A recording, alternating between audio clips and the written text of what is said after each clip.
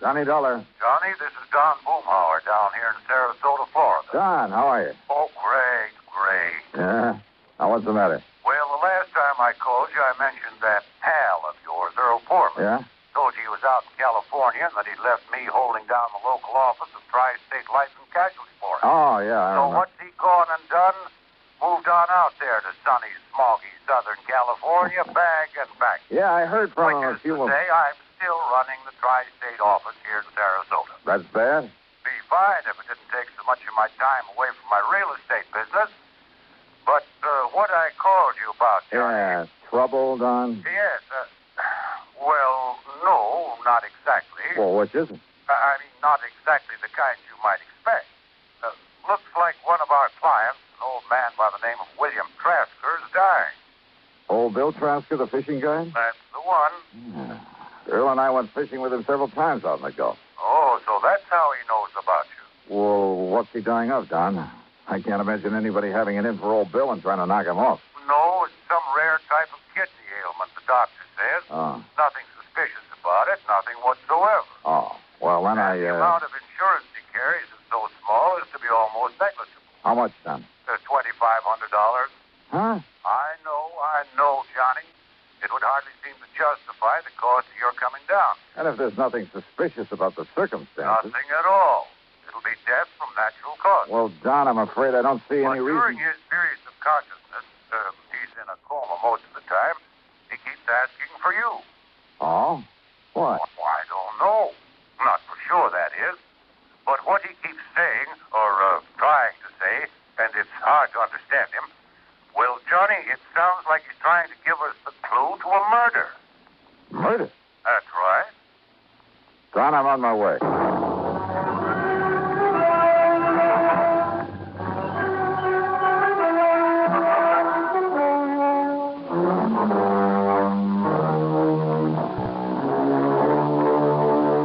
Expense account submitted by Special Investigator Johnny Dollar to the Tri-State Life and Casualty Insurance Company office in Sarasota, Florida. Following is an account of expenses incurred during my investigation of the recompense matter.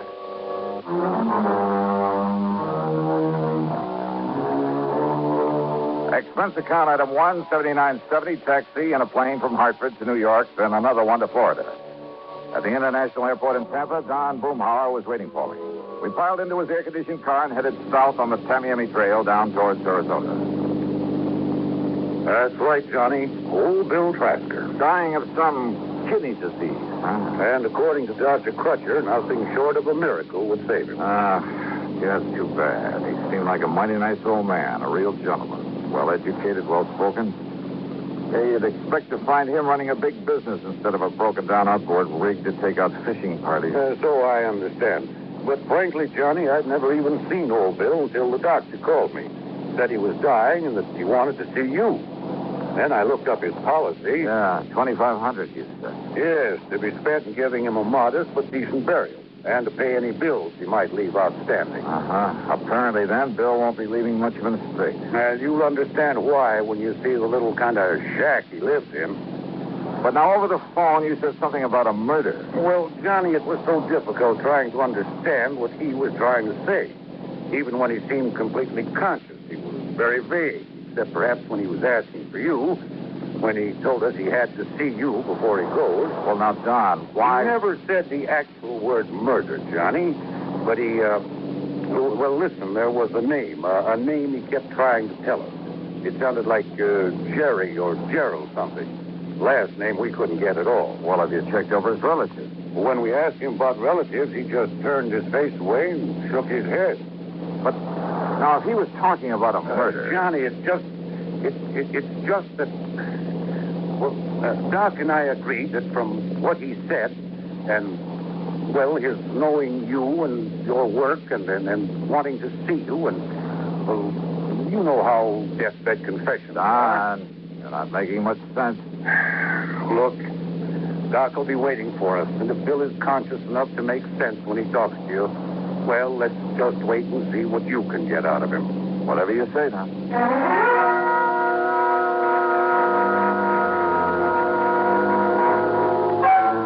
Old Bill's home was a shack, all right, on a small, scrubby piece of land near the end of one of the bayous leading out from Sarasota Bay. As we stopped in front of the the long path through the palmettos that led up to it, Doc Crutcher came out to meet us. Johnny, I'm glad to see you. Yeah, how are you, Doc? Down? Well, I just given him a final injection in a course of 7, but... Well, come on in. He's failing, Doc? As a last resort, I've used a new, very radical sort of treatment. One of the so-called but not fully tried miracle drugs. And? I'm just afraid he came to me too late. But, Doc, there is a chance. Oh, there's always a chance, Johnny. But in this case, a very slim one. Doctor... Here we are, Bill. You just relax. See, Johnny Dollar. Yeah. Well, here I am, Bill. See? Right here in the flesh. Johnny. That's right. Hey, look, if you expect to take me out fishing, you got to get well, old man. No. Oh, Johnny, it's too late now. Oh, come on now. That's no way to talk, old timer. I'm gonna die now. Yeah, who said so? But you must tell him. Tell who, Bill? Tell police. Tell what to the police? No. What? No. Murder. There was a murder? Or you mean there was no murder? Oh, tell police that I did. I did it. Easy, old man. Gerald. Gerald? Yes, John Gerald. Gerald who, Bill? Gerald. Yeah. Thornley. Gerald Thornley. Yes. He was murdered? Gerald Thornley. Yeah. So, please, I did it. I did it, Johnny. You tell. Doctor. Yeah. Yes, I'll see if he's...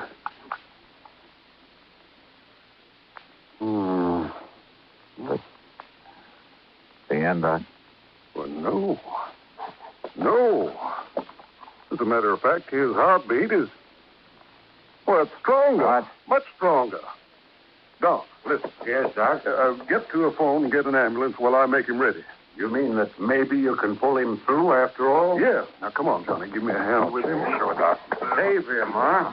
Yes, of course. Yeah, so that we can investigate this confession of his. Huh? Sure, and then see that he's executed for murder. Oh, darn for the Lola, Mike. Yes, call that ambulance.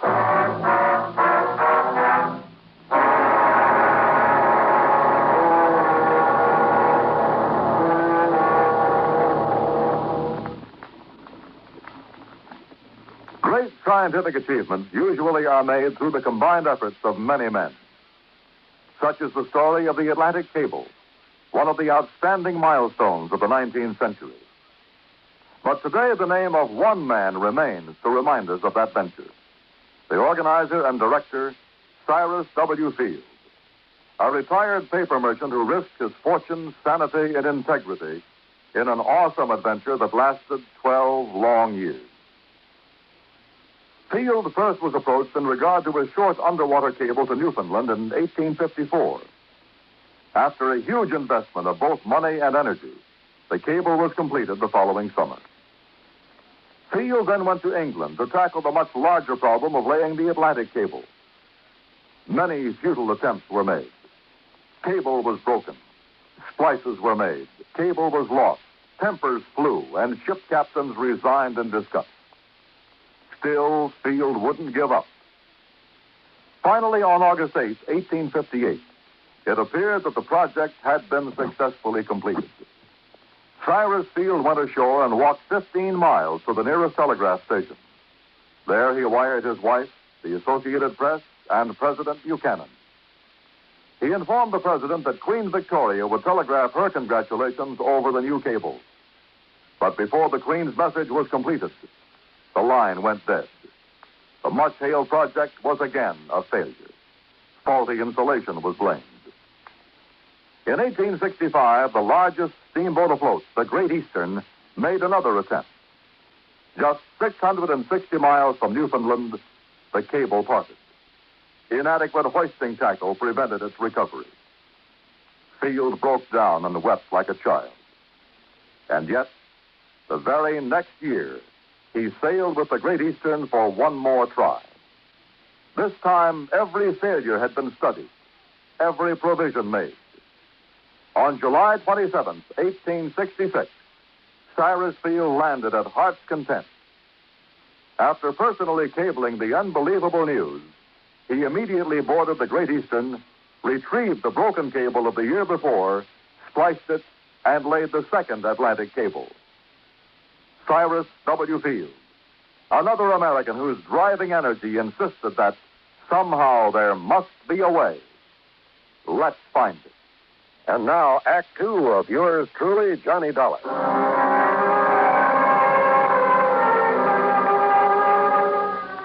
We carefully laid Old Bill in the back seat of Don Boomhauer's car and drove him to the hospital ourselves. And then we could only wait to see if the drug that Dr. Crutcher had given him would really do its work. And yet, if it did, if by some modern miracle the old man should recover. Well, Don had said it there at the shack, and he said it again that evening as we sat in the comfortable den of his home, trying to console ourselves with a couple of scotch and sodas. No, it's wrong, Johnny. There's something very wrong about it. Yeah? I mean, pulling him away from death's door only so that he can be electrocuted for that murder he confessed to. But did he really, Don? What else could he have meant? So you've got to investigate, Johnny. Even Doc Crutcher has to report that confession to the police. Maybe. And so do I. We've no way out of it. None of us. Earl Thornton. Yes, the name of his victim, the man he murdered. Did he? Is that what he tried to tell us? Well, what else could he have possibly meant? And don't forget, he thinks that he's dying. Oh, I know. A deathbed confession, Johnny. Happens all the time. Oh, but look, is he the kind of man who could have killed somebody? He certainly didn't strike me that way. But how do you know? It may have happened years ago. And it may never have happened at all. And I hope that somehow you're right. But can you prove it?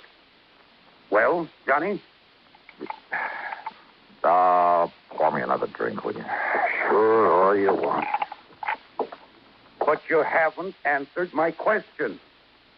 I'm going to try, Don. I'm going to try.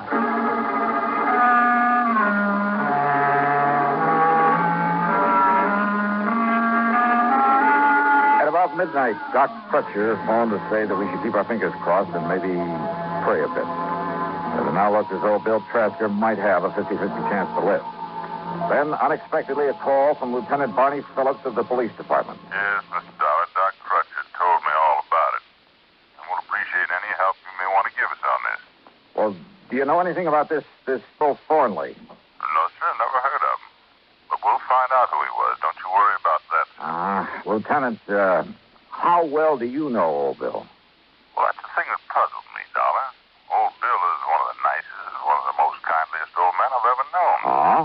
Ever since he came here to Sarasota, that's about 7 years ago, seems he just went out of his way all the time trying to be nice and helpful to folks.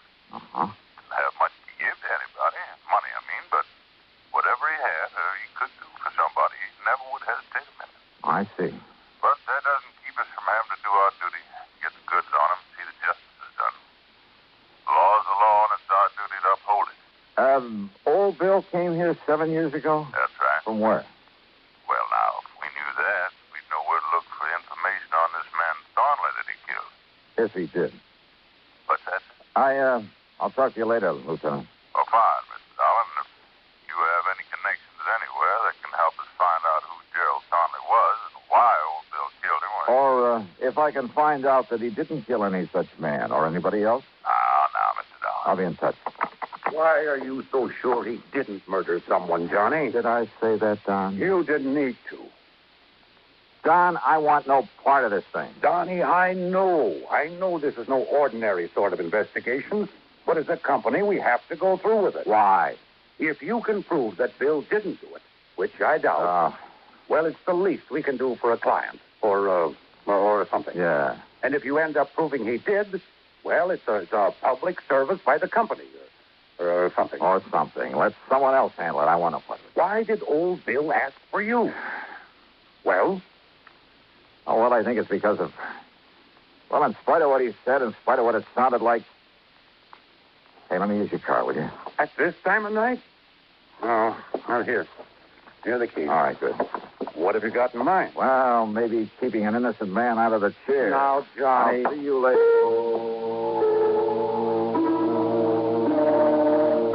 Obviously, the key to this whole matter lay in finding out about Bill's supposed victim, Gerald Thornley. Who he was, where he was, or where he had been. And then if Bill had ever been there.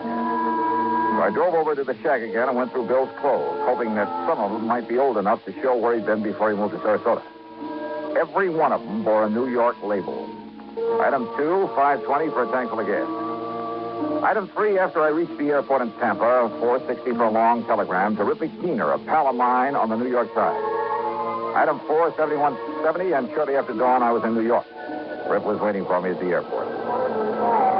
You could have saved yourself the time and money and phoned me, Johnny. Now, just what do you mean by that, Rip? Well, I could have told you all there is to tell about Gerald P. Thornley in one sentence. I handled the story on him for the paper myself. All right, well, what about him? He ain't. He what? 7 years ago, that crooked promoter disappeared. Promoter? And when the police finally caught up with when and where and how he disappeared, it left them with only one possible conclusion. Thornley was murdered. Let's see. Nevertheless, No, Johnny. Stop trying to act like a Pollyanna and get on back to Sarasota and nail that old guy for murder.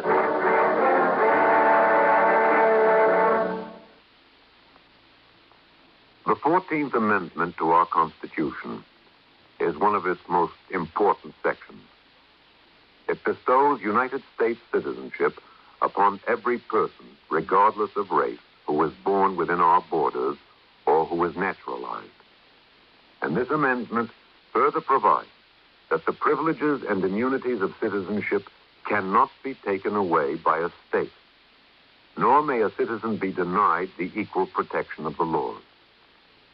It is this amendment which makes us all equal citizens with equal rights, to the end that this country of yours and mine shall be our country under God.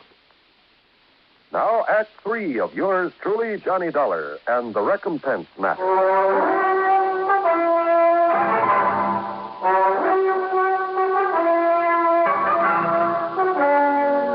over breakfast there at Idlewild Airport, Rip Keener told me more about Gerald P. Thornley.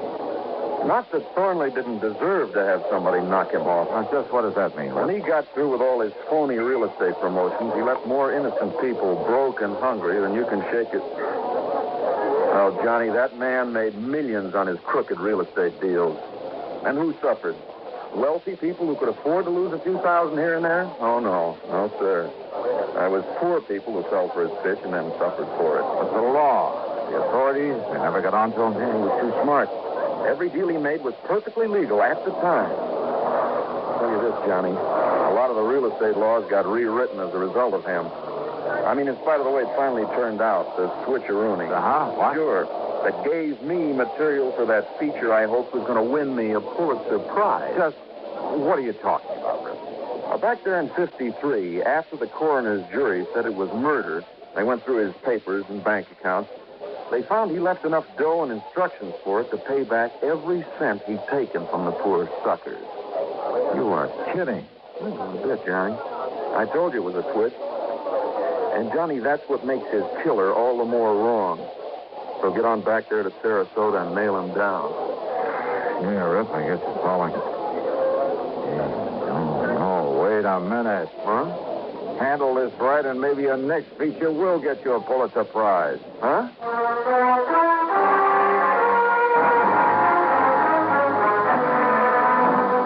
Poor people who'd been taken by Thornley. Well, old Bill Trasker had never been in that category, in spite of his menial job these last 7 years as a fishing guide. Item 5, 10 cents for a call to Lieutenant Randy Singer, 18th Precinct. Then I had Rip Keener drive me into Sealand. There you are, Johnny. A complete set of fingerprints on the late Mr. Gerald P. Thornley. Good. So why I should break my neck getting them in such a hurry Yeah, all for right. you. Thanks a lot, Randy. put that so-called mind of yours to work finding out who murdered him 7.5 years ago, why... Yeah, well, that coroner's jury could have been all wet, you know. Huh? Why don't you keep Rip here entertained until I can phone him a feature story for down in Sarasota? Johnny. If that is. Yeah? If what? Well, if this absolutely crazy hunch of mine pays off. Item 6, another 7170 for a plane back to Florida. From the airport in Tampa, I drove on down to Sarasota, straight to the hospital. It is a miracle, Johnny. If old Bill continues to improve the way he has in these last 12 hours, he'll live until they put him in that chair, much as I hate to say that.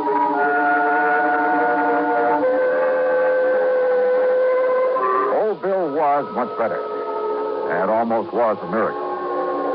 He let me take a set of his fingerprints, and then he broke down and told me his story. Then at police headquarters, when one of the lab men compared the prints with a set I brought down from New York, Lieutenant Barney Phillips nearly flipped. But oh, no. Look, Al, I can't believe this. According to these prints, old Bill is Gerald P. Thornley. That's right. But I don't understand. But why, Dollar? Well, his dirty real estate promotions were perfectly legal at the time. But he was ruining more innocent people, causing more heartbreak and suffering. But he hadn't thought about that in his lust for money. All he cared about was getting more and more of it, regardless of whom he was hurting. Until one day this kidney thing hit him, and it scared him. And suddenly he realized that one day he'd die as one of the most hated men in the world. But simply giving back the money would never erase the stigma that he'd have to live with. So he arranged his own disappearance, and he made it look like murder. So he could quietly get away and start leading the kind of life he should have been leading and could start doing some good for people. Exactly the way he's been doing here in Sarasota, Lieutenant. There's a sort of recompense for the rotten things he'd done before. Yeah, that's right. And without having folks point him out as the crook he'd been. That's right. And don't forget, the people he'd hurt up north were all paid off. But Dollar, when he thought he was dying, he told you murder. No, he said no murder. Doc and Don misunderstood. He said to tell the police that he did it. That's all. And now we know what he did. Dollar, I hate to say this, but he's still in trouble. Old Bill Trasker? Gerald P. Thornley. Not anymore, Lieutenant. What's it? Thornley is dead. Legally dead. Well, I know Thornley's... Well, I guess you're right, Mr. Johnny. Well, you say you're right. Yeah.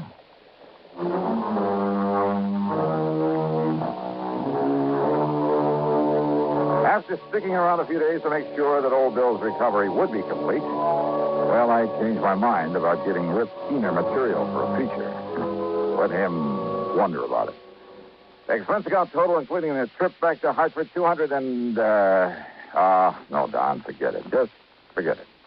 Yours truly, Johnny Dollar.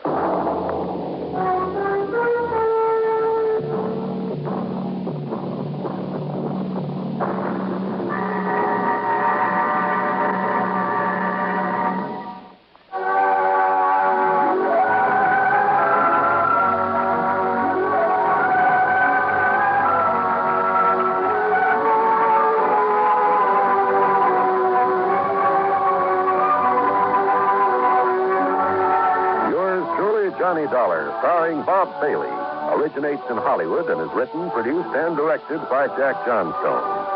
Heard in our cast were Russell Thorson, Bart Robinson, Harley Bear, Barney Phillips, Dick Crenna, and Herb Vigran. Be sure to join us next week, same time and station, for another exciting story of yours truly, Johnny Dollar.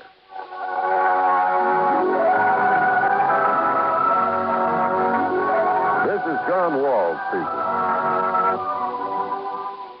Johnny Dollar has come to you through the worldwide facilities of the United States Armed Forces Radio and Television Service.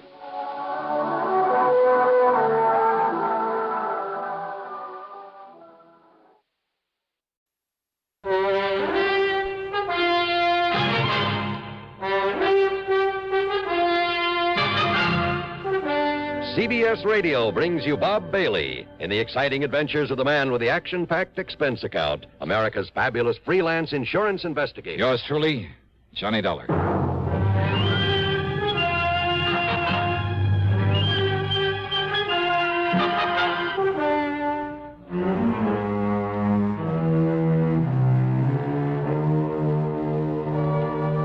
Expense account submitted by Special Investigator Johnny Dollar to the Mono Guarantee Insurance Company, Little Rock office. Following is an account of expenses incurred during my investigation of the double deal matter. Expense account item 1, $14.10, plane ticket from Hartford to Philadelphia, PA. Item 2, $6.25, taxi and tip for the ride into Eastern Trust and Insurance on Walnut Street. Hiya, Ted. Mighty glad you could make it, Johnny. How are you? So they made you the big wheel in this office, huh? Made me the goat is more like it. Sit down. Yeah, sure. Now, what's this about Mickey the Hood? Michael Jonathan O'Banion. Oh, it's a nice, respectable-sounding name, but... Oh, brother, what a character. Bootlegger, among other things, wasn't he? Rum runner, gun runner, smuggler, jewel thief. Mm-hmm. Probably a killer, too, back there in the 20s. Only they could never pin it on him. Yeah, a real nice boy. Well, after he served his term, in order to fill out his parole, he worked for one of the drug companies here in town. Oh? And then about, 2 years ago, he opened a little importing company. Probably just a front. Importing? Yeah, drug imports, mostly from the Far East. And that's when Bruce Terwilliger sold him all his insurance. Terwilliger? Yeah, my predecessor in this job. Oh. That's when he sold Mickey all his insurance. Nearly $500,000 coverage on his business. I'm sure it's not worth a tenth of that. And over $250,000 on his life. Sounds as though he's still in the rackets. Sure. And wants plenty of coverage in case he gets bumped off. And he should have been, long time ago. All right, who's his beneficiary? Oh, hold your hat, Johnny. Mary Toodles Baker. Toodles? Yeah. She's a cheap stripper, right out of the saloon circuit. So you want to take him off your books, huh? Well, he's a bad risk. He's constantly behind in his premium payments, and he... Well, I just don't want him as a client of this office. Well, I can't say I blame you. But this dear old saintly conservative company won't let me cancel his policies until I can get some legal proof. Prove he's still in the rackets, huh? Yeah. And, Johnny, that's your job. Oh, now, wait, Ted. Yeah? That's not for me. That's a police job. Yeah, but they haven't got a thing on him, Johnny. So far as they're concerned, he's behaving himself, staying out of trouble, and just running his drug business. Yeah, but you think differently. Well, I bet my bottom dollar on it. And Johnny, if you can prove it for look, me... Ted, what am I supposed to do? Stick my neck out to a punk like Mickey just because you have a hunch about him? Hunch? No, thanks, Ted. If a guy like that happens to be involved in fraud against the company, something like that, you call on me and I'm stuck with him. But to try to frame him for you when there's no real evidence against him... Frame him? Now, wait, I didn't say that. Just show him up for a wrong guy. Look, when he commits some offense against the company, okay. But until then... Johnny. No, sorry, Ted, but it's no go. No, you mess around a character like that without legitimate reason, I'd end up with a hide full of lead. No, so Johnny, thanks a lot. I want nothing to do with him. But, Johnny... Sorry, Ted. Okay. I suppose all I can do is wait until it's too late. And we have to pay him a lot of money on some fraudulent claim or on his rotten carcass. Afraid so. Oh, Johnny, if you'd only... Oh, excuse me. Ted Plainer. Well, if that's all you wanted me for. Dollar? Hmm? Why, yeah. What did you... Look, talk a little slower, will you? Well, yeah, he's right here. What's that? Here, look, you talk to him. Here, Johnny, it's for you. For me? Oh, some crazy...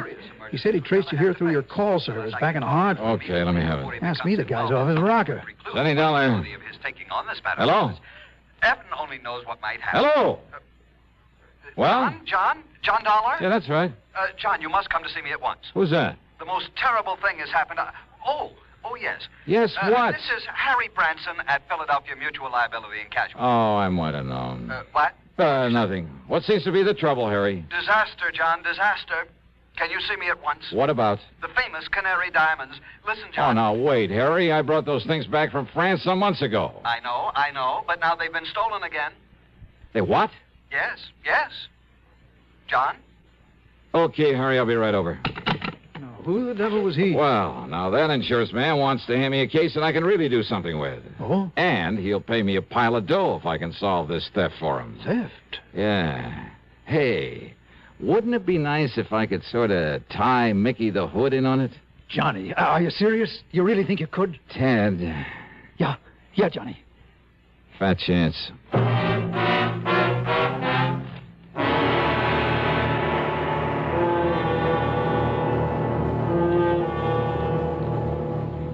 Act two of yours truly, Johnny Dollar, in a moment. Have a commander, welcome aboard. Have a commander, welcome aboard. The cleaner the tobacco, the better it tastes. Have a commander and see. The cleaner the tobacco, the better it tastes. And in Commander, the tobacco is vacuum cleaned. Have a commander, welcome aboard. Treat yourself to a pack of new king-size Philip Morris Commanders, made on a new machine, the Mark 8, that takes rich, full-flavored Philip Morris tobacco and gently vacuum cleans it. And the cleaner the tobacco, the better it tastes. Yes, the cleaner the tobacco, the better it tastes.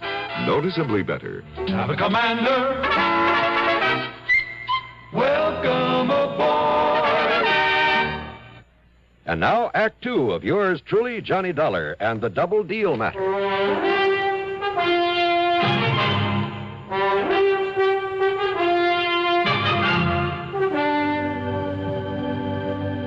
I found Harry Branson pacing the floor, wringing his hands.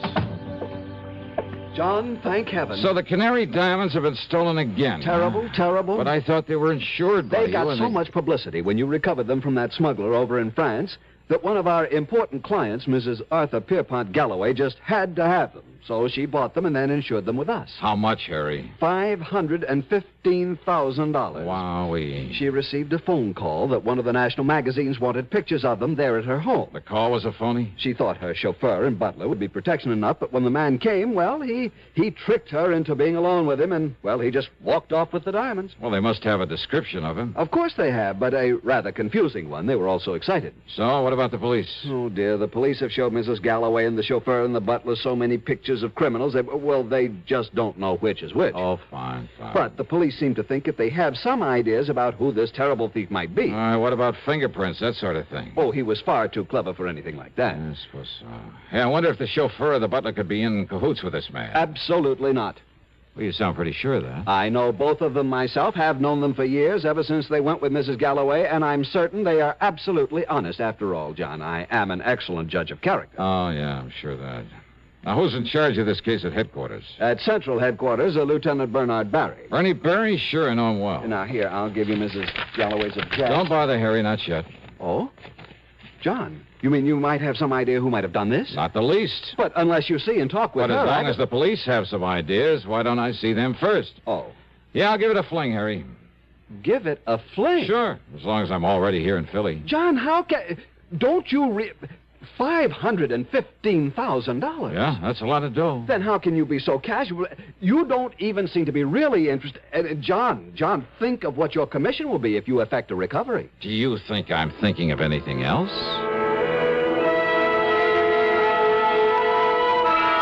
I walked on over to Central Police Headquarters and talked to Lieutenant Bernard Barry. You asked me, Dollar, that thief had concealed his identity pretty well. Oh, what do you mean, Bernie? Well, according to their descriptions, he must have been wearing enough makeup for a whole chorus line. But why Mrs. Galloway and her servants didn't realize that right in the beginning and throw him out, I'll never know.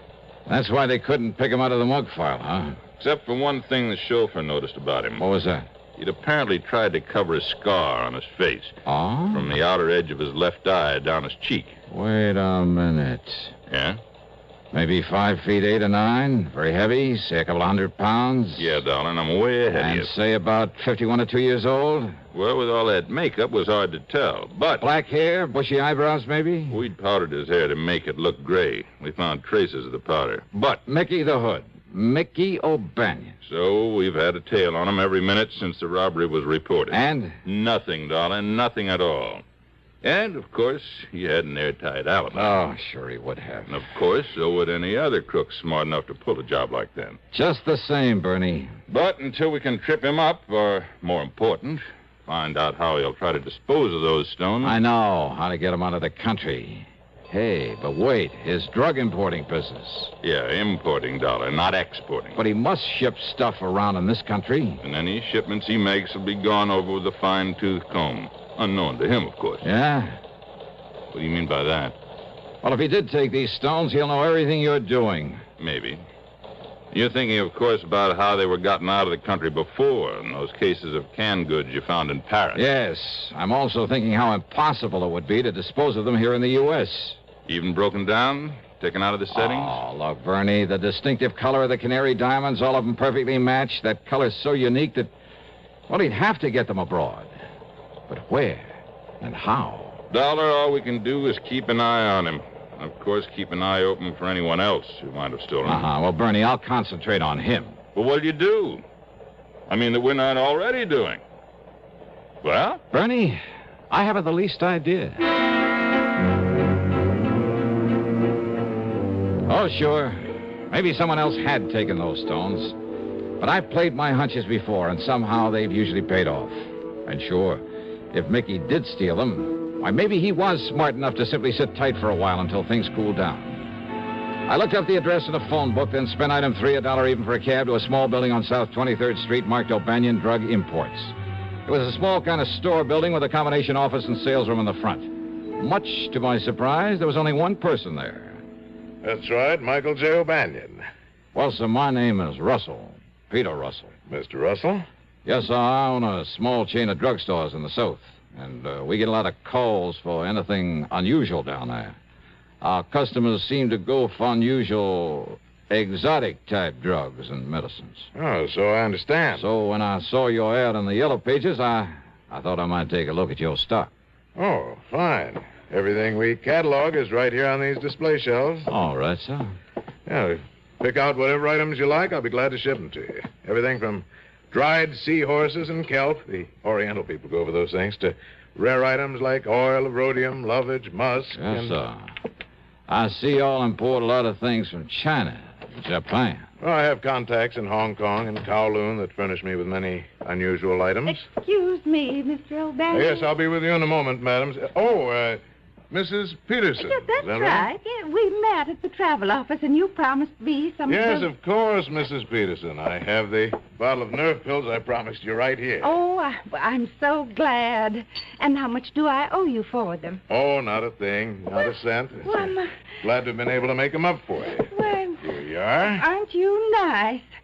Such a big bottle, too. Oh, it's my pleasure, Mrs. Peterson. Well, have a nice trip. I hope I can swallow such big pills. Yeah, well, you just chew them like candy. Well, they don't taste bad. Just like sugar pills. Oh, well, how nice. And remember, keep them in this bottle with its special seal and take only one each day. Goodbye. My goodness, there's so many of them. Yes, I'm sure they'll... And you're so nice to have gotten them for me. Yes, that's perfectly all right, I'm just sure I'll have no nerves at all on this Yes, tour. well, that's good. Now, if you'll just excuse... I'll tell you. I'll send you a postcard when we get to Hong Kong and let you know how That's not they work. necessary at all. And goodbye, Mrs. Peterson. Well, I certainly thank you. Well, it's my pleasure. Goodbye. Well, now we can get back to business. Are you always so nice to your customers, O'Banion? Just a minute. Yeah? Forgot your phony accent, didn't you? My, That voice. I'd know that voice anywhere from the radio. The radio? Johnny Dollar. So? I should have known it when you talked about a non-existent ad in the Yellow Page. So I pulled a boo-boo. Listen, Dollar. If the police sent you around here, if you think I had anything to do with those canary diamonds... Well... Neither you nor anybody else can prove it. So, Dollar, if you know what's good for you... Oh, now that's a corny line. If you want to stay alive, just leave me alone. Make this Thanksgiving something special. How? By taking lots and lots of pictures. Just think of all the wonderful moments you can capture forever. Mom in the kitchen making dressing. That big moment when Dad starts slicing the turkey. The look on the kids' faces when they select their pie. Dad snoozing in his favorite chair after dinner. Yes, pictures are the best way to make those moments last forever. But only with flash can you capture all the fun and color of those moments at their best, anytime, anywhere. That's why now, today, you should pick up a pack of Sylvania Blue Dot flash bulbs, the world's largest selling brand. Sylvania Blue Dots work with any film, with any camera, and you can always be sure they'll work. Simply look at the little blue dot. Sylvania puts it there as your assurance that it will fire. If by some rare chance it has turned pink, then return the bulb to your dealer. He'll make good on it. But hurry, Thanksgiving is this Thursday. Get your Sylvania Blue Dot flash bulbs today. And now, Act 3 of yours truly, Johnny Dollar. There in Mickey O'Banion's phony import office, things began to add up. Before he recognized me, he'd said something about contacts in Hong Kong and Kowloon, great smuggling country. And the little old lady, Mrs. Peterson, to whom he'd given the nerve pills. She said she'd met him in a travel office. Was he making arrangements for a trip out of the country? Yeah, another thing, that bottle of pills. He'd made them up, he said. Big pills, remember that. Take only one of them a day, he told her. Well, by the time she got to Hong Kong, she could only use a few of them off the top of that bottle. It must have held a couple of hundred of them. And once in Hong Kong, one of his contacts? Or would he himself be there by then? Yeah, but I needed proof. And I certainly couldn't trick an old hand like Mickey into a confession. Far from it. You think I don't know the cops are watching me every minute, going through every package I try to ship out of here? All right, now listen, Mickey. You think I'd be fool enough to touch those stones in the first place? Fool enough or smart enough? Oh, I'm smart enough, darling. Don't you forget it. And until you can show some kind of proof I know anything about it. Okay, Mickey. Well, now go on, get out of here. And you stay away from me before I... Before you what? All right, go on, get out. Sure. Why not?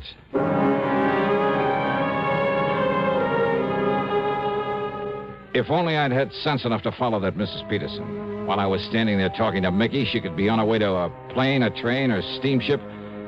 Item 4, $1.30 in a phone booth, calling every travel agency, airline, steamship, company, railroad I could find listed until I got the one who'd arranged her round-the-world tour. That was due to leave in a few hours. Better still, they told me she'd been staying at the Bellevue Stratford.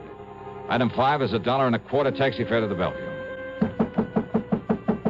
Just a minute, bellboy. Well, Mrs. Just a minute. All packed now, bellboy, and you... Oh. Mrs. Peterson. Why, you're the young man I saw a little while ago. I want that bottle of pills you got from Mr. O'Banion. Now, look here. Where are they?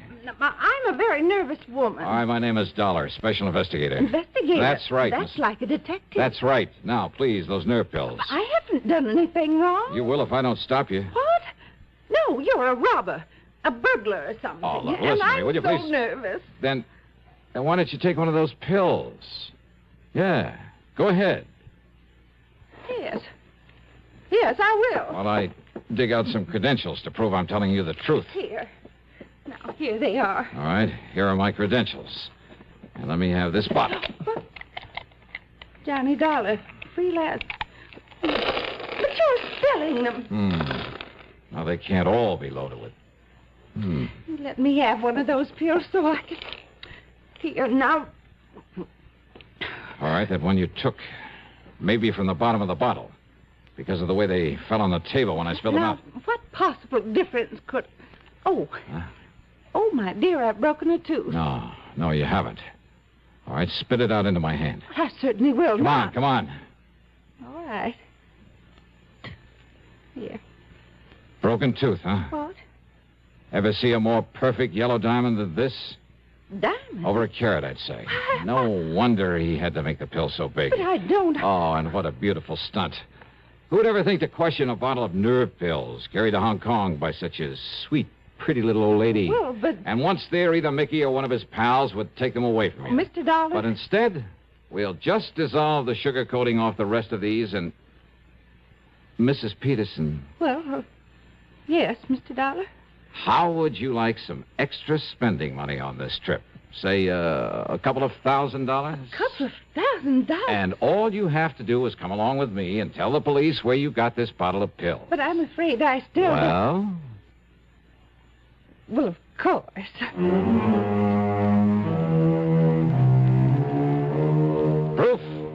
That was all Lieutenant Berry needed. The Canary Diamonds are home again, and that'll save Philly Mutual from having to pay off a big claim. And Eastern Trust and Insurance has plenty of reason to drop O'Banion as a client. After all, he ought to be out of circulation for a long, long time. Expense account total $2,044.25. Yours truly, Johnny Dollar.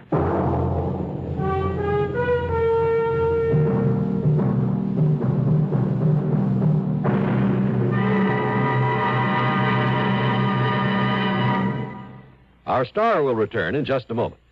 Constipation is something people don't talk about much, but it can be a problem for anyone, even doctors. And when constipation occurs, it's interesting to see just what doctors consider important about a laxative they might use or recommend. Well, a majority of the doctors we heard from had this to say. A laxative should be effective, gentle, close to natural acting. A medicine that can be used with complete confidence. Now, X-Lax has been popular with many doctors and millions of people over the years because pleasant-tasting chocolated X-Lax is effective. Overnight, it helps you toward your normal regularity.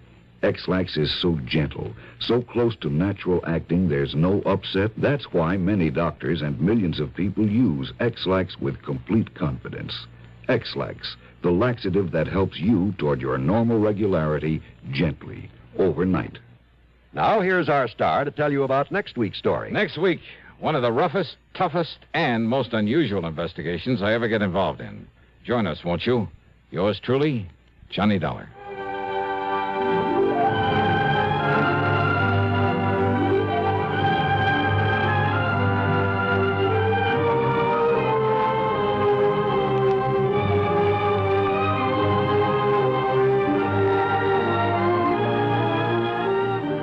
Yours truly, Johnny Dollar, starring Bob Bailey, originates in Hollywood and is written, produced, and directed by Jack Johnstone.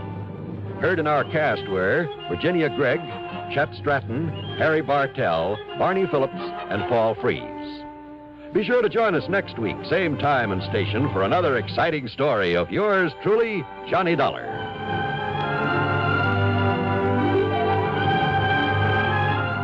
This is John Wall speaking.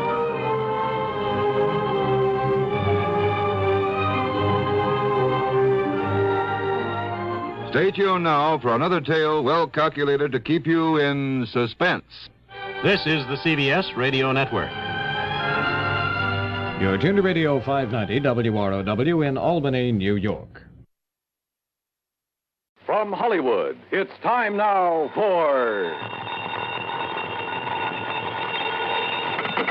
Johnny Dollar. Mr. Dollar, the investigator? That's right, insurance investigator. Yes, well, my name is Frank Skinner, Mr. Dollar. Yes?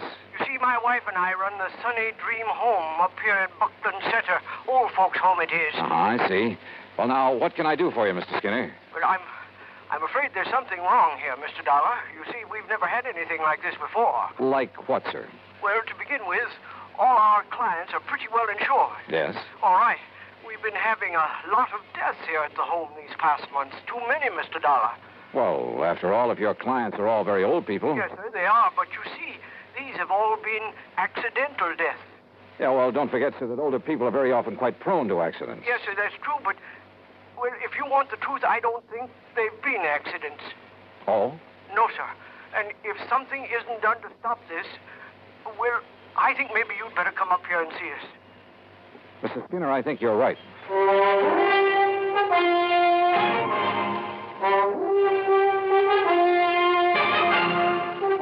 Bob Bailey in the exciting adventures of the man with the action-packed expense account, America's fabulous freelance insurance investigator. Yours truly, Johnny Dollar.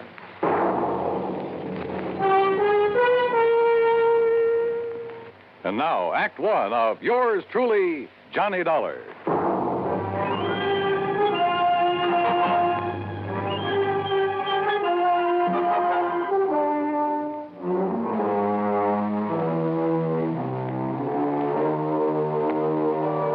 Expense account submitted by Special Investigator Johnny Dollar to the Universal Adjustment Bureau, Hartford, Connecticut. Following is an account of expenses incurred during my investigation of the Sunny Dream matter.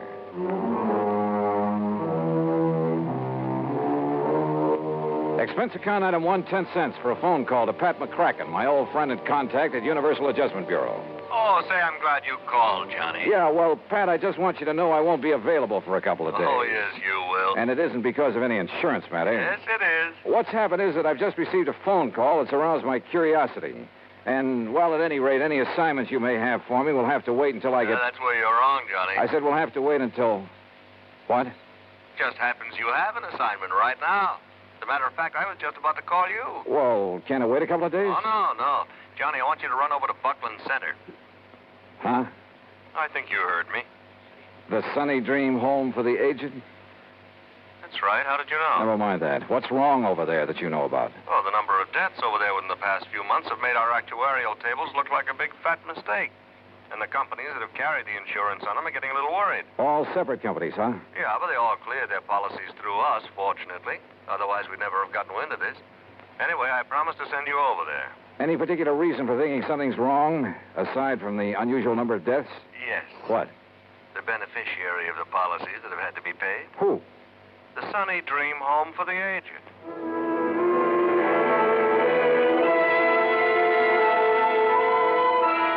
I gassed up my jalopy at the sign of the Flying Red Horse, that's item 2, 425, and drove some 30 miles south and east on Highway 2. I found the Sunny Dream Home just north of Buckland Center. It consisted of a huge old frame house surrounded by trees and well-kept gardens. In comfortable chairs scattered here and there on the wide porch and lawn, nice-looking, well-dressed older folks sat around reading, chatting, playing cards, enjoying the late afternoon sun. The whole place looked clean, quiet, and restful.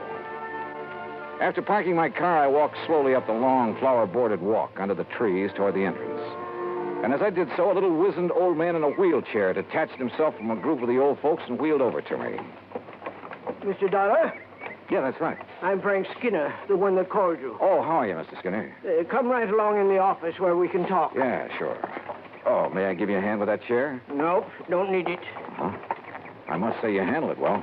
Should. Haven't been on my feet in over 5 years now.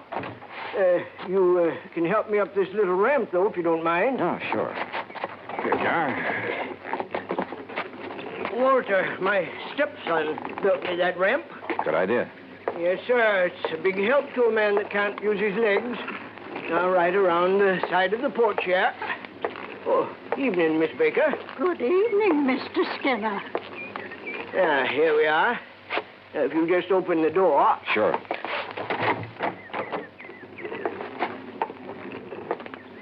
You just sit down there, and I'll get right to the point. Okay, fine.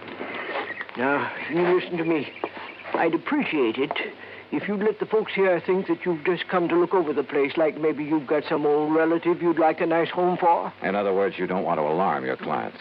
Guests, Mr. Dollar. They're honored guests, all happy and with no worries. Uh-huh. Well, I must say that those I saw outside looked perfectly content. But now, about those so-called accidents. 5 of our people have died within the last 6 months, Mr. Dollar. 5 of them. Terrible. And like I told you on the telephone, they looked like accidents. What kind of accidents? Well, now, the first one. Well, maybe it was. That was old Miss Epp. Lived in the little guest cottage out back. What happened? Small fire. Must have started in the wastebasket or something by the time we got to her. Well, she'd suffocated. And I suppose Mr. Purley might have been accidental, too. Food poisoning it was. At least that's what the doctor called it. But nobody else got sick on all those canned peaches, Mr. Dollar. Who was the doctor? Oh, Doc Cherry from town. Of course, Mr. Purley was the only one that had 3 helpings of them. But my wife never had trouble with her canning before. Well, go on, Mr. Skinner. Well, old Miss Sharmley fell down the main stairs to the living. Look through the door there. You can see the stairs. Well, that's a long stairway for elderly folks. Then Miss Lizzie-Bell. We called her Miss Lizzie-Bell, though her real name was... What happened to her? She fell out the window of her bedroom. And, Mr. Dollar, she just wasn't strong enough to get her window open that wide. She was 94. Then poor old Miss Betzler, she fell down the stairs, too. Well, Mr. Skinner, if those people aren't able to negotiate a stairway like that, you're at fault for requiring them to do it. Well, most of them are. The others have their rooms here on the first floor, like I have, too. How about Miss Lizzie Bell, who was 94? Well, she never left her room until she fell, or until she was pushed by somebody younger and stronger than she was. Well, unless you can prove something like that. I have to prove that those others were pushed down the stairs. Right so. You see, from what you've told me so far, Mr. Skinner, there's no reason to suspect those deaths weren't accidental. Even so many of them, all within a space of only 6 months. Unless, as I say, you can come up with some concrete evidence to indicate otherwise. All right, then. You can tell me this. Why did all those things happen late at night, when those poor old folks wouldn't have any reason to be up and around, when there wasn't anybody around who could help them, until it was too late? Well, so far as that's concerned... Why, sure. Folks have got to get up at night sometimes, one reason or another. But they all had their own private baths, and if they want anything from downstairs, like something to read or some hot milk, something like that, why, all they have to do is ring the push button in their room, and my wife gets it for them. We do that all the time. Where is your wife, by the way? Martha? Why, she's right... Right here, Frank. Who's this you're blabbing off your mouth to? Why, Martha, this is Mr. Johnny Dollar, insurance investigator. Investigator, huh? Well, you can march yourself right out of here. Oh, now, just a minute, Mrs. Skinner. Just a minute, nothing. You get out of here and leave us alone. Mrs. Skinner. And if you don't, I'll throw you out. And if you don't think I'm young and strong enough, then I'll show you. Strong enough to throw a little old lady out of a window? Or shove a couple of people downstairs? Get out. Act 2 of yours truly, Johnny Dollar, in a moment. And now for another episode in the life of Sergeant Donald Bellwether, my husband.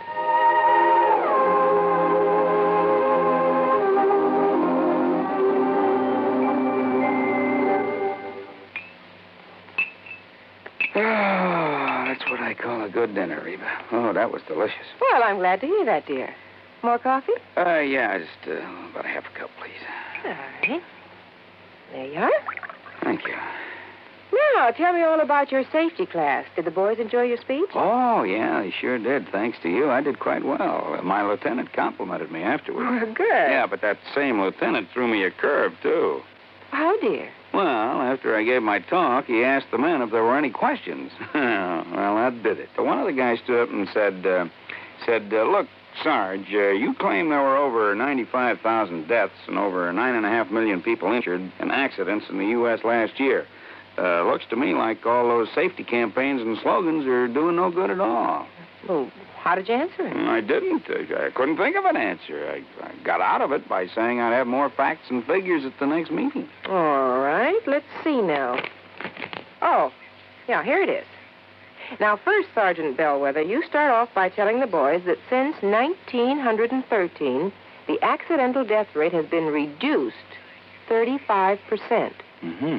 Or, in other words, if there hadn't been campaigns and safety measures put into effect to reduce accidents, almost 1 million more people would have been killed in the last 46 years. Is that right? It certainly is. I'm reading it right out of the National Safety Council record book. Oh, and another thing. Accidents in the farming areas are much higher than in the city. But you know why? Why?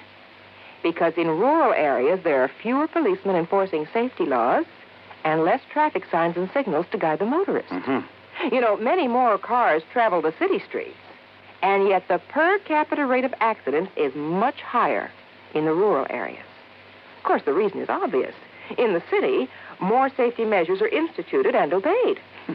Reba, you are wonderful. That's a good logical answer. I don't know what I'd do without it. Oh, that's my Donald. That's my doll.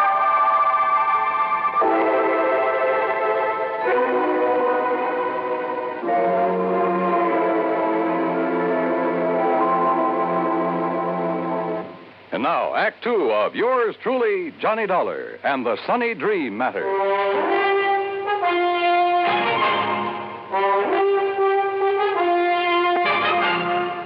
Martha Skinner, co-owner and the real manager of the Sunny Dream Home for the Aged, was a big woman, tall, muscular, and a lot younger than her husband. I don't want your kind snooping around, Mr. Dollar, so get out of here and leave us alone. Your husband seems to think those deaths here in your home for the aged weren't so accidental, Mrs. Skinner. Oh, he does. Yes, that's what I told him, dear. If you'd keep that mouth of yours shut, Frank, we wouldn't have this sort of thing. Why don't you in that wheelchair get out of here? You sound as though you have something to hide, Mrs. Skinner. I have nothing to hide. Don't you see what your coming around here will do to our nice place? It'll give us a bad name, that's what it'll do. Folks come here on the recommendation of the folks that live here. If your sort starts prowling around, it'll make our nice home for them sound like a murder factory, and I won't have it. Oh, now, just calm down a moment. Those poor old folks, Miss Lizzie Bell and Mr. Purley and the rest, were accidental, that's all. You got any reason to think they weren't? Well, I didn't have until a minute ago. What do you mean by that? If they weren't accidents, well, it certainly took somebody younger and stronger to push them down those stairs. You mean me? Well? No. No, Mr. Dollar, you're wrong. And if anybody started that talk about not being accidents, I guess I did. Yes, you did, Martha. Oh, I was so upset, those fine old people passing away. Why, they were like family to me. I guess I said a lot of things that didn't make sense. Until the doctor and the police came around and told me I was wrong. The police investigated? Yes, and they made quite a stir. I guess that's why your being here has upset Martha. Well, of course, if they found nothing. Mr. Dollar, do you think that I could do anything like what you're... that I could harm a single hair of any of these nice old people? What possible reason could I have, and what sense would it make? Why, we're being paid for their living here, and if anything happens to them... Yeah. Yeah, if anything happens to them, you collect a nice, big, fat hunk of insurance money. You know about that? Insurance investigator, remember? No. No, you're wrong. It was their idea to name us in their policies, now wasn't it, Frank? Yes, Martha, it certainly was. Well, let's not talk about it anymore now. It's getting late, so I think I'll drive back to Buckland Center and have some dinner. Why, you'll do no such thing. Now, you'll have your dinner right here. And if you wish to stay overnight... Oh, no. You mean I'll have another room to fix up? Well, I'll help you, of course. Walter, this is Mr. Johnny Dollar. Dollar?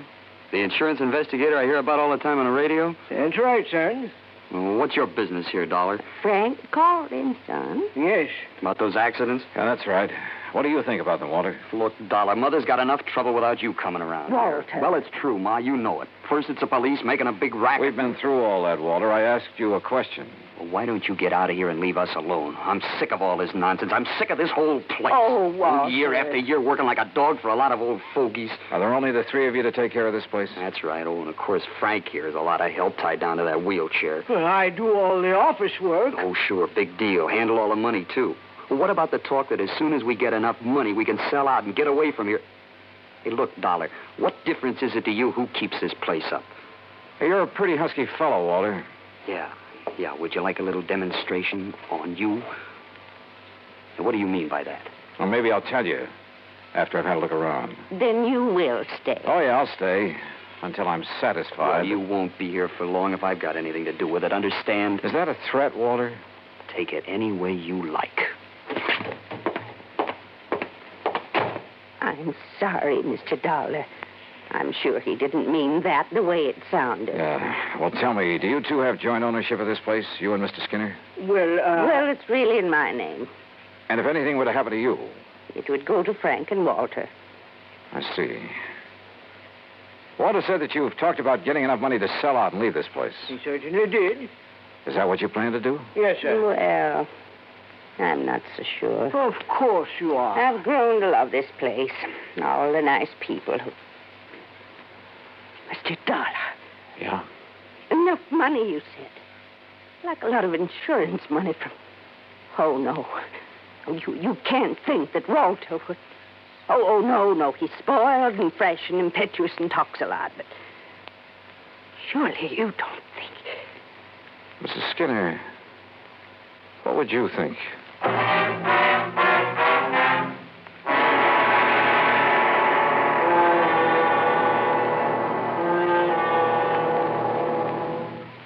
Act 3 of yours truly, Johnny Dollar, in a moment.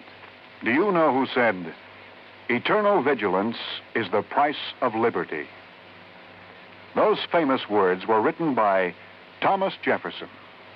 Jefferson knew that human nature tends to cause us to take for granted the freedoms for which others have fought valiantly. He knew that Americans had to be alert, or the essential freedoms of democracy would be taken away. That's why Jefferson gave his warning to the Americans of his era and to their descendants. He set the price for liberty as eternal vigilance. And Americans through the years have heeded Jefferson's warning. They have been alert to detect and resist the enemies of liberty. Remember the words of Thomas Jefferson. They are part of your American heritage. The price of liberty is eternal vigilance. And now, Act 3 of yours truly, Johnny Dollar and the Sunny Dream Matter.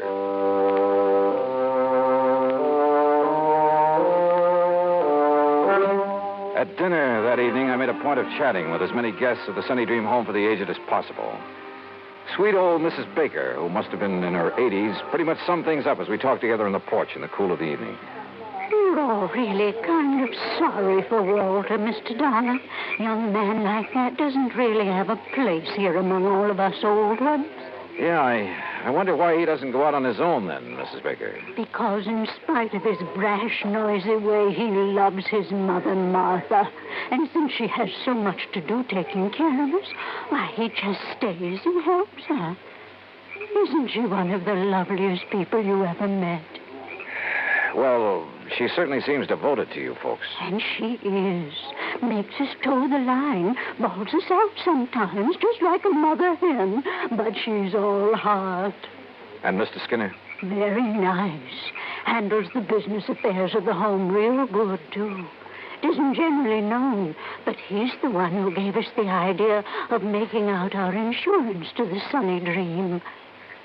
Oh? Of course, we never told Martha. Oh, there you are. Evening, Miss Baker. What a nice young man this is, Mr. Skinner.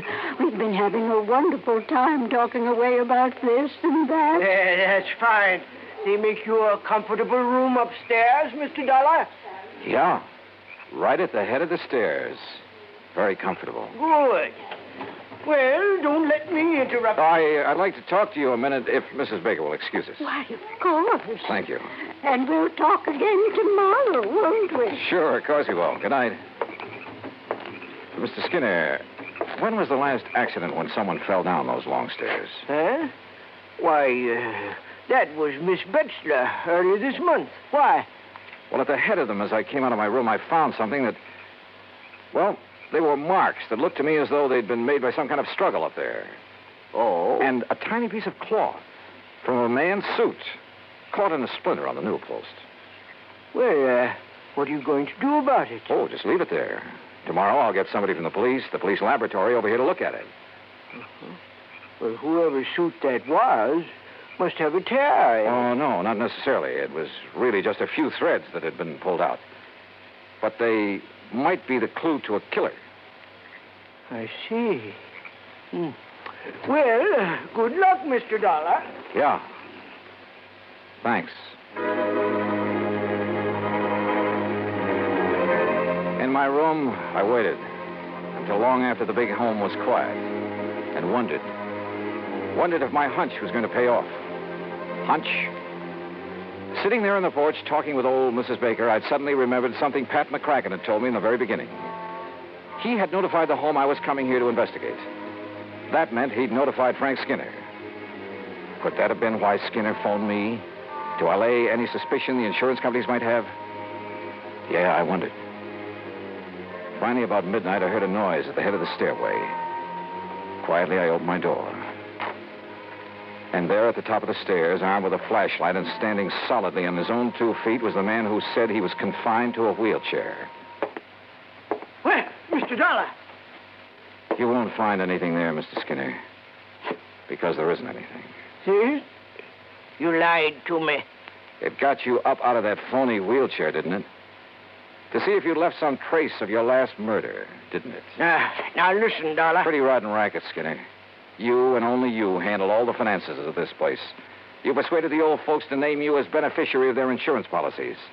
Then you proceeded to shove them down those stairs. Would you like to see how? Yes, Skinner. Then I'll show you. No, you don't.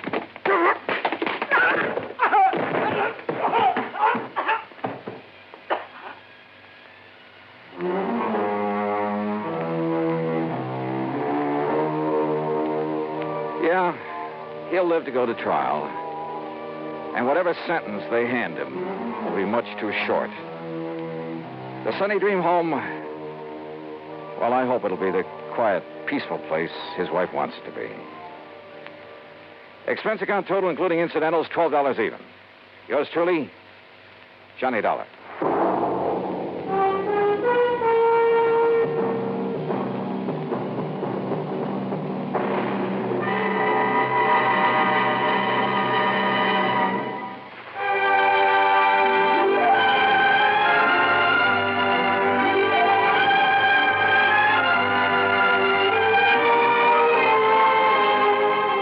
Truly, Johnny Dollar, starring Bob Bailey, originates in Hollywood and is produced and directed by Jack Johnstone, who also wrote tonight's story. Heard in our cast were Virginia Gregg, Peggy Weber, Junius Matthews, Larry Dobkin, and Bert Holland. Be sure to join us next week, same time and station, for another exciting story of yours truly, Johnny Dollar. This is Dan Cubberly speaking.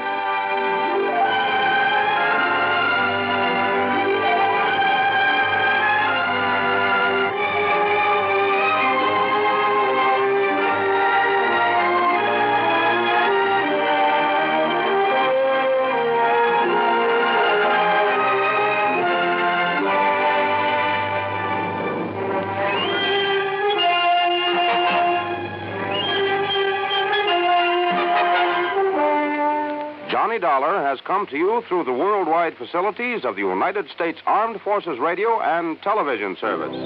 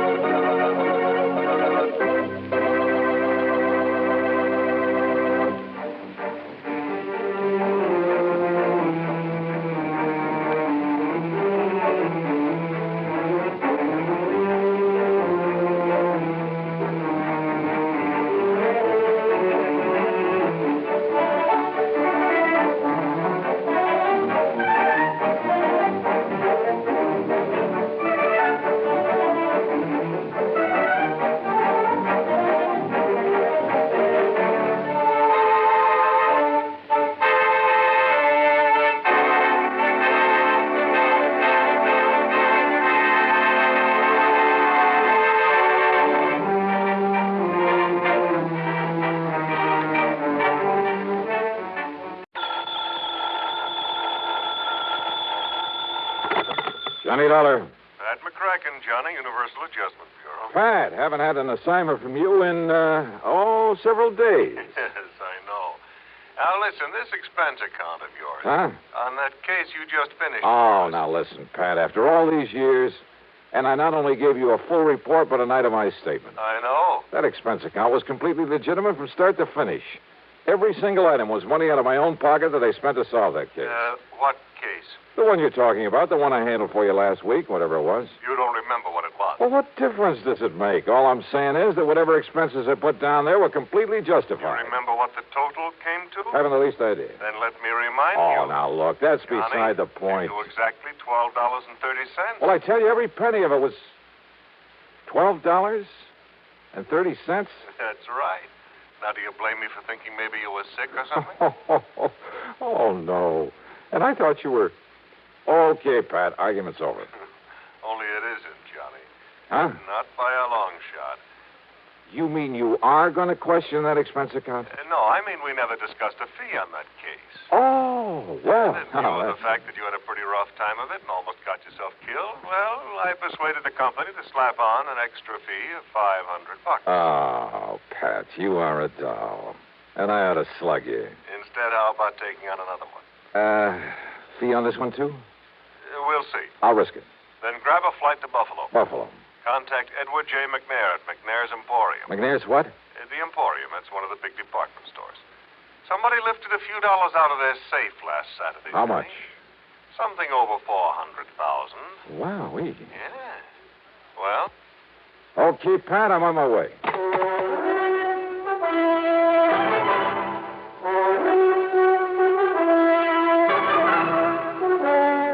CBS Radio brings you Bob Bailey in the exciting adventures of the man with the action-packed expense account. America's fabulous freelance insurance investigator. Yours truly, Johnny Dollar.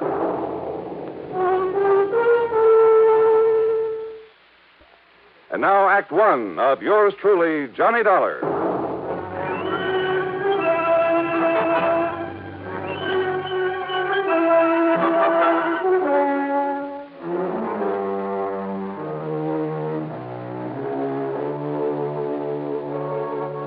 Expense account submitted by Special Investigator Johnny Dollar to the Universal Adjustment Bureau, Home Office, Hartford, Connecticut.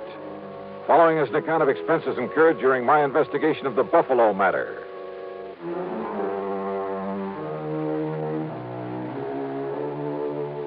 Expense account item 1, $49.50 plane fare and incidentals to Buffalo, New York.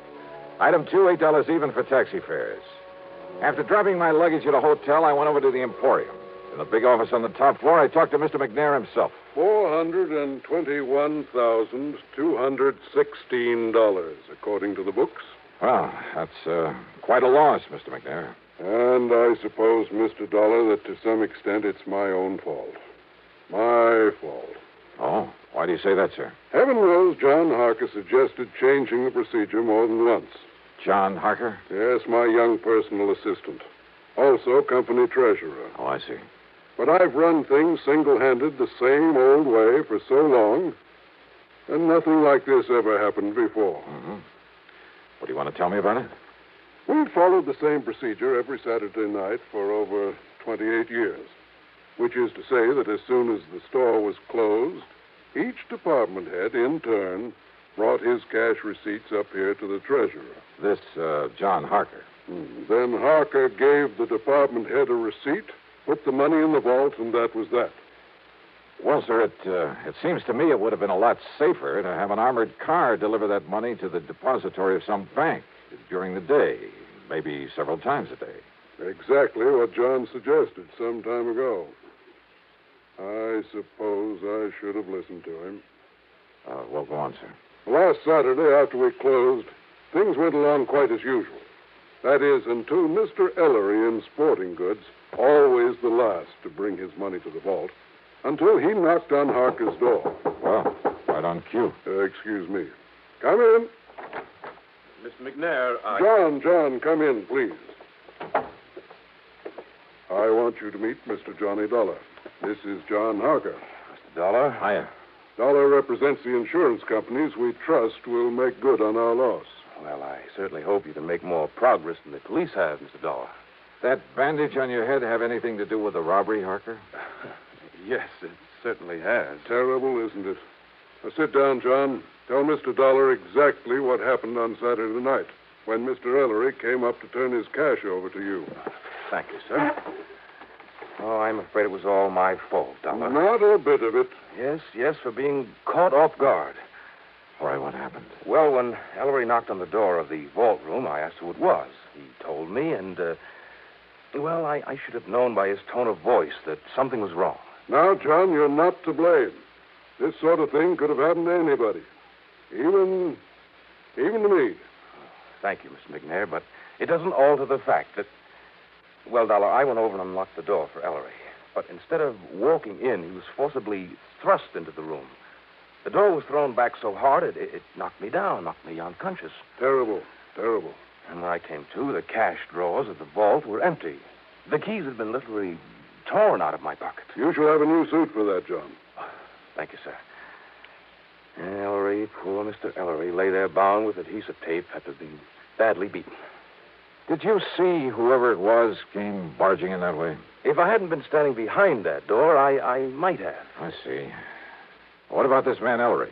Tell him, John. Yes, sir. Well, poor Ellery did catch a glimpse of him, but the man was wearing a sort of mask over his face. He gave what description he could to the police, of course. And, that's about it. Thank you, John. Now go along. Yes, sir. Well, now, wait a minute. Don't misunderstand me, Mr. Dollar, but I don't want to keep John around here any longer than necessary. Well, but I'd Dollar like wants to be around. I'll cancel the trip gladly. Trip? Of course.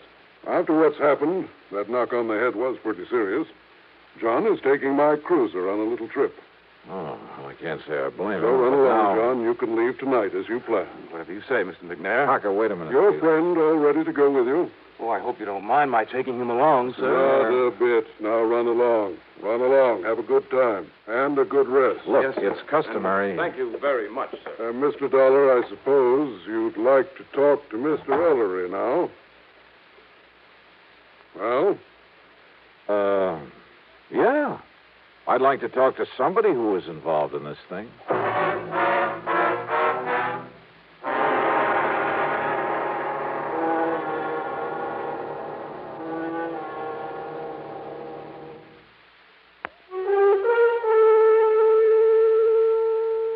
David Ellery, the other victim of the robbery, was still out to lunch, so I grabbed a bite myself. That's item 3, $1.75, and checked with the police. Nothing helpful at all. No leads on the man who'd got away with over $400,000 from a store there in Buffalo, New York. Then I went over to the Emporium to the sporting goods department. Ellery was back, and I talked with him in a little office in the corner of the stockroom. He was still suffering from the beating he'd taken. Yes, sir, Mr. Dollar. It was awful, terrible. And, yes, sir, it was just like young Mr. Harker told you it was. I understand that you gave the police a description of the man who attacked you. Well, yes, sir, best I could. Had you ever seen him before that you know of? Well, of course, I can't be absolutely sure because of that mask he was wearing, but I don't think so. Was he waiting at the door of the vault room when you got there to put the money in the safe? Well, Mr. Harker always does that, sir. Yeah, I suppose so. I just But what- go up and knock on the door and tell him who I am. Well, you see, he always keeps the door locked when he's taking the company cash that way. Yeah, sure. So I knock on the door and shout my name, and then he opens up and I give him the money.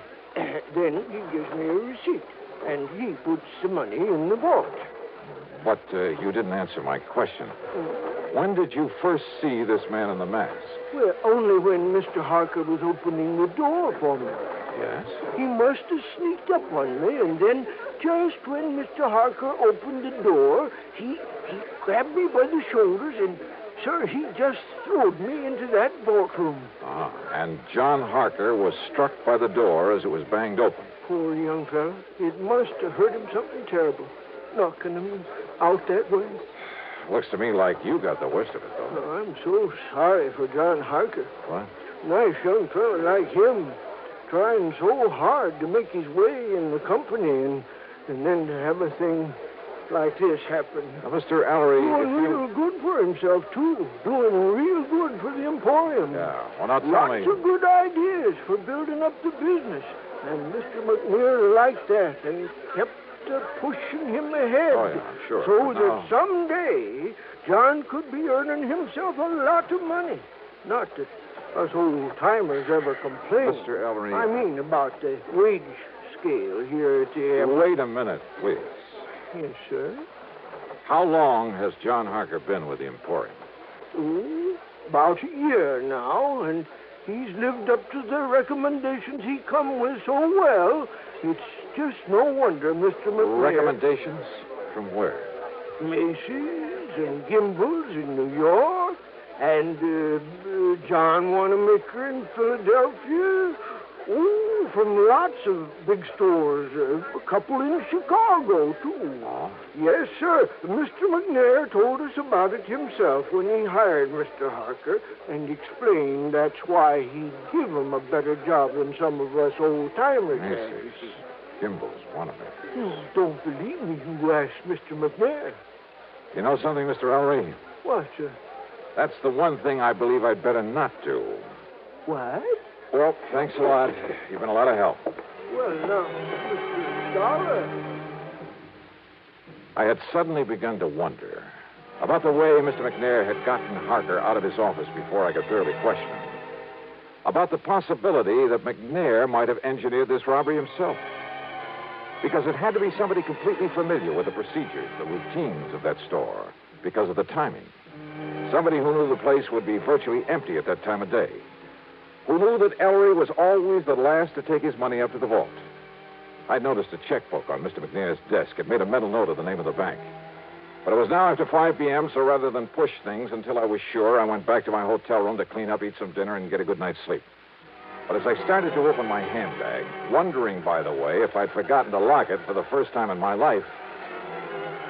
Yeah, I'd heard that sound before. I grabbed the bag, made a dash for the open window, and threw it as hard and as far out from the building as I could, out over the empty lot beside the hotel.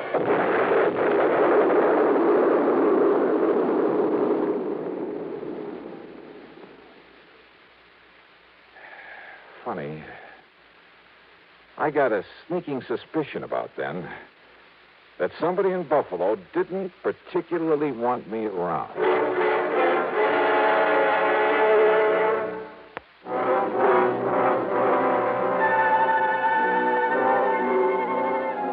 Needless to say, I had to do a bit of explaining to the police about the infernal machine in my handbag that I'd tossed out of my hotel. And the company will have to pay for some broken windows in that neighborhood.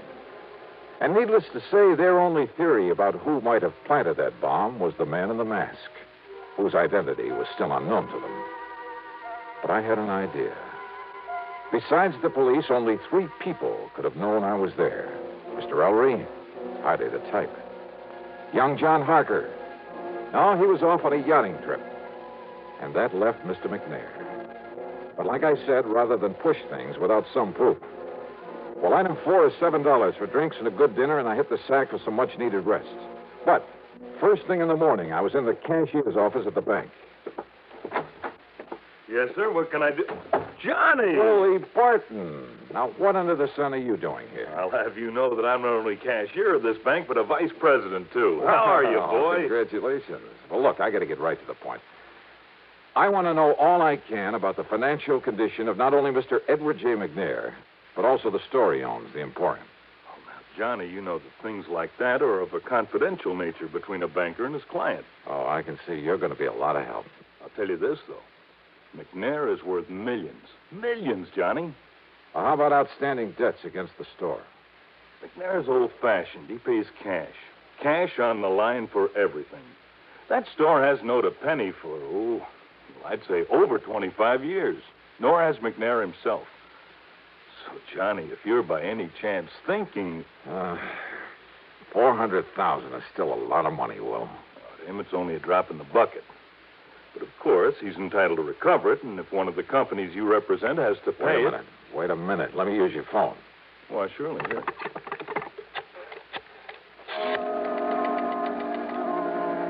Item 5, 840, long-distance calls to New York and Philadelphia to Macy's, Gimbel's, and John Wanamaker's, to the personnel directors. And from each of them, I get the same answer. They'd never even heard of John Harker. I left the bank and went over to the Emporium to the office of Mr. McNair. I know, Mr. Dollar. I haven't the least idea where John and his friend are going in my cruiser. He simply asked if he might have it for a few days. Asked for it? I thought it was your idea that he take that trip. Well, of course I agreed that he should get away for a few days to rest, recuperate.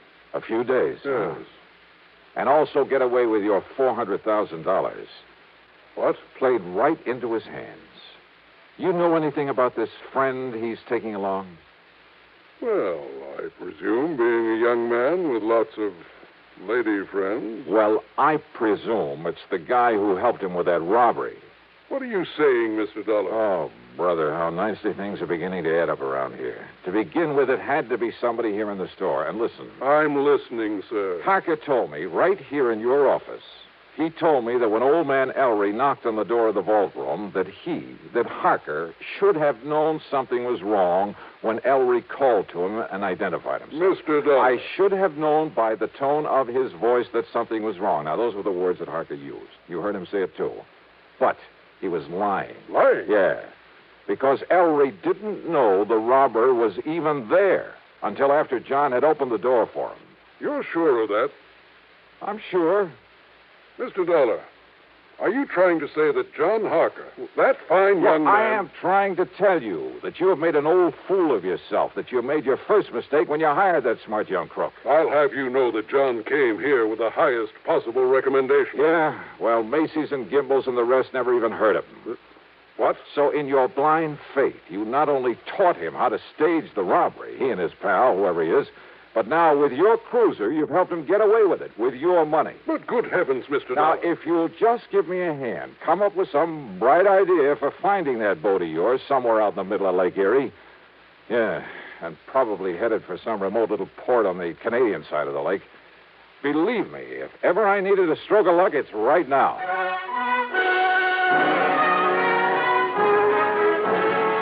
You know something?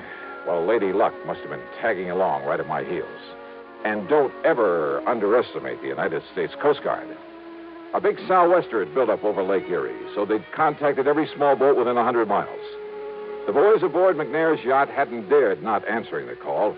They would only have sent the Coast Guard out looking for them. And where were they? Dollar, they're riding out the blow in the lee of Long Point off the Canadian shore. Here it is in the chart. Or is that just where they say they are? No, radio compass checks have verified their position. Right there. But now, Mr. Dollar... Yeah, no. That puts them in Canadian waters, doesn't it? Yeah, I'm afraid so. Which means we have no jurisdiction, no authority. Of course, our friends across the border will be glad to cooperate any way they can. I'm sure of that. Yeah, but by the time we take whatever legal procedures may be necessary... No, listen. Yes, sir? Now, off the record, unofficially. Suppose I were to go out there after them myself. Oh, now, Mr. Dollar... Well, somebody has to nab them. Suppose I could find a boat and a skipper willing to weather this storm. Huh? How about that? Well, I think maybe... Now, I'm not sure, mind you, but I think I've heard of some chap around here that owns a converted subchaser. Weather out any kind of a storm. Yeah? Now, of course, you understand, I'm hardly in a position to recommend that you attempt any such thing. Expense account item 6, $585, rental of the subchaser and the skipper to go with it. And while I'd like to give you a thrilling, dramatic ending for this case, well, the trip across Lake Erie in that storm did have its moments.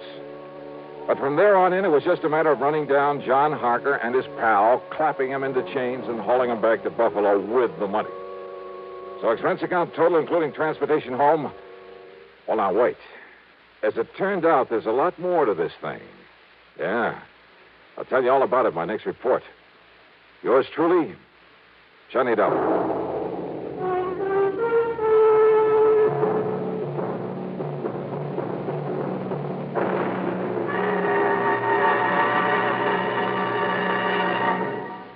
Now, here's our star to tell you about next week's story. Next week, well, as I told you, there's a lot more to this case. As a matter of fact, it turned out to be the most exciting, most dangerous assignment. Well, join us, won't you? Yours truly, Johnny Dollar.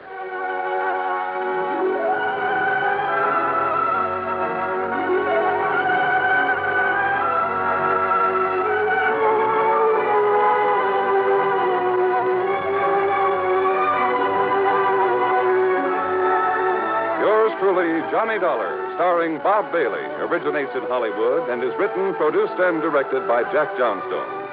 Heard in our cast were Lawrence Dobkin, Bartlett Robinson, James McCallion, Dick Crenna, Junius Matthews, and Gil Stratton. Frugal Man and... Johnny Dollar. Johnny, this is George Reed. Well, nice to hear from you, George. Especially when I have no assignment. That's fine. What's fine about it? No expense account to pay. It means how do I keep the wolf from the door? Unless, of course, Floyd's of England has the case for me. Huh? Well? Johnny. Yeah? Well, a few weeks ago, you were kidding at the time. Oh, now, George, how could I ever kid you? I'll let that one go. Yeah, you better. The point is, you rather jestingly asked me if instead of selling life insurance... Oh, no. Don't tell me. I'm afraid so. I'm afraid the company is saddled with what you might call a death insurance policy. You mean instead of insuring somebody against dying, you've insured him against living? Yes, John. Okay, Georgie. Say no more. I'll be right over.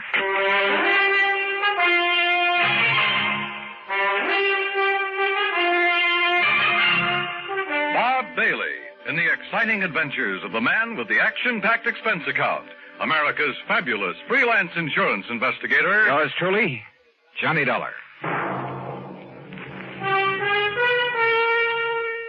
Act one of yours truly, Johnny Dollar.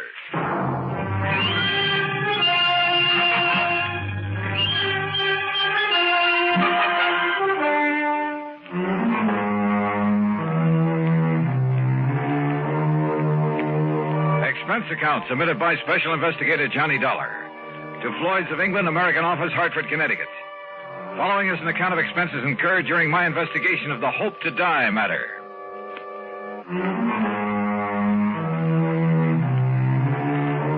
Expense account item 1, $1.10 taxi from my apartment to George Reed's office, where I found him pacing the floor and wearing an even more worried expression than usual. And believe me, that's something. This thing has me so riled up, Johnny, I can hardly see straight. Well, you should have known better than to issue a policy like that, George. It was Harry Baxter. Baxter? He filled in here for me while I was on vacation. I should have known better. What'd he do, sell a lot of policies that you shouldn't have to handle? No, just this one. And I swear I don't understand it. He, of all people. All right, you said on the phone that it was kind of life insurance in reverse. That's exactly what it is. Explain, please. Well, usually, of course, we pay the face value of a policy when the insured dies. Right. In this case, however, the company will have to pay the $250,000 if the insured doesn't die. $250,000? Yes. How under the sun could a man be crazy enough to issue a policy like that? John, you know how it is. The company prides itself on the fact we'll insure anything. Not only life and property and health and so on, but the voice of a singer, the feet of a dancer, hands of a pianist, even the dimples on the knees of a chorus girl. Yeah, and singing mice, an old alley cat, a sick whale. Of course, I can't say that Harry wasn't in position to do it, but... Johnny, you've got to help me. First, you better tell me who and why and what it's all about. That's just the trouble. I don't know. Well, in that case... You don't know? I only got back here to the office this morning. I found our copy of the policy lying here on my desk. But if you don't even... Oh, look, I've handled some pretty screwy cases for you, George. Yes, but they've all finally made sense one way or the other. And, Johnny, we have paid you some very nice fees. You can't deny that. George. Tell me, have I ever questioned your expense accounts? But death insurance, it doesn't make sense. Have I? Insuring somebody against living. Have I? I'm sorry, but this time the answer is no. Listen, if you take this on, I'll okay your expense account without even reading it. Death insurance. Expense account unlimited. Johnny? George, there are some things even a conniving, chiseling, unprincipled rascal like myself won't even... Unlimited? Johnny? Okay, George, I'll take it. Act 2 of yours truly, Johnny Dollar, in a moment. And now, Act 2 of yours truly, Johnny Dollar, and the Hope to Die matter. Floyd's of England insure anything. At least that was their boast. And now it looked as though it had finally backfired on them. Because somebody in the organization, some character named Harry Baxter, had issued not life, but death insurance.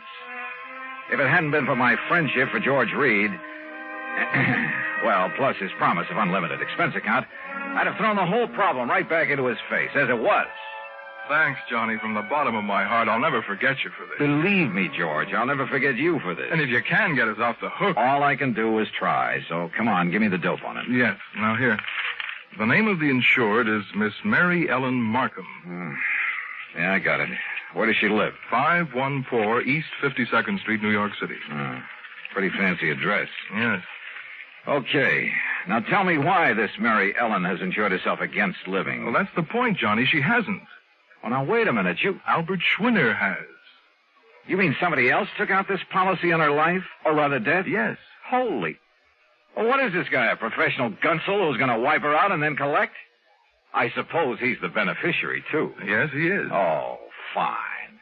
Well, come on, who is it? I don't know. As I told you, the policy was lying here on my desk when I got back this morning. I do know this much about him. It's Dr. Albert Schwinner. Doctor? What kind? Well, those are the things you've got to find out. Who he is, what he is, why he's bought insurance against this woman's living beyond November 10th. The 10th? Well, that's only a few days from now. Oh, George, this gets worse and worse. Oh, if only Harry Baxter hadn't issued that policy. But he has. Oh, boy, you sure picked a dilly to fill in for you while you were away. Picked him? What else could I do? After all, he never did anything like this before. You've known him before? Are you serious? Of course I have. Why, Harry Baxter... All right, now look, time's a wasting and we haven't got much of it. I take it you want me to see if I can find some legal grounds for canceling this policy. Yes, immediately. Now, have you got an address on the beneficiary, this Dr. Schwinner? No, I've been so upset about this whole thing, I haven't even looked. And let me see. According to this, he lives at... What's the matter? Dr. Albert W. Schwinner, C.L. C.L.? What kind of a doctor is that? I don't know. The address is 14327 E Street, Union City, New Jersey. C.L. Well, I'll soon find out. Where can I reach this Harry Baxter who sold the policy? In New York at the, here, I'll jot down the address. I still don't see how Baxter could get away with this. After all, when you consider his position... Here. He offered no explanation at all. Well, I'm afraid I didn't give him much chance. I practically threw him out of here. Oh, can't say that I blame you. And that's another thing. Look, Johnny, perhaps you can reason with... Oh, don't worry, George. He's number one on my calling list. I'll be talking to you. Expense account item 2, $785, fare to New York and taxi to Harry Baxter's address. A real snooty one over near Sutton Place. And people don't live in that joint unless they've earned or chiseled a lot of money from somewhere. In the case of Baxter, I suspected a big chisel. My suspicion was considerably heightened when he opened the door. His apartment was luxury from stem to stern. As for Baxter himself... Dollar? Well, of course, old boy. I've heard a great deal about you from my dear friend and colleague, George Reed. Dear friend, huh? Well, you say that as though you doubted it. Oh, I know, that filling in for him while he was away. Well, I really should have done better for the old thing, but I've had so many social obligations to meet these past few months, and after all, one must keep up with those things. Oh, I'm sure one must. Well, I did sell one policy, you know, a real dilly. Oh, that's the understatement of the week. I suppose I can't really blame him for being a bit excited about it, but he gave me no chance to explain why I issued the policy. Why did you? Oh, now, really. Well? Well, I made it very clear to George that I would tell him when he calms down enough to be reasonable. Really, Mr. Dollar, he was in quite a tizzy. Brother, he still is. That's why he sent for me. But when he calms down, he'll be sorry he bothered you. Suppose you tell me why you issued that policy. You? No. What? No, I'll tell George when he's ready and when I'm ready. Oh, now, just a minute. And you may tell George I said exactly that. Goodbye, Dollar. You'll tell me, Baxter, right now. I'll do nothing of the sort. And what's more, since my plane for Europe is leaving shortly, I have no time to... Would you kindly remove your foot from the door? Not until I get an answer from you. Now start talking. If you can show some legal cause... Legal cause? Furthermore, your behavior at the moment constitutes trespass, illegal entry, call it what you like. And believe me, unless you leave here immediately, I shan't hesitate to ring up the police. All right. Now look, just tell me one thing. I might. What? What is your connection with the beneficiary of this policy? Dr. Schwinner. That's right, Albert Schwinner. But Albert happens to be a very close personal friend. Oh, I might have guessed as much. All right, then tell me this. No, I'm sorry, just one question. I've given the answer. Goodbye. Baxter. Are you hard of hearing? Look here now. Goodbye.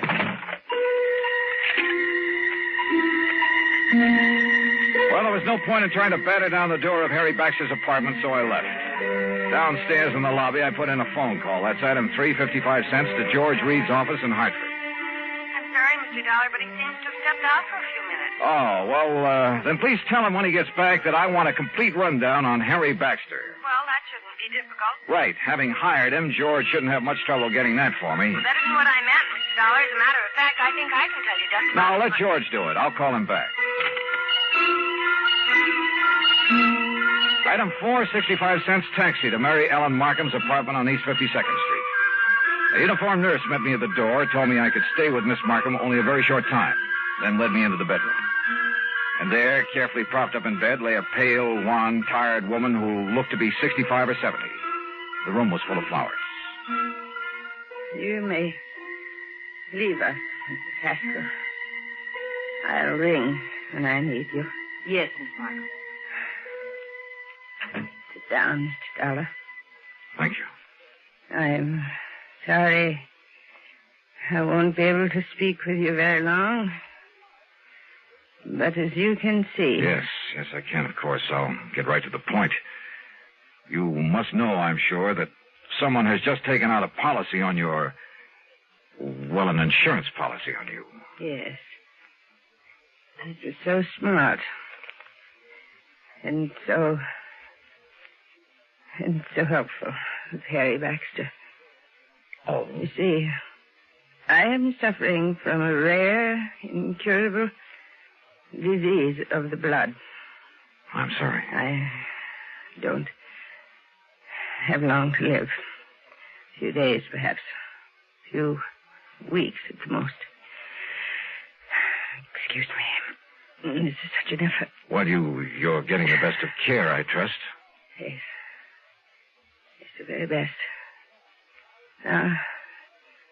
Now, what do you wish to know? You know a Dr. Albert Schwinner, don't you? I've known Albert for many years. We've been great friends. Then why does he take out a policy that indicates he hopes that you'll die? Hopes? I'll die? Yes. What else could it be? Oh, you don't understand. Don't you see? Schwinner has bought insurance against your living beyond November 10th. Yes. Yes. My 50th birthday. You mean to say you're... The reason so. Yes? I'm sorry. You mustn't. Oh, I know. I'm tiring you. Yes. But just one more thing. Your doctor, the doctor who's taking care of you. Albert. Albert? This same Dr. Schwinner? Yes. Now you must leave.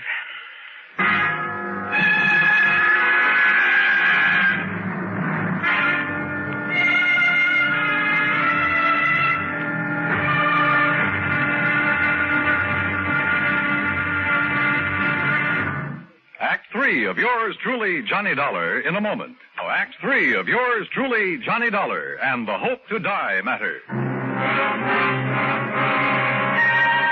The little that Mary Ellen Markham had been able to tell me left me more puzzled than ever. I've never been given such a runaround in my life, deliberate or otherwise. But I didn't dare tax her strength further, so I left. Item 5, another 55 cents for another call to George Reed in Hartford. This time he was in. Yes, Johnny, I must confess I'm calmed down a bit, but the first shock of learning that Mr. Baxter had issued that seemingly absurd policy... What do you mean, seemingly absurd? George's whole thing has me in a tizzy now, a double-barreled one. Well, I tried to call Mr. Baxter a few minutes ago, but got no answer. I wanted to apologize, of course. Apologize? After all, since he's chairman of the board... Chairman of what board? The company, this company. What? I tried to tell you that this morning, but you didn't give me a chance. Harry Baxter is also the majority stockholder. Oh, brother. In any event, as I'm sure you can see, he must have had some good reason for that policy, and as soon as I can get him by phone... You won't. What? He just left for Europe. Where? I don't know, and right now I don't care. But if I can't contact him, Johnny, I don't dare cancel this policy until I've talked to him. And if Miss Markham should die before the 10th... Yeah, 250 G's. You've got to carry on. Would you like to tell me how? If Mary Ellen Markham dies on or before November 10th, Floyd's of England pays Dr. Albert Schwinner $250,000 on a policy taken out by him. And he is her doctor with her life in his hands. And if there isn't something wrong with that setup, expense account item 6, $8 for a taxi to Schwinner's address in Union City, New Jersey. And there at last I learned what the CL meant behind his name. It was an abbreviation, for this was the Albert Schwinner Clinic, devoted to the study of rare diseases of the blood. But Schwinner wasn't there. He'd gone to New York to see Miss Markham. Item 7, $10 even for a fast taxi ride back there to Manhattan. As the nurse led me into the unfortunate woman's apartment, he was just coming out of the bedroom door. Oh, Dr. Schwinner, this is Mr. Johnny Dollar. Oh, Mr. Dollar, Harry Baxter told me I might expect you. Oh, he did, huh? Yes, he phoned me just before his plane took off for Europe. Pretty smart. You're an insurance investigator, aren't you? That is right. Oh, you may go in to see Miss Markham now, Mrs. Haskell. Very well, Doctor. How is Miss Markham, Doctor? Much better, thank God. Oh, why do you say that? What? If she dies before this week is out, you stand to collect a cool $250,000, don't you? I? No, the clinic. Isn't that the same thing? Hardly. Sit down, Mr. Dollar. Now, you're concerned about the rather unorthodox insurance policy that Mr. Baxter issued. I certainly am. I think you better let me tell you the reason for it. I think you'd better. At the onset of her illness some 15 years ago, the best doctors in the country gave her 5 years to live at the most. And that's when you came into the picture? Yes. Because of the devotion, the concentration of all our efforts to this one field of medicine, the clinic was able for the first time to give her hope. Her hope was justified. We have given her years of life. But now, wait a minute, Doctor. She told us then that if she could be helped to live until she was 50... And that'll be on the 10th? Yes. That would prove beyond the shadow of a doubt that our methods, our practices were right, that we could prolong and possibly ultimately save not only her own, but thousands, perhaps millions of lives. Therefore, she agreed that if she reached 50, she would make an outright gift of $250,000 to the clinic and its work. Money which is much needed, by the way. But then it began to look as though she might never reach 50. Yes. And she suggested this unusual insurance policy on her death rather than on her life. I see. But why Harry Baxter, chairman of the board of the insurance company, its biggest stockholder, whatever? I don't get it. Baxter's own mother died of the same disease, Mr. Dollar. Oh. Of course. Then he knew how necessary this money is to the clinic. Yes. And let's face it, Baxter is something of an eccentric. And that's the reason he chose this offbeat way to make sure you'd get the financial help you need. Exactly. Then, if I try to get this policy canceled... A great many lives in the future may depend on its remaining in force. Of course, if you feel it your duty... Doctor, my duty as I see it is to do just exactly nothing.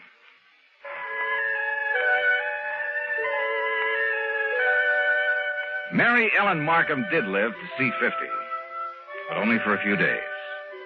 Just long enough to make her gift to the clinic. Harry Baxter and the company? Well, Harry came back from Europe, and he said he found some, quote, mistake, unquote, in the policy that requires the company to pay off on it anyway. Eccentric? We should have more of them like that. Expense account total? Are you kidding? Yours truly, Johnny Dollar.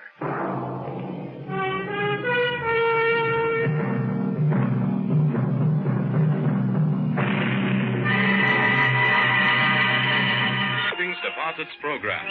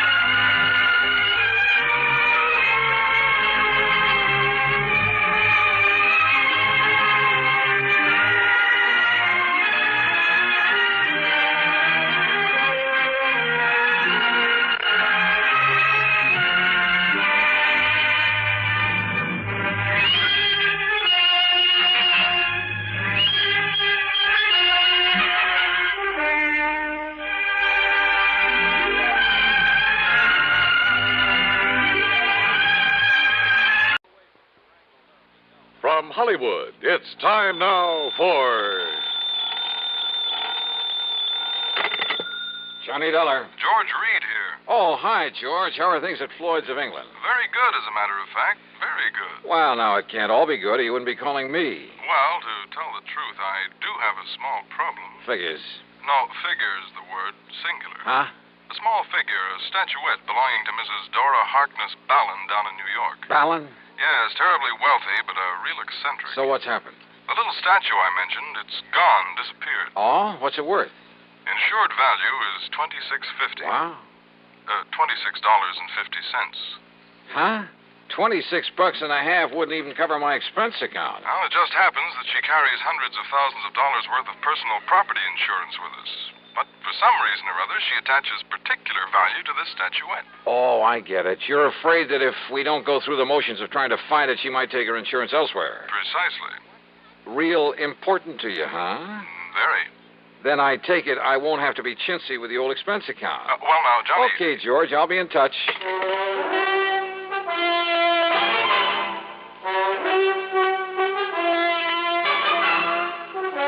Bob Bailey in the intriguing adventures of the man with the action-packed expense account. America's fabulous freelance insurance investigator. Yours truly, Johnny Dollar.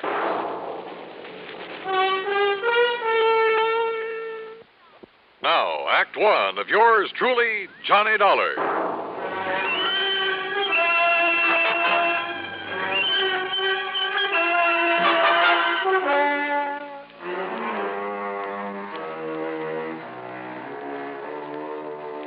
Expense account submitted by Special Investigator Johnny Dollar to Floyd's of England, North American Office, Hartford, Connecticut.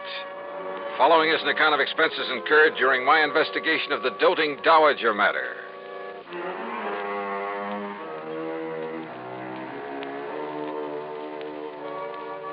Expense account item 1, $7.90, taxi, train fare, and incidentals, Hartford to New York. Item 2, $1 even for a cab from Grand Central Station to the address of Mrs. Dora Harkness Ballin over on East 73rd Street. It turned out to be one of New York's famous old brownstone houses, well preserved and reeking of an era long gone by. A uniformed butler ushered me into a large, high-ceilinged drawing room, and I could hardly believe my eyes. Ornate pre-Victorian furnishings, heavy red velvet draperies, huge lamps and crystal chandeliers, oil paintings all over the place, and gilded mirrors. Pretty fabulous. If you will be kind enough to wait here, Mr. Dollar, I shall tell Mrs. Ballin that you have arrived. Thank you. I know that she'll want to see you. Oh, excuse me, Master Harold. It's all right, Higgins. Has the mail come in? Would you like me to check, sir? Yes, good idea. You know how Aunt Dora likes to see it the minute it gets here. Yes, sir. Yes, the mail. The dear old common everyday page. You're here to see Mrs. Ballin? That's right. I'm Johnny Dollar. I'm Hal Winters, her nephew. Hi. Say, tell me something. Yes? About this little statue that's missing.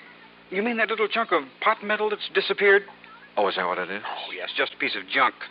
But a couple of months ago, Aunt Dora decided it looked like her grandfather when he was a general back in the Civil War. Oh? Why does she value it so highly? I expect the general was the only Ballin who had guts enough to do anything on his own. What do you mean? I mean, instead of just living off the family shipping fortune. So when she suddenly decided the statue looked like the general, Johnny Dollar, did you say? That's right. The insurance investigator? Yes. Well, now, why should she bother you with it? I don't know. Truly, Mr. Dollar, it's not worth it. If I were you, I'd forget it. Now, if you'll excuse me, I'd better see if the morning mail has arrived. Hal, just when did the statue disappear and from where? Tana discovered it missing from the reception room yesterday morning. Now, if you'll pardon me... Was the house broken into? Possibly. But there was no sign of it. How about guests? No, we haven't had guests for a week or more. How many servants are there? Mr. Dollar, perhaps there's something I'd better tell you about that statue. The statue of the general? I tell you, Mr. Dollar, you are Mr. Dollar, aren't you? Yes, ma'am. I tell you that if you don't find out who stole it and get it back, I'll cancel every bit of my insurance.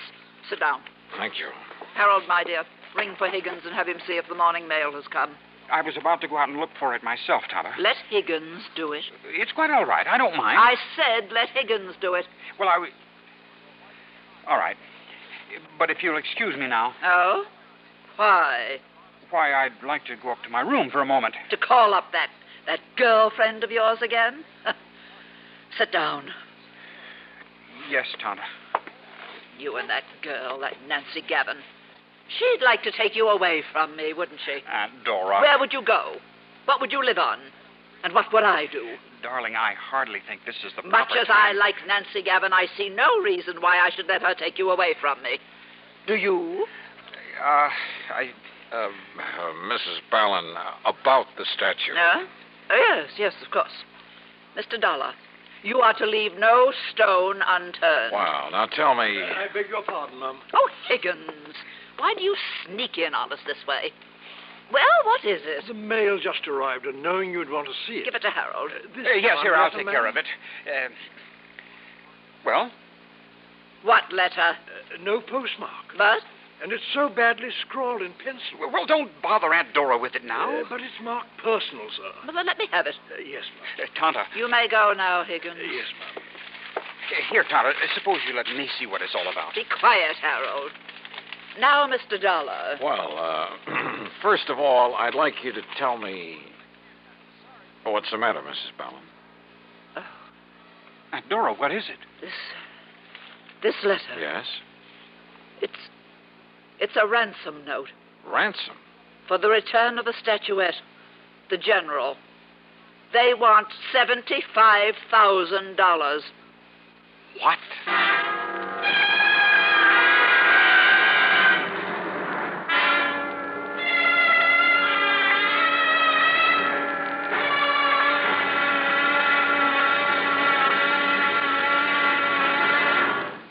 Act two of yours truly, Johnny Dollar, in a moment.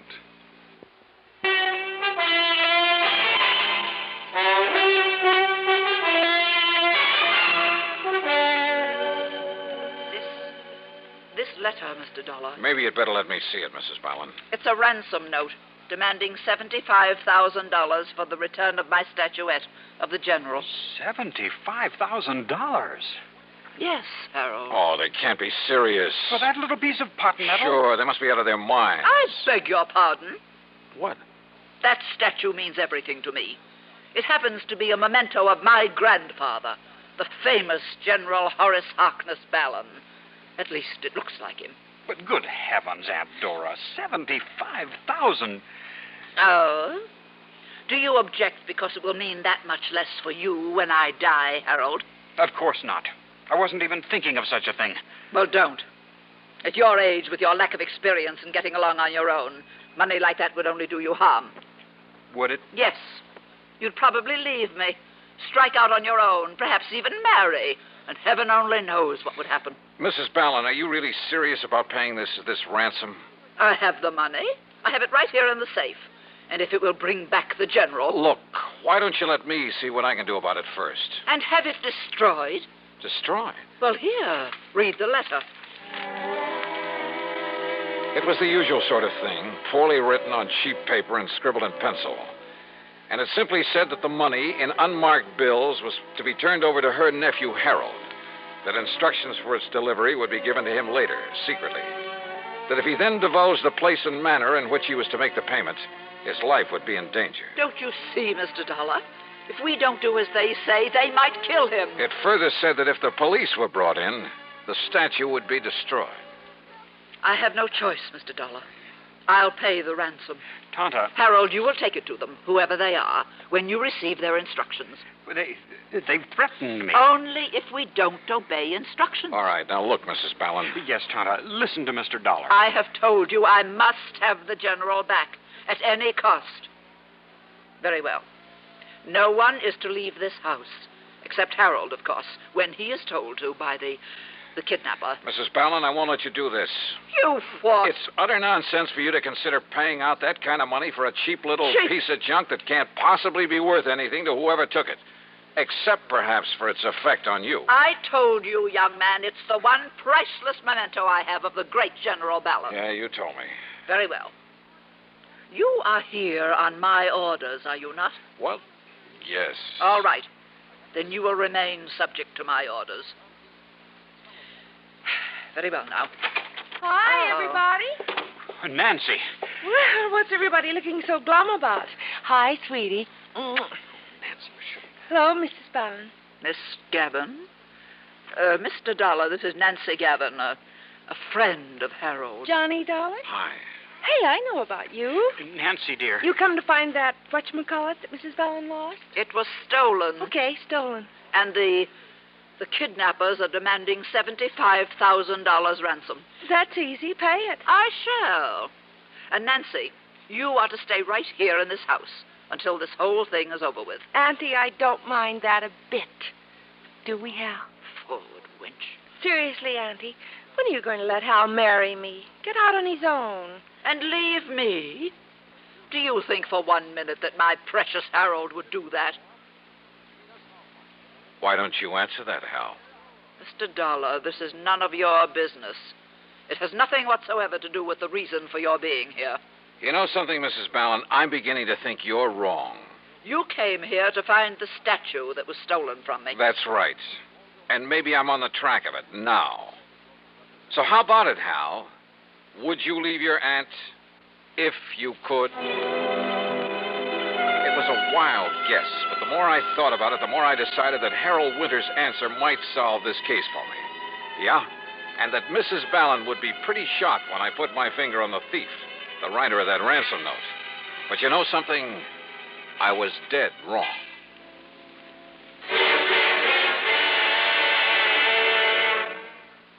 Act 3 of yours truly, Johnny Dollar, in a moment. And now, Act 3 of yours truly, Johnny Dollar, and the doting dowager matter.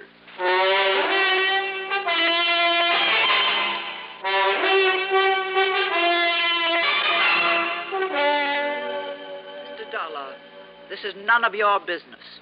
It has nothing whatsoever to do with the reason for your being here. You know something, Mrs. Ballin? I'm beginning to think you're wrong.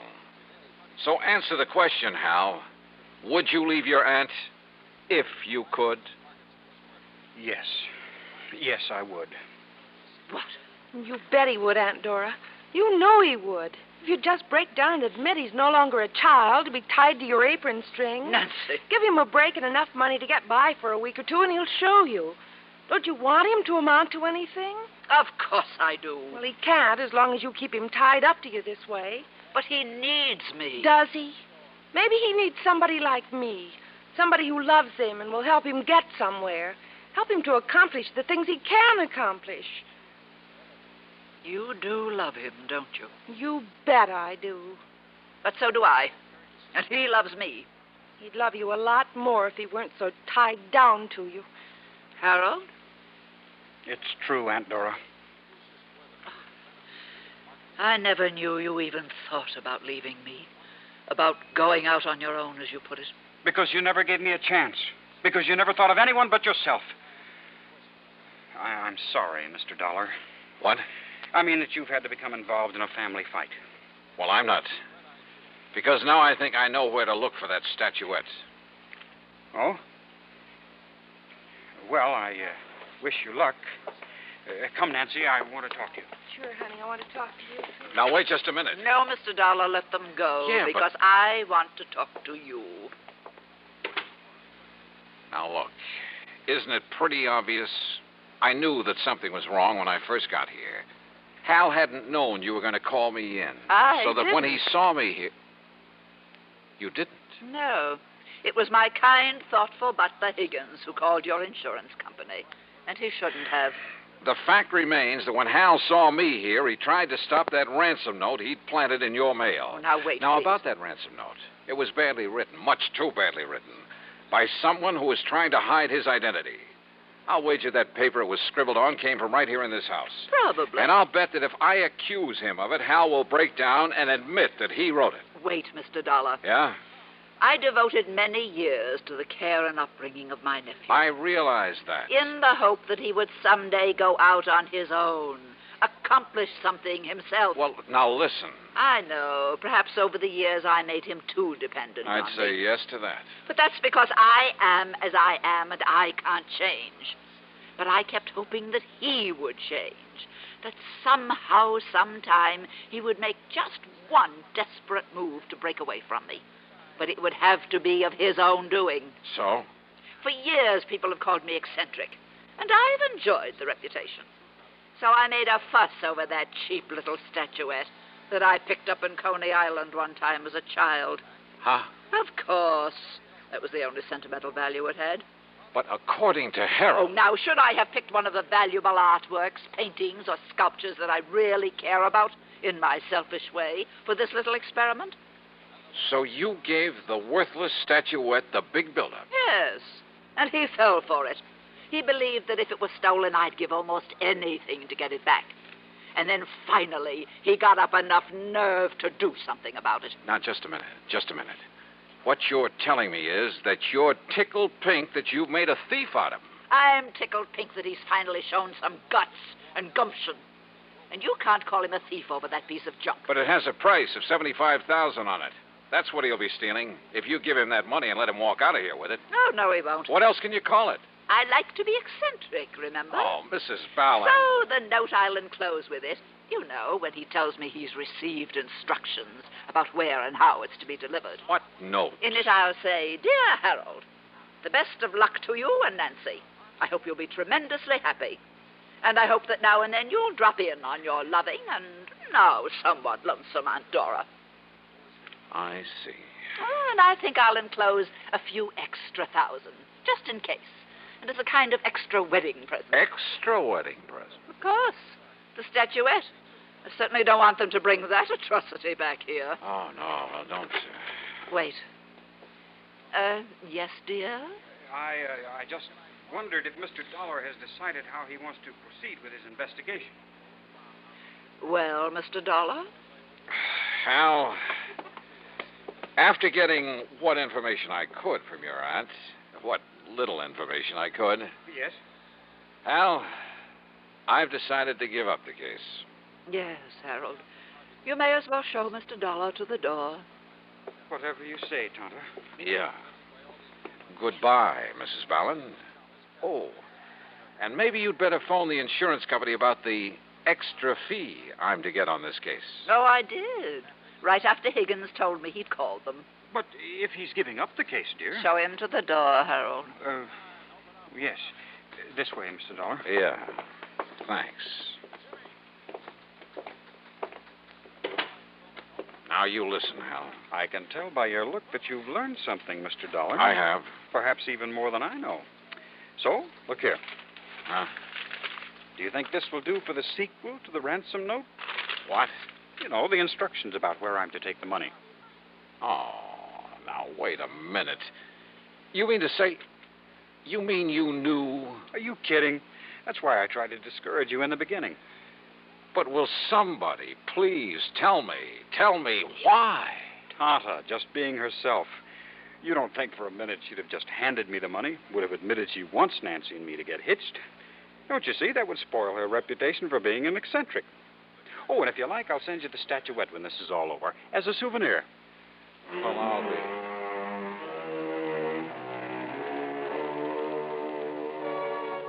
Believe me, I've handled some pretty wacky cases over the years. But this was by long odds the wackiest. And yet, why complain when it's a good living? Expense account total, including all the incidentals I could think of, and fare back to Hartford. What? $17.80. Tommy. Yours truly, Johnny Dollar.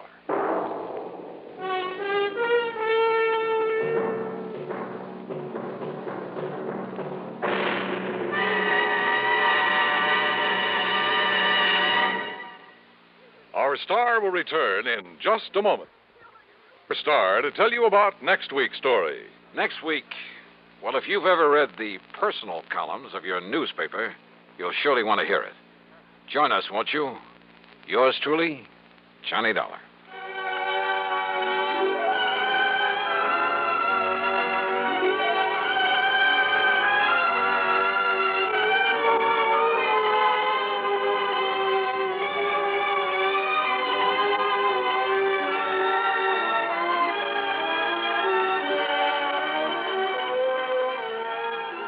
Yours truly, Johnny Dollar, starring Bob Bailey, originates in Hollywood and is written, produced, and directed by Jack Johnstone.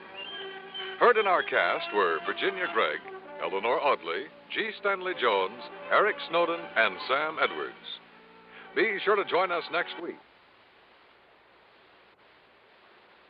Percival Leslie Fairfoot. Percival, what? He's head man at Tri-Western Life Insurance Company in Eugene, Oregon. Oh, brother, with a name like that. What's bothering the dear boy, Pat? Exactly $50,000. Yeah, how'd he lose it? He didn't. He wants to give it to the beneficiary of a life insurance policy. What's the name of this beneficiary? Jonathan Doe, also of Eugene, Oregon. John Doe? That's now, right. wait a minute. That's You right. sure this isn't a gag of some kind? Hardly. I have a photostat of the policy right here in front of me. Okay, Pat, I'll take your word for it. I also take it that Percy wants to hand over the money but can't find this John Doe. Right. But maybe you can. Expense account at my usual commission based on face value of the policy? Well, now, Johnny, we usually make that percentage deal on whatever you may be able to save the company. But in this case... But in this case, you'll stretch a point and give it to me. I didn't say Okay, that. Pat, it's a deal. I'll be in touch. Johnny!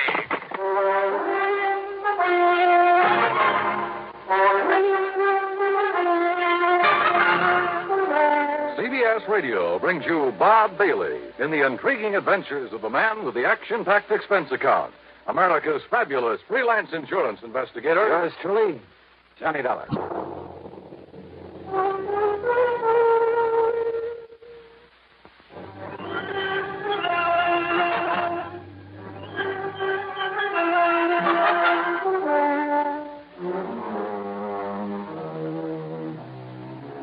Expense account submitted by Special Investigator Johnny Dollar. To the Tri-Western Life Insurance Company, Eugene, Oregon. Attention, Mr. Percival Leslie Fairfoot. Wow. Following is an account of expenses incurred during my investigation of the really gone matter. Percy Fairfoot. And a missing beneficiary by the name of John Doe. Oh, well, it's a living. So in spite of the late hour, item 1 is $162.85 plane fare, Hartford to New York to Portland, Oregon. For some reason or other, I couldn't get to sleep during the cross-country flight. Of course, it may have had something to do with the good-looking redhead in the seat next to me. In any event, by the time we pulled into Portland a few minutes after 4 a.m., I was bushed. Then I had to wait some 4 hours for the local flight to Eugene.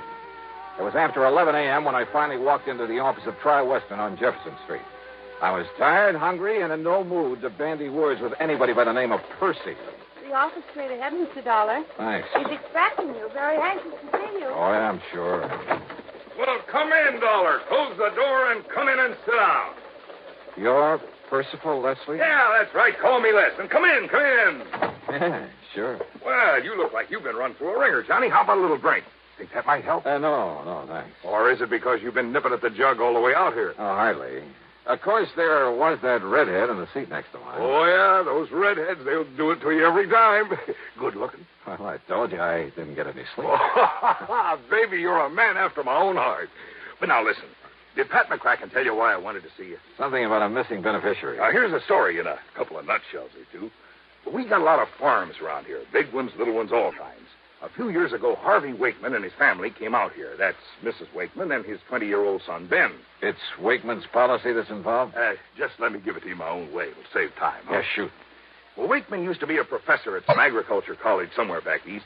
When his doctor told him if he didn't stop teaching and retire, he'd die before his time, why, he came out here and bought this farm up this side of Coburg and went to work on it. He called that retiring? Oh, he did wonders with it. And when he died a few weeks ago... Wait a minute, Yeah? A wife and son? That's right. But he left the insurance to somebody by the name of... That's right, to a man named Jonathan Doe. Just who is this John Doe? Ask me, Johnny. He isn't.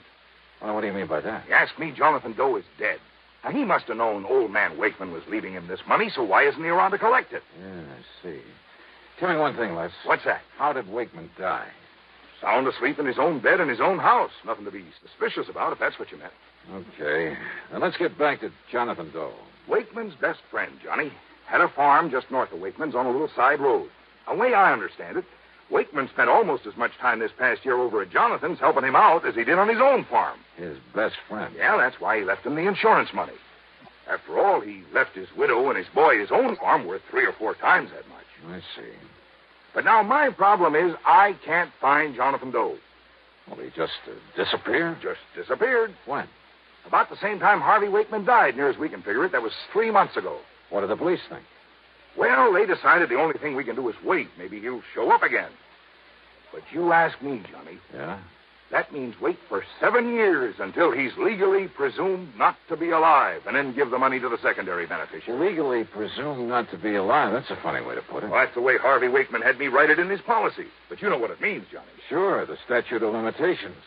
When someone fails to show up for 7 years, the law presumes him to be deceased. But this company doesn't like that sort of stuff hanging over its head. So, Johnny, it's up to you. Either find this Jonathan Doe or, more likely, prove him dead. So how are you going to start?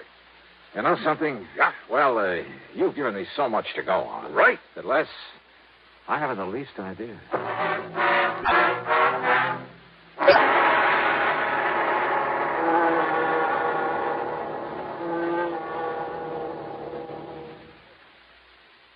The really...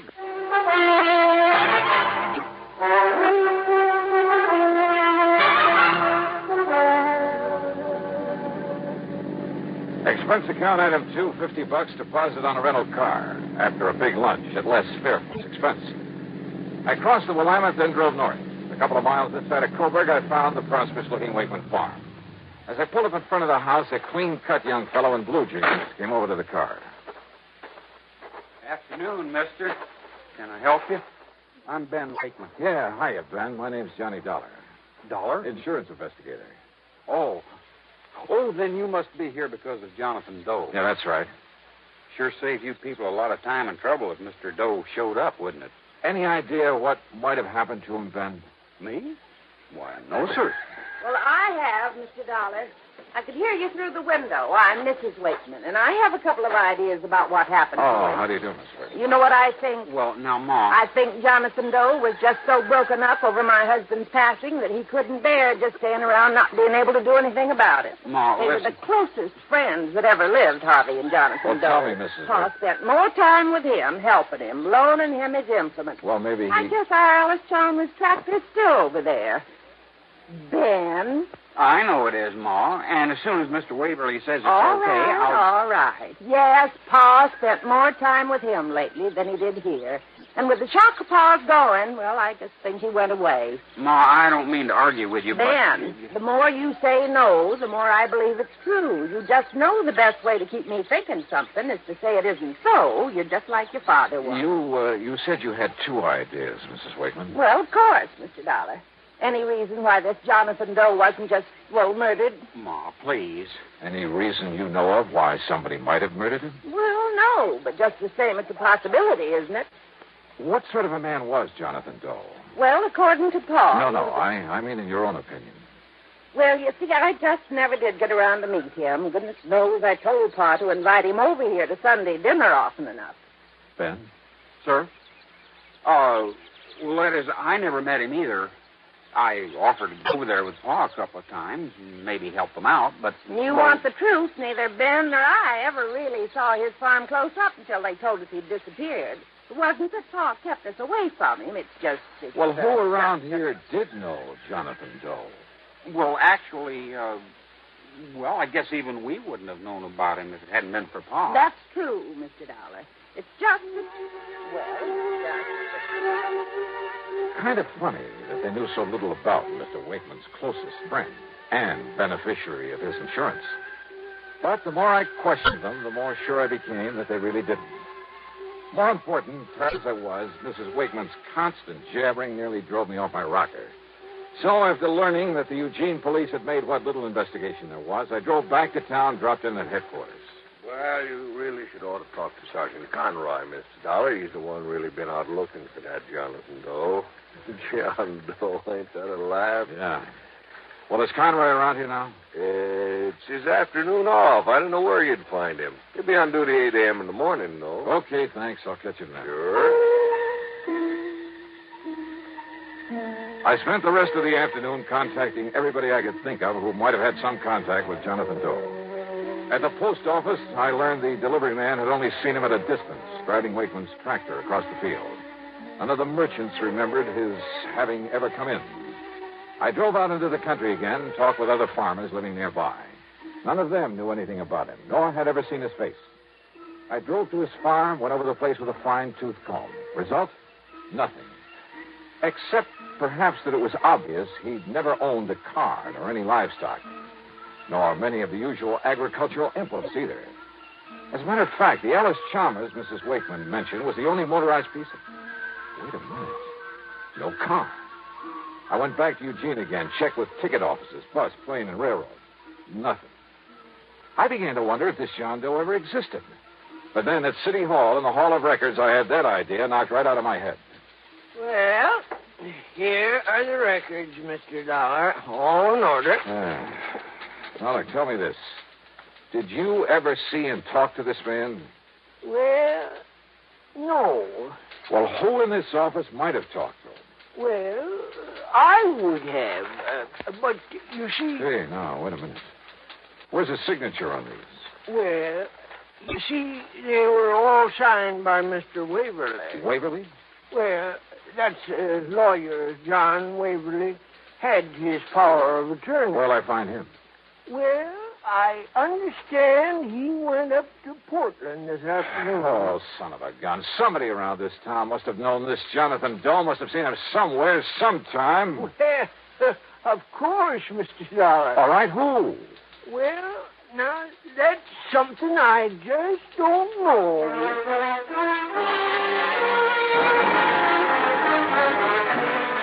It was late, and I was beat, so I grabbed dinner in a room at the Barclay. That's item 3, 1170, and spent the next 9 hours getting some much-needed sleep. Item 4, first thing in the morning, $1.85 for breakfast.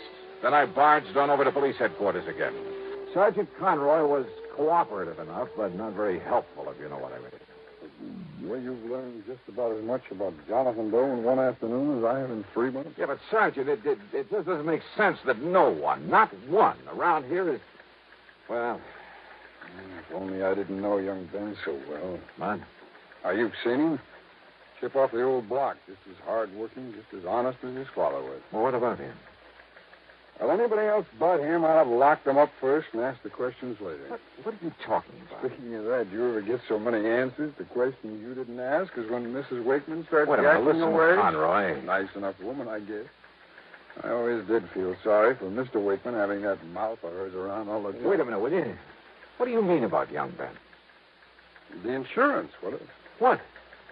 Secondary beneficiary, you know. It's Ben who gets that money if Jonathan Doe never shows up?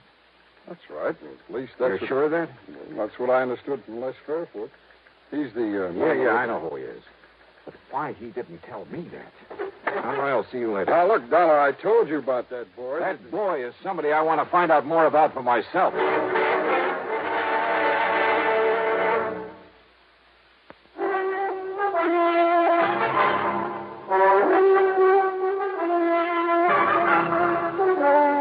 Expense account item 5, 10 cents for a telephone call to Les Fairfoot. Johnny, you're not trying to tell me Ben could have killed Jonathan Doe to get that $50,000 7 years from now? Didn't he? Oh, I know that boy. I've known him for years. Or maybe he paid him off to disappear this way. When by simply staying around, he could get $50,000. Are you sure that Jonathan knew he was beneficiary of that policy? Well, I'd certainly imagine old man Wakeman would have told him so. Wakeman never say he did? Oh, no. You ever tell it to Jonathan? I never even met him. Not you nor anybody else, and I've been wasting all this time trying to find someone who did, who knew something about him. But, brother, that's all beside the point now. What are you going to do? Go out to that farm for a showdown with Ben Wakeman. Showdown? I'm afraid I kind of made a fool of myself trying to trick that boy into confessing that he disposed of Jonathan Doe. He had an answer for everything. But I mean a straightforward, honest, eye-to-eye answer. As for his mother... Ben, who's worked so hard to take care of me and Pa ever since you first got sick, how can you say such a thing? It's all right now, Mother. It's just Mr. Dollar. Just that he's accusing you of the most horrible, the most awful things, and he has no right to. Well, look, Mr. You think that Ben, this wonderful boy who's taken such good care of this farm, just like his father wanted, and who's even taken care of Jonathan's place ever since and taken care of us, I ought to scratch your eyes out for even thinking such a thing. Well, I'm sorry, Mrs. Wakeman. You'd better be, and you just better get out of here. Mother, If please. I had any sense, I'd sue you. I'd call up John Waverly and Wait tell a minute. him... Waverly? That's right. Lawyer Waverly. He was Dad's attorney, Mr. Dollar. Your father's, too? Of course.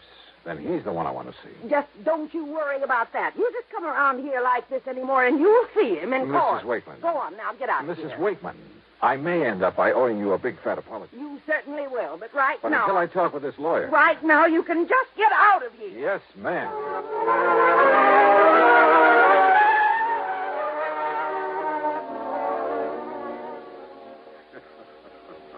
Well, I can't say that you were very wise, Mr. Dollar, trying to, shall we say, cross swords with Mrs. Wakeman. You see, she was one of the reasons Harvey Wakeman spent so much time on the farm of Jonathan Doe. Just to get some peace and quiet. Yeah? Now, Mr. Waverly, let's stop beating around the bush. Are you going to tell me something about this John Doe? No. No? You're the one person I found. You had his power of attorney. You're the one person who must have seen him, must have known him. No, Mr. Dollar. No, what? What are you talking about? Did you see Wakeman's insurance policy? I know about it, naturally. First beneficiary, Jonathan Doe. Right. The money to go to the second beneficiary. That's Ben Wakeman. Yes. at such time as Jonathan Doe legally is presumed not to be alive. Sure, when the statute of limitations runs out at the end of 7 years. But it's kind of a screwy way to put it. I hadn't put it that way. Huh? To have said until such time as Jonathan Doe legally is presumed deceased would have meant nothing. What? That's right. For the simple reason that he was never alive. Huh? Ben is a young man. His father loved him very dearly. The boy meant everything to him. Mr. Waver. Wakeman knew he didn't have long to live. He arranged it so that his farm and the profits from it would pass to his widow and his son. Well, of course. But he wanted to do more for the boy after Ben had really reached maturity. And do it, incidentally, without seeming to slight his widow. So, by inventing this Jonathan Doe, putting the other farm in Jonathan's name, all of it completely legal, by the way. I attended to that myself. It means the $50,000 can't possibly go to Ben while he's still a kid. Exactly. Nor could his widow, and she's not the most level-headed woman in the world. Nor could she possibly upset the whole plan. And the other farm? I can show you papers in my files that will turn that over to Ben when he receives the insurance. Well, I will be a monkey's. Then this Jonathan was the real McCoy. A real John Doe. In the true legal sense. The fictitious name of a completely non-existent person. But for such a sound, logical, for such a good reason, Mr. Dollar, that I... Tell me. Yeah? Don't you agree it's best if neither Ben nor his mother find out about this until, say... until about 7 years from now? Yeah. Sure.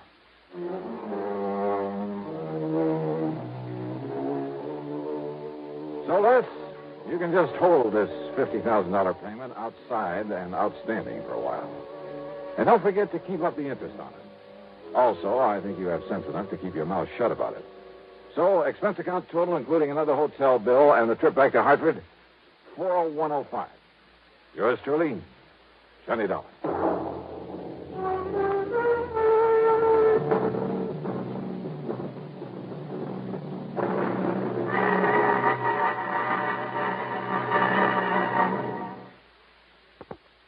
Now, here is our star to tell you about next week's story. Next week, a very clever device to cover a murder. And it almost worked. Join us, won't you? Yours truly, Johnny Dollar.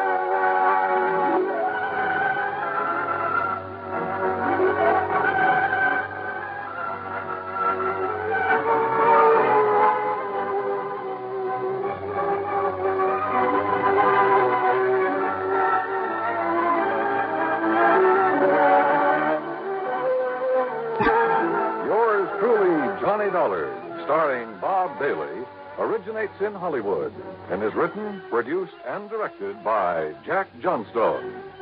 Heard in our cast were Virginia Gregg, Lawrence Dobkin, Marvin Miller, Sam Edwards, Junius Matthews, Stacey Harris, and Bart Robinson. Be sure to join us next week, same time and station, for another exciting story of yours truly, Johnny Dollar.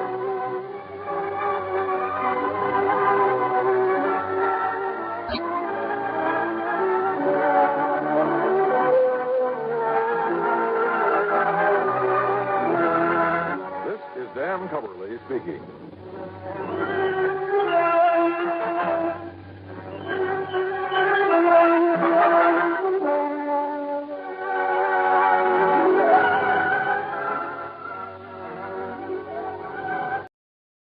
From Hollywood, it's time now for Johnny Dollar. Paul Brennan, Inter-Allied Insurance Company, Johnny. Oh, hi, Paul. How's the world doing by you? Oh, I got troubles. Oh, like what? Like Albert W. Winkler. Winkler? Who's he? Maybe you mean who was he? Well, which is it? Well, that's the trouble, Johnny. We don't know. Huh? Well, he's disappeared, and with him a hunk of emerald worth exactly 100,000 clams. Wow. Well? Sure.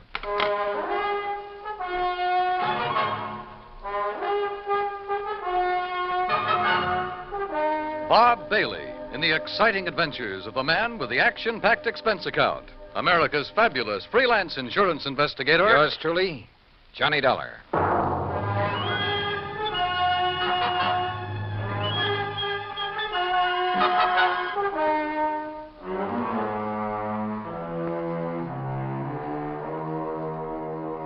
Expense account submitted by Special Investigator Johnny Dollar to the Inter-Allied Insurance Company, Dawson Building, Hartford, Connecticut.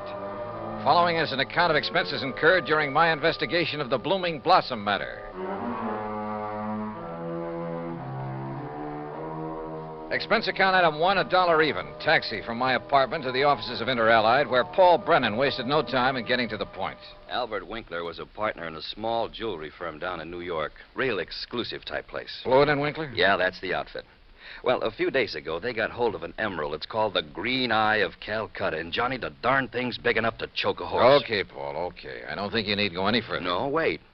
They plan to put it on an exhibition at the big international jewelry show in Chicago next month, and Winkler took it home to work on it. Oof. Insured for $100,000, you said. Yeah, and Winkler's insured for 10. Okay, so who killed him and stole the rock? Listen, will you? Go ahead. Well, Sunday morning, his partner Blewett tried to phone him at his apartment. No answer. So Blewett sauntered down to the office thinking he might be there. But no sign of him? Right. Nor of the Green Eye of Calcutta. Only a note Winkler had left the night before saying he was taking the stone home to work on it. Well, that makes it look as though maybe Winkler... Listen. About that time, the phone rang there in the office. It was the police department, also looking for Winkler. Oh? Yeah, they'd been called by Winkler's landlord after a chambermaid had found his apartment completely ransacked and the old boy missing. Uh-oh. Who's working on it? For the NYPD, I mean. Sergeant Randy Singer, 18th Precinct, homicide. Old friend of yours, I believe. Yeah, good man. Has he come up with anything? Nothing. Well, Johnny? Sure, Paul. Now? Now. Item 2, another $1 for a taxi back to my apartment where I slicked the stubble off my face, showered, dressed, and was about to head for New York when the phone rang.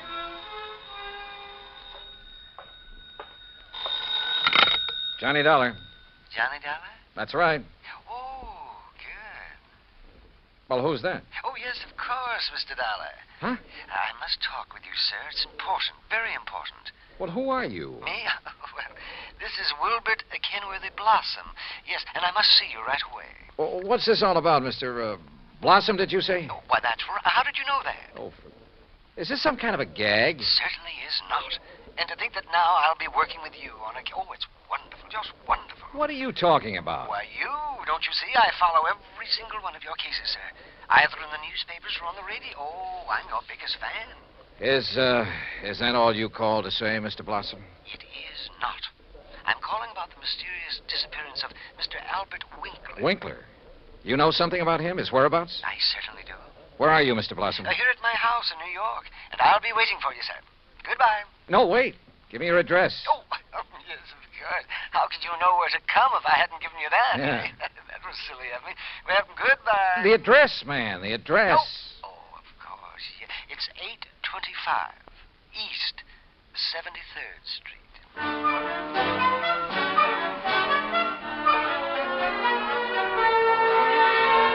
Item 3, $9.20, transportation and incidentals to New York City and 825 East 73rd Street. It turned out to be one of New York's famous old brownstone houses, well preserved and reeking of an era long past, when the city's wealthy and elite had built row on row of these monuments to a now forgotten financial aristocracy. Oh, come in, Mr. Dollar. Come in. I'm Wilbert Kenworthy Blossom, and I cannot tell you how thrilled I am to be working with you on this. I don't know how to describe it, but I'll try.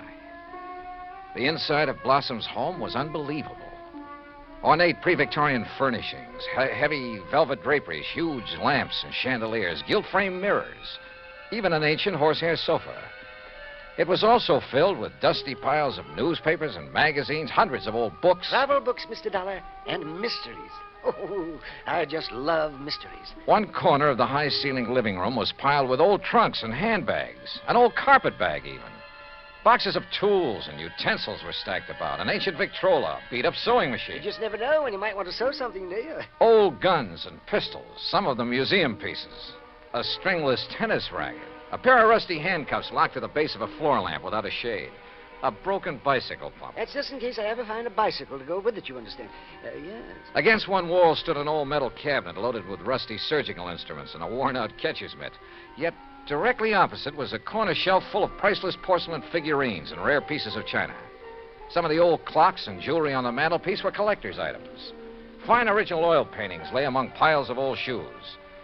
All in all, it looked as though the contents of half a dozen pawn shops had been dumped into it. At auction sales, Mr. Dollar. Oh, yes, sir.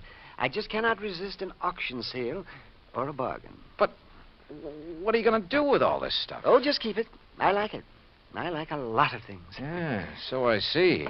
Including 12 gross of Spencer's superlative steel-tipped shoelaces, patented 1841. But they were a bargain, Mr. Dollar. Just like all this fine artwork is, too. Yeah, I'm sure. Some of my friends pamper me a bit, though. You know, send me things they pick up at sale. Yeah, now look, Mr. Blossom, you told me you know something about Albert W. Winkler. Oh, yes. Yes, indeed. Well? And think of that magnificent emerald. Gone. Disappeared. Yeah, but now you said... And that poor Intralite Insurance Company. Oh, my. That's how I knew you would be called on this case. But $100,000 and $10,000 on Mr. Winkler. Well, at least they're off the hook on him until he's proved dead. Aha.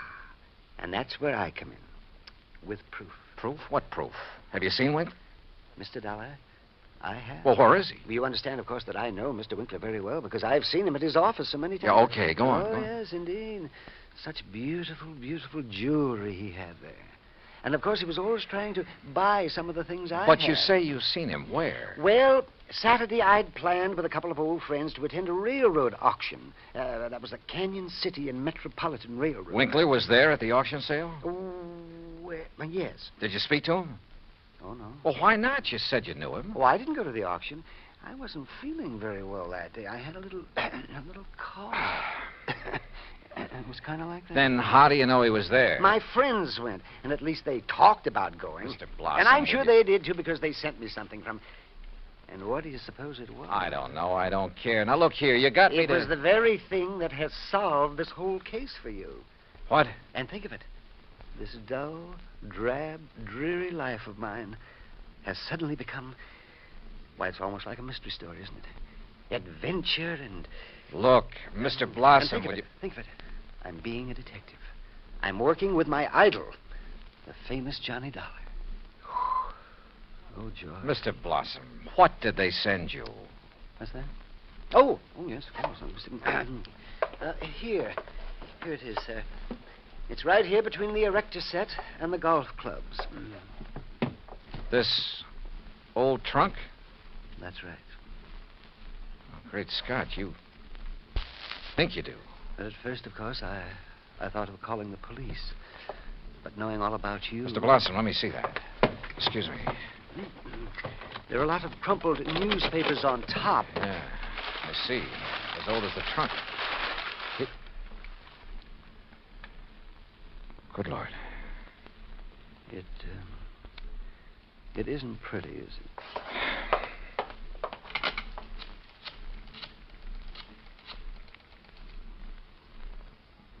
Sergeant Randy Singer, homicide. Randy, Johnny Dollar, get somebody over to 825 East 73rd Street right away, will you? Body of Albert Winkler. Randy got there in a matter of minutes, got the same story from Blossom that I had, then called for the lab crew to come and take over. Now, who delivered this trunk, Mr. Blossom? Why, it was just a delivery man. Can you describe him? Would you know him if you saw him? Yeah, well, he was big and strong. He was very strong. Distinguishing features, scars or a limp or a beard or something? Well, I told you, Johnny, he was big and strong. How old? Well, I would say he was somewhere between 25 and, Yeah? 50. Yes, I'm sure. Well, that's a lot of help. Yeah, you better have those thick spectacles changed. But he was big. Yes, we know, and strong. What about his truck? Oh, I didn't see that. He left it outside. No. Now, look. These friends of yours who did attend the auction, who were they? Oh, yes. Now the investigation proceeds. Now the excitement. Who were they, Mr. Blossom?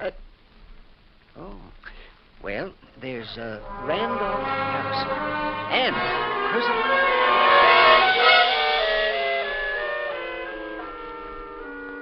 Randy Singer took down the names of Blossom's 3 auction-minded friends. The The lab crew arrived. Randy took off to dig up Blossom's friends, and I took a cab. That's item 480 cents. To the apartment of Elwood Blewett, Winkler's partner in the jewelry business. Blewett lived alone in a modest but tastefully furnished 5 or 6 rooms on East 52nd Street. Of course, Mr. Dollar. I'll be glad to help you all I can.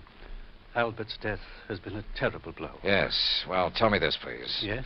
Did Mr. Winkler make a habit of taking valuable pieces of jewelry to his residence? Yes, Albert often took pieces home with him to work on them, clean, polish, and so on. Wasn't that a rather dangerous practice? Frankly, I always thought so, but he felt there was far more chance of being robbed if he were alone at the office than at his flat, where he wouldn't be expected to have anything of great value. Well, who has seen the Green Eye of Calcutta besides you and Mr. Winkler? I'm not sure. Of course, almost anyone would have been able to recognize it. Because of the publicity and pictures when you brought it over here? Yes. Come to think of it, Blossom indicated he'd been much impressed with it. Wilbert Blossom? Yeah. You know him? He's been in the office many times. He and Albert were always bickering over pieces that either of Bickering? us had. Well, it was really something of a joke. Albert always wanted some of Blossom's heirloom pieces, and Blossom wanted some of the finer things we had. Did he ever buy? Never. He always wanted us to put them up at auction or at a bargain price. Hardly our way of doing things, needless to say. When did you last see Blossom? Why, last Friday. I was busy with an important client, and from the back room where Albert worked, I remember hearing Blossom insist that Albert show him the emerald. Oh, did he? I don't know. The silly argument got so noisy that I closed the door on them. Oh, now, wait. Certainly you aren't thinking that perhaps Wilbert Blossom... I'm not quite certain what I'm thinking, Mr. Blewett. Item 5, 10 cents, phone call to Randy Singer. No, not a thing, Johnny. One of the 3 names on Blossom's list is in Europe. The other 2 did go to the railroad auction, but purchased nothing. Randy, do a couple of things for me, will you? Like what? Phone whoever is stationed at Winkler's place that I want to look it over. Sure, everything is just as it was, including the poker that was used to kill him. Also, I want a copy of the picture of the trunk your lab boys took and the list of Blossom's friends. I'll have them waiting for you. And post a man at Blossom's place. Keep an eye on him. Yes, right away. Johnny, have you learned something? No, just, just for his protection, say. I'll talk to you later. Yeah, but...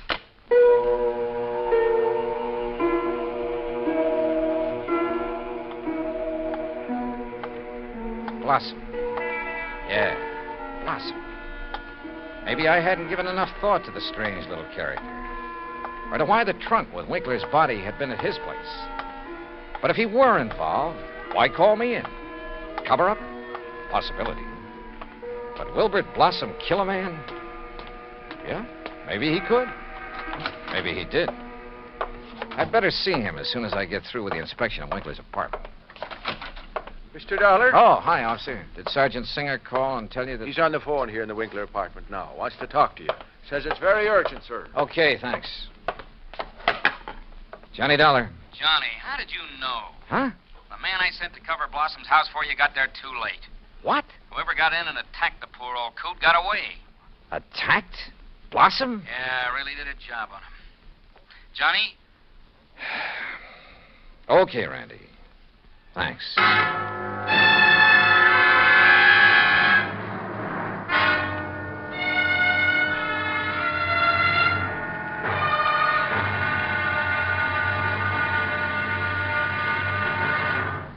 Act 2 of yours truly, Johnny Dollar, in just a moment. Democracy. As everyone knows, democracy means many things. Self-rule of the people, a higher standard of living, freedom of speech, press and religion, rights and privileges, liberty. But the most vital promise of democracy is mankind's right to dignity. For it is through the dignity of man that democracy has given mankind its greatest legacy of freedom. Now, Act 2 of yours truly, Johnny Dollar, and the Blooming Blossom Matter.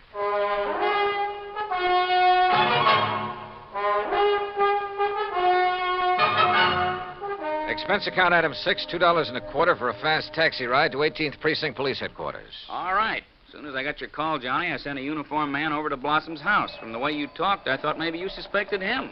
Yeah, Randy, I'm afraid I did. Boy, how wrong can you be? Anyhow, when he got there, he found the front door open and Blossom lying in the dark hallway. Where's Blossom now? The hospital, but he's okay, just bruised up a bit. They're letting him out. Fingerprints? Anything to go on? The lab's checking on the prints right now. Uh-huh. Let me know. Yeah. Anything else? Nope.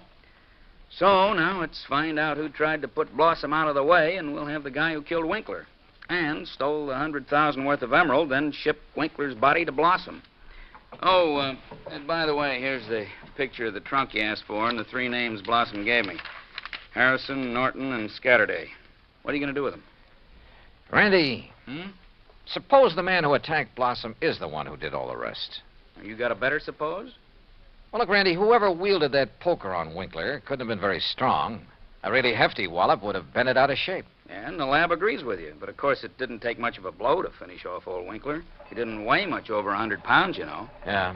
Any strong arm could have finished him off easily and without messing up the whole apartment. And don't forget, whoever did him in also put him in the trunk and delivered it to Blossom's house. But why? Yeah. Yeah, and where's the emerald? That's what you should be worried about. $100,000 worth of worry for your insurance company. Now, what are you going to do with that picture of the trunk and the list of Blossom's friends? Oh, yeah, sure. I'll see you later.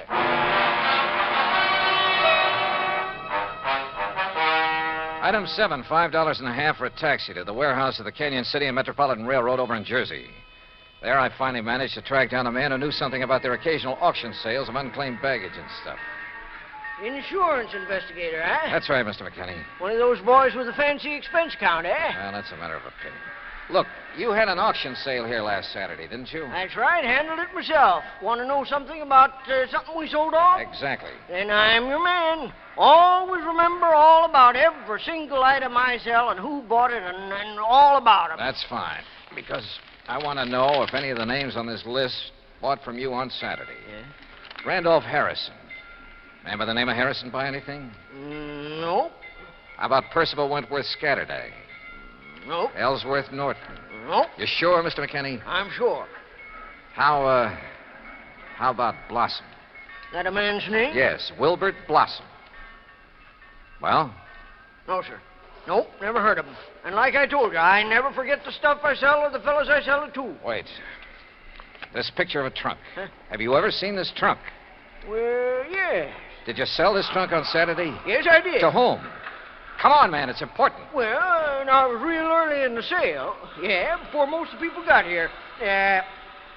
Bought this trunk and had it sent to his apartment in New York. And his name? Well, it was a funny kind of name. Blinky or Winky or... Oh, no. Winkler. Winkler. That was it. Albert Winkler.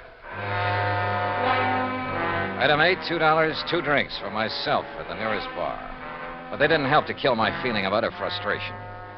Item 9, $5.50 taxi back to 18th Precinct headquarters in New York for want of a better place to go. Oh, it's about time you got here, Johnny. Oh? We matched up the prints we found after Blossom was attacked. You know who made them? Yeah, here's his card. Carlo Bernasconi. Any reckon? Couple of a dozen arrests, only one conviction. Anything to do with jewelry? Better. Accessory to a hijack operation a couple of years ago. He drove the truck. Hey. Sure. Got a mugshot of him? We got him. Downstairs. Come on, I'll take you down. Randy, what's he look like? Like you'd expect the truck driver to look. Big husky brute. Has he admitted anything? Well, the threat of a murder charge made him talk, all right, but none of it makes any sense. Of course it doesn't. But he's our boy, all right. He killed Winkler, beat up Blossom. I thought your lab decided whoever killed Winkler was a small fella. Yeah. So the theory about the same man killing Winkler and beating up Blossom doesn't work. But, Johnny, holy... Come on down. Let's talk to this Bernasconi. After I make a phone call. Huh? Who to? Yeah? Get me a man named McKinney, Canyon City and Metropolitan Railroad warehouse over in Jersey. Make it fast, please. Yes, sir. Hey, you been over there, Johnny? Just before I got here. Did you find out anything? No, but I'm going to now. Like what? Randy, for the first time, this whole thing is beginning to make sense. Here's your party. Mr. McKinney? That's me. This is Johnny Dollar, remember? Sure do. Good. And say, Now... I've been reading in the paper since you left here about that body found in the trunk over there in New York. Yeah, well, look. Is that the same trunk you was over here asking about? Yes. Now, you told me that trunk was bought by a man who gave his name as Winkler. That's right. Do you remember what he looked like? Sure do. Why, I can give it to you as accurate as if it was in the police files. Well? Height, 5'9", maybe 9.5. Go on. Weight, between 155 and 58. You see, when I was young, I worked with a carny show guessing weight and height, and if I didn't guess it right... Yeah, okay. Now, how about the color of the eyes? Well, I noticed them because because of the way he squinted through them thick, old-fashioned steel glasses. Thanks, Mac. I'm sending you a 10 spot on the next mail. Well, now. Well, Johnny? Come on, Randy. Let's go down and see this Bernasconi. You find something out new? Yeah. And I don't like it. I don't like it.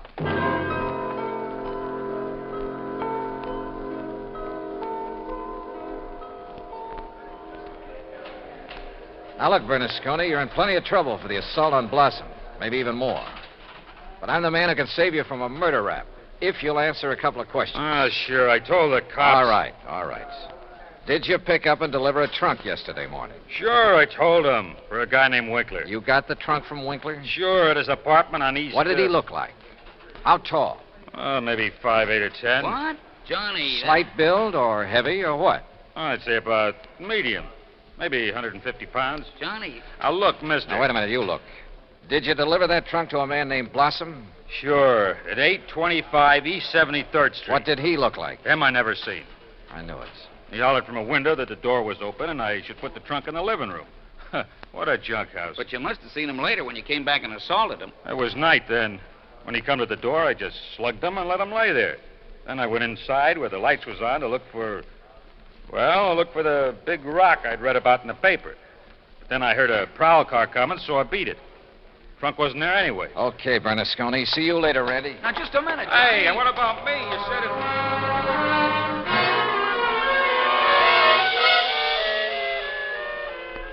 Item 10, 90 cents, taxi to Wilbert Blossom's old brownstone house on East 73rd. Come in, Johnny. Thanks, Mr. Blossom. All recovered from your beating? Oh, of course I am. Here, sit down. You said you wanted to help me on this case. Oh, yes, indeed. Why, this chance to work with a man I consider the finest insurance investigator in the world. Yeah. That's why I called you when I got the trunk with Mr. Winkler's body in it. Mr. Blossom, why don't you tell All the my truth? drab, dull life, I wanted to be a detective, an investigator. And this was my chance. My chance... Tell the truth, did you say? Mr. Blossom, listen to some facts for a minute and see what conclusions you draw from them. Oh, deductions. Like a detective. To begin with, this house of yours so full of, well, junk. I told you, Johnny, I like things. I like things. But it also has a lot of fine paintings, sculpture, china, jewelry. Oh, I like all sorts of things, especially if they're fine and rare. And bargains. Like the green eye of Calcutta? Oh, the most beautiful emerald in the world. And I would conclude that you'd do just about anything to have that stone. Yes, sir, Johnny. I'd reach the same conclusion. Okay. Now, when Albert Winkler and the emerald disappeared, it was in the papers that Inter Allied had written policies on them. Conclusion? Yes, sir. I would deduce that you would be called in. Wouldn't it be smart, then, if the killer was afraid I'd eventually get around to him anyway? Wouldn't it be smart for him to call me in and offer to help me? As a cover-up for what he'd done? Oh, yes. Yes, indeed. Or at least he'd think it would.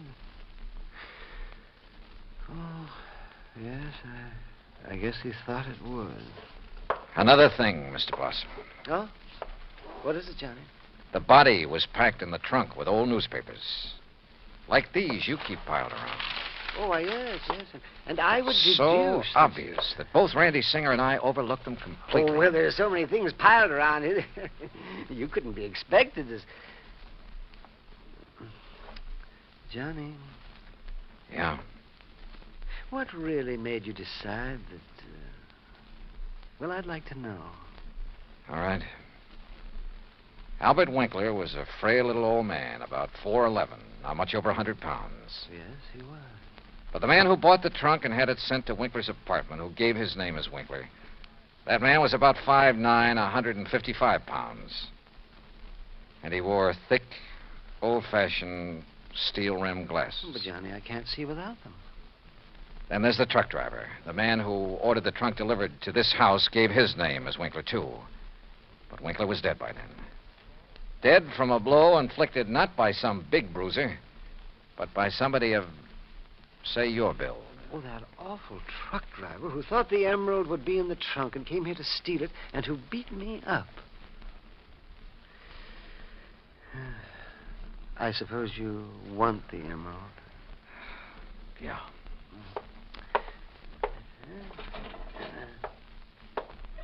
Here, Johnny, I kept it in this old coffee pot that I picked up at an auction sale. Real bargain, too.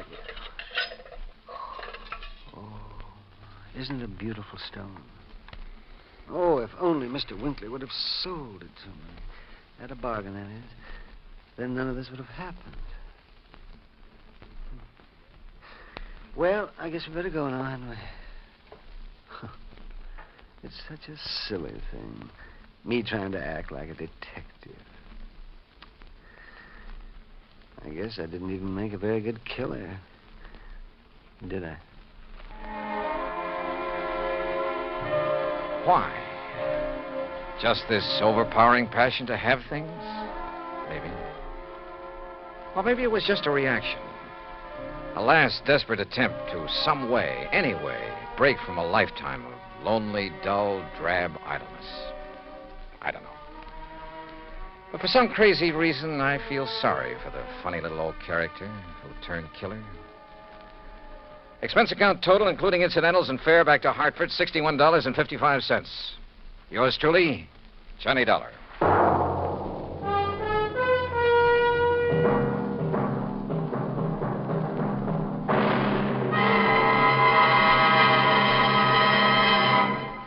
Now, here is our star to tell you about next week's story. Next week, a case so simple, so easy, so obvious, that it proves almost impossible to solve. Join us, won't you? Yours truly, Johnny Dollar.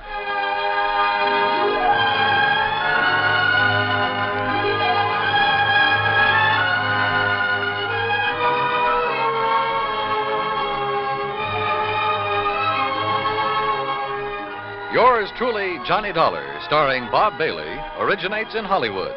It is produced and directed by Jack Johnstone, who also wrote tonight's story.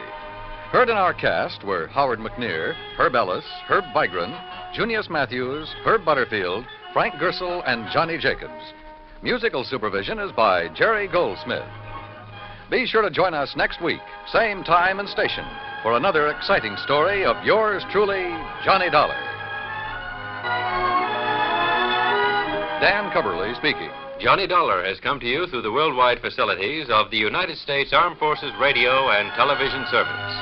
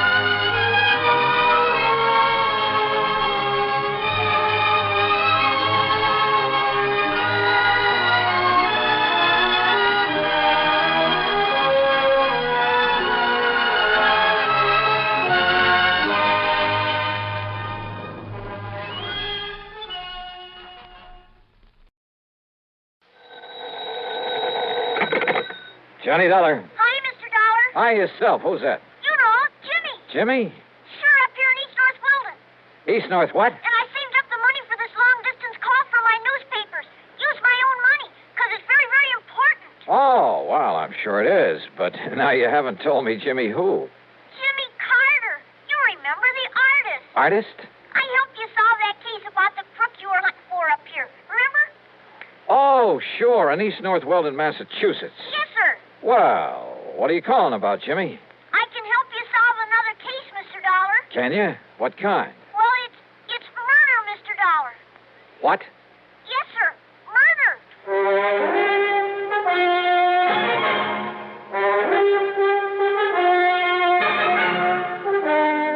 Bob Bailey in the exciting adventures of the man with the action-packed expense account, America's fabulous freelance insurance investigator. Yours truly, Johnny Dollar.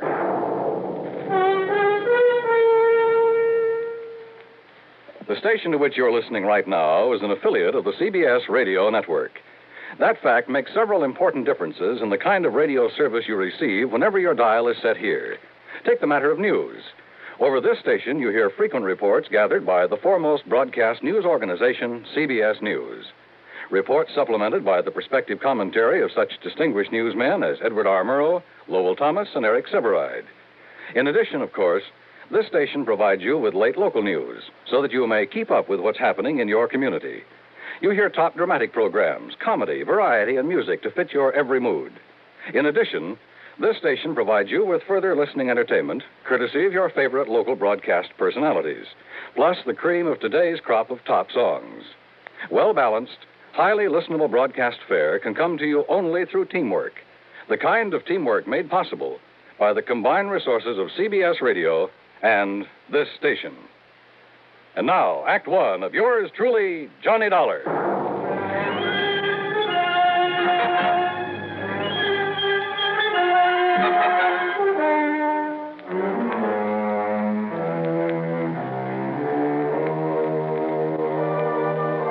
Expense account submitted by Special Investigator Johnny Dollar to the Amalgamated Life Association, Home Office, Hartford, Connecticut.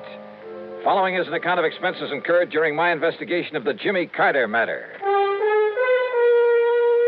It was only last fall that I'd gone to the sleepy little town of East North Weldon up in Massachusetts to run down a heavily bearded man who'd stolen some money a while back from a furniture plant. It was little Jimmy Carter who'd really solved the case for me by drawing some hair and a beard on a poster. A poster of the bald-headed, clean-shaven mayor had shown him up as he looked before as the criminal. Sure, I remember Jimmy Carter. Well, yes, sir. That's why I'm spending my own money to make this long-distance telephone call from the telephone booth here in the drugstore. Because if you come right up here right away, I can help you solve a murder. Who's, Jimmy? But if that murderer ever finds out that I know who he is, well, that's why I think you better come up here right away. Yeah, Jimmy... See, everybody around here, and even his own insurance company, too, they all thought he just had an accident. His name was Mr. Andrew Parkinson. Parkinson, I see. I'm talking kind of fast because I used up all my money in this telephone, but Mr. Dollar, I saw this other man throw him off that bridge. Did he know you saw him? Oh, I don't see how he could help it, but he didn't do anything about it, so, well, maybe he didn't see me after all. All right, what's the name of this other man, the killer? Well, his name is... I'm sorry, sir, but your 3 minutes are up. What? But, gee, this is all the money I have. I'm sorry. Operator. Okay, I'll hang up then. The name, Jimmy. Goodbye, Mr. Dollar. Will you hurry up and come? The name of the killer. Goodbye, sir. No, reverse the charges. Jimmy. Operator. Operator.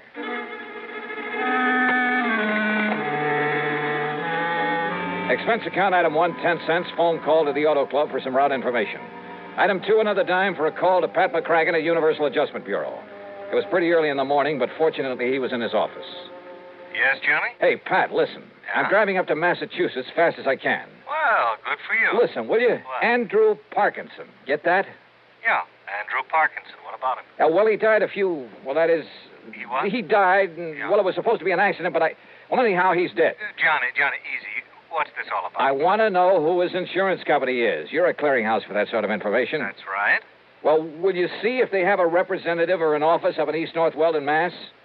East North Weldon? That's right. It's just east of North Weldon. Oh, no. You know, up north of Fitchburg. Oh, that place I have heard of. Well, somebody in that company called it accidental. But listen, I have reason to think it wasn't. What? So if I can contact whoever it is up there, and listen, Pat, there may be a kid's life at stake. Johnny, this is about as confusing as anything. Yeah, I know. I'm sorry. Just get me the name of the company that insured the life of Andrew Parkinson. Well, whatever you say. Good. But it may take a couple of hours. Okay, just get it for me. I'll call you when I get up there.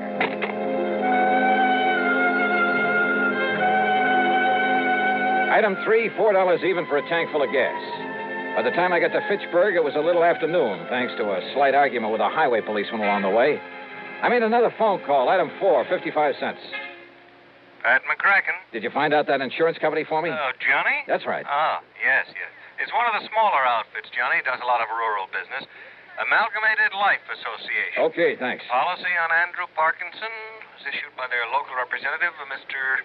Waldo Bottomley. They're in East North Weldon? That's right. Good. And And the company's report on Parkinson says that his death was accidental. It's already been reported? Mm-hmm. Well, when did he die, Pat? Day before yesterday. And a claim's been filed? Yes. $10,000 with a double indemnity clause. Wait a minute. Who's the beneficiary?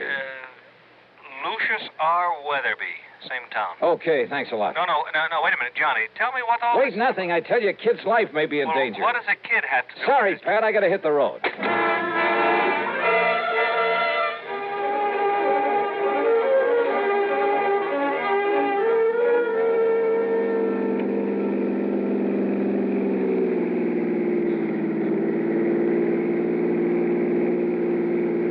It was after 2 p.m. when I finally pulled up in front of the combination drugstore and mercantile at the one business corner in the village of East North Weldon. One of the local citizenry, looking slightly under the weather, sat on the rickety porch of the store, hacking away at a stick of wood with an old pocket knife. Howdy. Hiya. You happen to have a little drink about you, sir? No, but listen, where's the little boy who usually sells newspapers around here? His name is Jimmy Carter. Yeah, that's right, sir. Jimmy Carter. Well, have you seen him? Do you know where he is? Seen him this morning. But he's not around here now. Nope. Do you know where I can find him? Nope. Do you know where he lives, where his home is? Yeah. Well, where? Up the street. Oh, sure. What street? Spruce. North Spruce. And the number? 18. Okay, thanks. Listen, my name is Johnny Dollar. If you see him, please tell him I'm looking for him. Johnny Dollar, eh? Yeah. You got the price of a drink on you? Some other time. Just be sure and tell him. Yeah.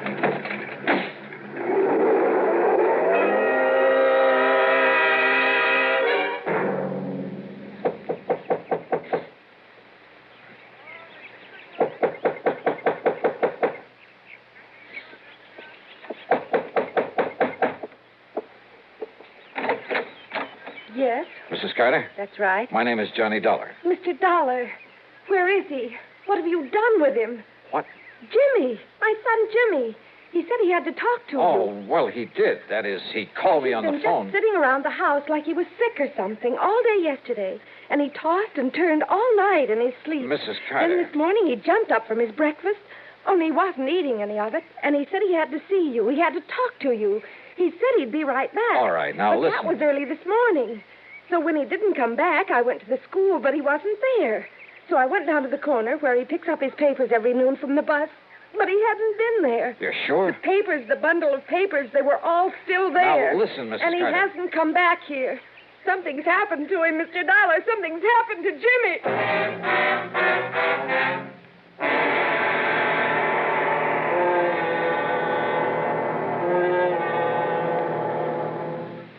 Act two of yours truly, Johnny Dollar, in a moment.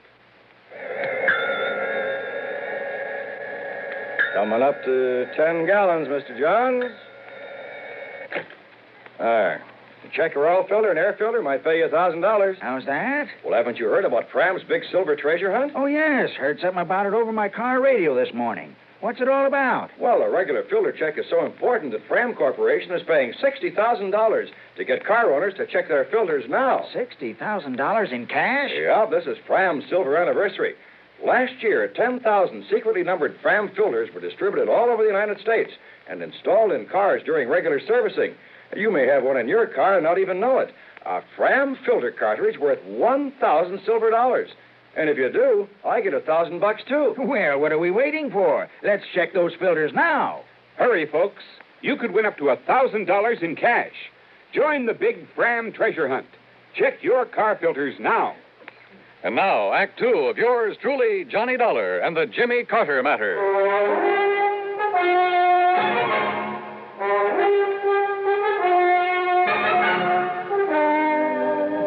Jimmy Carter, the cute little kid who'd helped me solve an embezzlement case up in the small New England town with the unlikely name of East North Weldon, who'd call me on the phone to report a murder.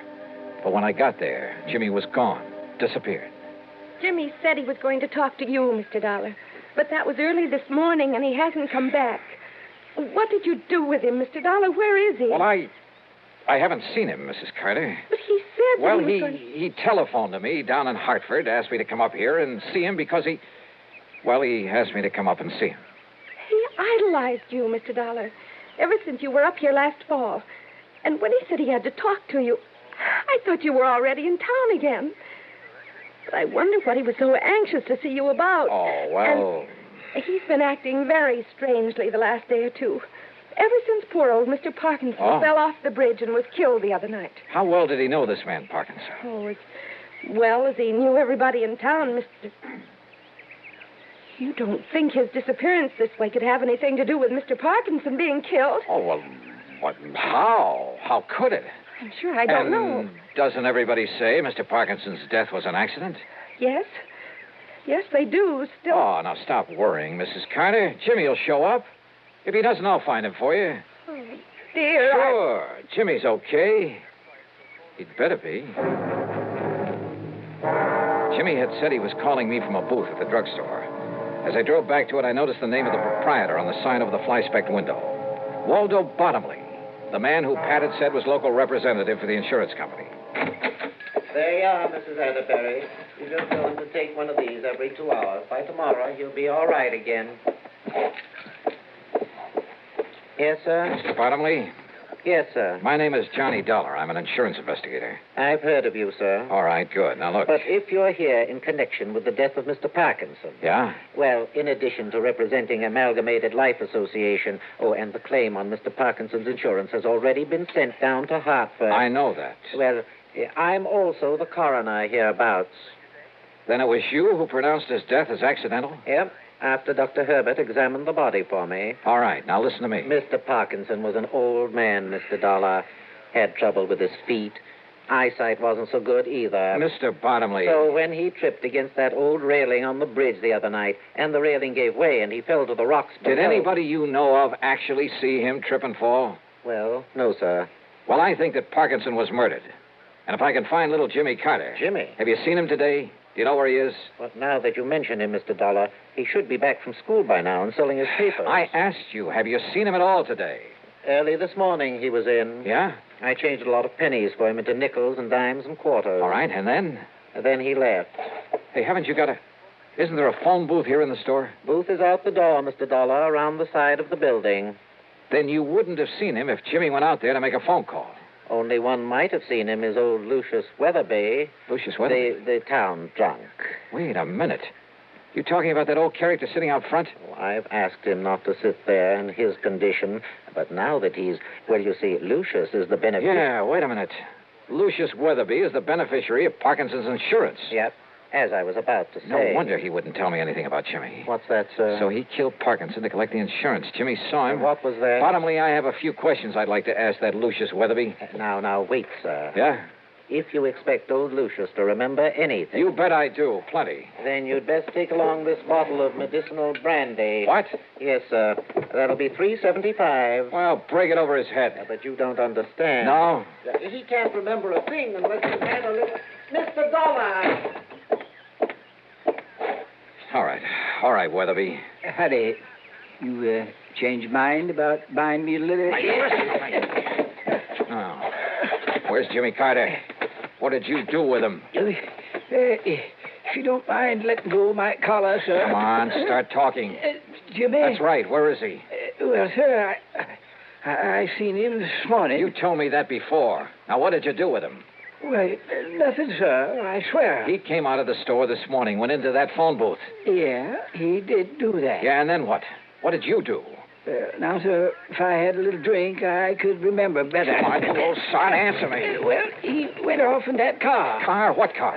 Well, he didn't want to, but... Who? Well, who made him go off in a car? Well, if I could just remember, it was a man. Come on, who? Somebody I know. Yeah? I'm sure I could remember if I had a little drink. Now, you listen to me, you lion. He's telling you the truth, Mr. Dollar. Oh, sure he is. Yes, sir. But if you give him a bit of this medicinal brandy to refresh his memory, truly... Okay, let me have it. That'll be $3.75, if you please. Okay, here. I'll get you the change. Don't bother. Because if this doesn't bring the truth out of him, so help me, I'll... Act 3 of yours truly, Johnny Dollar, in a moment. Be sociable, look smart, keep up to date with Pepsi. Drink light, refreshing Pepsi.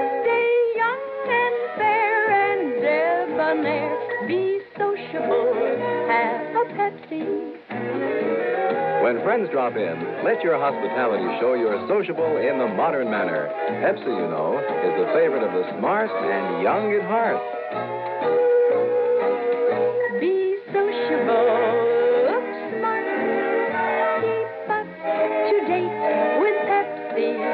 Drink light, refreshing Pepsi. Stay young and fair and debonair. Be sociable, have a Pepsi. Have you tried a Pepsi lately? And now, Act 3 of yours truly, Johnny Dollar. The town drunk, who could only remember things with a drink under his belt. If you ask me, that's a lot of hooey. Nonetheless, item 5, $3.75 for the bottle of what the local druggists call medicinal brandy. Old Lucius Weatherby started lapping it up. Mighty fine, sir.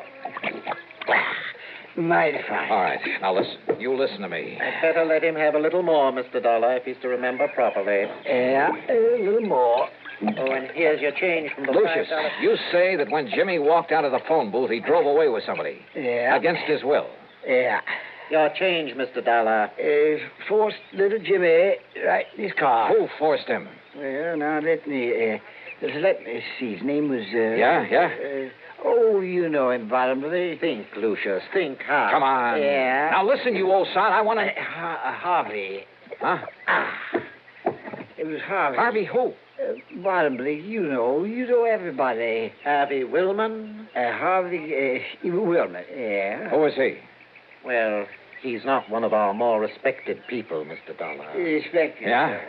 And come to think of it, I believe he was a distant relative of Mr. Parkinson. What does he do? Where does he live? He does nothing, really. He was always trying to beg money from Mr. Parkinson. Never got it, though. Anybody else? I asked you, where can I find him? Where does he live? Winter. That's right. On the old farm out on Winter Avenue. You can tell it by all the new machinery out front. Okay, I'll see you later. Oh, your change, Mr. Dollar.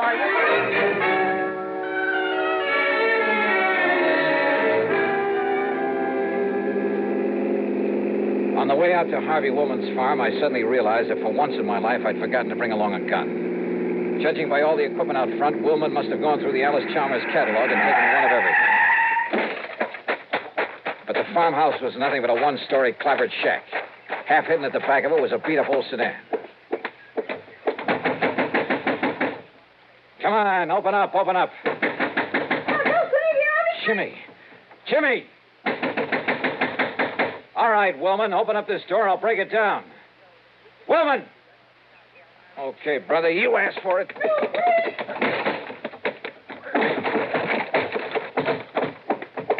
Hey, Jimmy. Jimmy, are you okay? Where's Harvey? Behind you. Back at the door. Don't move, Dollar. I was afraid the kid got that phone call through to you. Too bad for you, he did. All right, look, Willman. No, don't, Mr. Dollar. He'll shoot you.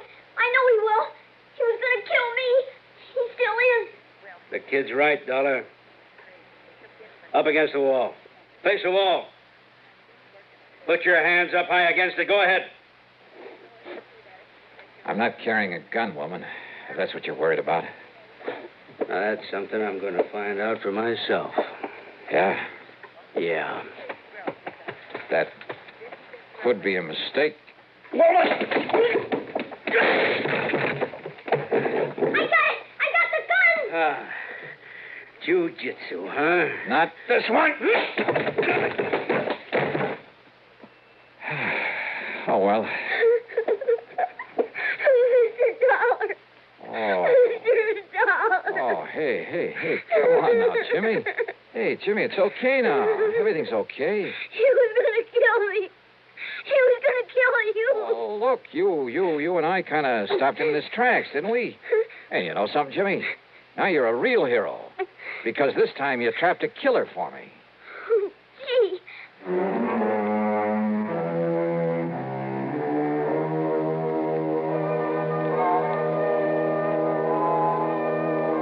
Item 6, $48.50 for a new sports jacket without holes in it. Yeah, Harvey Woolman had managed to get off that one shot. Item 7, $61 even, a brand new bike for Jimmy. Why? Because he saved the company from having to pay double indemnity. Expense account total, including mileage on my car, $117. Unless you'd like to tack on a little extra fee. Yours truly, Johnny Dollar.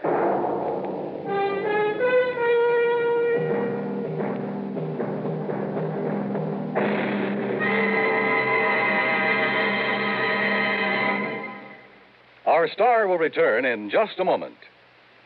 If your 1957 income was more than $5,000, last year, when you filed your federal income tax report, you had to use Form 1040, the long form. Those who earned $5,000 or less were permitted to use the short form, Form 1040A, if they chose. This year, the Internal Revenue Service is offering taxpayers a new Form 1040A, a simplified form with only 15 lines to fill out. The most important difference about this new form is that those whose 1958 incomes were $10,000 or less, and if you take only standard deductions, you're now permitted to file your return on the new short form 1040A. If you earned over $10,000 during 1958 or intend to itemize your deductions or other income variations, the long form 1040 must be used. The Revenue Service again reminds you to be sure to attach all W-2 withholding tax certificates pertaining to your earnings to the form you intend to file. Send your return to the District Director of Internal Revenue at the appropriate district office. Now, here is our star to tell you about next week's story. Next week, San Francisco, a wonderful town. Yeah, for a murder. Join us, won't you? Yours truly, Johnny Dollar.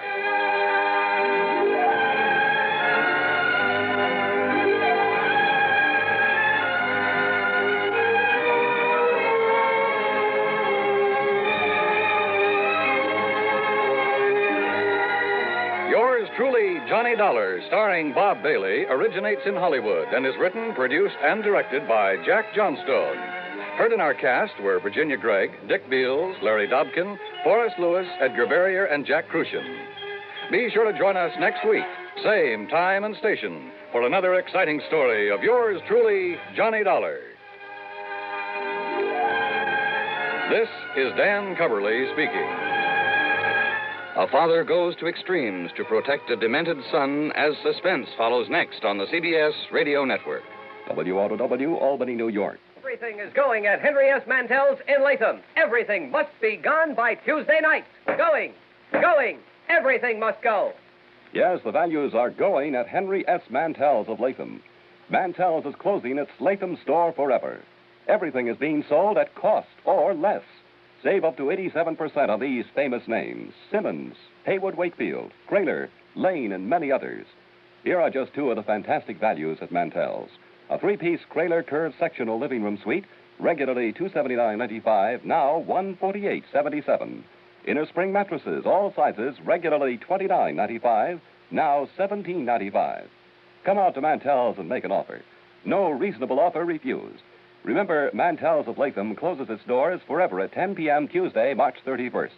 Convenient terms and free delivery within a 100-mile radius at Mantel's of Latham, south of the Latham Shopping Center, open until 10 p.m. 5:30. From Hollywood, it's time now for Johnny Dollar. Johnny, this is Vincent Price. I'm calling from Hollywood. Oh, sure. My name's Shirley Temple. Now, who is it and what? Really, Vincent Price? Do I sound like Mickey Rooney? Well, no. But now, tell me, Mr. Price. Now, look, the name is Vincent. Okay, Vincent. What can I do for you? Johnny, I have a little problem in connection with one of my paintings insured for $100,000. $100,000? You call that a little problem? This painting has suddenly disappeared. Oh, I see. What's the insurance company? State Mutual. Oh, well, they have a small branch office right there in Los Angeles. Yeah, I know, but Bert Parker, the man who sold me the policy and should take care of this matter, well, every time I've called him, he's been out. And I learned just this morning that nobody knows where he is. Okay, Vincent, I'll grab the first plane.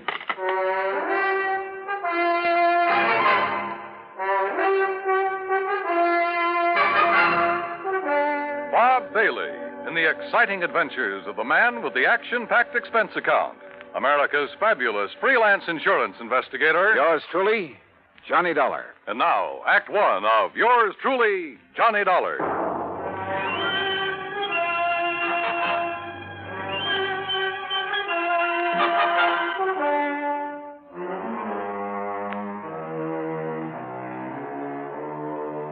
Expense account submitted by Special Investigator Johnny Dollar. to the Four State Mutual Insurance Company Home Office, Hartford, Connecticut. Following is an account of expenses incurred during my investigation of the price of fame matter.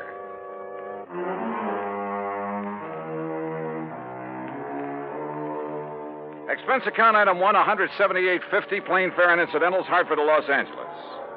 By the time the big silver Constellation made its landing at the international airport, it finally dawned on me that I hadn't arranged with Vincent Price about where and how and what time I'd meet him.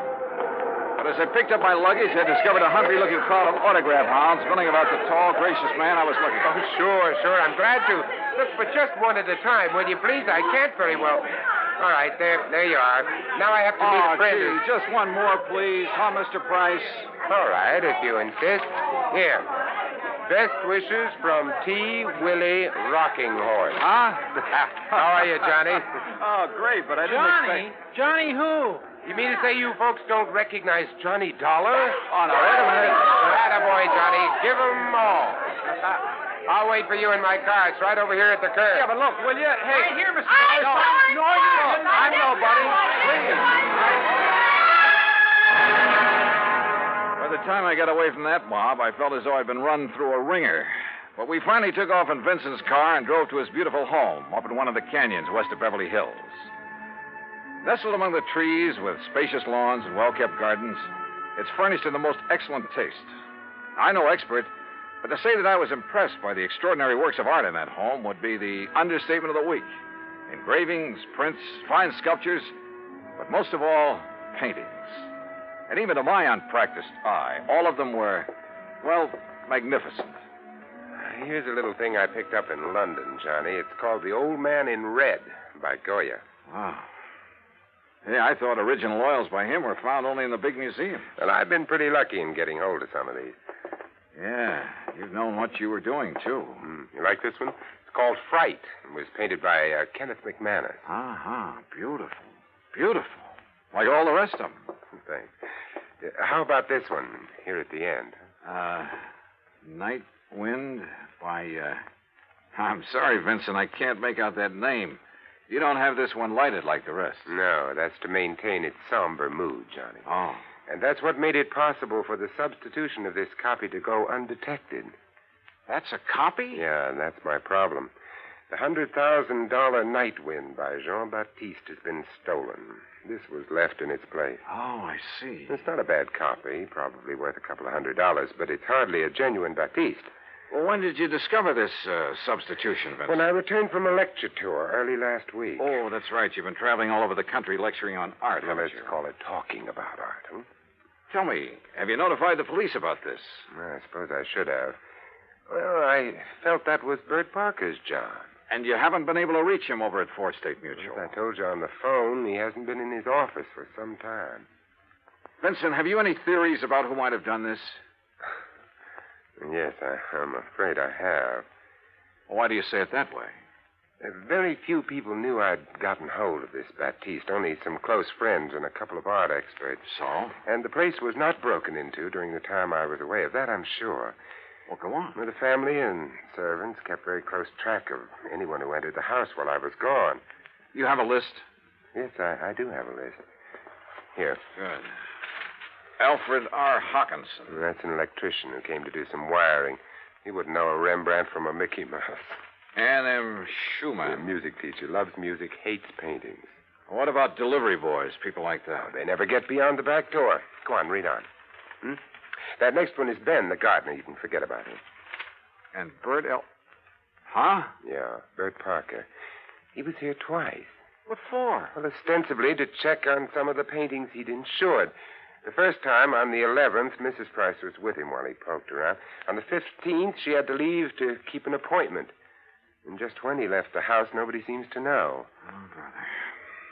Are you thinking the same thing I am? Now, look, Johnny, I haven't known Bert very long, and, well, he seemed like such a harmless little old fuddy-duddy. As for his knowledge of art... Yeah, I wondered about that. Well, he was perfectly satisfied to take my evaluation on the 2 or 3 things he'd insured. So, well, Johnny, I may be all wrong. Vincent, a thing like this may only happen once in 1,000 years. In any event, the company will certainly make good your loss. Well, with a work of art, it isn't really the money that counts. And, Johnny, listen. Look, I may have jumped to a completely unjustified conclusion about Bert Parker. Oh, yeah? Sure. Well, let's go down to his office and see. We'll return to Johnny Dollar and the Price of Fame matter. That's Vincent Price in just a moment. And now, Act Two of yours truly, Johnny Dollar and the Price of Fame matter. A priceless original oil painting stolen from the home of Vincent Price, famous radio and picture star. One of the few people who'd had the opportunity was the man who'd sold him the insurance on it, Bert Parker. Together, we went to Parker's office at 4 State Mutual in downtown Los Angeles. It was on the 16th that Mr. Parker phoned in to say he wasn't feeling very good and wouldn't be in for a day or two. Hey, it was on the 15th that he was at your house, Vincent. Yes, that's over 2 weeks ago. And you haven't heard from him since, Miss Pritt? No, Mr. Dollar. We've tried calling his apartment, but since there hasn't been anything really pressing here at the office... What's the address of his apartment, please? Well, it's out in Westwood, 1308 Pandora Avenue. Look, Vincent, I'm going out there. I'll call you if I find... You're going to need transportation, aren't you, Johnny? By the highest price chauffeur in the country? Sure, why not? Oh, before you go, Mr. Price, I wonder if... if I could have your autograph. Well, why didn't you get Johnny Dollars, Miss Britt? He loves to give them. Oh, yes. Oh, no. No, you don't, Vincent. Let's go. It took a little persuading, but the landlord at Bert's apartment finally let us into his 4-room suite. It was empty, except for a few old clothes, and it was obvious that he'd packed and left in a hurry. I rummaged around in the closets, tables, bureau, for a clue as to where he might have gone, and came up with nothing.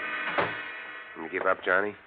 Yeah, Vincent, I'm afraid so. I poked around that desk some more after you'd finished with it and found this wedged in behind a drawer. Oh?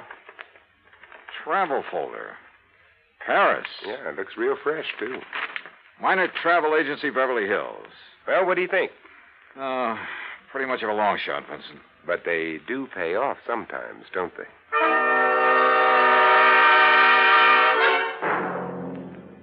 Planned a trip for myself, yes, sir. First class all the way. What was the departure date, Mr. Miner? 16th, first class, straight to Paris. Oh, brother. Paris is a pretty big place. Did you make any arrangements for him for after he got there? Only for when he arrived. Reservations at the Louvois. What? The hotel, Louvois. The Louvois, perhaps. That's what I said. First class, too. Said he wanted something not too far from the Montmartre. Montmartre, if you don't mind. That's what I said, yes. Now, can I fix you gentlemen up with some plane reservations, too? Well, suppose you give me the same flight he took, and I'll stop at the same hotel when I get there. Hey, wait a minute, Johnny. You're not going to leave me out of this. Well, look, I'm still playing a long shot, Vincent, a very long one. What's the difference? Also, I don't know if my expense account will get by the home office. Expense account, forget it. I'm having a ball. Mr. Miner, start making those reservations. Expense account item 2, $984 for the plane to Paris. Well, it turned out to be the most interesting flight I've ever made because of the company of Vincent Price. An amazing conversationalist. He could talk about anything, including art. And he has a tremendous sense of humor.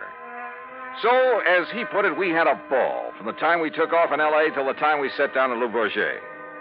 Item 3, 520 American, taxi into the Hotel Louvois, where the manager was, somewhat helpful. Oh, mais oui. The Monsieur Parker leave us but only 2 days ago, after some slight misunderstanding about l'addition, the deal. Yeah, you mean he was running out of money? Monsieur, I did not say that. But that's what you meant, isn't it? You know where he spent his time around here? But of course. His business, he say, took him constantly to Montmartre. Where in Montmartre? Who is to know? Oh, that's like saying somewhere in Brooklyn. Brooklyn? Perhaps you know my cousin. Johnny, he was... Johnny, I just got an idea. Shoot. Works of art, even very good ones, are sometimes sold in rather unorthodox ways. They go through some rather strange hands. They're not always sold over the counter, so to speak, by reputable dealers. You know what I mean? Yeah, but how to contact the kind of people who might... You got any ideas? Why don't you just go on up to our suite and sit tight for a while, I'll see what I can dig up. You are keeping something from me, Vincent. Mm-hmm. But, Johnny, there are some things even funk keeps from Wagnalls. I'll see you later.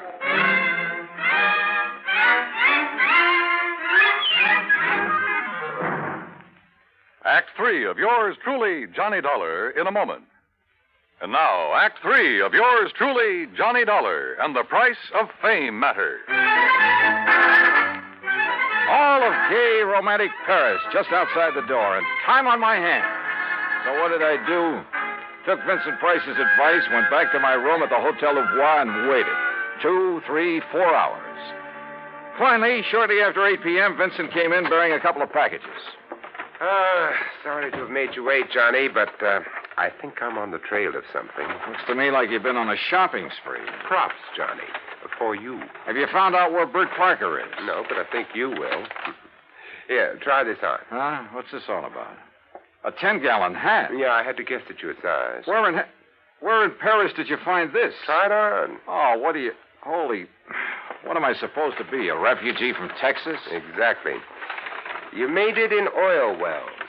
Your name is Matthew. Huh? You're over here to see the sights, all the wild nightlife you've heard about, the Folie Bergère, Rue Blondel, Place Pigalle. Here, try on this shirt. Oh, brother. Look, I don't know what this is all about, but hadn't we better get something to eat? Try it on. If you don't take me to one of the world-famous restaurants in this town... Maybe tomorrow. Huh? Yeah, that's good. That shirt's going to be all right. What do you mean tomorrow? Here, now, stick this genuine simulated imitation diamond-type stick pin in the front. Wait a minute, I'll do it for you. Yeah, what the Sam... There you are, and with this big hunk of glass on your finger. There, now, look at you. Oh, you look. I'm hungry. Well, maybe you'll even get food where you're going. Now, where do you think I'm going in this rig? To a little joint on the Rue Blondel called the Bal Macabre. Now, what am I supposed to do there, if I go there? Sit around. Look prosperous. And see what happens. Oh, Vincent. Remember, you made it in oil. Millions. Yeah, but Vincent... Also, you're interested in art, and your name is Matthew. Look, will you... On your way, Johnny. The taxi that's waiting for you out front knows exactly where to take you. The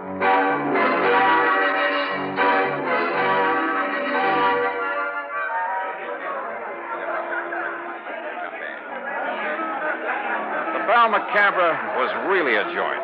It was dirty, and the people packed like sardines in it were dirty, too. Characters who made a business of being characters.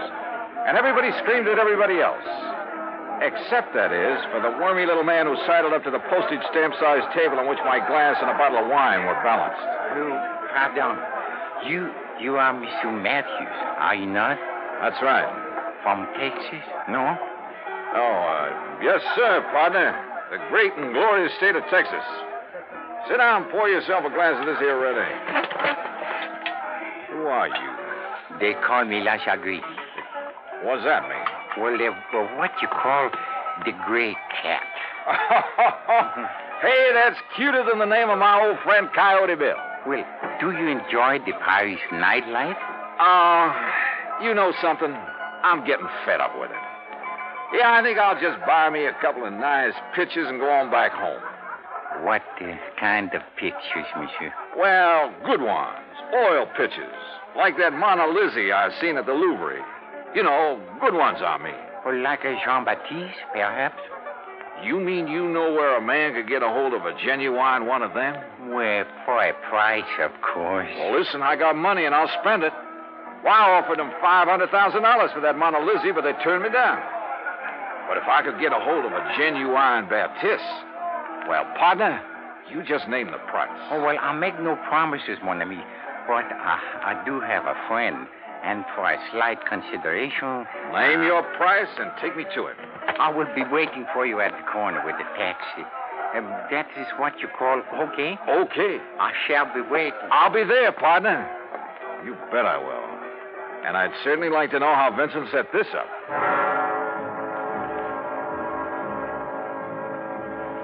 The taxi dropped us off at one of the most disreputable-looking apartments in the whole of Paris. My friend, who called himself the Gray Cat, looked carefully around before entering the front door. Then we climbed 4 flights of a dark, musty stairway. No, remember, my friend, you are not to pay the price he asks at first. If you like, I will make the arrangements for you. Now, that would be right friendly of you, partner. But how will you come out on this? Well, all I ask, monsieur, is 10% of what you pay. And maybe a little extra from him for bringing me up here? Oh, monsieur. Oh, now, don't give me that, partner. I've been around. I'm wise to how you fellas operate. But if I can get a hold of a real, genuine Baptiste... You will see.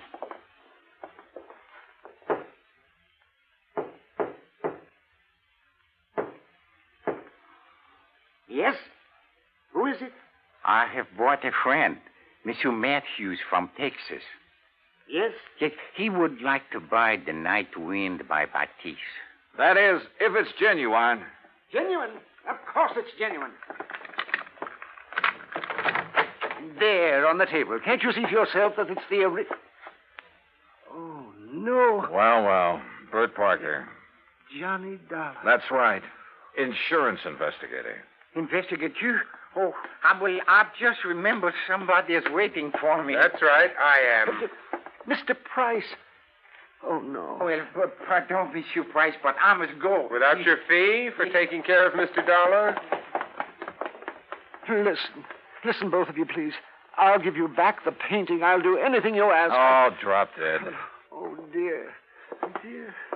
Well, Vincent, there it is. Yep.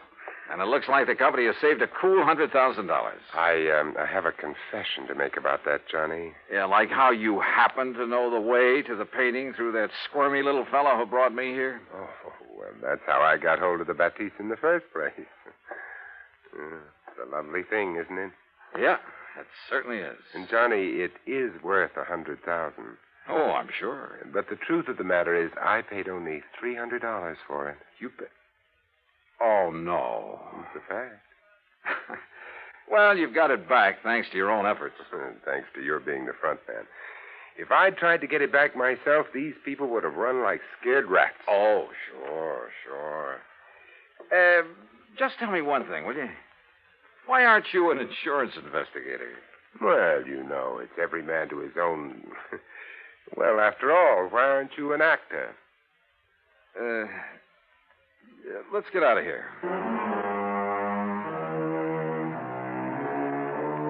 Disposition of Bert Parker? Well, that's entirely up to the company. Vincent, now that he has the painting back, doesn't care one way or the other. However, from the company's standpoint, well, it's not the kind of black eye that's good for you. Expense account total, including incidentals and transportation back to the States, $2,341. Remarks? Well, to Vincent Price, my eternal thanks. Not only for the help on this case, but most of all because it's given me a chance to really know him. Yours truly, Johnny Dollar.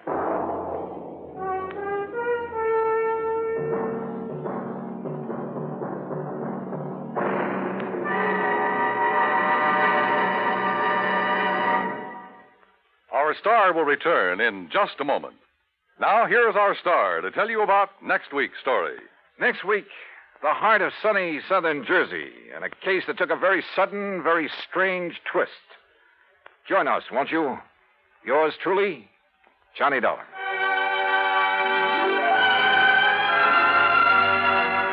Yours truly, Johnny Dollar, starring Bob Bailey, originates in Hollywood and is produced and directed by Jack Johnstone, who also wrote today's story. Heard in our cast were Virginia Gregg, Junius Matthews, Tony Barrett, Horace Lewis, Howard McNear, and, of course, our special guest, Vincent Price. Be sure to join us next week, same time and station, for another exciting story of yours truly, Johnny Dollar. This is Dan Cubberly speaking.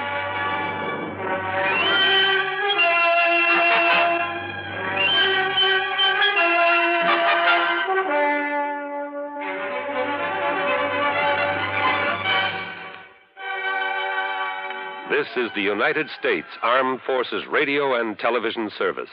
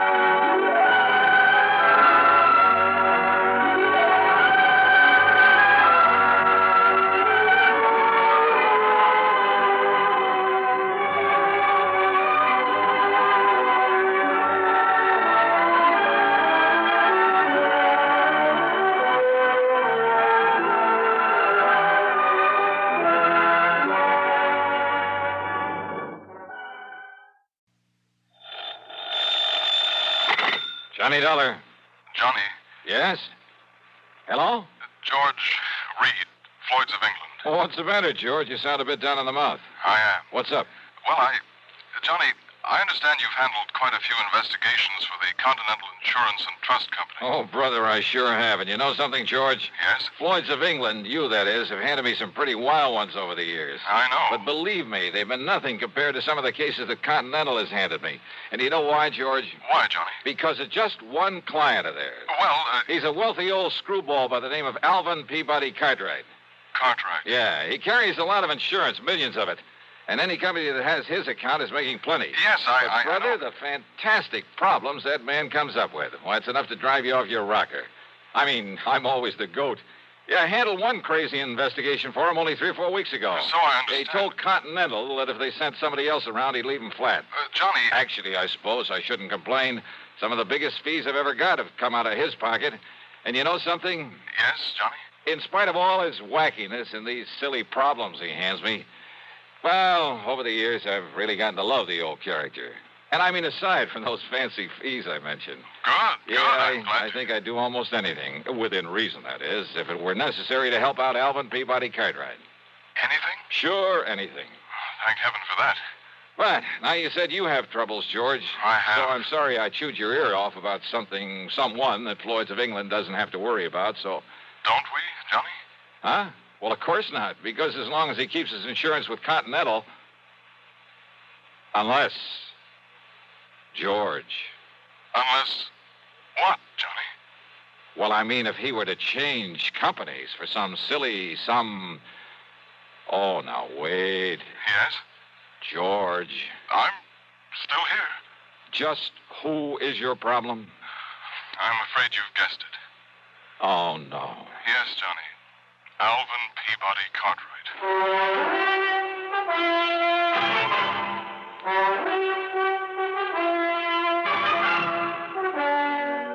CBS Radio brings you Bob Bailey in the exciting adventures of the man with the action-packed expense account, America's fabulous freelance insurance investigator. Yours truly, Johnny Dollar.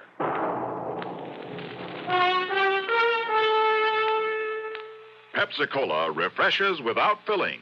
Why? Because it's truly light. Charlie, you're forgetting something. Wait, Kay, there's more. Yes, ice-cold Pepsi is the delicious refreshment that goes great at a picnic or a party. But, Charlie... And Pepsi goes fast. People like it, so keep plenty handy. There.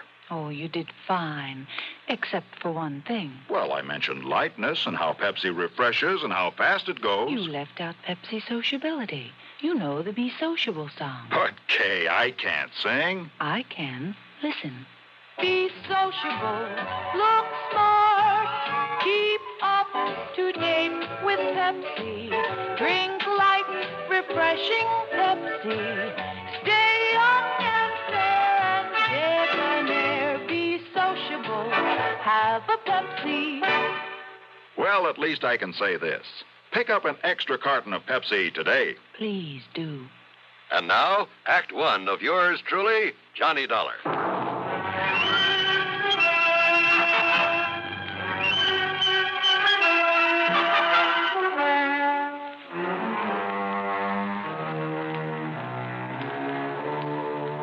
Expense account submitted by Special Investigator Johnny Dollar to Floyd's of England, North American Office, Hartford, Connecticut. Following is an account of expenses incurred during my investigation of the Alvin's Alfred matter.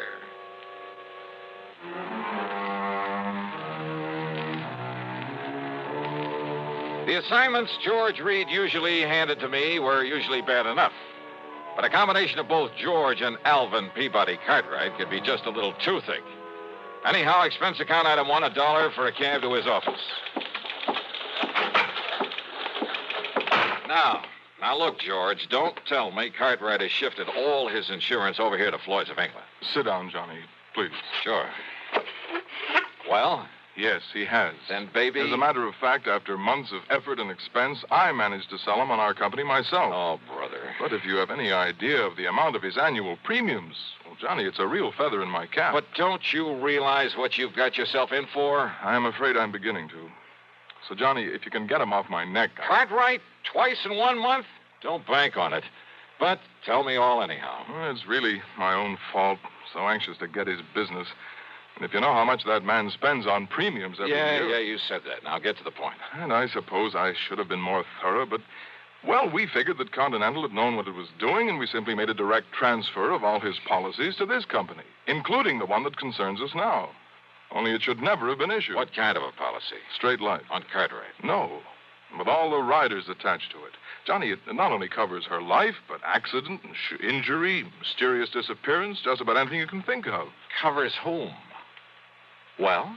The name on the policy. Alfred. Alfred? Alfred Cartwright. A relative? No. No.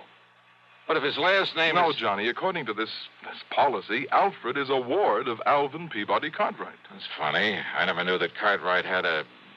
Well, what's the difference? What's happened to this Alfred? According to Mr. Cartwright, it was an abduction. Oh, a kidnapping, huh? No, not exactly. Well, what do you mean? If he was abducted, that means he was... Wait a minute. Yes? A minute ago, you started talking about the insurance policy on her. That's right. And then you started talking about Alfred. Alfred is a she. Is a what? Hey, well, what do you mean about an abduction of her, it not being a kidnapping? Oh, I said not exactly. But Alfred was abducted. Yes. Oh, look, would you start making some sense about this? I wish I could. And if this sort of thing is typical of Cartwright... Come on, George. If Alfred was abducted but wasn't kidnapped, well, okay, what happened? Well, you see, Johnny, Alfred... A female. A female. Well? Alfred happens to be a dog. Okay, so what's the difference? If she's been abducted, she's... A dog? Yes. Oh, no.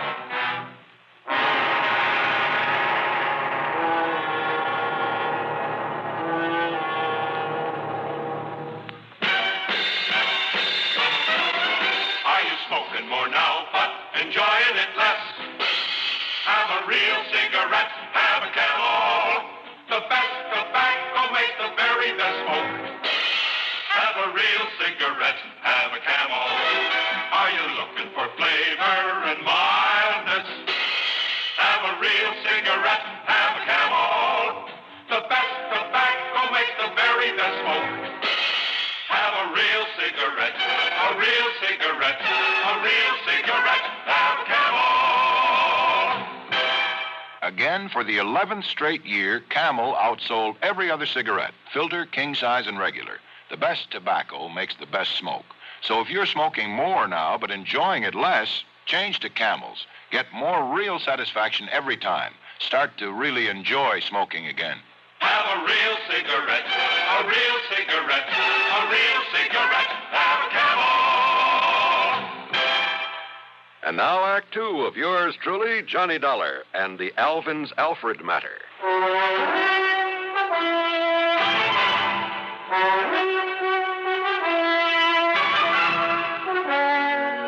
George, life, accident, injury, mysterious disappearance, all that insurance on a dog? Yes, Johnny.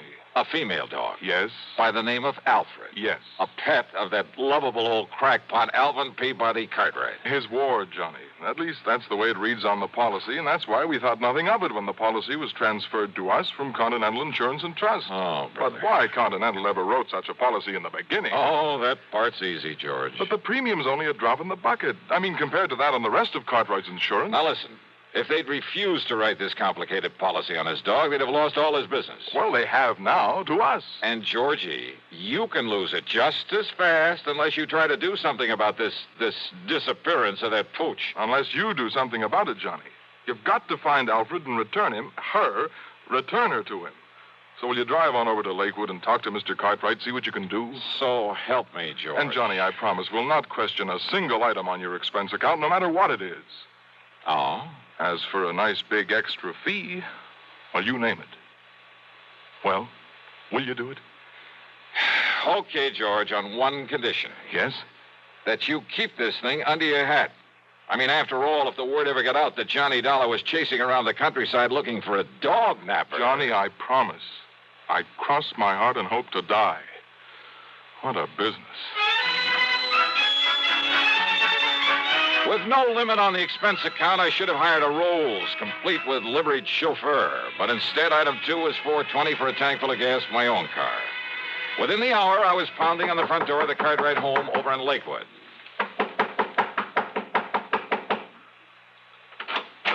Hiya, Mr. Cartwright. No. I'm sorry, young man, but I'm far too upset to talk to anyone right now. So goodbye. No, wait a minute. Hey! Yes. Why, Johnny? That's right. Well, why didn't you say so? Come in, boy. Come in. Sure. Well, sir, how are you? Yes, come in and commiserate with me in my hour of bereavement. How anybody could be so wicked as to take Alfred, my pride and joy, away from me. But somebody did. And, Johnny, you must find her and must bring the culprit to justice. Spare no effort, spare no expense, but come on, Johnny. Well, have you any idea, Mr. Cartwright, who might have walked off with the pooch? Pooch? Oh, Johnny, how can you use such a term? Alfred was almost like a child to me. Dear little thing. Oh, yeah, I'm sure. But you haven't answered my question. Do I know who committed this dastardly deed? Yes. Of course I do. Oh, sir. Come along, Johnny. I'll show you Alfred's picture so you'll know her when you see it. All right. But now, why send for me, Mr. Cartwright? What? Well, I mean, if you know who did this. I certainly do. And, Johnny, he must be made to pay the penalty for this nefarious deed. Now, look. Here's dear little Alfred's room. Huh? Well, do you like it? Isn't it nice? I could hardly believe my eyes. It was more like the playroom for some much too wealthy child. Why, he must have spent thousands on it. On the soft, thick, wall-to-wall carpeting, all the furnishings, including a bed in the corner with a foam rubber mattress. There was a growing tree in the middle of the floor and a half-dozen miniature fire plugs scattered about. There were rubber bones and balls and toys of all sorts and sizes Toys. In addition to everything a dog could possibly play with, there was a big table with a scale model electric train, an erector set, a microscope, a lot of other science toys, including a working model of a... Huh? Isn't it nice, Johnny? Oh, no. Look, Mr. Cartwright. Yes? Don't tell me the dog played with these things. What thing? Will this toy seismograph or... Toy? What are you talking about? That really works. See? See how the recording needle gave a jump on the roll of tape on it? It runs for a week. Keeps perfect time. Oh, well, sure. So the dog could tell when there's been an earthquake somewhere. Is that it? Well, no. But I may as well admit, Johnny, that some of these things are mine. Yours? Yes. When I was a child, the only toys I had were the ones my poor mother could make with her own hands. And I always said that if I ever had the money, I'd make up for it. That I'd have all the things I couldn't have then. So maybe I'm just a silly old man, second childhood, that sort of thing. But I said I'd have them, and now I have. I see. Did you ever have a nice electric train when you were a youngster? Well, no. My folks couldn't afford it. Yes, but I bet you wanted one, didn't you? Oh, sure I did. Doesn't every... Yes, and after you'd grown up, I bet you spent as much time looking at them in store windows as any kid. All the time wishing you dared to buy one. Just to have it. You think it's all a joke, Johnny? Joke, Mr. Cartwright? About the man who buys his son a train for Christmas and then, plays with it all Christmas morning? Yeah, maybe you got a point there. Of course I have. And that's the trouble with growing up. People get so proud or stuffy or something that they won't unbend. They won't let their hair down and enjoy some of the simple little things that they'd really like to do. They're so afraid that somebody might laugh at them. I'm not laughing, Mr. Cartwright. And that's why I like you, Johnny, because you've sense enough to realize that, maybe an eccentric old character like me isn't so eccentric after all. That he's just become smart enough to get rid of a lot of nonsensical inhibition. Yeah, you have got a point there. Maybe you can understand why this same old man is so upset about losing a wonderful companion, his dog. She was such a dear. I looked all over before I found her and bought her and brought her here. Her, Mr. Cartwright. Yeah, that's right. Then why did you name her Alfred? Well, to be honest about it, Johnny, I'd really hoped for a boy. Yeah. Yes. Now, you say you know who who dog-napped her. Clarence. Clarence? Clarence Brixton. A stupid day servant I fired yesterday. He was the only one that could have done it. Who would have done it? When did this happen? Last night, between 7 and 8. I'd gone over to visit the widow Parkins. Oh, a bit of romance in your life, Mr. Cartwright? Oh, Johnny, how can you say it? Well, she is very nice. I mean, there was nobody here but little Alfred. I'd even locked her in. Oh, what about the house? Was it locked? Of course it was. But Clarence still had his key to it. And if you know this house, Johnny, and nobody could have broken in. Oh, I'm sure of that. Besides, there was no sign of anybody trying to. There was no footprints outside. There was no ladder marks. There was nothing. Even the stupid local police agree that Clarence must have done it. Then why haven't they nabbed him? Because they believe his alibi. From that character, that wife of his. They live the other side of town, and she swears he was at home when it happened. And you're sure that only he had a key to this house? That's right, outside of my own. So he must have done it. Only the dumb police won't do anything because of his so-called alibi. And we got to break that alibi. That's right. But how? How, Johnny? Well, I got a crazy idea. Huh? Well, I thought I was the only one who got Just, let me take a real close look at one of these toys in here. One of these toys? Yeah, that's right. It's a long chance, Mr. Cartwright. But let's see what happens.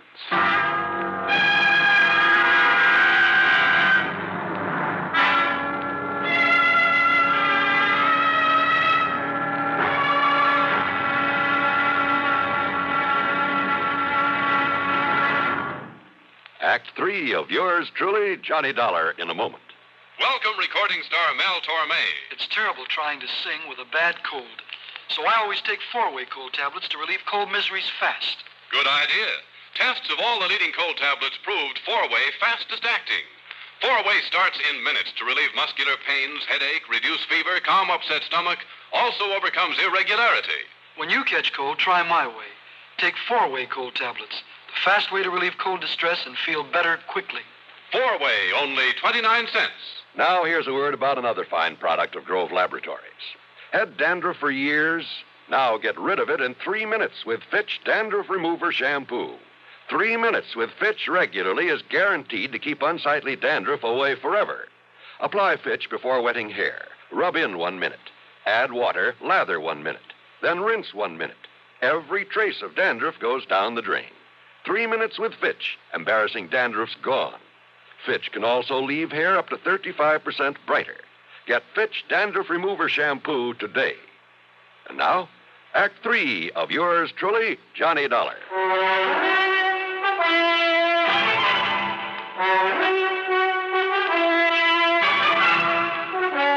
I got back into my car and drove to the address of Clarence Brixton. I hoped he was as stupid as Cartwright seemed to think. Yeah, mister. Mrs. Brixton, That's right. I want to see your husband. No, who are you? Johnny Dollar, special investigator. No, get him out of here, Mabel. Throw him out. What are you so worried about, Brixton? First it was those dumb cops that crazy old geezer sends around here. Now it's you. Well, me, I'm full up to hear all this yakking about me taking that mangy little hound of his and that snapping, yipping little female. What you done to my Clarence? Them sharp teeth of hern. You show him your hand, Clarence. Yeah, forget it, Mabel, and shut up. You get these marks when you were hauling Alfred out of that playroom against her will? Huh? Now listen. A little dog, you said. Oh, not much bigger than Clarence's hand. Pies in his little Oh, then you've seen it, Mrs. Brixton. Well, no. Now, Clarence told me about it. Yeah, sure, I told her. I see. Well, what do you see? And I hope it means the dog is still alive. After all, if you took the trouble to bring it here. Well, what are you talking about? You trying to say I stole the dog off of him?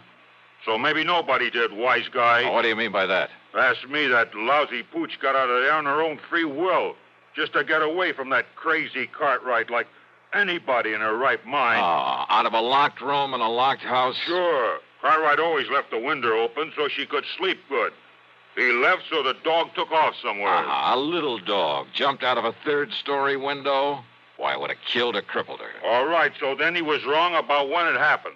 While he was out, he said. And he was out between 7 and 8 p.m. last night. And that's when somebody chased Alfred around until he caught her, then took her away. Prove it. Yeah, some big, clumsy ox like yourself, Clarence, who had a key, who knew the place, knew he'd better leave the place looking undisturbed before getting away.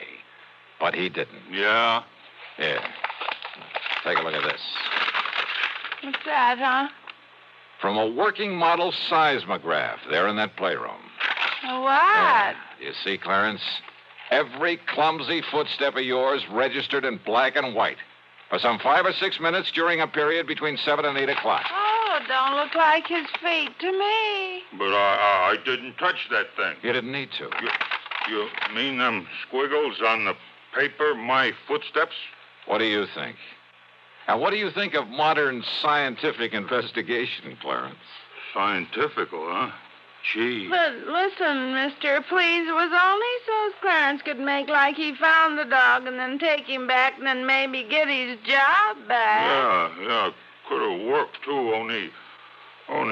Only what, Clarence? Some local cops. They was a pushover. But then you had to come along. All right, Dollar. Well? Dollar, I give myself up.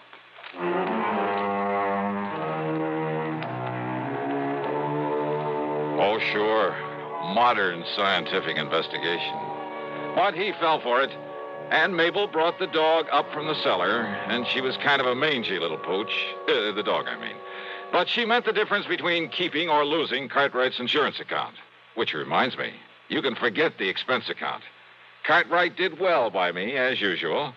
And he'll probably break down and take Clarence back. Oh, well. Yours truly, Johnny Dollar.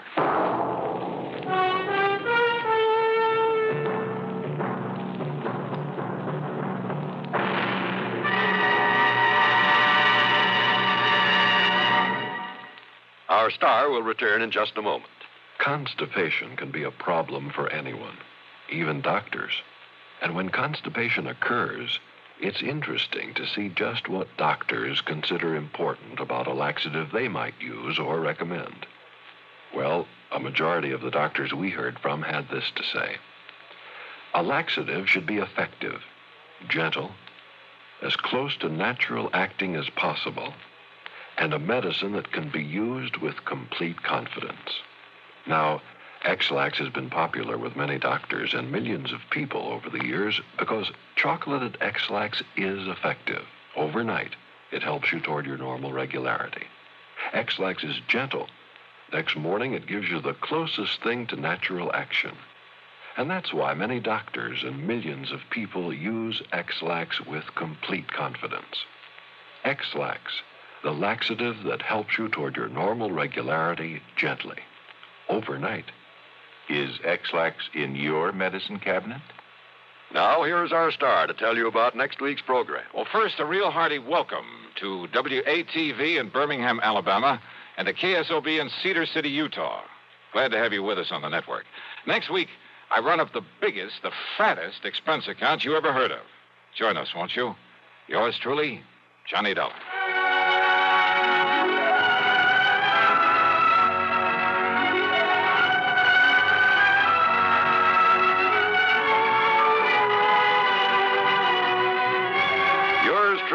Johnny Dollar, starring Bob Bailey, originates in Hollywood and is written, produced, and directed by Jack Johnstone.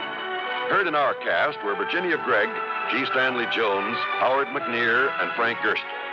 Be sure to join us next week, same time and station, for another exciting story of yours truly, Johnny Dollar. This is John Wall speaking. From Hollywood, it's time now for... Johnny Dollar. I have a call for you from Hartford, Connecticut. One moment, please. Oh, thank you, operator. Go ahead, please. Hello? Johnny? Yeah, that's right. Bill Ferguson at Continental Insurance and Trust. I'm glad I caught you before you left Los Angeles. Oh, I was just about to check out of my hotel here in Beverly Hills and grab the morning flight back east. Well, don't. Yeah? What's up? Do you remember Alvin Peabody Cartwright? Cartwright? That wild old character who lives up in Lakewood a few Yeah. miles north of Hartford? That's the one. Batty as they come, but worth a lot of money. Yeah, you can say that again. Oh? That robbery I cleared up for him last winter? Bill, he insisted on giving me a small bonus for it. 3,000 smackers. Wow. Yeah.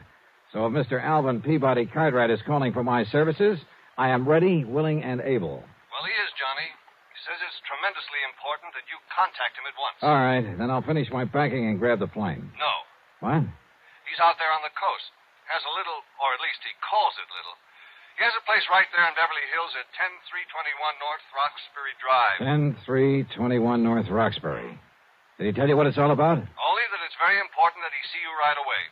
When you consider how many attempts have been made on his life over the years. Yeah, I know. And, Johnny. Yeah? Don't forget that Cartwright is a pretty important client of ours. If anything should happen to him. I see what you mean. Okay, Bill, I'll be in touch.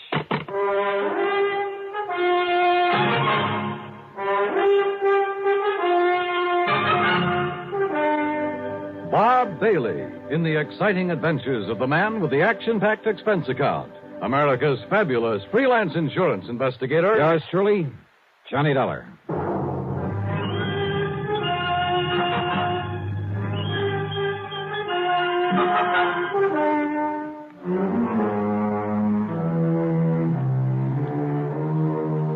Expense account submitted by Special Investigator Johnny Dollar to the Continental Insurance and Trust Company Home Office, Hartford, Connecticut. Following is an account of expenses incurred during my investigation of the life at stake matter.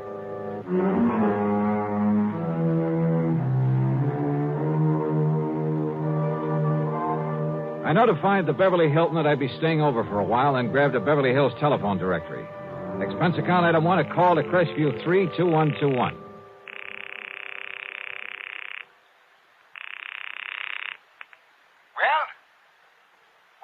Mr. Cartwright? Cartwright? Yes, sir. Cartwright, huh? Well, that's very interesting. I beg your pardon? What's the matter? Don't you hear good? I said that's very interesting. You see, my name is Cartwright, too. No, you misunderstood. So, what can I do for you, Mr. Cartwright? Listen, will you? This is Johnny Dollar. Dollar! Oh, now, what's the idea of trying to confuse me that way?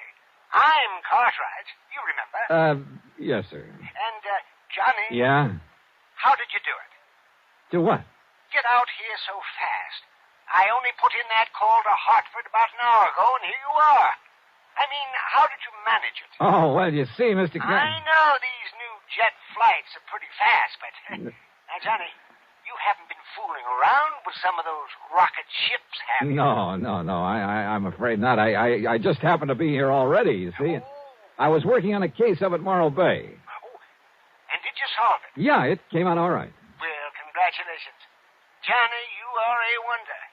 And I think you deserve some kind of a reward for it. So, maybe I'll think of something. Oh, well, thanks, but that won't be necessary. Whatever you say. I know that I'm deeply indebted to you for the things you've done for me, so, Johnny... Well, don't worry about it. Whatever you say. Well, nice to talk to you. Goodbye. Yeah. Now, wait a minute. What? Wait a minute. Well, can't you see I'm busy? But you sent for me. I did. Yeah. You called Hartford, said you wanted to see me right away. Oh, of course I did. What's the matter with you, anyway? Of course I want to see you. Jonathan Peebles, too. Right away. Who is Jonathan Peoples? He's an old friend of mine. He lives out here. I telephoned him to come a-running, too. Oh, well, what's it all about, Mr. Cartwright? Well, just you get yourself on over here to my house, and I'll tell you. And don't you waste any time. You just hurry. Pretty important, huh? Important? It's vital. Well, is somebody threatening you, something like that? I said it's important, Johnny. And I mean important. Okay, Mr. Cartwright. I'll be right over. Hurry, Johnny. Please. Yes, sir. Yeah, old man Cartwright was as wacky as a bedbug. But what Bill Ferguson had told me was true. A lot of people had tried over the years to get to him, get to his money. So I phoned the desk for an Avis rent-a-car and started down from my room. I say started. The youngster who came barreling down the hallway chasing a hula hoop was probably a very nice kid, a great joy to his parents. May even grow up to be president of the United States. But as I started out the door, that hoop caught me between the knees and Oh! Daddy! Mommy! I killed him! I came to a couple of hours later on a table at the dispensary, I guess you'd call it, there at the hotel. I was conscious of a good-looking blonde in starched white uniform standing beside me, holding a wad of cotton a few inches from my face. That's better now. That's better. How is it? Now, once more, take a good, deep breath. Inhale, Mr. Dollar. Yeah. What? You're just smelling salts. You had quite a bang on the head. Yeah. You should see what you did to that metal door panel. When the child's parents say that if there's anything they can do, they... No. Nurse, where's my coat? Oh, here. But you ought to rest a while. No, sorry. I gotta get out of here. And thanks. I dashed out to where my rental car was waiting for me and drove to the address on North Roxbury Drive in a wealthy section of Beverly Hills. A beat-up touring car that must have dated back to the early 30s was parked in the driveway. The front door of the house stood wide open. Mr. Cartwright. Mr. Cartwright. Oh, hello. Is that you? He isn't here. What? Are you Mr. Dollar? Are you Mr. Dollar? Yeah, that's right. I'm Jonathan Peebles, Alvin's friend, and... Oh, Mr. Dollar. Yeah. What's the matter? He's gone. Something's happened to him, and... Oh, Mr. Dollar. Well, yeah? Well, from what I saw, from what I've found around here... Oh, Mr. Dollar, he's been murdered. He what? I'm sure of it. He's been murdered.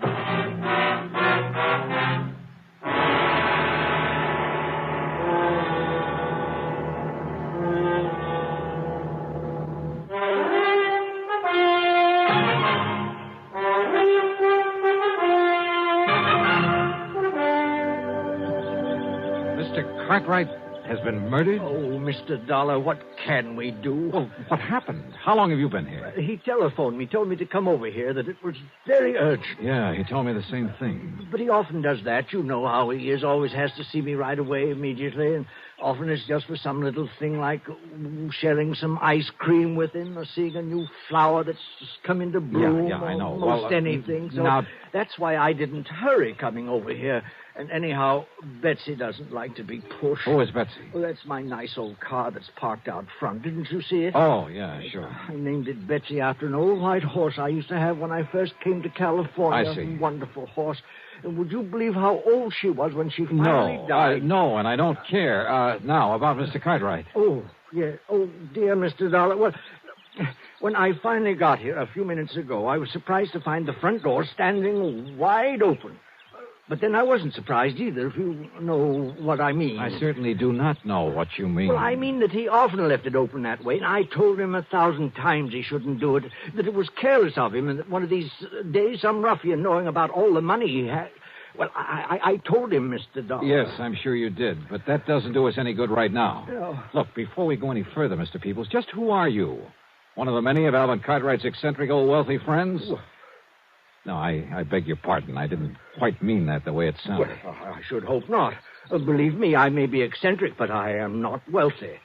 If it wasn't for beneficial finance, I couldn't even keep up the payments on Betsy. You mean to say you're still making it? Oh, now, wait a minute. Mr. Cartwright. Oh, yes, of course. So, well, anyway, I came into the house and I called to him. I looked around for him, but there was no one here. No servants? No. And anyway, he keeps changing them so often that, well, I just can't keep up with him. So I looked all through the house. Any sign of a struggle, anything like that? No. Then I looked out the window, and I saw them. Who's them? 2 men walking out the driveway from back where the garage is. What did they look like? They were awfully rough-looking, but they were well-dressed, so I thought perhaps they were a couple of Alvin's new servants I hadn't met, but... Oh, if I'd only thought about that tool robe they were carrying, and the way it was dripping. Wait a minute. What's a tool robe? Oh, it's like a big, heavy suitcase, like a small wardrobe trunk. Well, it's more like a suitcase. Oh. It was heavy. They could hardly carry it. And, oh, Mr. Dollar. Wait a minute. Listen. You said it was dripping. Oh, yes. Oh, all over the drive. Come on. I think we better take a look. And close that front door. Oh, yes. Come on. These men were coming from the garage. That's right, yes. But Alvin doesn't have a car, so what could they be doing there? Is that where he kept his old luggage? Yes, and the frozen food locker and some garden tools. Oh, there. Now, look. Yes. Oh. Good Lord. Oh, yes, it's blood, isn't it?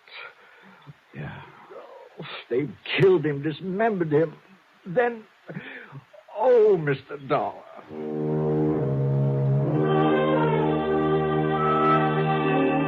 I made a hasty inspection of the garage. Nothing. I found no sign of a struggle anywhere in the house. I tried to get a description of the men he'd seen from Jonathan Peoples, but I'm afraid he wasn't much help. And yet, with that funny mind of his... Oh, dear Mr. Dollar, I'm afraid I'm so distraught that I just can't remember it all. All right. Poor Alvin. Now, look, they must have had a car, Mr. Peoples. Did you notice a car out front? Car? Why, yes, I did. All right. Can you describe it to me? Yes, it was a touring car in 1931. Oh, no, that's my car, I'm thinking. Oh, great. But there was another at the end of the driveway. And, Mr. Dollar, I've seen that car before. What kind? Well, it was a four-door sedan. It was a big car. Yeah? It was silvery on the sides and a cream color on top, like vanilla ice cream. You know the make? And the license number was CFU 160. Good. You're sure of that? Oh, I never forget things like that. And you say you've seen it before? Many times. Where? At the dock. Where? At the Malibu dock. That's where he keeps the Alpi car. Where? Who keeps the what? Where Alvin keeps the Alpi car, his yacht. Alpi car. Alvin P. Car. Okay. It's a pretty slim lead, but come on. And it was a slim one, believe me. But I couldn't see calling in the police until I had something more definite to give them. Oh, here. We can take Betsy, Mr. Dollar. Are you kidding? We'll make better time in mine. Oh, yes, of course. Oh, we cut out through Westwood, then Santa Monica, then hit the Coast Highway and headed north. Finally, we pulled up at the entrance of the Malibu dock. Look, that's the car I told you about, parked there at the side. Yeah, and it looks like coming here may pay off for us. But the boat, the Alpi car, it isn't at the mooring. Whitey. Oh, Whitey. Oh, hi, Mr. Peebles. Yes. Have you seen Mr. Cartwright this morning, Whitey? Yeah, I didn't notice. His boat went out, so... How long ago? Oh, I'd say 10, 15 minutes. Yeah? Yeah. See it out there, going up towards Point Doom? Yeah, I see it. Yeah, but those two men... What? Yeah, they had the shore boat take them out to the Alpi car. Yeah? Well, I ought to sue them. What do you mean? That little trunk that they was carrying. You see what I'm mopping up? The messy trail it left all over the pier for me to clean up. Blood. Yes, sir, I ought to sue them. Oh, Mr. Dollar, that means they're taking poor Alvin Cartwright's dismembered body out to sea to dispose of it, and on his own yacht. Well, we've got to find something fast enough to catch up with it out there. Well, there's that Thompson cruiser of Larry Comstock's tied up there. Yeah, who's Comstock? Oh, has a boat and motor shop in Los Angeles. If it's fast enough. Well, he has a couple of big Johnsons on it, fastest one that's out here now. Then call him on the phone. Tell him we borrowed it. Well, now... Tell him why. It's an emergency, and that we'll pay him plenty for the use of it. Well, now, I don't know if you really ought to. Well, I do, and listen, call the Coast Guard in Santa Monica. Have them send out a patrol boat. Come on, Peoples. But, Mr. Dollar, those men on the yacht are desperados. They're killers. Okay, then stay here in the dock. I'll go it alone. No. Alvin was my friend. I shall help to avenge his untimely death.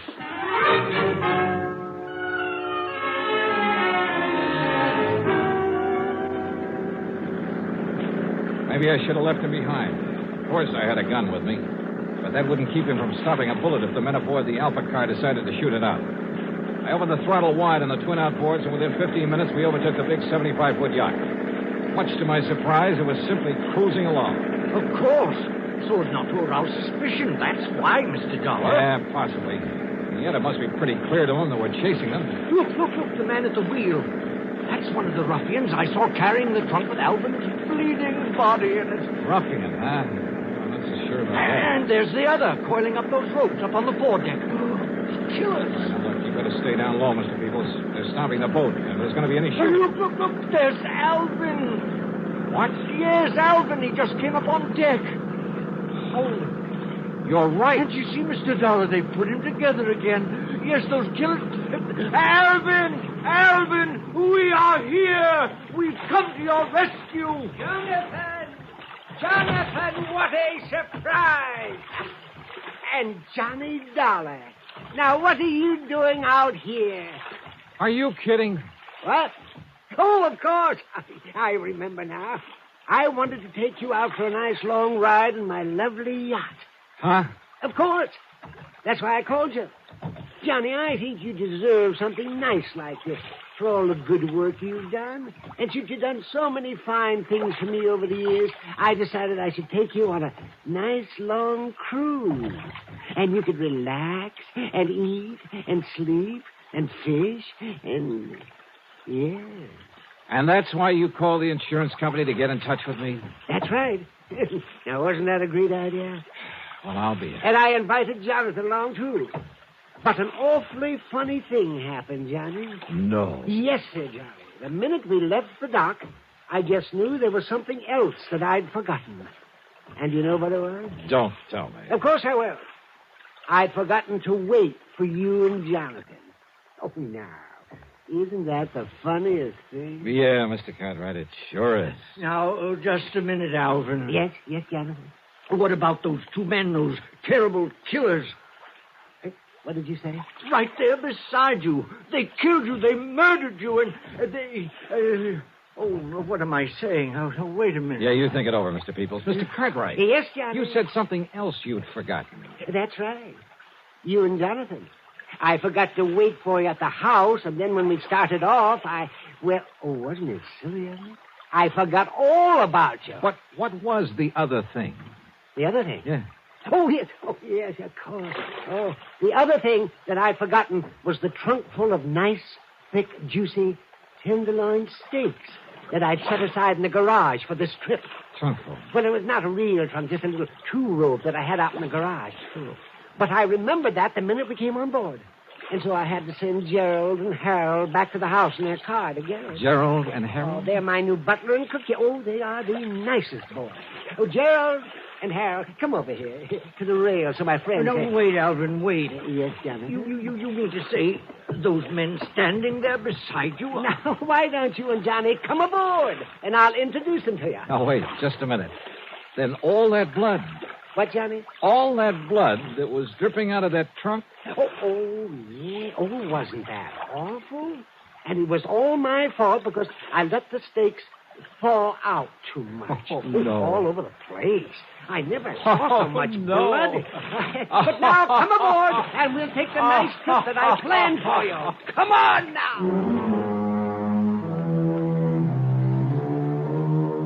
Hey, you know something? It's crazy. It's wild. But it does my heart good to get tangled up in something like this sometimes. Helps keep away the ulcers. As for the expense account, forget it. Alvin Peabody Cartwright shoved a check into my hands before I left that would cover the expense account 12 times over. As for Larry Comstock, the man whose boat I'd appropriated, well, when he heard the story of what had happened, he wouldn't accept a penny for it. So, that's that. Yours truly, Johnny Dollar.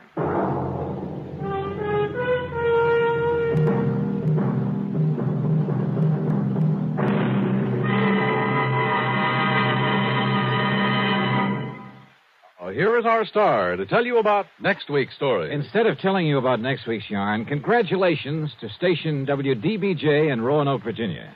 35 years on the air. Pretty good, huh? Yours truly, Johnny Dollar.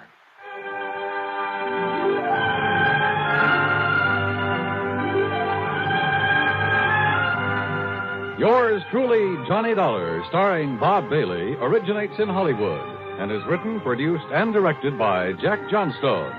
Heard in our cast were Virginia Gregg, Gene Tatum, Howard McNear, Forrest Lewis, Joseph Kearns, and Paul Dubov. Be sure to join us next week, same time and station, for another exciting story of yours truly, Johnny Dollar. This is Dan Cumberly speaking.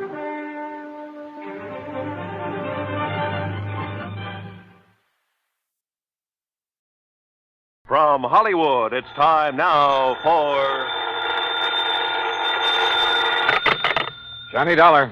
Will you accept a collect call, Mr. Dollar? Huh? It's from Lake Mojave Resort in Arizona. Oh, say no more, operator. Just put him on. Well, yes, sir. Go ahead, please. Hi, who is it this time? Buster Favor, Ham Pratt? Johnny, This is Red. Yeah, well, how's the fishing? Time for me to make another trek westward and find out from... Huh? Red? That's right, Johnny. Red who? Well, you know the guide out here, Red Barrett. The fishing guide? Oh, yes, sir. Who claims to know Lake Mojave like the back of his hand and every good spot there is in it? And I do, Johnny. That's a fact. Then I repeat my question. How's the fishing? Just as fine as ever, if you know where the good holes are, that is. And you do? Yes, I do. So you think it's high time I fly on out there and wet a line, is that it? No, sir, that's not what I'm calling you about, Johnny. Well, what is it? I don't rightly think I ought to tell you over the phone, Johnny. But I think you better come here just about as quick as you can. But unless I know why... I'll tell you when you get here. Well, look, I usually do my traveling on expense account for an insurance company. And you can this time. Huh? What company? The one that insured him, the Greater Southwest Insurance. Insured who, Red? Johnny, I'll tell you all that when you get here. Now look. They tell me there's a plane leaves New York right at high noon. Listen, Red. That'll get you into Las Vegas about 9:45 tonight, okay? Okay, listen. Goodbye, Johnny. Red! Crazy old coot. He thinks for 1 minute that I'm going to get on him. And yet, on second thought...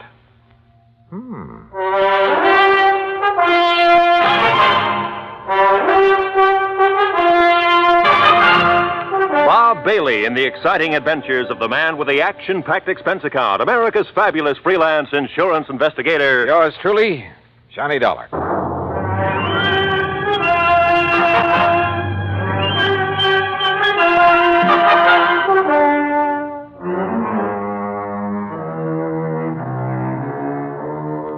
Expense account submitted by Special Investigator Johnny Dollar to the Greater Southwest Insurance and Liability Company, Kingman, Arizona office. Following is an account of expenses incurred during my investigation of the Mojave Red matter.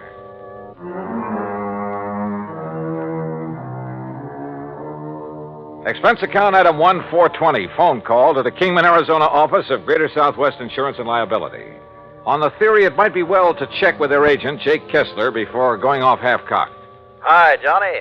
Haven't seen or heard from you since 2 years ago when you came out here to investigate the murder at the old Midas Touch mine. Yeah, I remember, Jake. Now listen. Yeah? Is everything going along okay these days? What? Well, I mean, no trouble with any of your clients, that sort of thing, huh? Why, not a bit, Johnny. Why do you ask? Just wondered. Well, if I did have, you know who I'd call. No problems at all, huh? I told you, not a... Hey, just what do you got stuck in your craw, Johnny? Nothing. I just... Well? Well, tell me this. Any of your clients, policyholders, have any kind of trouble, accidents, anything like that over at Lake Mojave Resort lately? Ah, so that's what's eating you. Well, Johnny, that claim was legitimate. It's in the home office for settlement. The company will pay it, and that'll be that. What claim? So just you stop worrying about it and forget. What claim, Jake? No, sir, Johnny, there's not a single solitary thing for you to investigate out here. So just you forget it. Hey, you know something, Jake? You've just convinced me there is something to investigate. So I'm grabbing the first plane I can. Well, Johnny, I'd love to see you, but I swear... What's more, I'm charging my expense account to your company. Oh? And, if you find out that I'm right and you're wrong... Okay, Jake. Then you can shoot the crow and I'll eat it. Expense account item 2, $153 plane fare, Hartford to New York and New York to Las Vegas, Nevada.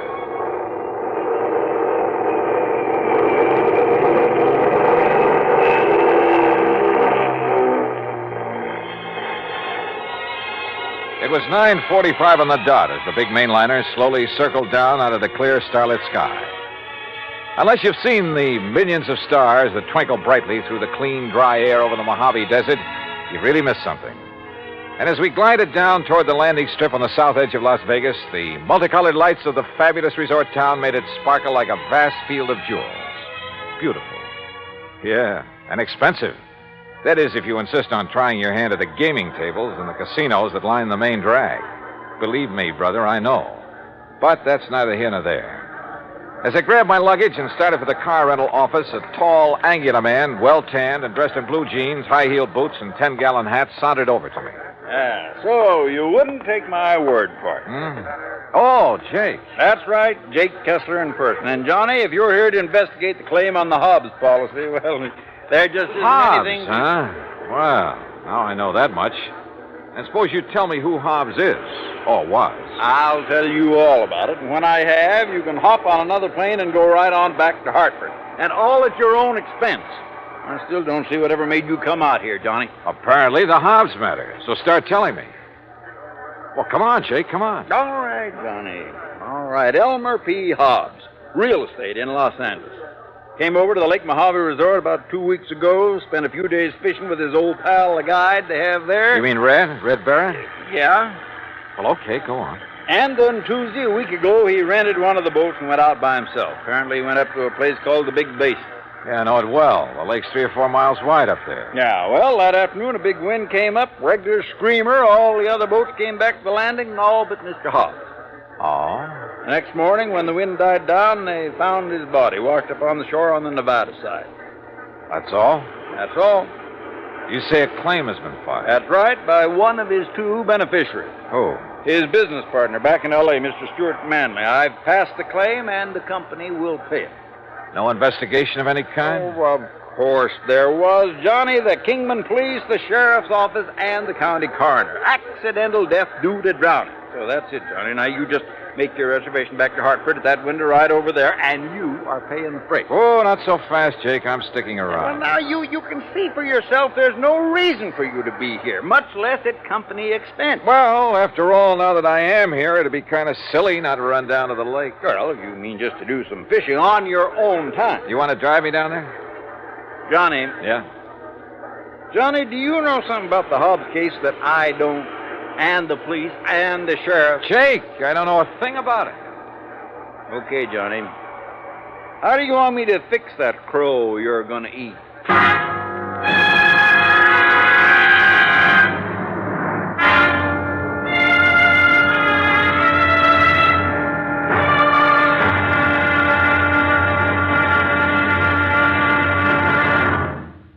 Act 2 of yours truly, Johnny Dollar, in a moment. Our flag now numbers 50 stars, and behind each star there stands yet another flag representing one of the 50 states.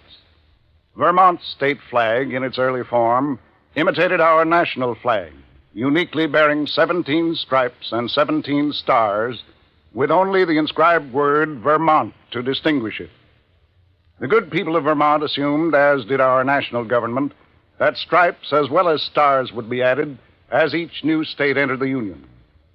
Vermont entered the Union after Tennessee and Ohio, and with Kentucky to join shortly, the Vermonters naturally put 17 stripes on their flag. In 1818, the United States Congress put a stop to this, and since then the stripes have always been at 13, and only stars are added for each new state.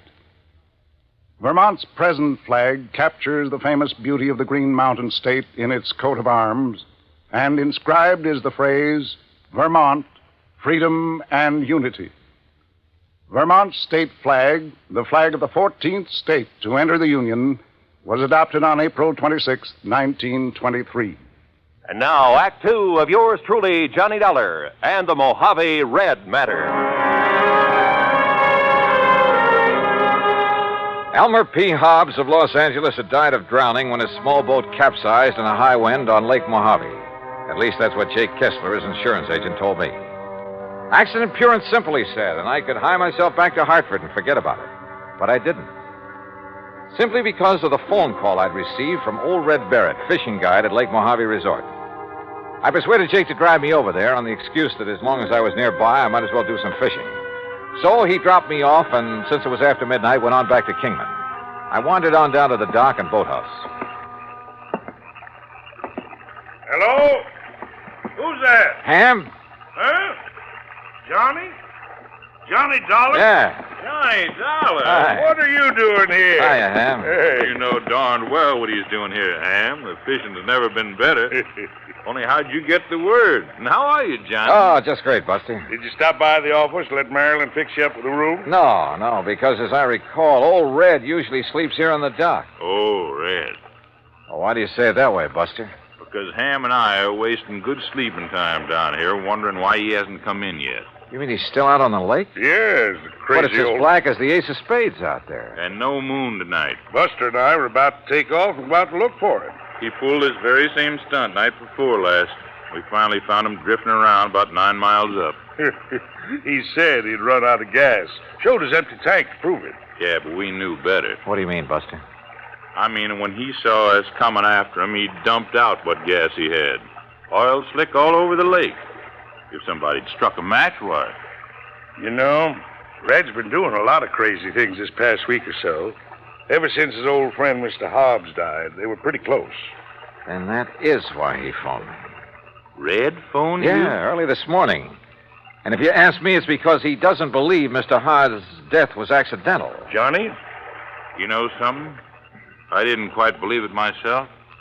Well, sure, we have some pretty big winds on the lake now and then, and it was a big one that day.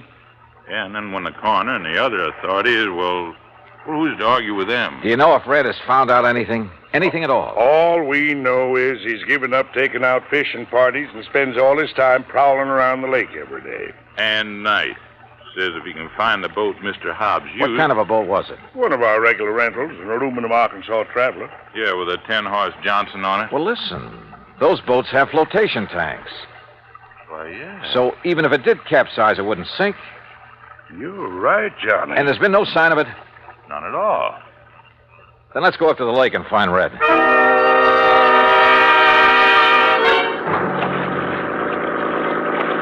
Except for the stars far overhead, the night was black as ink. And the 50-horse outboard skimmed us along at better than 30 miles an hour. Believe me, it was a strange feeling, almost like flying through space.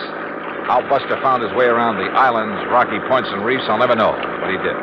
Throw your flashlight over to the left, Ham. You ought to be about even with Sculpture Rock. Yep, there it is. And we're coming into the big basin. Would you please tell me how you ever expect to find Red in all this darkness? Oh, don't worry about him. He hears us coming. He'll signal by striking a match or something. Sure, Johnny, no matter how crazy you are, you never let somebody wander around in the dark looking for you out here. Red knows that because he's had to come out and hunt for too many people at night himself. Ham, look. Yeah? On the east shore. I'm swinging over there. Hey, you're right. There's a fire on the beach. Yeah, it must be Red. What's he doing out here? We'll soon find out. Hang on.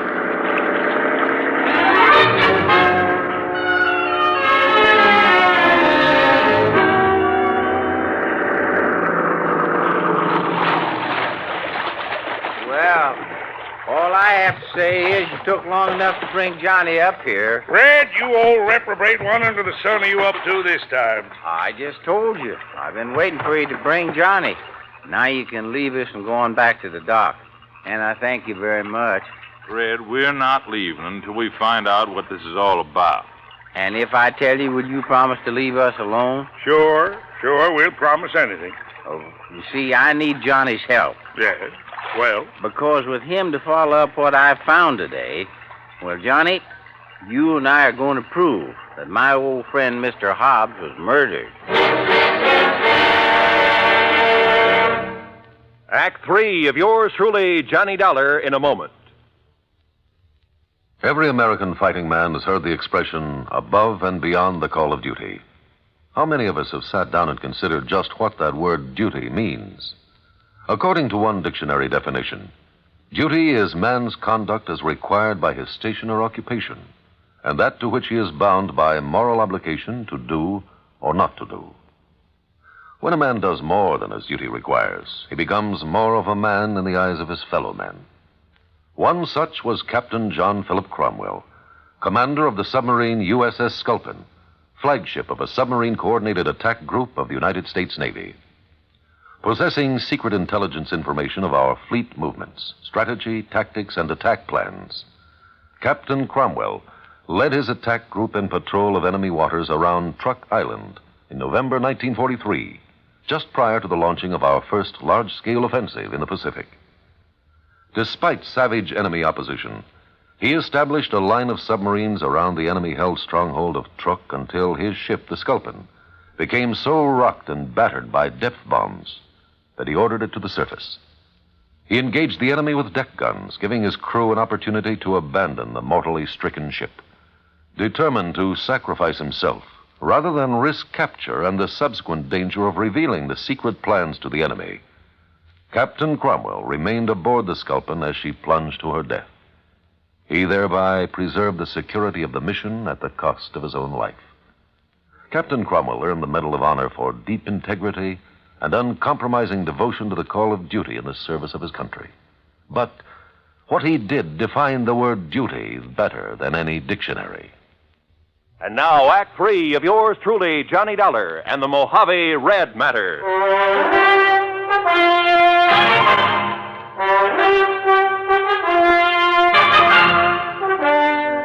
I'll tell you this, Johnny.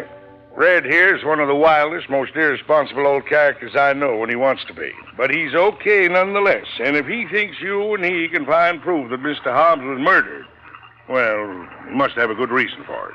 Well, Red? Oh, now, Ham, do you think a man like Elmer Hobbs, knowing the lake the way he did, would ever let the big wind catch him off guard up here in the basin? No, I don't, Red. I know that's the way Buster felt about it, too. Well, I said that to you myself, Red. But now, what's this proof you have of murder? Well, Ham and Buster, aren't you going on back now that I've told you why I wanted you to bring Johnny here?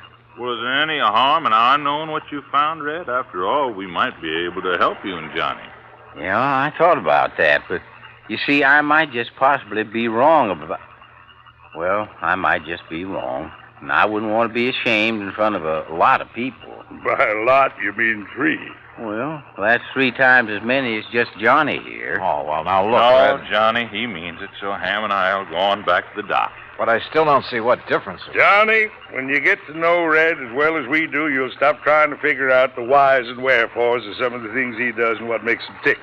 But you'll also learn that in the long run, no matter how unorthodox some of those things are, well, oh, come on, Buster. Right. See you when you get back to the dock, Johnny. Oh, you got some food, Red? Now, you know I always keep something in my boat, Buster. Okay. Well, far be it from me, Red, but all I have to say is that whatever you think you found proof of, well, it sure better be something. Oh, it is, Johnny. At least I think it is. Now, you just scrunch yourself a place to sleep in the sand. It's pretty late. Huh? Well, it took you so long to get here, and we can't see anything in the dark anyway. Oh, now look, Red, for heaven's sake. Good night, Johnny. Sleep well. And that was the end of our conversation. And I began to wonder if Jake Kessler hadn't been right in the first place. If I hadn't come out here on a wild goose chase after all. But the more I wondered and thought about it, with nothing but the warm desert night about us, and the twinkling stars, the magic sound of fish jumping in the lake, the sleepier I got. So I slept. The smell of bacon frying over the campfire awakened me, although the sun still hadn't shone over the mountains that border the eastern side of the lake. Douse your face in the lake, Johnny. Then grab yourself some of this bacon and eggs. I did as I was told. Then, squatting in the sand in front of the fire, stuffed away a hearty breakfast of bacon, eggs, and pancakes made from sourdough. And you know, there's something about a meal cooked over a campfire that, well, we had other things to do. So we climbed into Red's old aluminum boat and slowly drove up the lake, staying close to shore. Finally, we reached a small rocky cove. Right here is the spot, Johnny. This little cove. The spot for what, Red? You know, you still haven't told me. You see there? You see where somebody has climbed up the rocks? No, but I'll take your word for it. Well, he couldn't have climbed up off of the water, so he must have climbed out of a boat. So? And there's footprints leading away across the desert. And, Johnny, they aren't Elmer Hobbs' footprints, no, sir. So somebody climbed out of a boat here for one reason or another and took a walk into the desert. The man who killed Elmer Hobbs. What makes you think so? Look down over the side, in the water. Yeah, a boat sunk down there. That's the boat that Elmer had. Can you see it clear? Yes, very. Then you can see it wasn't damaged enough to sink it. Not that boat. You're right, Red. Particularly since it has flotation tanks. But it's down there. It's sunk. So you better strip to your shorts, Johnny. Yeah. I'll go down and take a look. Me? I already have. But I want you to look, Johnny. And remember, I knew everything that Elmer had in his boat when he left the dock. Remember that. Okay. And you're sure the footprints leading into the desert couldn't possibly have been made by Mr. Hobbs. That I'll swear to, Johnny, by all that's good and holy. Now then. Now, slip in easy so you won't disturb the water too much.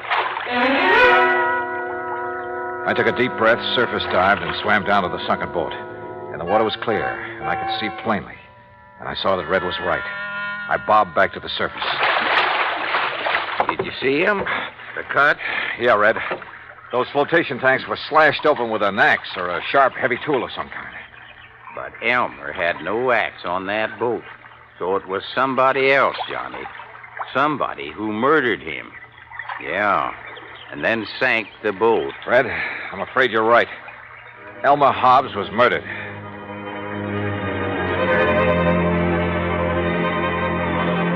So there you have it, Jake. And if I were you, I'd call off payment on that claim immediately. Granted, the case isn't over yet. I still have the job of finding out who killed Elmer Hobbs. But you know something? You're going to have to wait for my next report. Meantime, expense account total to the moment, $159.20, including the cost of shooting and retrieving one crow. Jake, how would you like it cooked? Until the next report, then, yours truly, Johnny Dollar.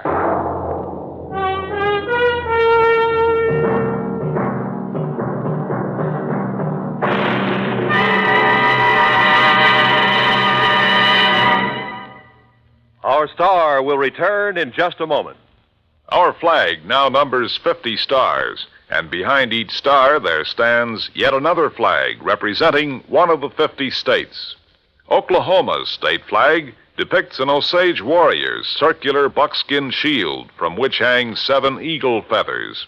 Across the shield is the Indian's calumet, or pipe of peace, crossed with the white man's peace symbol, the olive branch. On the shield are small crosses, the Indian's graphic sign for stars, indicating lofty ideals or a purpose for high endeavor. The background of the flag is a field of blue, the blue of the Oklahoma sky, signifying loyalty and devotion. The important symbols, however, are the calumet and the olive branch. These override the shield, the symbol of war, and bespeak a predominant love of peace by a united people. Oklahoma's state flag, the flag of the 46th state to enter the Union, was adopted on April 2nd, 1925. Now, here's our star to tell you about next week's story. Next week? Well, after all, the case isn't really closed. But it will be next week, believe me. Join us, won't you? Yours truly, Johnny Dollar.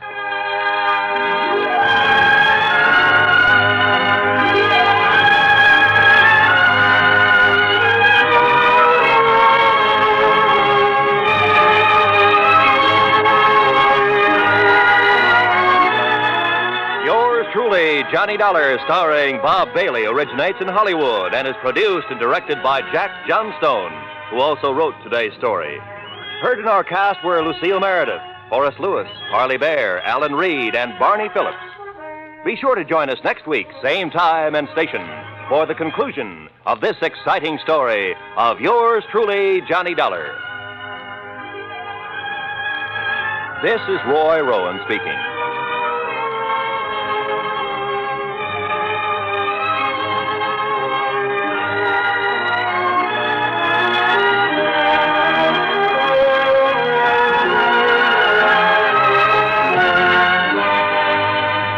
This is the United States Armed Forces Radio and Television Service.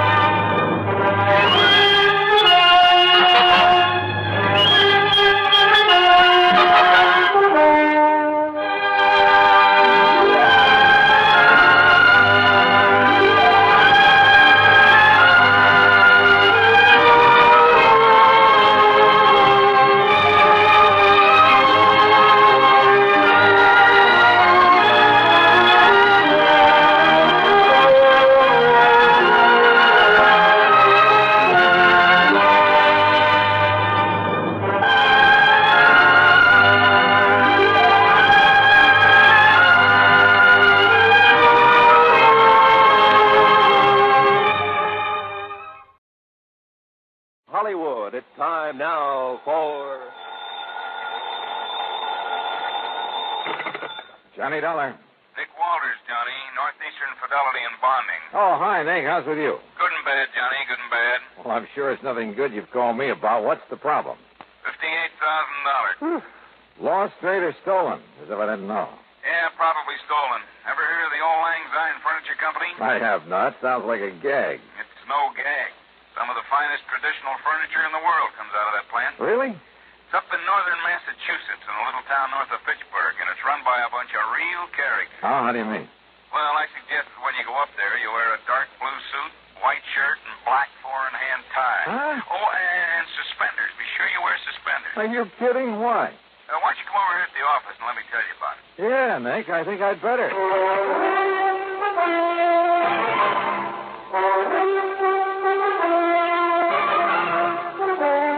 Bob Bailey in the exciting adventures of the man with the action-packed expense account. America's fabulous freelance insurance investigator. Yours truly, Johnny Dollar.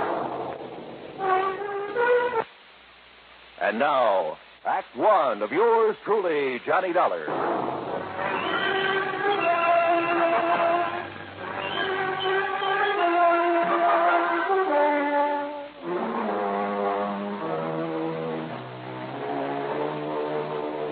Expense account submitted by Special Investigator Johnny Dollar to the Northeastern Fidelity and Bonding Company, Home Office, Hartford, Connecticut. Following is an account of expenses incurred during my investigation of the Two-Face matter.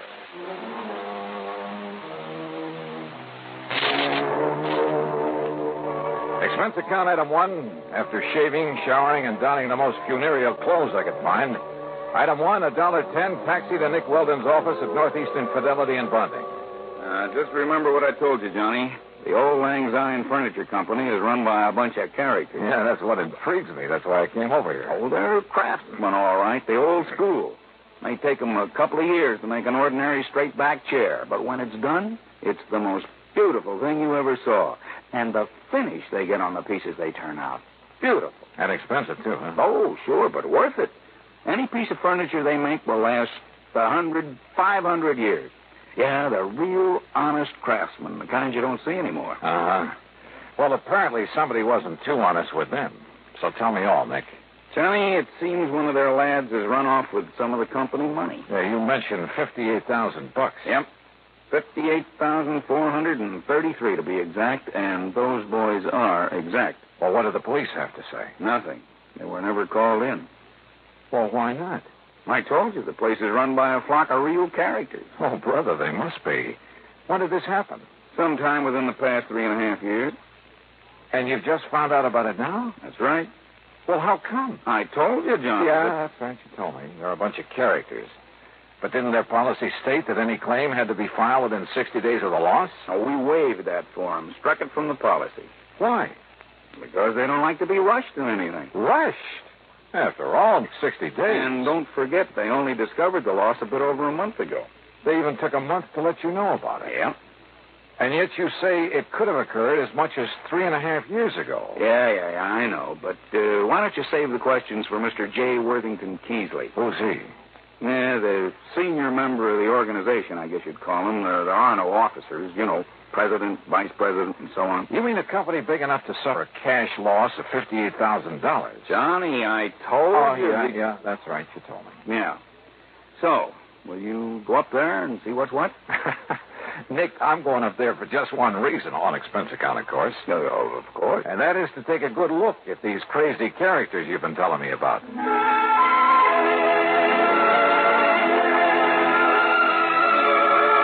Item 2, $3.25 for a bus to Fitchburg, Massachusetts, where at the terminal I picked up a local to North Weldon, home of the Old Lang Syne Furniture Company. The name was appropriate. Located on the outskirts of the quiet little New England town, it consisted of a huge barn-like building that looked as though it had been standing there since the year 1. Surrounded by stately elm trees and a couple of gnarled ancient oaks, it looked, well, very picturesque. A large wrought iron weathercock raced one end of the high-peaked shingle roof and looked down on broad lawns and well-kept flower beds. The road leading up to it was just an old-fashioned dirt road, and I kicked the dust as I plodded along. Then suddenly I stopped. For there at the side, instead of automobiles, were, believe it or not, horses.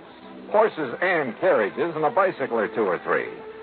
It was almost as though a picture of 50 or 60 years ago had suddenly come to life. And then inside, when I found Mr. J. Worthington Keesley, well, he looked like one of the Smith brothers. And sitting in front of a fine but ancient roll-top desk. Of course we do, Mr. Dollar. Our fathers and their fathers before them all wore full beards. Therefore, we do, too. Would you like a bit of snuff, sir? No. No, thanks. Yes, it's one of the traditions, sir. The traditions to which we adhere in order that we may continue to fabricate the superlative furniture for which we've become famous over the past 107 years. And I take it, Mr. Keesley, that the same thing applies to the horses and carriages out there at the side? Yes, they were good enough for our grandparents, so they're good enough for us. I suppose that's why I should have suspected Mr. Twiller. Mr. Twiller? Roscoe James Twiller, Mr. Dollar. Here, sir, there's a picture of him. In this group photograph taken on the occasion of our 100th anniversary. I feel like I ought to yell beaver. I'm afraid his mighty shock of hair and magnificent beard misled me back in 1941 when I hired him.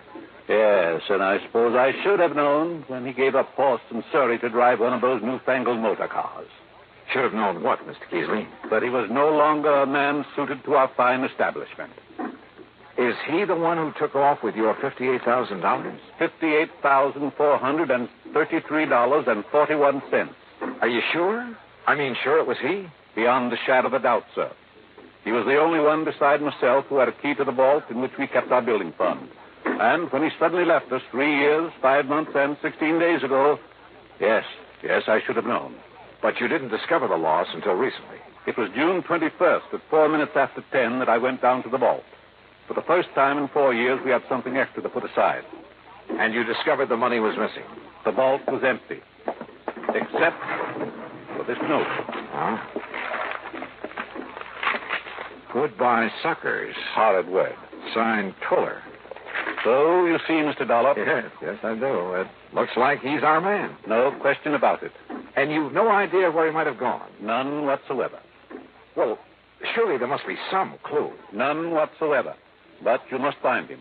But that was 3.5 years ago. Exactly 3 years, 5 months, and 16... So where do I start?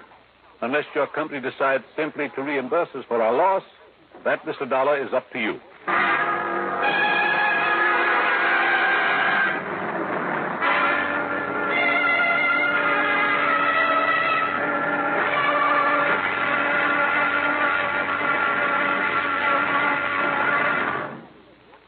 Act 2 of yours truly, Johnny Dollar, in a moment.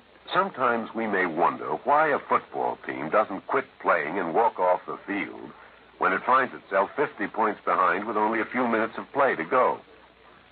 What is that indomitable spirit that fills men with hope and keeps them going in spite of terrific odds, keeps them going just to play the game according to the rules, just to get the job done as well as they know how?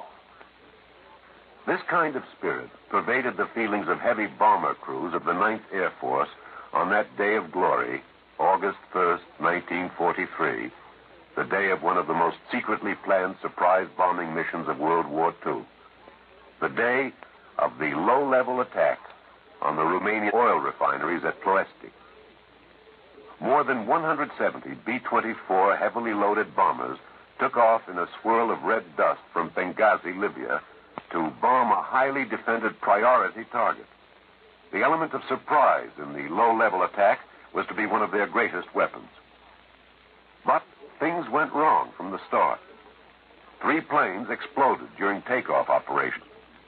11 more aborted due to engine trouble. Of those that reached the target area, less than 1/3 returned to home base. The leaders of the mission encountered navigation difficulties and difficulty in identifying specific targets.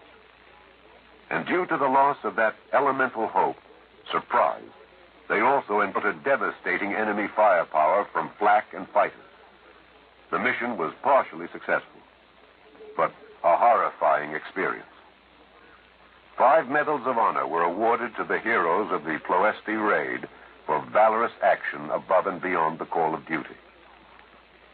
At any time, the men would have been justified in turning back, but they had a code of conduct that made them want to see the unequal game through to the end. It was a job that had to be done. A charge of the Light Brigade in the air as they flew down the valley of death to glory. And now, Act Two of yours truly, Johnny Dollar, and the Two-Faced Matter.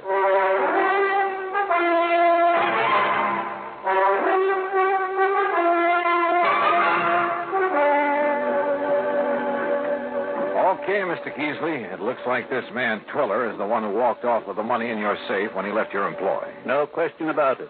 And unless you can find him, your company will have to pay the full amount of the loss. Yeah, well, even if I do find him, the chances are he'll have spent that money. After all, 3 years and a half. Exactly 3 years, 5 months, and 16... You say you have no idea whatsoever as to where he might have gone. With that much money, he could be anywhere in the world. Uh-huh. Where did he live? I don't know, sir. What? After all, it was none of my affair. But if he worked for you a number of years... I make it a rule never to pry into the affairs of others. Except, of course, where the manufacture of fine furniture is concerned. Well, doesn't anybody in this organization know anything about Twiller? Possibly Mr. Bottomley. Who's he? He is presently engaged in creating a Hepplewhite table in the shop. Come, we shall speak with him. The huge shop dated back 100 years at least. There wasn't a single power tool, not even a buzzsaw.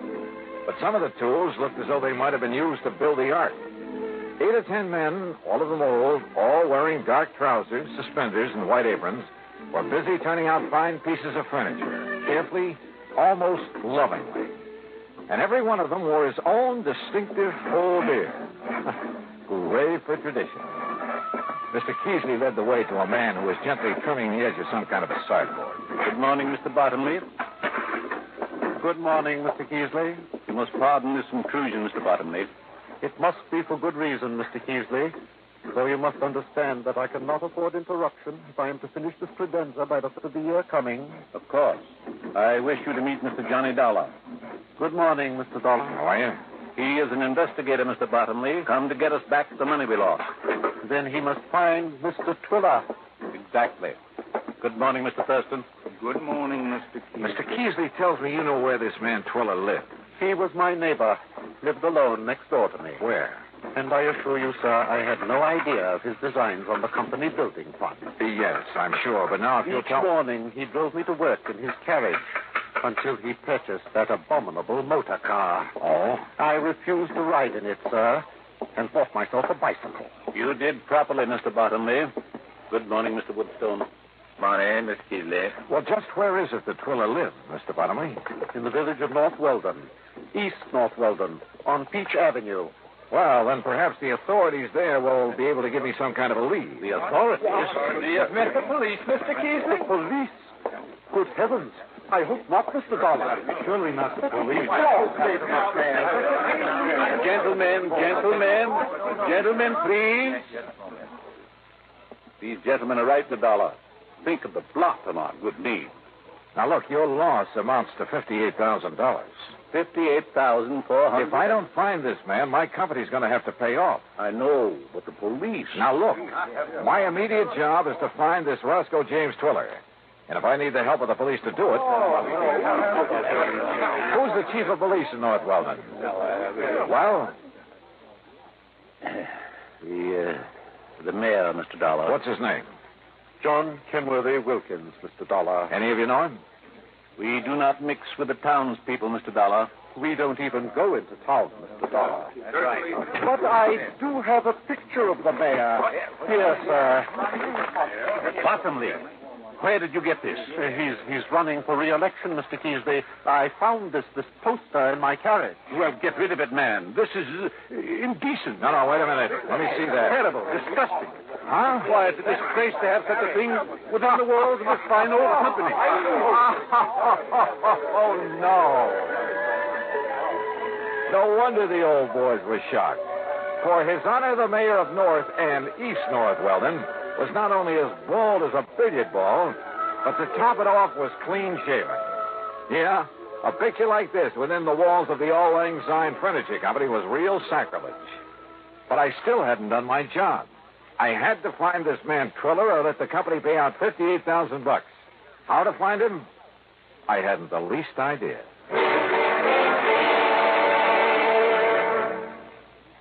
Act 3 of yours truly, Johnny Dollar, in a moment. Times have changed, and so has the man. During the 18th and 19th centuries, warfare with its musket fire, cavalry charges, and cannonades was a simple, direct, easily understood type of conflict. The undisciplined but sharp-eyed revolutionaries hid behind trees and hedgerows to pick off the advancing British troops. The wild, dashing, hell-for-leather cavalry charges of the Civil War and Custer's encounter with Sitting Bull and the Sioux Indians were, though courageous, simple and direct. But they were far removed from the developments of the atomic age, which demands selectivity, skill, and rigorous training. Until recently, the soldier's general level of knowledge determined his job suitability. Today, however, with more and more complex weapons and equipment being used, the military needs large numbers of skilled technicians. To that end, tests have been developed to find men with intelligence and technical aptitude, and to develop in these men the needs of the future. Yes, times have changed, and so has the man. And now, Act 3 of yours truly, Johnny Dollar and the Two-Faced Matter.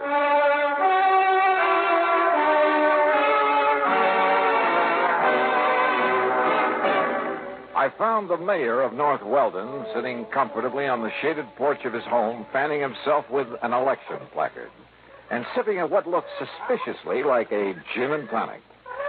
Yes, you're certain that I can't fetch you a limeade, too, Mr. Dollar? No thanks, Mayor Wilkins. Yes. Well, now, as I started to say, when I first came here, I did hear some rumor about money having been taken from the Auld Lang Syne Furniture Company. But until they lodged a complaint with me, you see, I'm also chief of police. Yes, well, from what I can see, they're pretty slow about things like that. Yeah, well, they're slow about everything. But they make magnificent furniture. Mm-hmm, I could see that. Tell me, did you know this Roscoe Twiller at all? No, gone before I came to North Weldon. Oh? But that was only 3.5 years ago. And I came after that. Yet you're the mayor of the town. Village, really, Mr. Dollar. But lovely place. I've liked it ever since the first time I saw it. And when the people learned of my police record, my record in police work out in Ohio, why, they insisted that I take over my present job for them. I see. And you have no idea where I could get a lead on this man Twiller? No, sorry. Don't the people at the furniture factory have any ideas about him? None whatsoever. You're sure? I'm sure. Yes, well, if what you've told me is true about his taking the money, he is probably far, far away. Yep, I'm afraid so. Just as far as I am from solving this case. Well, we chatted on for a few minutes, and then I left him in the hope of finding some erstwhile neighbor who might be able to give me some help. I headed across town toward Peach Avenue. And as I was about to pass the bus stop... Bang! Bang! Huh? Bang! Bang! You're dead! Oh. And another redskin bit the dust. Well, hi there, fella. Cowboy, huh? Sure, I'm a cowboy and a policeman and an artist and everything. Sure. My name's Jimmy Carter. What's yours? Johnny Dollar. Want to see some of my artistical drawings? Yeah, sure I do, Johnny. Just look at this cigarette advertisement here on the fence. Uh-huh. With my own crayons, too. That's it. How's that? Jimmy, that's the most beautiful mustache I ever saw on any girl. Sure. My teacher says I'm going to grow up and be a great artist. Oh, sure. But first I have to get a paint set. Sure you do. And see what I've done with this one. Sure, you... Jimmy. That's our mayor. Yeah. He's running for re-election. That's why he has all these signs all around. Don't you think he looks a lot better with some hair on his old bald head? And a little child shall eat it. Now I'm going to put a beard on him. See? Like some of those old men at the furniture factory. Stay with us, Jimmy. Stay with it. Ah, they're funny old men. Like this. See? Uh-huh. Only they never come in town. Never. There. Doesn't that look like one of them? There. Jimmy, that's so good, I'm going to save it. Really? Yes, sir. Thanks a lot. Really? I sure do. I didn't know I was that good. Jimmy, you'll never know how good you are.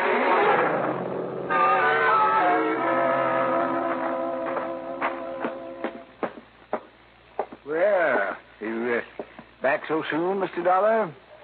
Mayor Wilkins, or rather, Chief Wilkins. Yeah? I have to ask you to make an arrest. You mean you've found the man that you've been looking for? If there's any question about it, I'll make a civilian arrest. Oh, I don't understand, sir. Only a few minutes ago. Only a few minutes ago, I was blind as a bat to the most obvious possibility in the world. You showed up in this town a short time after Roscoe Twiller left. Yes, that's true. Roscoe Twiller, with a heavy shock of hair and a thick beard. Well, I understand it's all men out at the old Lang Syne furniture. You, clean-shaven, completely bald. Mr. Dollar. I should have realized by the funny pink tint on the top of your noggin that you've been using some kind of hair remover. I beg your pardon, sir. Here. Look at yourself. Yes.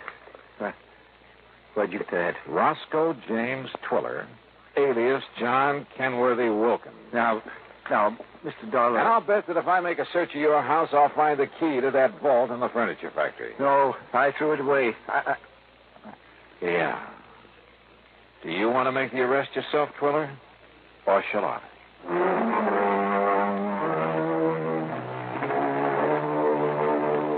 I don't know why Twiller gave up so easily. I guess it was because I'd caught him completely off guard. He even signed a confession and promised to pay back what he could. So, from here on in, it's up to the courts. And all thanks to a little kid who liked to draw mustaches on billboards. Expense account total, including the finest paint set I could find for my little pal Jimmy. Ooh, hey, wait, I gotta pad this. It only comes out to $9.80. Yours truly, Johnny Dollar.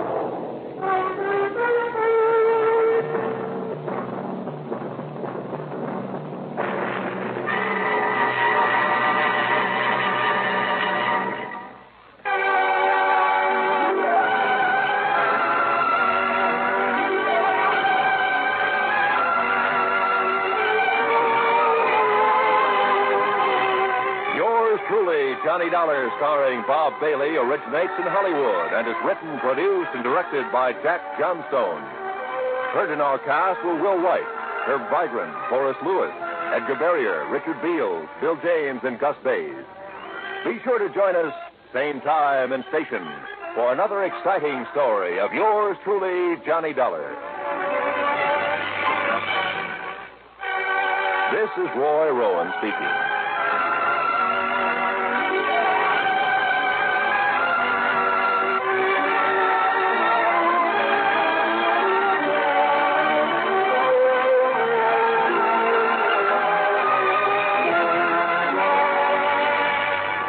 From Hollywood, it's time now for Johnny Dollar. Pat McCracken, Universal Adjustment Bureau, Johnny. Hi, Pat. What's new? At the moment, Edward J. Rollins III. Oh, what about him? One of our companies has a hefty policy on his life, and he sent word he wanted to change his beneficiary, then he disappeared. And you want me to go looking for him? That's the general idea. Oh, look, Pat, you could be wasting dough sending me. Chances are he'll pop up again by himself. Oh, yes, I know. Of course, it involves a little trip to the Caribbean, but if you're not interested... The Caribbean? I'll be right over.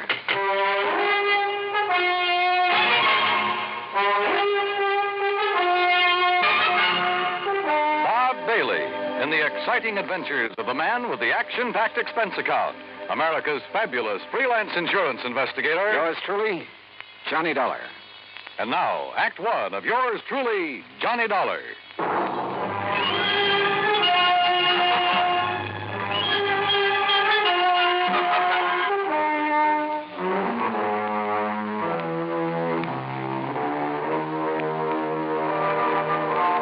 expense account submitted by Special Investigator Johnny Dollar to the Universal Adjustment Bureau, Hartford, Connecticut. Following is an account of expenses incurred during my investigation of the time and tide matter.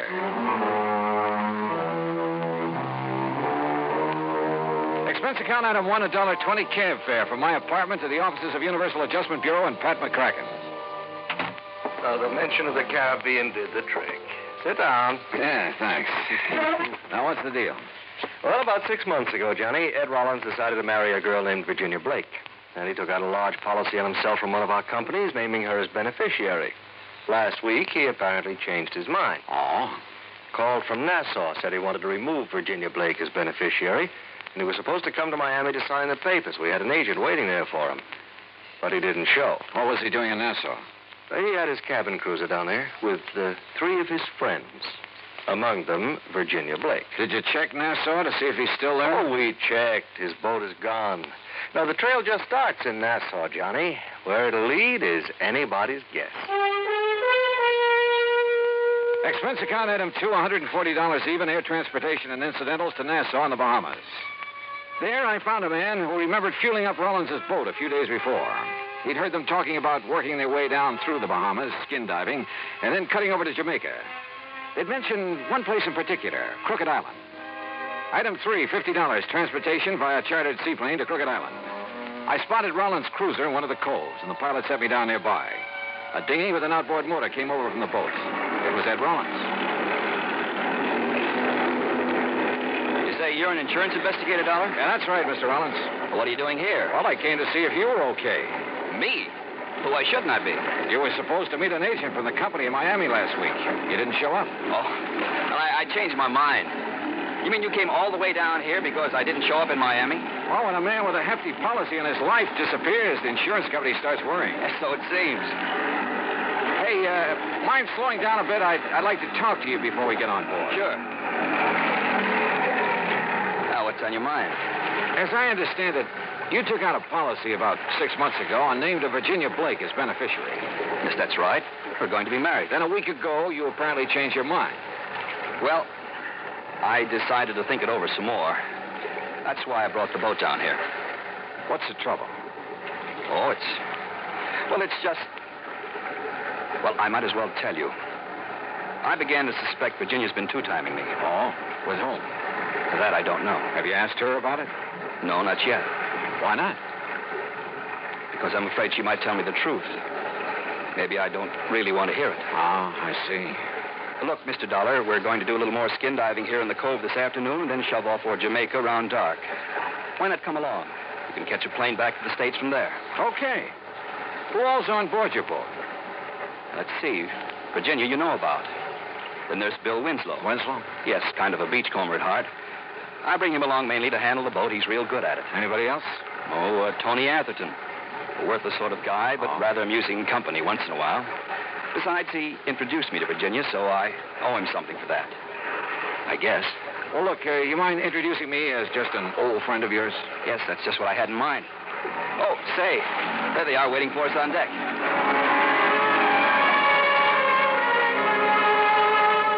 Bill Winslow was tall, lanky, blonde crew cut, deep tan. The kind who looked at home on a boat.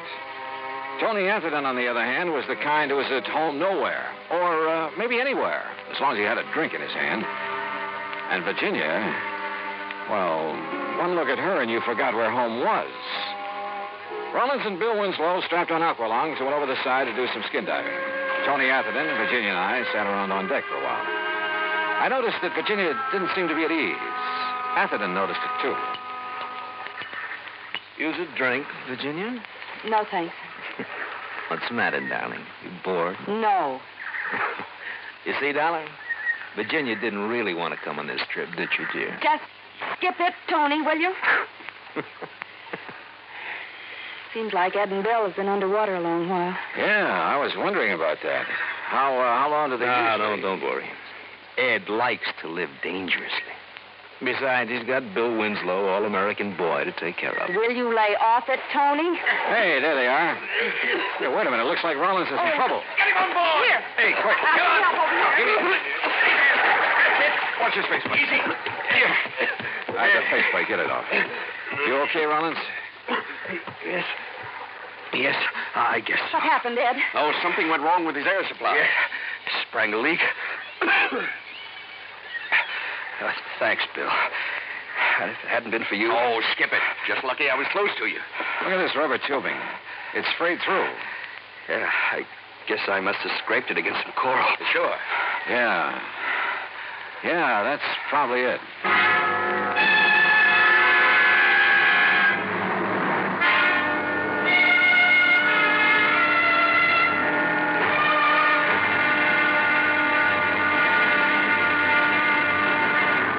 Act two of yours truly, Johnny Dollar, in a moment.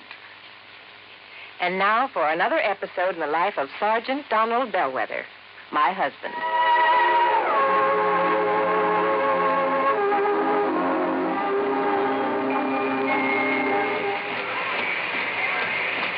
Hi, honey. Did you fix the windshield wipers? I sure did, Reba. How's that?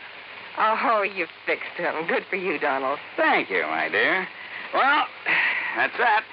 Now, if it rains, we're prepared for it, huh? I feel better now. Oh, me too. A driver has to see the danger if he expects to avoid it. That's right. And also keep the back and side windows clear in rain and snowy weather. That's right. Oh, how about the horn? The horn? The horn doesn't work, Sergeant. Aren't you going to fix it?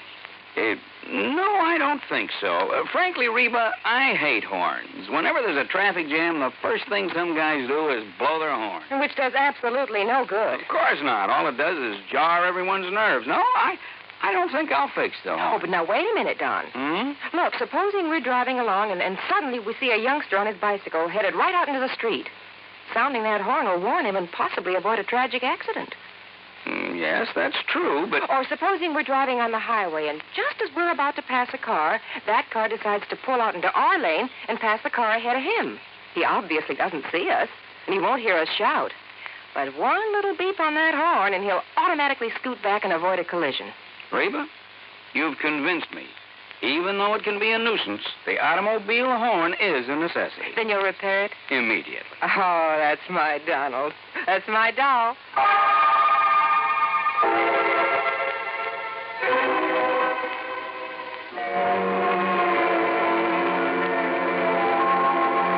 And now, Act two of yours truly, Johnny Dollar, and the Time and Tide Matters. Ed Rollins seemed to regard his close shave underwater as an accident, so I decided to play it that way. But I wasn't convinced. Somebody could have tampered with his air hose. We got underway around dark and headed for Jamaica. About 10, I went up on deck for a cigarette. It was a dark night, but from the stern I could see two figures up in the cockpit. One was Virginia. The other at the wheel, I figured, was Ed Rollins. There was a long kiss. Then they lit cigarettes. In the light from the match, I could see it wasn't Ed Rollins at all. It was Bill Winslow. Dollar? That you? Ed Rollins. I guess he'd just come topside. But I didn't know if he'd seen what I'd just seen. If he had, he gave no sign of it. Johnny. You know that stuff I was telling you about? Maybe cutting Virginia out as beneficiary? Yeah, what about it, Ed? I think you better forget it. I've decided to go ahead and marry her. Well, I don't think I could get along without her. Oh, I see. Look, Rollins, it's probably none of my business, but there's something I feel... There's Virginia now up in the cockpit with Bill. Yeah, that's right. I thought she was below. Well, she must be doing some navigating. Yeah. Virginia? Virginia, honey, come on back. Oh, okay, Ed. Watch your footing. We're rolling a little. Yeah, it's pretty heavy swell. How's Bill getting along up there? Okay, why? It's about time I relieved him at the wheel. Well, I'll take over if you like. Oh, thanks, Johnny. But I enjoy handling the boat at night. Virginia, honey, you look sort of tired. Maybe you ought to turn in. I will as soon as I finish my cigarette. Well, I'll take over now. Enjoying the cruise, Mr. Dollar? Sure. How about you? Why not? According to Tony Atherton, you didn't want to make this trip. Tony's very good at remarks like that. Oh, I thought you and he were old friends. Let's just say I've known him a long time. How you doing, Dollar? Fine, Winslow. How's the boat doing? On course. We should reach Jamaica tomorrow night. Virginia. I think I'll go below now. I'll see you in the morning. Good night. Night, Virginia. Well, you seem pretty much at home aboard a boat, Winslow. It's where I belong. You and Rollins seem to do all the boat handling. How about Atherton? He ever give you a hand? No. No, he's just the passenger type. Well, how about Virginia? Does she handle a boat? She can handle anything. Oh. She's a nice girl, Mr. Dollar. She deserves the best. Maybe that's what Rollins can give her. Maybe. You don't sound convinced. Good night, Dollar. When we reached Jamaica the next night, I decided to do some checking. I went ashore and called Pat McCracken back in the States, asked him to find out what he could about any of them. He was to call me at a restaurant where we were having dinner. Winslow went back to the boat right after the meal, and Atherton drifted out to inspect a few bars. Rollins, Virginia, and I stayed at the table over coffee, but Virginia was restless and edgy. Finally, she told Rollins she wanted to talk to him. They went out on the terrace. And just then, my call from the States came through. Johnny, Pat McCracken. Hi. Did you find out anything? Yeah. Ran a check on Virginia Blake. I found out she's apparently been paying off for something. What do you mean? She's been issuing checks regularly, a couple of $100 apiece, and always to the same guy. You know his name? Yeah. Tony Atherton. I hung up and went out to the terrace, but Rollins and Virginia were gone. I started looking for Tony Atherton. I tried half a dozen bars with no luck. It was after 1 in the morning when I got back to the boat. Atherton was in his bunk. I woke him up. Oh, what do you want, Dollar? Don't you realize what time it is? Yeah, I want to know why you've been blackmailing Virginia. Wait a minute. It's a pretty ugly word. You're so right. Now look, Atherton. Hello? Anybody aboard? Yeah. Who is it? Inspector Hastings, Jamaica Police. Is this Mr. Edwin Rollins' boat? Yes, that's right. I'm afraid I have some bad news for you. Mr. Rollins has been slugged and robbed. What? Good Lord. Was he hurt bad? I'm afraid so. Touch and go whether or not he'll live. Act 3 of yours truly, Johnny Dollar, in a moment. And now for another episode in the life of Sergeant Donald Bellwether, my husband.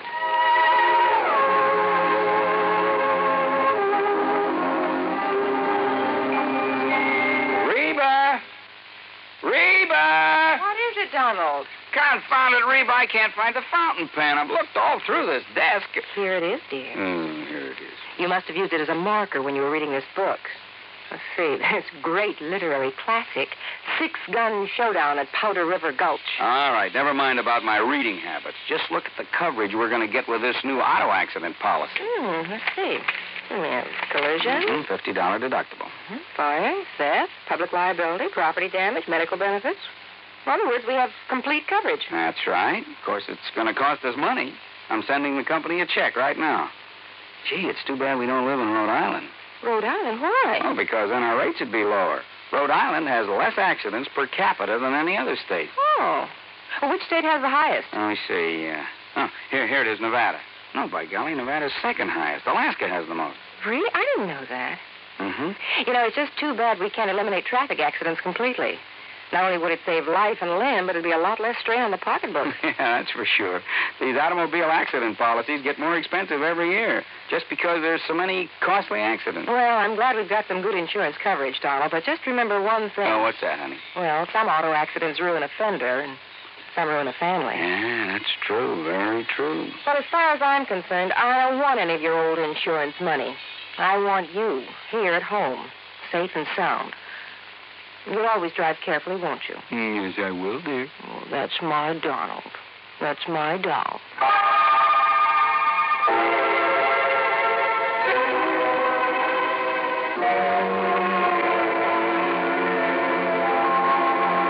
And now, Act 3 of yours truly, Johnny Dollar, and the time and tide matter.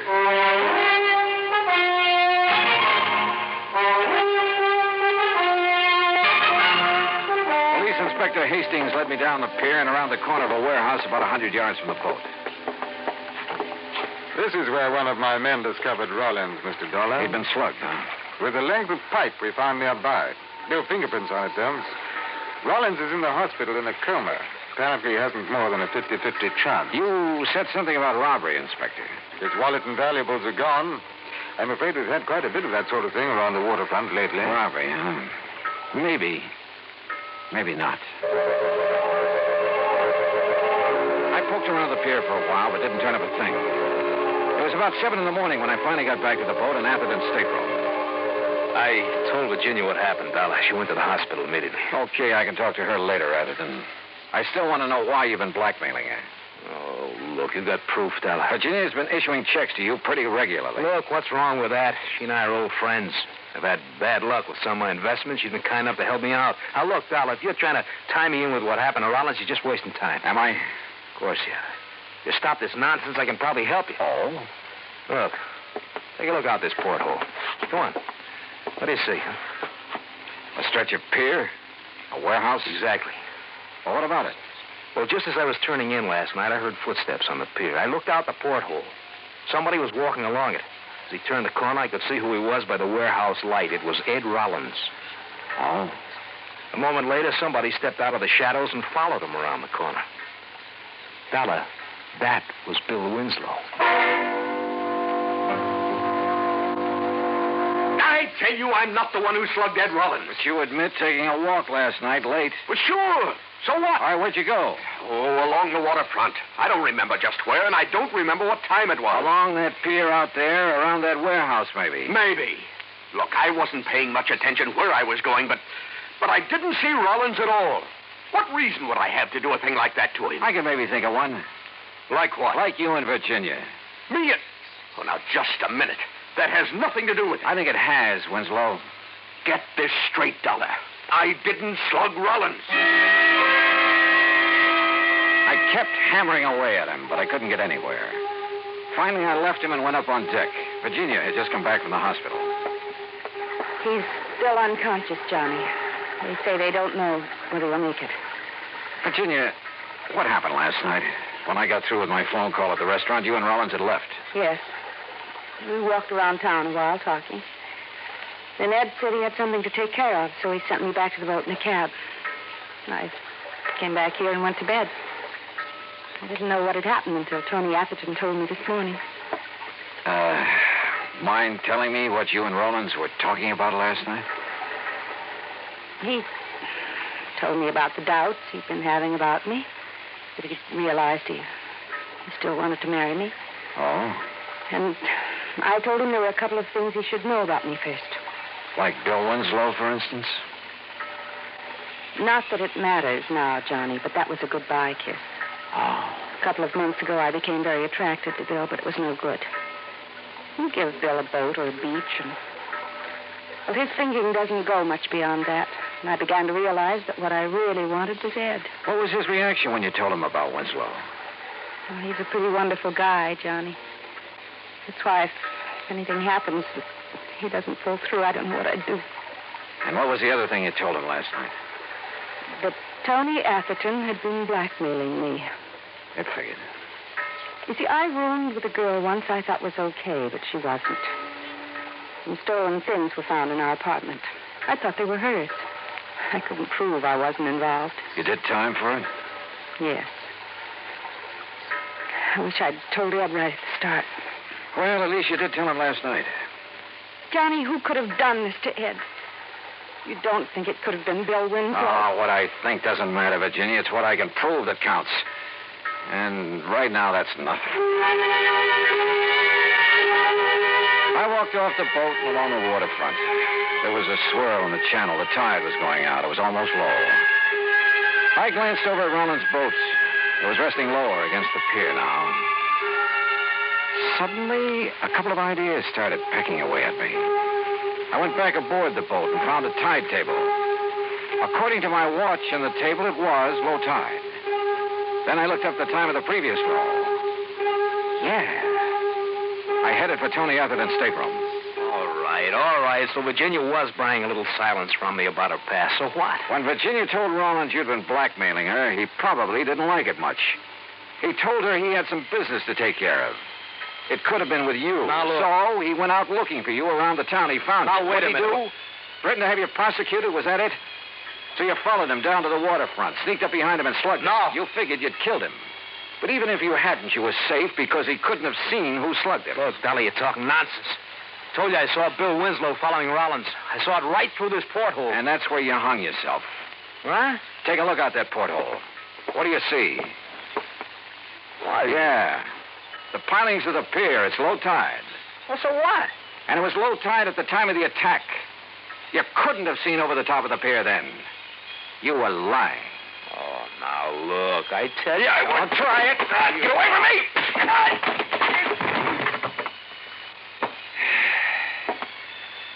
You know, it's funny, Atherton. Shakespeare was more right than he knew. There is a tide in the affairs of men, which sometimes leads to fortune. In your case, brother, you missed.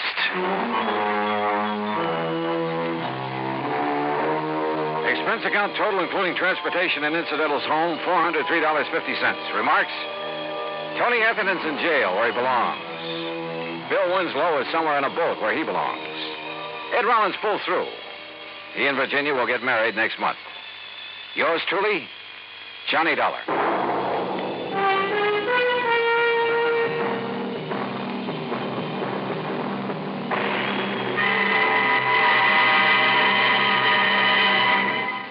Now, here's our star to tell you about next week's story. Next week, the plot revolves around Ong's hat. And if you want to know what that means, well, join us, won't you? Yours truly, Johnny Dollar.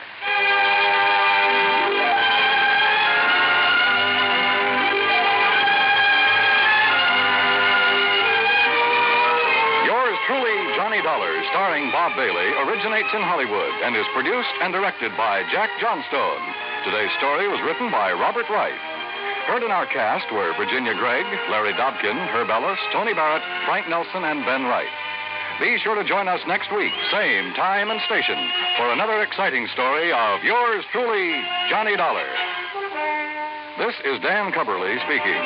Yours truly, Johnny Dollar, has been a presentation of the United States Armed Forces Radio and Television Service.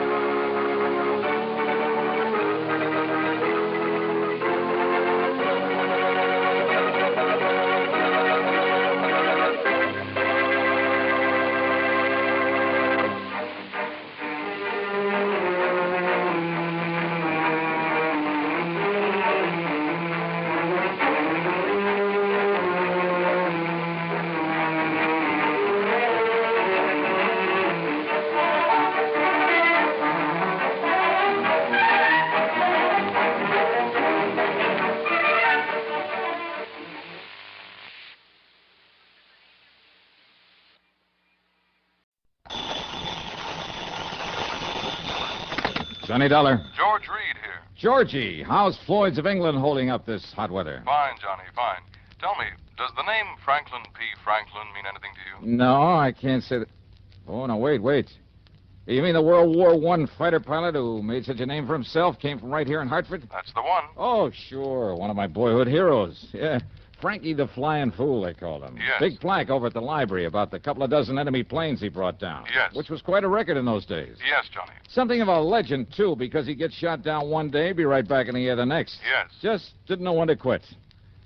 Well, he isn't still alive, is he? No. Well, I didn't think so. No, Johnny, Mr. Franklin died a few days ago.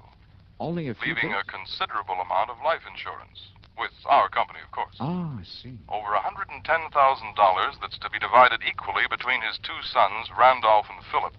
Or, of course, the survivor. Well, what's your problem? Well, Randolph is no problem. He lives right here in Hartford. As a matter of fact, he buried his father. But we need to find Philip. If that is, if he can be found. Now, what do you mean by that? Well, suppose you come on over here to the office and I'll tell you what I know. Sure, why not?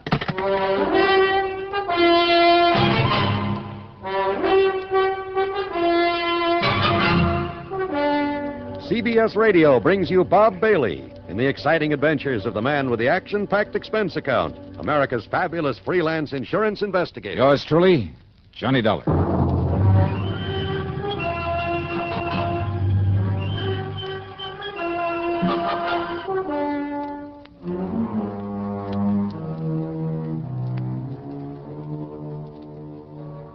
Expense account submitted by Special Investigator Johnny Dollar to Floyd's of England, North American Office, Hartford, Connecticut. Following is an account of expenses incurred during my investigation of the Twisted Twin matter.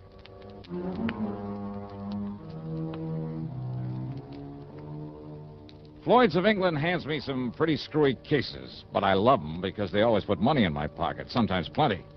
So, expense account item 1, $1.10 for a taxi over to George Reed's office in the big new building on the square. Yes, Johnny, as you mentioned over the phone, Franklin was one of the wildest, most daring aviators in all of World War I. Yeah, from what I've heard and read about him, flying and fighting was a kind of obsession with him. That's exactly what it was, an obsession. It was more than that. It was a mania. Yeah. They simply couldn't keep him down. They could blast his plane out of the sky, fill him full of lead, but within a day or two, he'd be back up there fighting again. Yeah, must have been a real nut about it, huh? That's almost an understatement. So what about him, George? Well, a few days before that war ended, flying through a storm on the way back from a mission over Germany, he crashed into a mountaintop.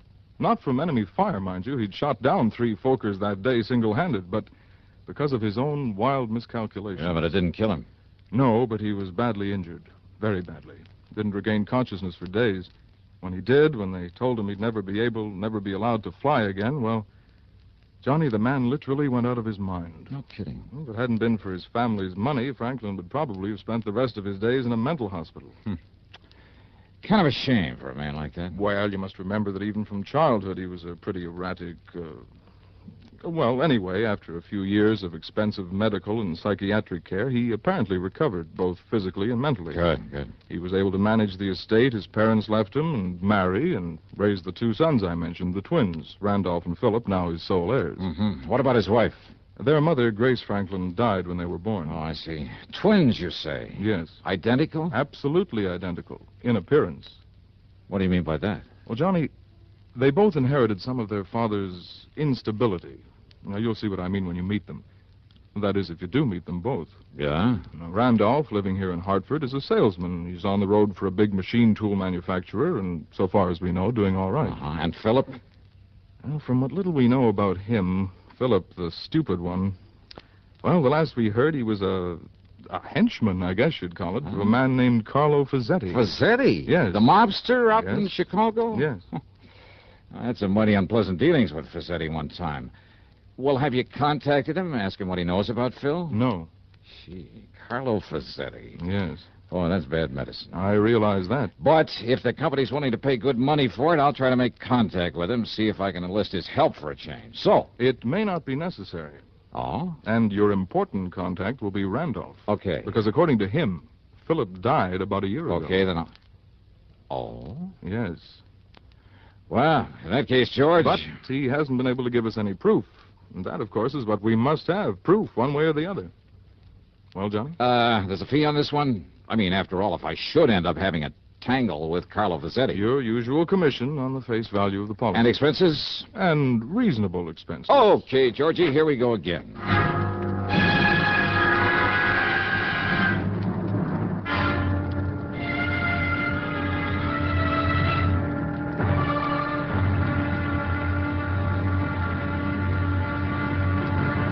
Now, Act 2 of yours truly, Johnny Dollar.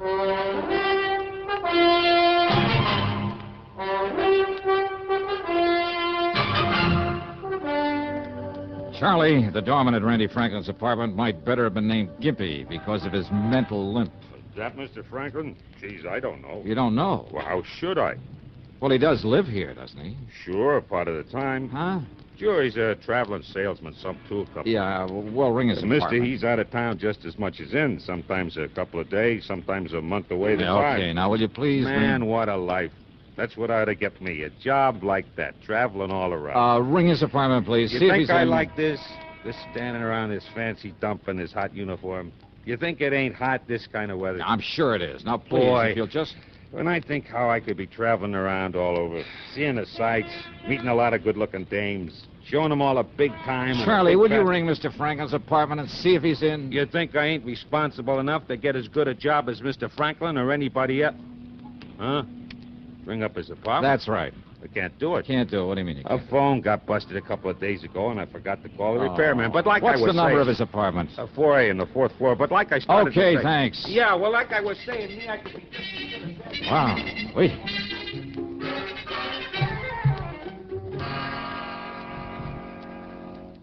Randy Franklin was in.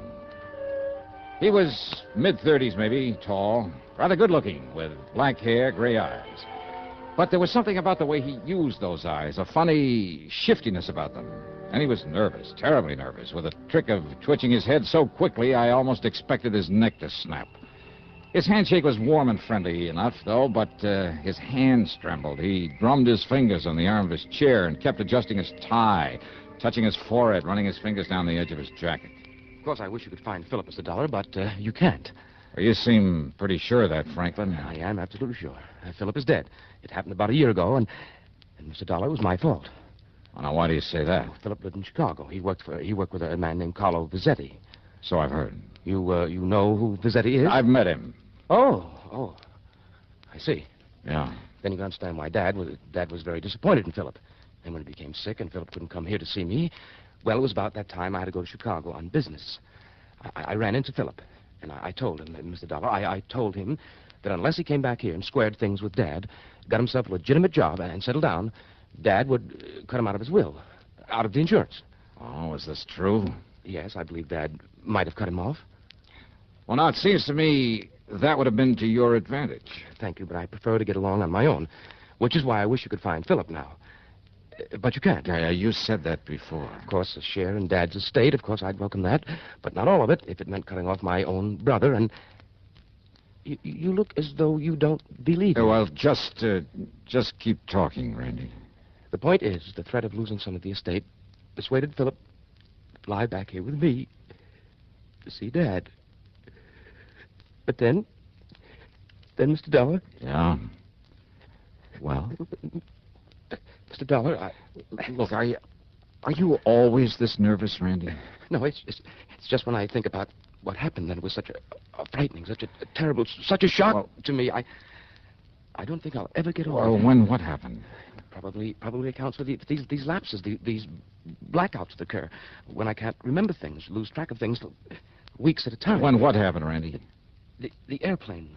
Unscheduled, we ran into a storm over the Alleghenies. We crashed into a mountaintop. Oh, I see. Do you? Do you really? Do you know what it meant? The same kind of a crash that years ago caused my dad. Yeah, to lose his sanity for a while. No! You mustn't say that. He was as sane as you and I. It was just the fear, the terrible, uncontrollable fear and the shock at... Only 3 of us, so far as we know, managed to crawl away from the wreckage. The pilot, a little girl, and myself. Even we were badly injured, we didn't know about each other until much later, because we'd all crawled away in different directions. When I was found, I'd been unconscious for several days.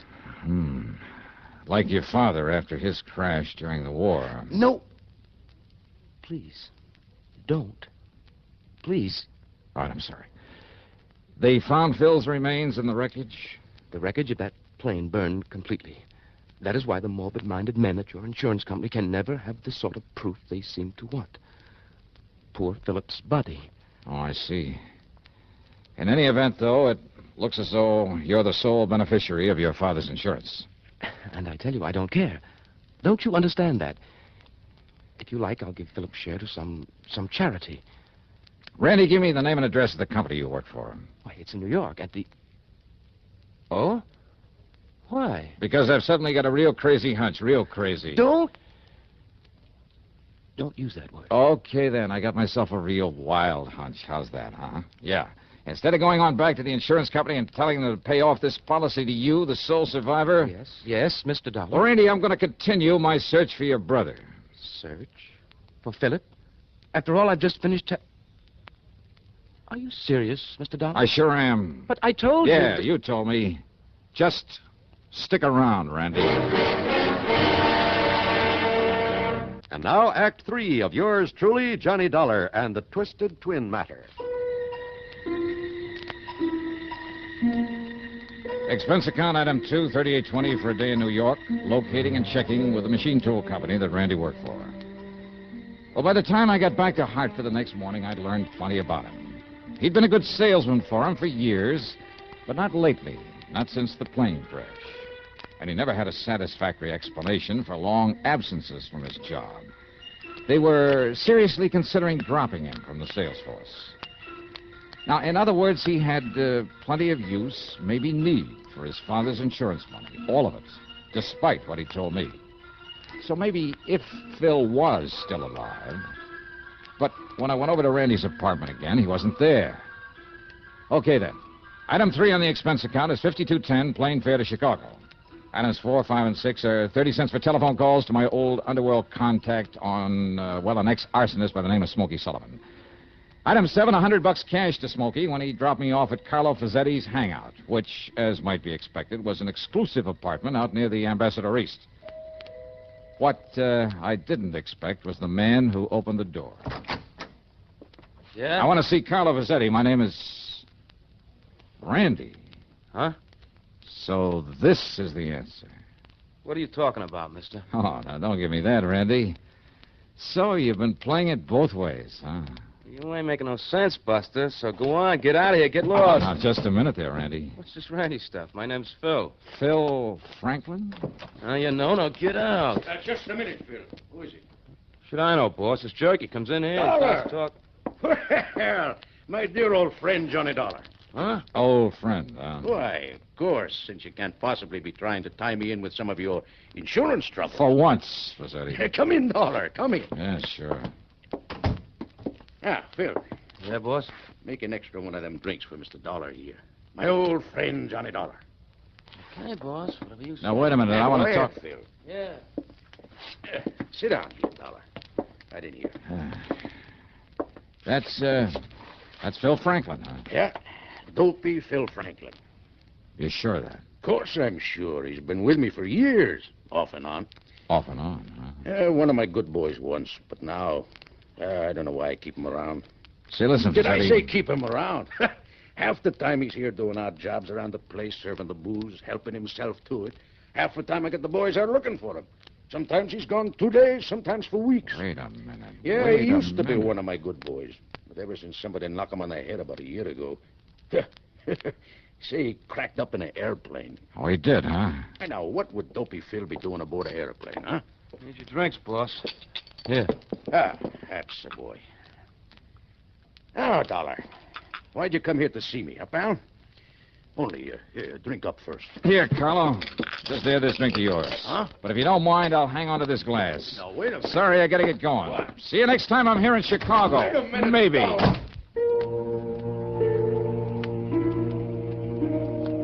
I wrapped the highball glass carefully in my handkerchief, stuffed it into my pocket, then spent item 8, $4.90 for a taxi. Item 9, another $52.10 for a plane ticket back to Hartford. Item 10, $1.50 for a cab to my apartment.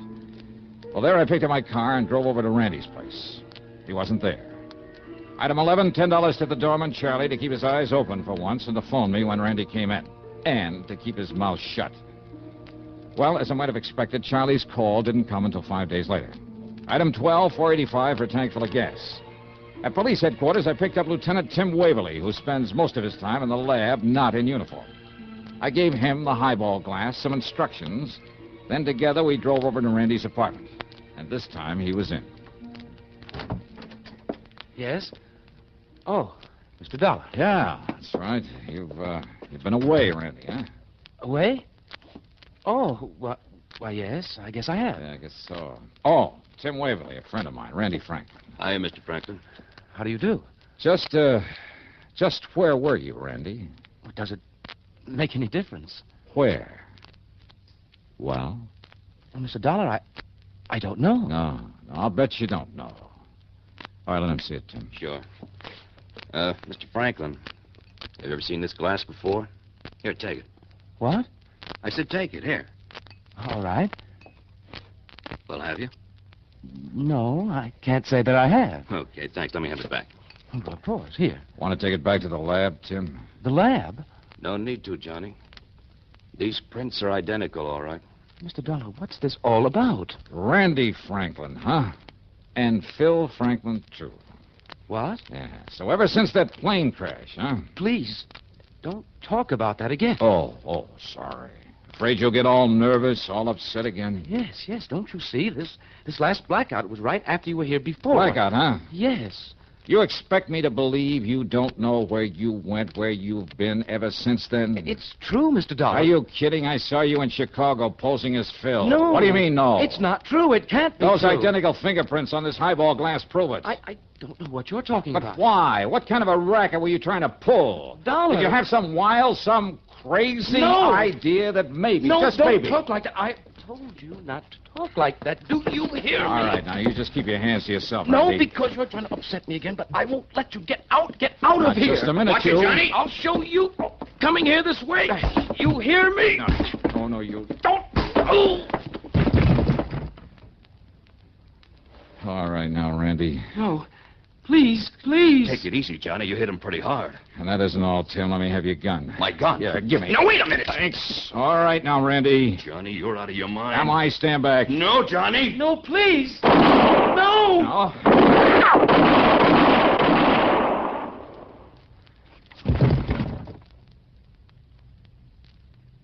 Johnny, if I didn't know you...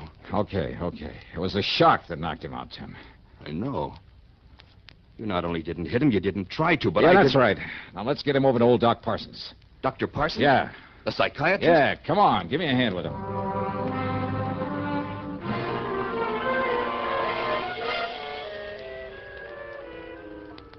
Then, Doctor, it was a guilt complex that brought it all about, huh?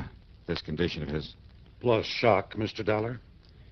You see, Randolph had built up this complex as a result of his brother's death in the plane crash. Mm-hmm. And you must remember that Randolph felt responsible for Philip's death. And afterward, during his blackouts, he really thought that he was Phil, huh? Exactly. Of course, you were taking a big chance, Mr. Dollar. This new shock might have killed him. Oh, brother. Don't I know it, Doc. But, you know, when I suddenly realized what it was all about, Well, fortunately, it worked. His intense excitement, which ordinarily might have resulted in another one of his blackouts, sent him back into the Phil personality. Well, that excitement, plus the shock and pain when you struck him, then his overpowering fear when you stood over him, pulling that trigger, apparently trying to kill him. Well, Dollar, they were a perfect match for the pain and the terror that existed during the plane crash that made him the way he was. But now, Doctor? Well, I'm convinced that with proper care, Randolph will now be all right. Will be himself entirely. Good. Just, don't you ever try anything like this again, young man.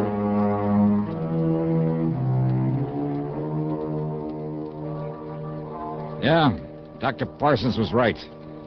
After this, I'll leave the shock treatment bit to people like him who really know what they're doing. All right, let's see now. Expense account total comes to $196.55. There'll be no fee on this one. Yours truly, Johnny Dollar.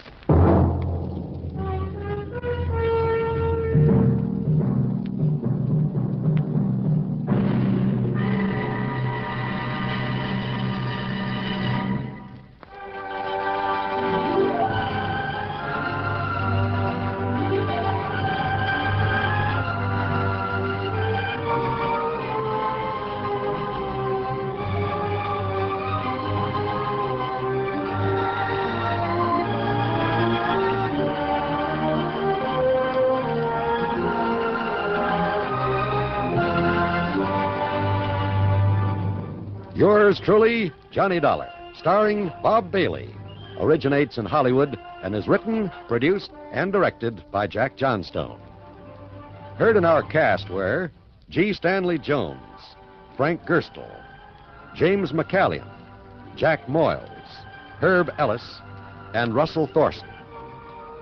Be sure to join us next week, same time and station, for another exciting story of yours truly, Johnny Dollar.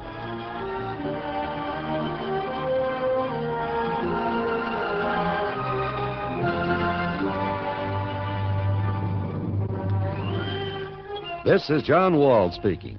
Johnny Dollar has come to you through the worldwide facilities of the United States Armed Forces Radio and Television Service.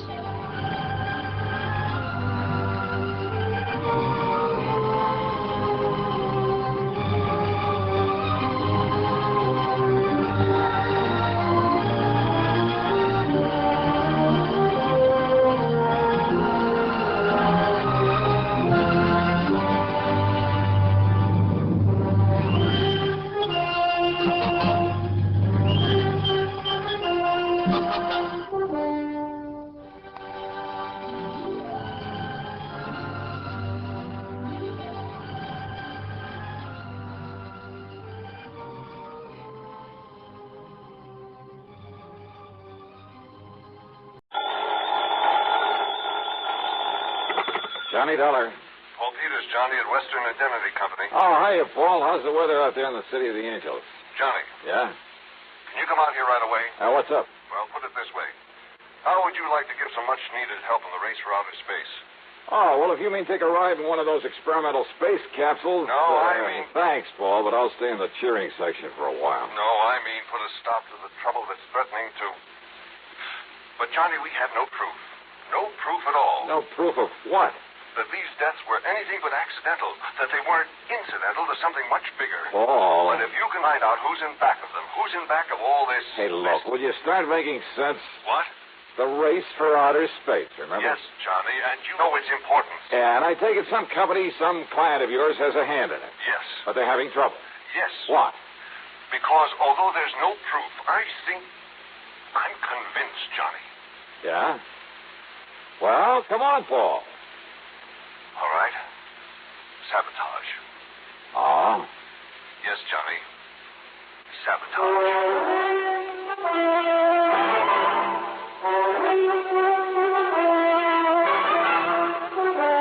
CBS Radio brings you Bob Bailey in the exciting adventures of the man with the action-packed expense account, America's fabulous freelance insurance investigator. Yours truly, Johnny Dollar.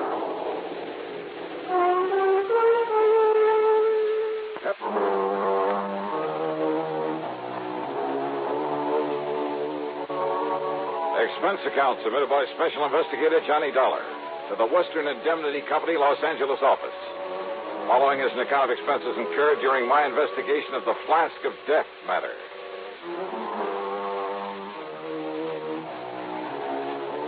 Expense account item 1, $180.40 for a plane to New York, then one of the big jets to Los Angeles. Item 2, $570 for a cab to Paul Peters' office on Wilshire Boulevard on the strip they call the Miracle Mile. I've arranged a rental car for you, Johnny, so you can get on up there right away.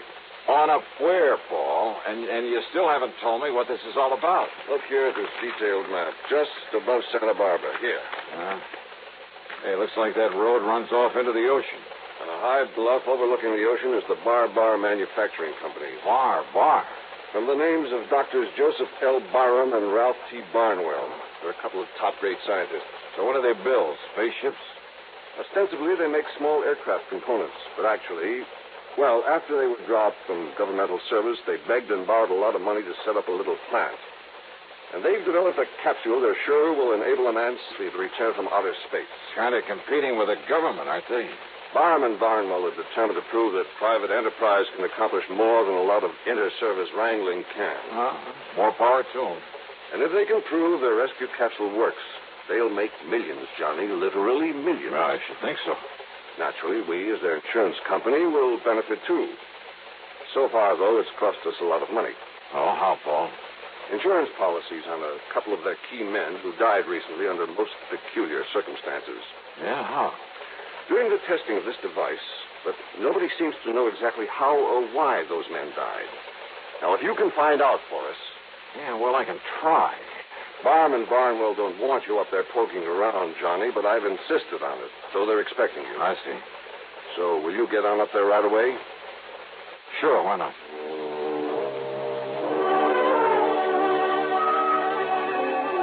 Thanks to a good freeway system, I arrived at the Bar plant shortly after 2 p.m. One of the guards led me onto a long steel platform that stuck far out over a wide cove at the edge of the ocean. At the end of it, surrounded by a lot of complicated machinery, attended by half a dozen men, was Dr. Ralph Barnwell at the controls of a gigantic hoist. A long, heavy steel cable on it was pulling something out of the deep waters of the cove. Much to my surprise, Dr. Barnwell didn't seem to resent my presence at all. Yes, Dollar. Here comes the space capsule.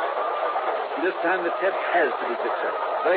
Tell me, Dr. Barnwell. Twice before it was plunged, fired into this deep hole at the edge of the ocean under conditions simulating a return from outer space. Everything within the capsule functioned perfectly. The tests were a complete success, except for one thing. Yeah, what's that? For no apparent reason, for no reason at all. Yeah? The man inside it was dead. I see. Easy now. Lower, Doc. Yes. All right now. Ready on the cradle. And that's why, Mr. Dollar, That's why my partner, Dr. Joseph Barham, insisted on making this test himself. All right, men. Release the pressure so we can open the door of the capsule. All ready? Good. All right, now come along, Dollar.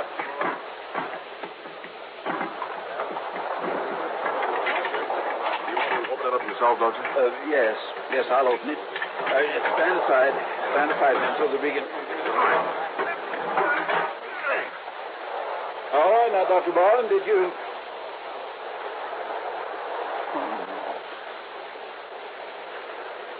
Joseph.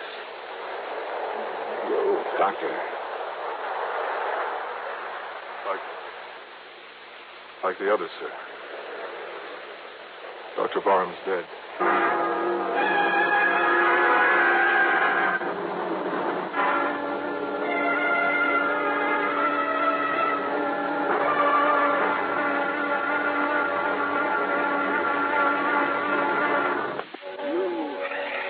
You saw it yourself, Dollar. There was nothing inside that capsule that could possibly have killed Joseph Barham. Yeah, well, now, maybe the autopsy will, Doctor? Yes, of course. We'll have an autopsy, the same as we had on the other two men who died this way, but I know what the findings will be. What, sir? Asphyxiation. But I tell you, it's impossible. If the atmosphere inside it became insufficient or faulty for any reason at all, it would have shown up on the tape recordings that we so carefully checked over. And these young scientists we employed don't miss anything, Dollar. Well, what about a poisonous gas of some kind in there? Poisonous gas? Well, 3 of these in a row, Doctor. It looks kind of deliberate, doesn't it? The presence of any known poisonous gas would have been recorded, too. Any known poisonous gas? What? Well, isn't that what you said, Doctor? And with all the people in the world who'd like to see you fail with the rescue capsule, don't you think a few of them might be clever enough to make up something you couldn't spot? You're talking about some spy, that sort of nonsense? Is it nonsense? Nothing could be placed in that capsule without our knowing about it. You're pretty sure of all the people you have working here? Of course we are, as sure as we can be. Yeah? And what's more, if anything, any device had been placed in the capsule to release this poisonous gas you're talking about, we'd have discovered it when we opened the capsule. We'd have smelled traces of it. Well, maybe. And maybe it sounds wild, Doctor, but have you considered the possibility of the man himself in there releasing some kind of... Dr. Barham, a suicide? No. Good heavens, no. All right, how was a breathable atmosphere provided inside that thing? 2 oxygen tanks, primarily, and a minus-pressure tank system containing a CO2 absorption unit, plus, of course... Well, what's been done with the oxygen tanks that were aboard? Why, they've probably been returned to the storerooms where they can be made ready for the next test. You're not sure? I tell you, Dollar, the presence of any poisonous gas... Any known poisonous gas, remember? You know that rescue capsule inside and out, don't you? Every square inch. Even the most minute detail. Well, I know nothing about it, but, Doctor, that might be an advantage in my investigation. What? Because I have no preconceptions about why or how some device couldn't be put aboard. I'm afraid I don't follow. So maybe I'm just the one to find out how it was. But that doesn't... Also, I have a strange little hunch I'd like to follow up. Do you believe in hunches, Doctor? Hardly. As a scientist, But, Mr. Dollar, if your hunch can result in finding the killer among us... Maybe it will, Doctor. Maybe it will.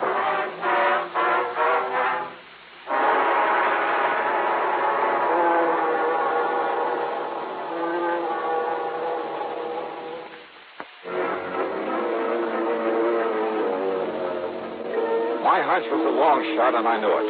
But my hunches usually pay off. Dr. Barnwell promised no interferences and gave me a pass that would get me by his security guards to any department or laboratory in the place. I talked with some of his bright young scientists and engineers and other technicians, not because I expected to get anything from them, and I didn't, but to hide my real purpose. Then I wandered into the storeroom where the oxygen cylinders were kept. I talked to a rather dull-witted character named Pete Prosser. Just about to empty out these here little oxy bottles and go home. Say, didn't I see you up there on the dock with Dr. Barnwell this afternoon, Mr. Dollar? Yeah, that's right, Pete. And Aren't you the one who opened some of the valves on the outside of that capsule just before Dr. Barnwell opened the door of it?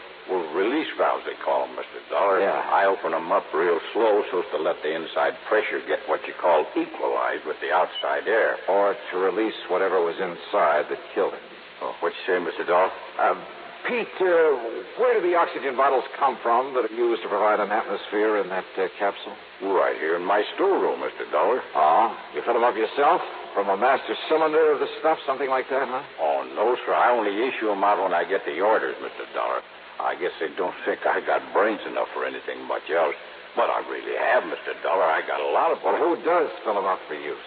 Well, now, that's a funny thing, Mr. Dollar. I don't exactly know. You don't know? But it must be some of the scientists they got all around here. For all I know, Mr. Dollar, is they're always full and ready when I get the orders to deliver flask number so-and-so and so-and-so up to the dock. I come down here and get them and then help install them. What happened to the bottles that we used this afternoon? Well, the first thing we done, Mr. Dollar, was check them out up there on the dock. Check them out? Well, sure, Mr. Dollar, to be sure they still had pressure in them in case their running out was what killed poor Dr. Barham. But it wasn't. On account of they still had plenty of pressure. You emptied them up there? Oh, no, sir, Mr. Dollar. That's what I was going to do when you come here just now. You see them here on this rack? Yeah. What have you hooked them up to, that pipe through the ceiling there? What's that? Oh, that's the exhaust. You see, I just pop this valve, and they empty out in the air where they can't cause no explosion or nothing. No, wait. Close that valve. Oh, sure. Only we can't fill them up fresh if we don't empty them first. Hey, Pete, well, listen, Pete. Yes, sir, Mr. Dollar. Well, I've kept you after hours, and I'm sorry for that. Oh, that's all right. So, why don't you run along and I'll take care of emptying these flasks for you, huh? Well, now, that's real nice of you, Mr. Dollar. Yeah, sure. I'll see you in the morning. Yes, sir. Well, good night, Mr. Dollar, and thank you, sir. When he was gone, I tore over to one of the laboratories I'd visited earlier. There I borrowed a couple of healthy-looking white mice. Then back to the storeroom. I hooked a tube onto each of the oxy bottles and slowly fed the contents, supposedly pure oxygen, into the cage with the mice. Well, for a while, they cavorted about very merrily, and I wondered if for once my hunch had been a wrong one. But then, suddenly, the mice keeled over, lay there, gasping for breath. And by the time I could shut off the valve, both of them were stone dead.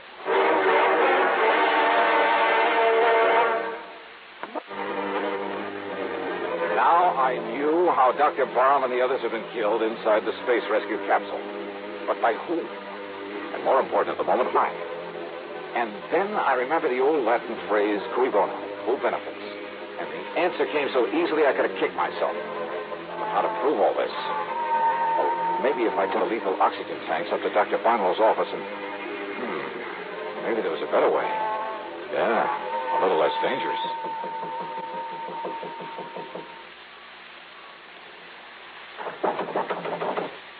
Yes, come in. Oh, come in, Mr. Dollar. Hi, Doctor. Well, as long as you're still around, why don't we have dinner together? And what's that you have there? Oh, it's just one of the oxygen bottles that was taken off the rescue capsule this afternoon. Yeah, I'll fit it here by the door. May I ask why?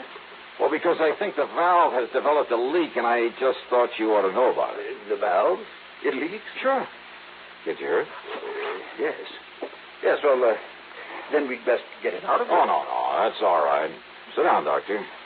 I want to talk with you. Yes, but a lot of additional oxygen in here. If you were to forget and light a cigarette, light a match. I won't forget. Probably wouldn't do a thing anyway. Now, Mr. You know, in spite of your nice reception, I understand you didn't want me to come up here and poke around. Well, I'm sorry if you got that impression. It's probably because Dr. Barham and I thought that... you and Barham got out of government service, didn't you? Why, yes, we did, because the security boys found out some things about you they didn't like? I know, that's ridiculous. Doctor, I'm not going to beat around the bush any longer. I should have known there was something phony about your ordering the pressure released in that capsule before you'd opened it up this afternoon. What? It was really to dissipate the poison gas in it, wasn't it? What poison gas? Mr. Dollar, I told you my opinion of your poison gas theory earlier. But now about this flask of oxygen you Doctor, offered. now that the capsule works, it's worth millions, isn't it? Works? By killing 3 good men? The first 2, I suspect, were to convince everybody it was accidental.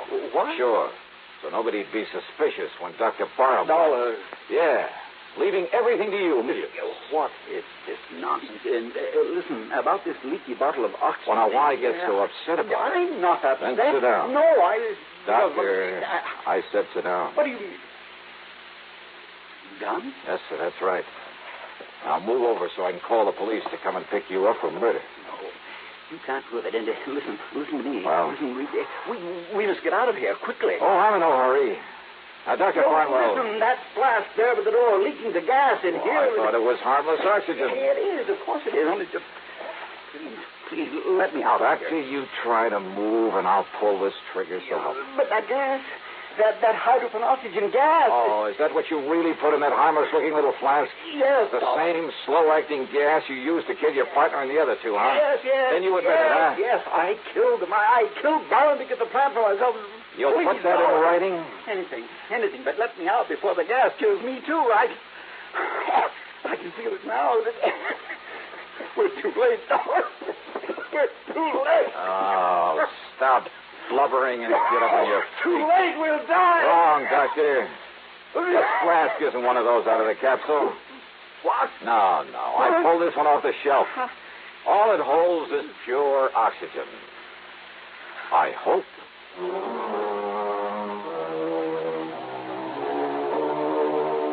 I don't know, of course, but I suspect the government will take over. Maybe they'll have something in that space rescue capsule. But as for money, royalties, well, I'm sure that Barnwell won't be able to spend more than in prison. Expense account total, including a couple of days and nights in Santa Barbara and a trip back to Hartford, $431 even. Yours truly, Johnny Dollar.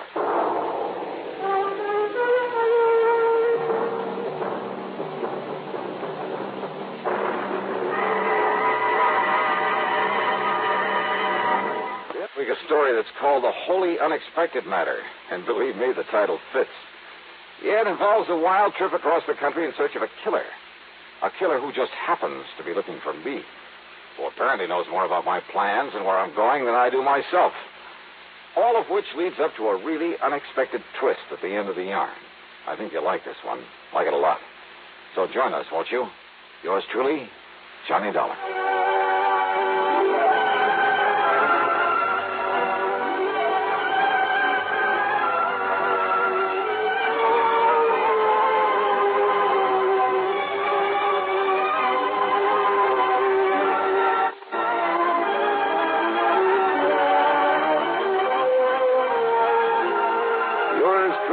Johnny Dollar, starring Bob Bailey, originates in Hollywood and is written, produced, and directed by Jack Johnstone.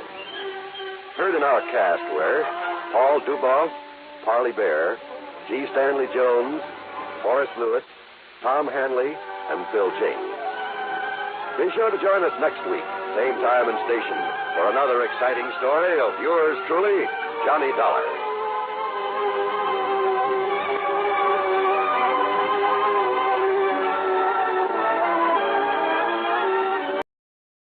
The Greater Southwest Insurance Company office in Kingman, Arizona. The following is an account of expenses incurred during my investigation of the Red Rock matter. Expense account item 1, $1.70 for a telegram to Jake Kessler giving him my flight time. Item 2, $169 even, plane fare and incidentals, Hartford to New York to Las Vegas, Nevada. Early the next morning then, Jake was there at the Vegas airport waiting for me. Tall, angular, well-tanned, wearing jeans, a denim shirt, high-heeled boots, and a broad-brimmed hat. Well, he looked like he should have been riding a range pony instead of a car. We headed east on 95 through Boulder City, then south toward Kingman, Arizona. All right, now, Johnny, now that we got the how-to-dos over with, I better tell you why I called you out here. Hey, you said something about a murder, Jake. We'll know for sure when we get down to Kingman. Now, back in '52, Johnny, a couple of boys named Ralph Garrett and Jerry Bisbee were doing quite a bit of prospecting around these parts. Gold? Gold, silver, copper, anything they could find.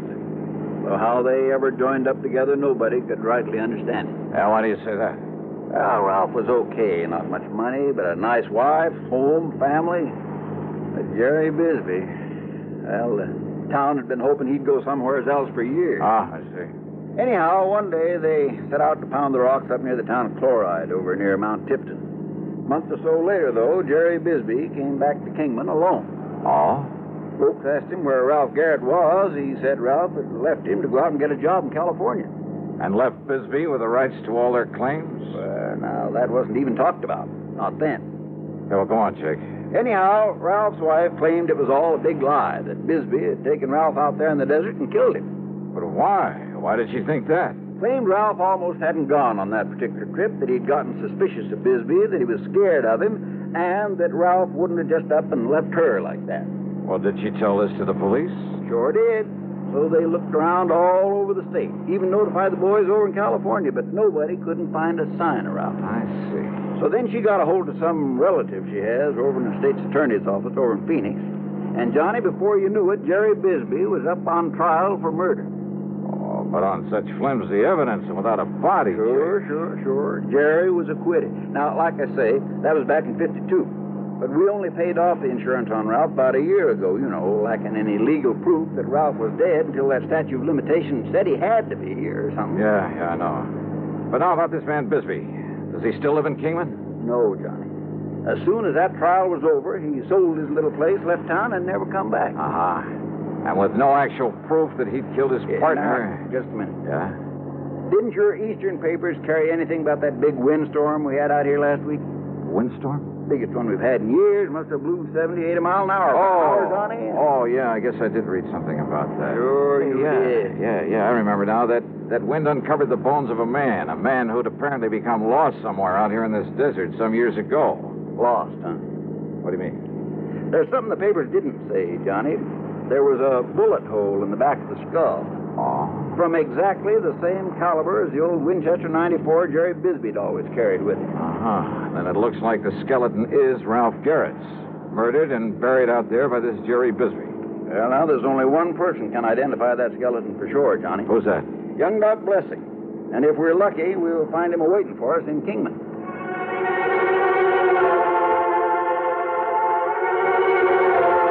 Well, that was all Jake had to say about the matter until we could talk to Dr. Blessing. When we got to Jake's office there in Kingman, we found a note in the door from Dr. Blessing asking us to wait for him. So we sat there and waited. And then he came here and... Rat the dang flies. Think out here in this nice, clean desert air, they wouldn't... There you are. Oh, I won't be able to hear out of this here for a week. Yeah, I thought you were trying to knock your head off there for a minute. I almost did. But you were saying that young Doc Blessing took over his father's practice out here. Yeah, a couple of years ago. And that included all the records his pa had always kept, complete records of every case he'd ever handled. Notes, prescriptions, x-rays, everything. Boxes, crates, cartons of them, Johnny. And that's what young Doc's looking into right now, all those old records. Why, Jake? Because he had a vague remembrance that one time, a long while ago, his pa... Oh, howdy, Doc. Jake, I take it you're Johnny Dollar. That's right. I'm Doc Blessing. Glad you're here, Dollar. Jake, I've been over police headquarters. And you found something, Doc? Yes, Doctor. Now, you must understand this, Dollar. The police around here are fine. Good state authorities, too, but this thing may be beyond their reach. What'd you find in your pa's old records? Jake, I found evidence, including x-rays, that proved that my father patched up a broken thigh for Ralph Garrett back in '47. X-rays clearly showed the steel femoral plate he used to pin two sections of bone together. Then, Doc... It's been kept from the papers, Dollar. But on the skeleton they found in the desert was that very same fractured thigh bone and the stainless steel plate that my father... I knew it. Well, there's no question about it.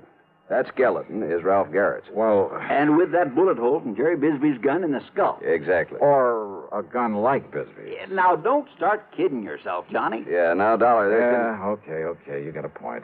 It looks as though Bisbee murdered him, all right. Of course he did. Why else would he skip out after the trial? So what you got to do, Johnny, is get out and find it, bring him back to justice. That's all. That's all? Well, yes. Oh, sure.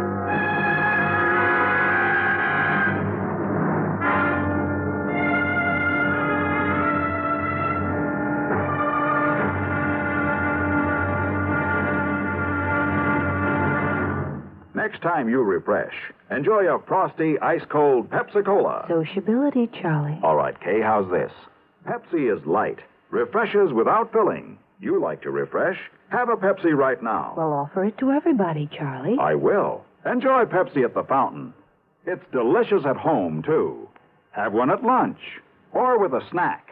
Charlie. At the beach or at dinner. Wherever you go, wherever you're thirsty, Pepsi is there. It's here, too, in our Be Sociable song. Be sociable, look smart, keep up to date with Pepsi.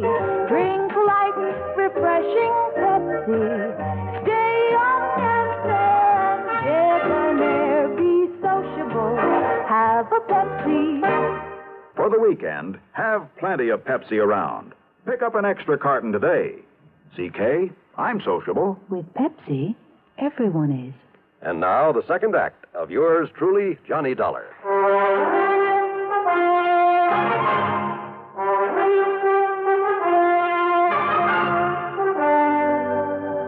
Now, Jake, you say that right after his trial, Bisbee left town. And no forwarding address, and I don't need to tell you nobody's seen hide nor hair of him since. Well, what happened to the rights to the mining claims? Sold them out, didn't he, Doc? That's correct. Did he get much money for them? No. And, of course, he had to share and share alike with Ralph's widow. Hey, Doc, you say you just saw the police. Yeah, Dollar, and of course they're certain, too, that Bisbee murdered Ralph Garrett. On the strength of the evidence I was able to provide for him. Uh-huh. Any idea how they plan to proceed? Yeah, I assume they've notified the state police and that they'll put out bulletins all over the country. All of which will take time, of course. Yeah, in other words, they have no idea whatsoever where Jerry Bisbee might be by now. Well, after all, Johnny, after all these years. Yeah. Bisbee may have gone anywhere after he left here, and since he alone had knowledge of his guilt at that time. Yeah. So all I have to do is perform a slight miracle and... Hey, wait, you say that he was a prospector while he was living here in Kingman. That's right. Well, what else did he do? Well, he kind of worked some of the mines now and then, enough to keep him in food and clothes and tobacco's all. And liquor, of course. He was a heavy, disagreeable drinker. But that's all. It's the only work he knew. Now, I got some house calls to make. If I can be of any further help. Yeah, well, maybe that gives me an idea. Yeah? No, you go ahead, Doc. I can work on it right here. Very well. Don't hesitate to call me. What's this idea, Johnny? Just let me use this phone. Well, sure, go ahead.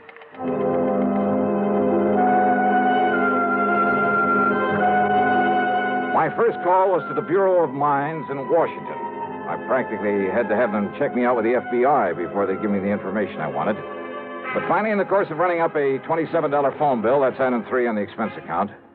Yes, Mr. Dollar, I've located a listing of mining claims in the name of Jerry Bisbee. Then he's still prospecting. The list begins with 1944. All claims up to 1952 were in Arizona. Yeah. Would you like me to read them to you? No, thanks. What I'm interested in is recent claims, and I've got a suspicion they won't be in Arizona. Let me see now. Yes, you're quite right. Yeah? Within the past few years, he's apparently been doing some prospecting in the state of Nevada. Where? Well, in several rather widely separate... Well, of course, the office in Carson City could give you more up-to-date information than we have. Yeah, you're right. I'll call him. Thanks very much. Progress? Yeah, Jake. It looks like maybe we're getting somewhere. I knew you would, Johnny.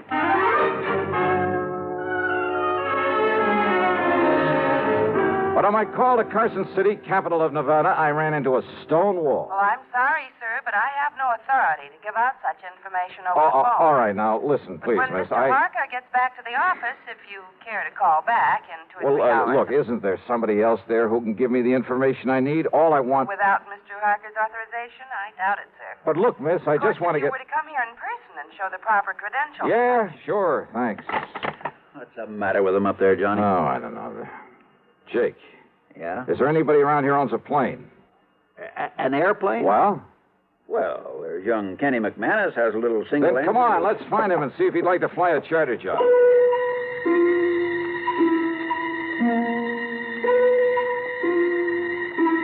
Expense account item 4, $175 to Kenny McManus for the use of his plane and his service as pilot. Only I'm not so sure I would have chartered that particular plane if I'd taken time for a real good look at it before we started off. Yeah, with 2 passengers, a full load of gas, and my luggage, it was hardly... Well, let's face it. It was old and definitely underpowered for such a trip. We missed the tops of several mountains by only inches along the way. But somehow, shortly afternoon, we landed in the Nevada capital. Item 5, a buck to one of the lads at the hangar for a ride into the local bureau representative. Mr. Harker was somewhat reticent until I mentioned one word. What was that, Mr. Dollar? Murder, Mr. Harker. I want this man Bisbee for murder. I see. And I'm certain I can be of help to you. And now, thanks to Mr. Harker's cooperation, I finally really got on Jerry Bisbee's trail. Item 6, $50. Deposit on a rental car, and I headed due east. I headed for the lively old ghost town of Virginia City. I didn't know I was also heading into one of the most dangerous situations in my whole career.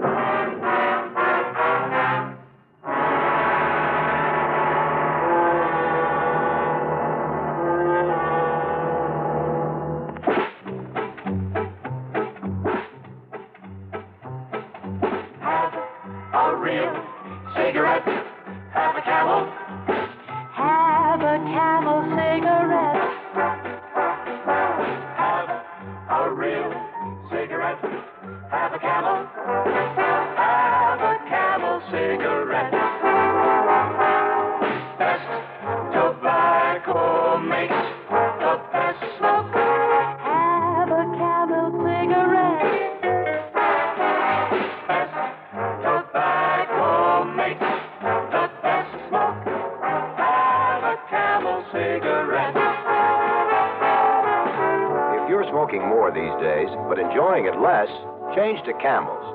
The Camel blend of costly tobaccos has never been equaled for real smoking satisfaction. Have a real cigarette. Have a Camel! Start to really enjoy smoking again. Now back to yours truly, Johnny Dollar and the Red Rock Matter.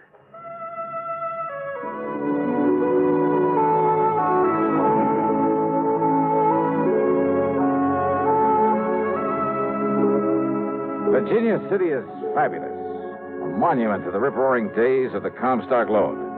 When all too often a man's life depended on how fast he could draw or how well he could defend a hunk of barren ground that he chipped away at in the hope it would give up millions of dollars worth of gold-bearing quartz or the heavy blue mud so rich in silver ore. Still standing are many of the colorful buildings put up in the 1860s. Piper's Opera House. You picked up your key at the Bucket of Blood Saloon. There was the office of the Territorial Enterprise that carried editorials by Mark Twain. The famous Crystal Bar. The gambling halls where debts were paid in dust and nuggets. Famous names, too. O'Reilly and McLaughlin, Comstock and Gould, McKay and Mills, Fair, Flood, and O'Brien. Yeah, the Bonanza Kings. All of them had meant fabulous wealth in the days of the gold rush. Yep, you can almost see their ghosts walking the streets. Well, I found a fount of local information and a grizzled old character parked on a rocker in front of one of the ancient saloons.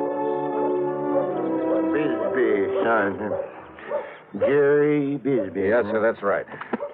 Well, if I was you, I'd stay away from him. Yes, I would. Well, why do you say that, sir? Because, son, that D4 man's crazy. Staying up there in that shack on top of Red Rock Pass. Red Rock? Working away at that worthless claim he has up there. Oh, where is Red Rock Pass? About halfway up 12-mile road over there.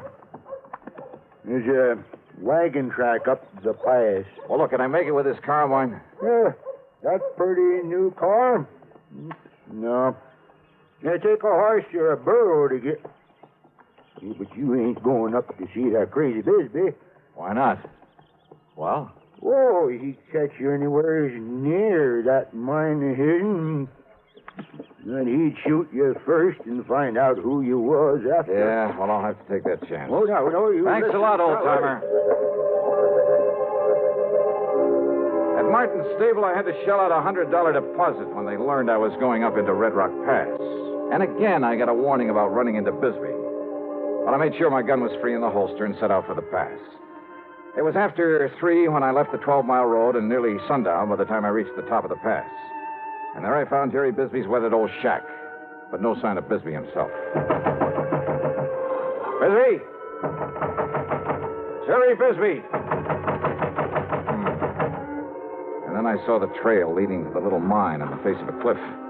So I started over toward it, walking around the huge red boulders in my path, scattered about as though some giant hand many centuries ago. That's fair enough. Bisbee, Get back on that horse and get out of here. sorry, but I got to talk to you.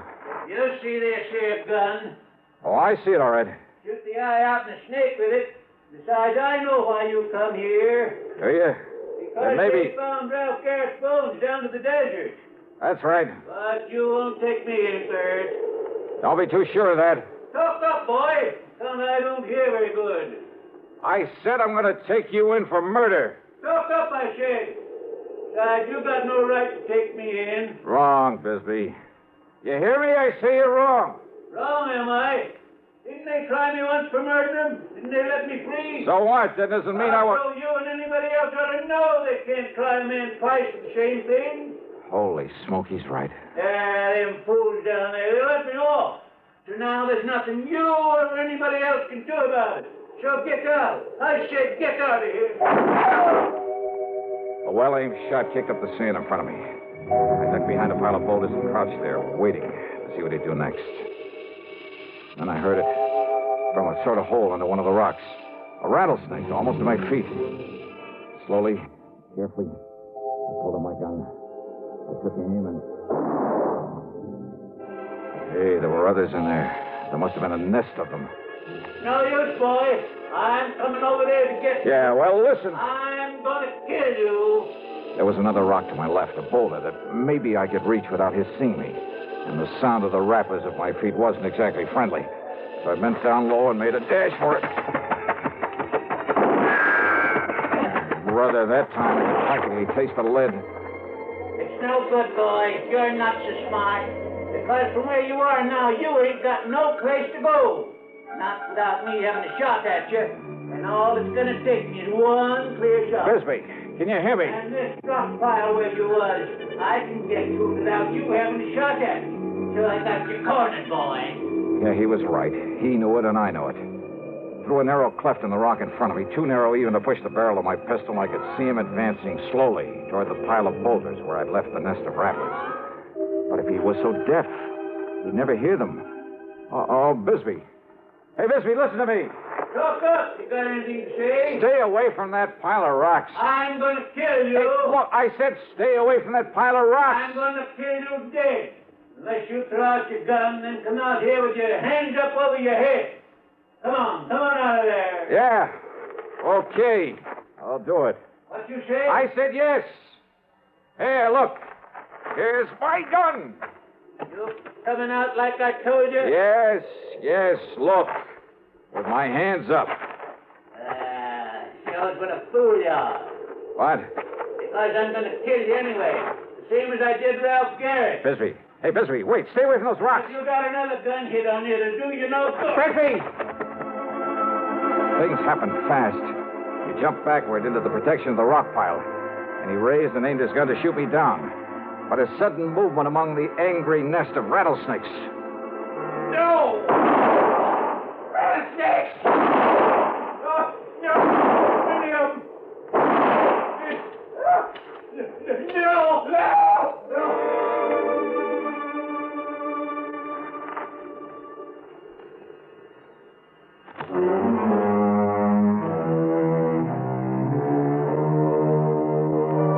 By the time I got over to him and hauled him out of that pit of death, half a dozen of the deadly rattlers must have struck him. He died before I could get him back to Virginia City.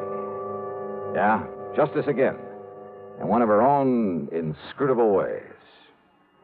Expense account total, including a couple of good stiff drinks. Then the trip on back to Hartford, $496.25. Yours truly, Johnny Dollar.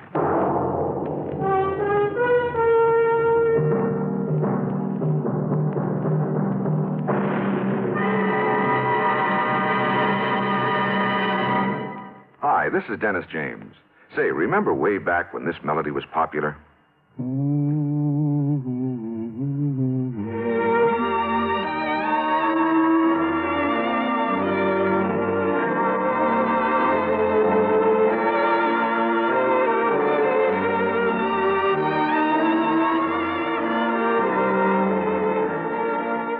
This There's something very special about a long-time favorite, isn't there? Well, folks feel the same way about one of Kellogg's favorites, Kellogg's All Bran. Going on 41 years now, it's been America's most popular good food way to fight irregularity from lack of bulk. Because it's whole bran, Kellogg's All Bran gentles away irregularity safely and reliably. And because it's deep toasted for extra crispness, it never gets mushy in milk.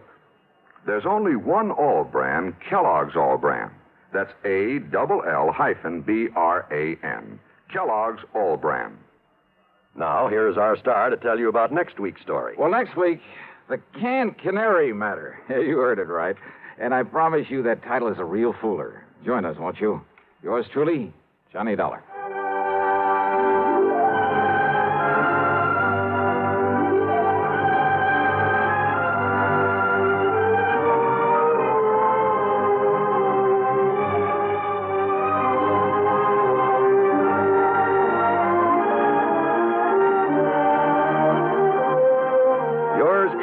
Johnny Dollar, starring Bob Bailey, originates in Hollywood and is written, produced, and directed by Jack Johnstone. Heard in our cast were Virginia Gregg, Parley Bear, Harry Bartell, Vic Perrin, John Daner, Will Wright, Tom Hanley, and Bill James. Be sure to join us next week, same time and station, for another exciting story of yours truly, Johnny Dollar.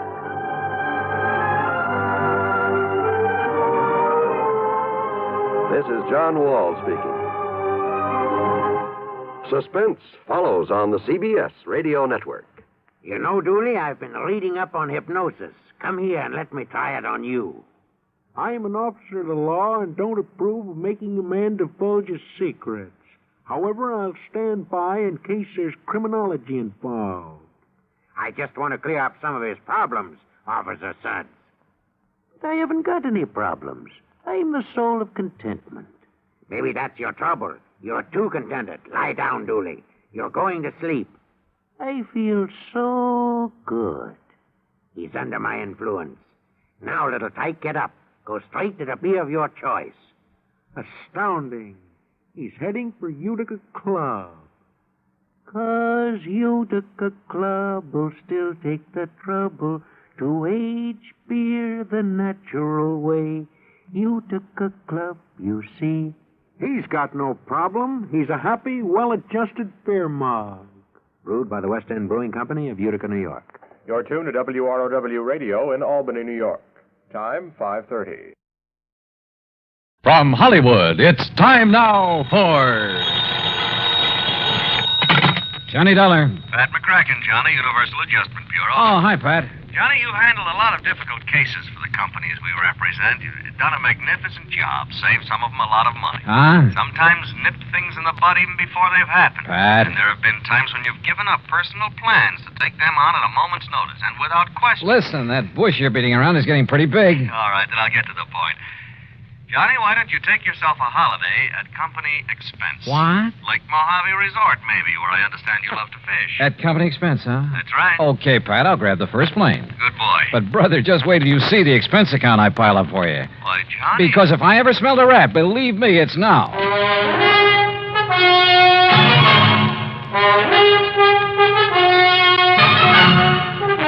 Bob Bailey in the exciting adventures of the man with the action-packed expense account. America's fabulous freelance insurance investigator. Yours truly, Johnny Dollar. And now, Act One of yours truly, Johnny Dollar.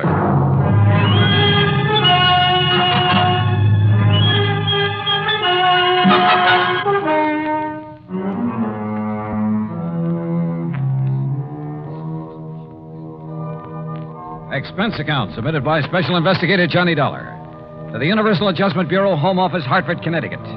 Following is an account of expenses incurred during my investigation of the Wayward Trout matter.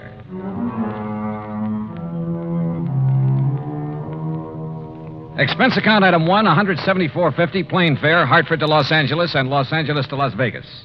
Item 2, $50, deposit on a rental car. I headed south on Route 95. The Mojave Desert. Thousands of square miles of sand, sun-bleached gravel and rock, of cactus, sage, and Joshua trees. High flat mesas, towering crags. countless trails leading off from the highway, long abandoned roads leading up into the harsh, bleak mountains, with their promise of infinite wealth to the prospectors who scratched away in their hungry search for silver and gold. And who knows, perhaps some of these were trails of the pioneers who beat a tortuous path westward to the great Pacific, who, with their oxen and heavy wagons, were lucky if they made 6 miles a day. Yet here I was, cruising along at an easy 60 miles an hour. And above me, a jet plane, lazily tearing off 600 miles an hour. Yeah, it made me think about the men who lived and struggled here, the men who died of hunger and thirst following the same path I was taking, never knowing that only a few miles away beyond the mountains was the mighty Colorado. Water, food, and life for those lucky enough to find it. But let's get to more practical things, like Davis Dam and huge Lake Mojave.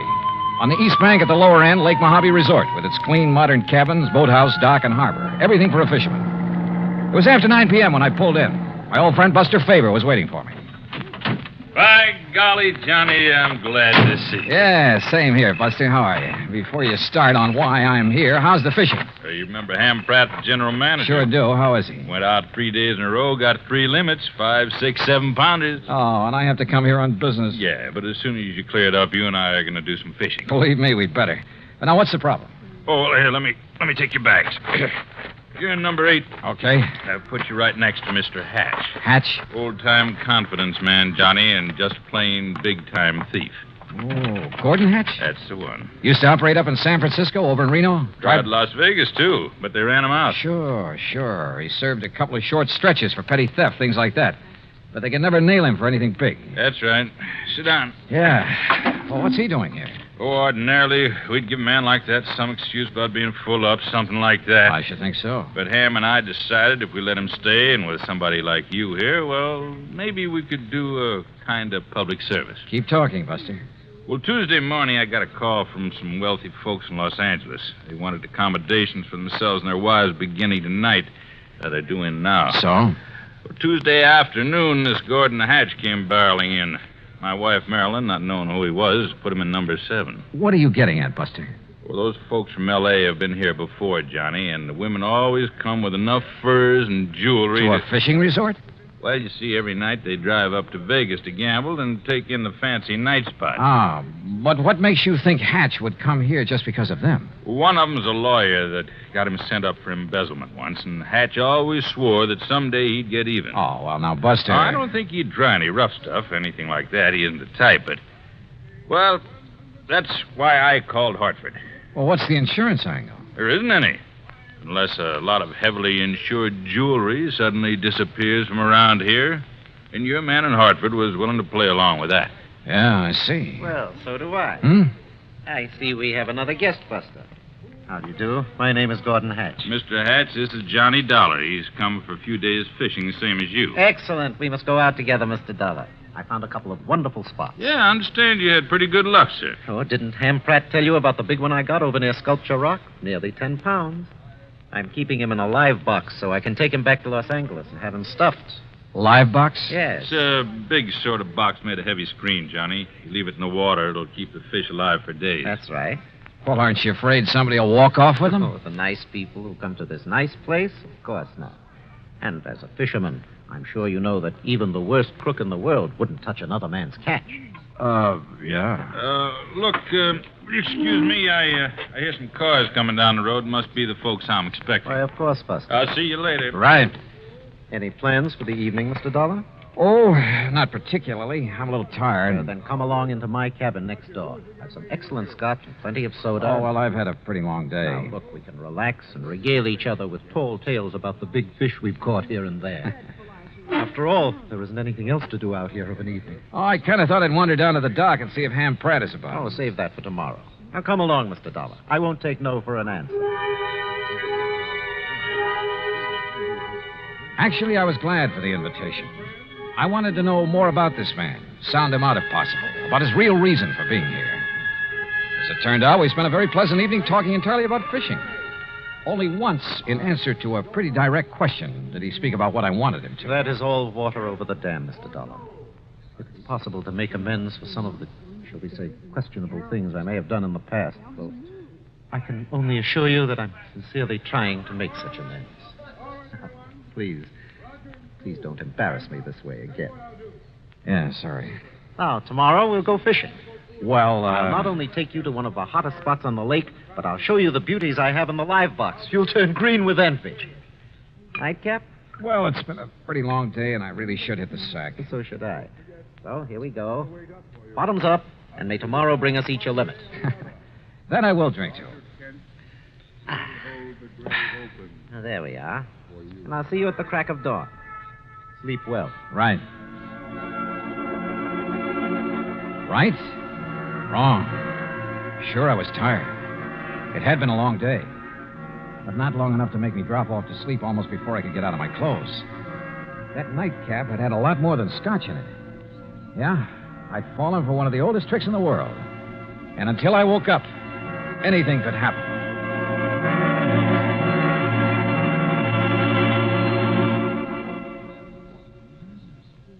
Act two of yours truly, Johnny Dollar, in a moment. And now for another episode in the life of Sergeant Donald Bellwether, my husband.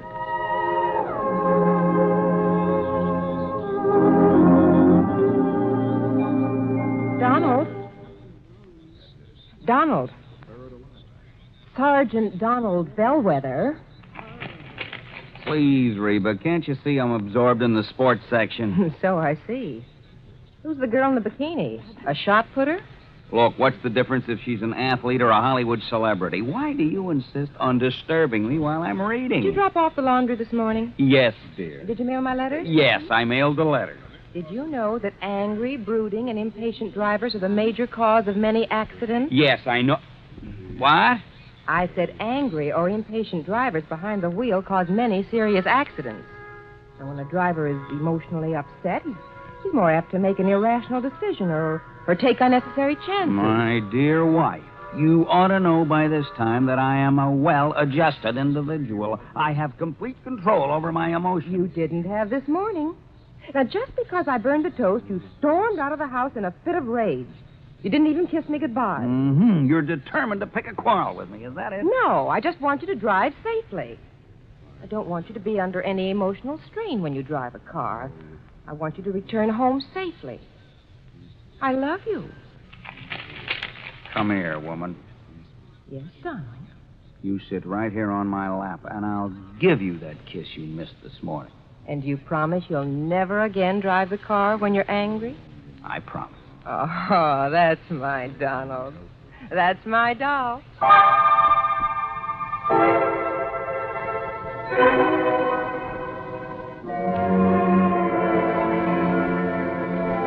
And now, Act two of yours truly, Johnny Dollar, and the Wayward Trout Matter.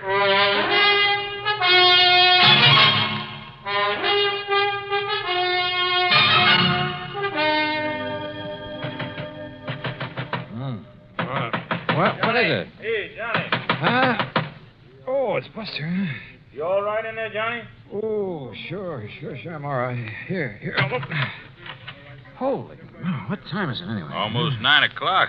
Oh, look at those big red eyes. You aren't kidding. I feel as though Where's Gordon Hatch? Went out fishing at the crack of dawn. Said you'd promised to go with him, but he pounded on your door and finally gave up.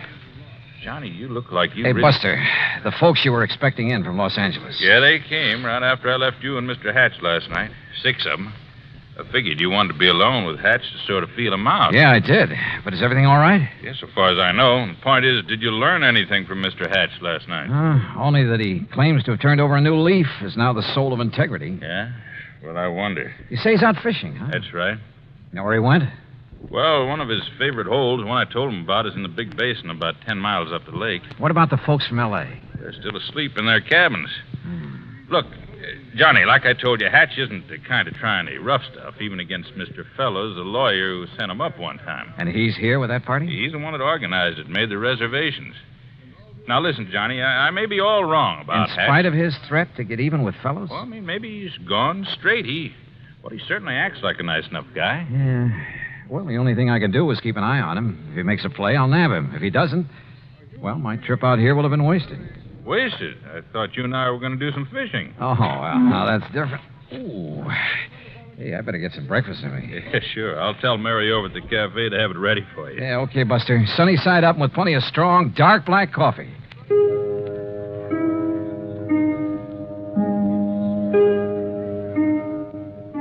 head felt like it might split open any second. And I was more sure than ever that Hatch had poured me a Mickey last night. Yet he had expected me to go out on the lake with him this morning. Must have been nearly 10 a.m. by the time I'd showered, shaved, dressed, and joined Buster at the little cafe. Already, half a dozen early morning anglers had come back to boast about their catches, and the big ones had got away. Now, don't you tell us all, Buster, but that big one, Buster, he must have been 8.5 pounds. Yeah, I'm sure it was, Mr. Hector. Well, the place I lost him was in the second cove this side of the dam by the big square rock. Second cove this side of the dam, did you say? That's right next to the big square rock. Hey, Jim, I know a great spot for us to try this afternoon. Yeah, I heard that, too. Now, don't you tell us all about that spot, Buster. Cross my heart, Mr. Hector. Good. Say, Henry, I want to tell you about a place I found this morning. Feeling any better, Johnny? Yeah, much. Now, listen. If Gordon Hatch is up here after the money and jewelry of Mr. Fellows and his party, or for any reason at all connected with them, Yeah? I think you and I had better hop into a boat and get... Mr. Faber. Oh, yes, Miss Fellows. Good morning. Please come outside quickly. Come on, Johnny. Right.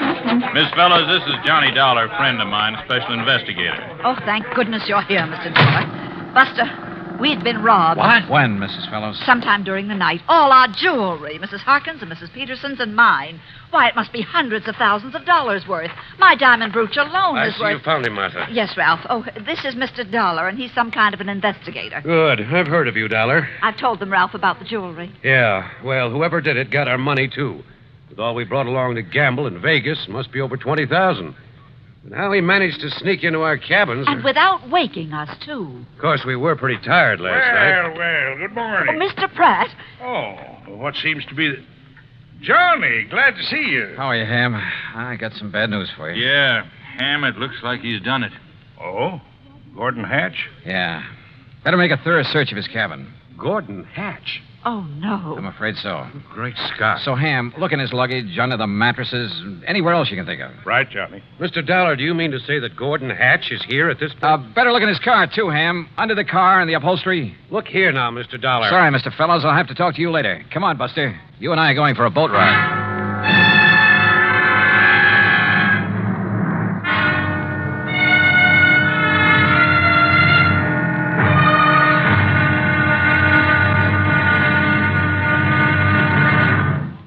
Act 3 of yours truly, Johnny Dollar, in a moment. Do you know who Uncle Sam's lawyer is? If your answer is the Attorney General, you're absolutely right. But being legal advisor to the President and other governmental agencies is only part of his job. His main task is running the Department of Justice, which makes sure that the laws passed by Congress are carried out, and that lawyers are available when the government must be represented in court. Let me give you an example. Suppose there is some question concerning the amount or kind of tax you should pay, or suppose you and the government don't agree as to which of you owns certain land. That's when the Department of Justice steps in to represent the government side of the case. If anyone is brought to trial for counterfeiting, smuggling, gold hoarding, or passport forging, the Department of Justice prosecutes the case.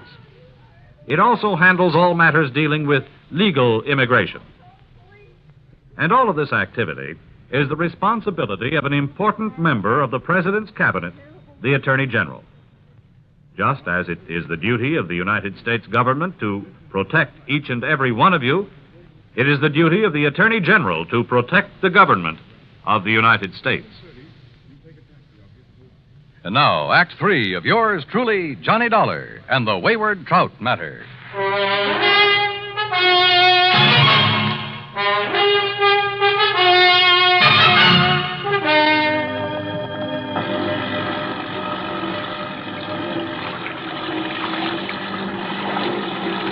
Lake Mojave was calm as a mill pond, and Buster made the spray fly as we headed almost due north up toward the big basin.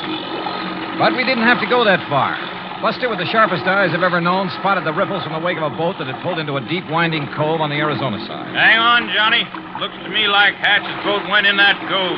You mean to say you can tell what boat made that wake? Plain as a pair of footprints in the sand when the lake is calm like this. First thing I want to do is inspect that boat of his. You think he might have the jewelry and money on board? He's too smart to have left them around the cabin or his car.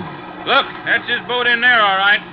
tied up to that low, rocky ledge that sticks out. What under the sun is he doing there between his boat and that ledge? Well, it looks to me like he's trying to hide something there in the water. But we'll soon find out.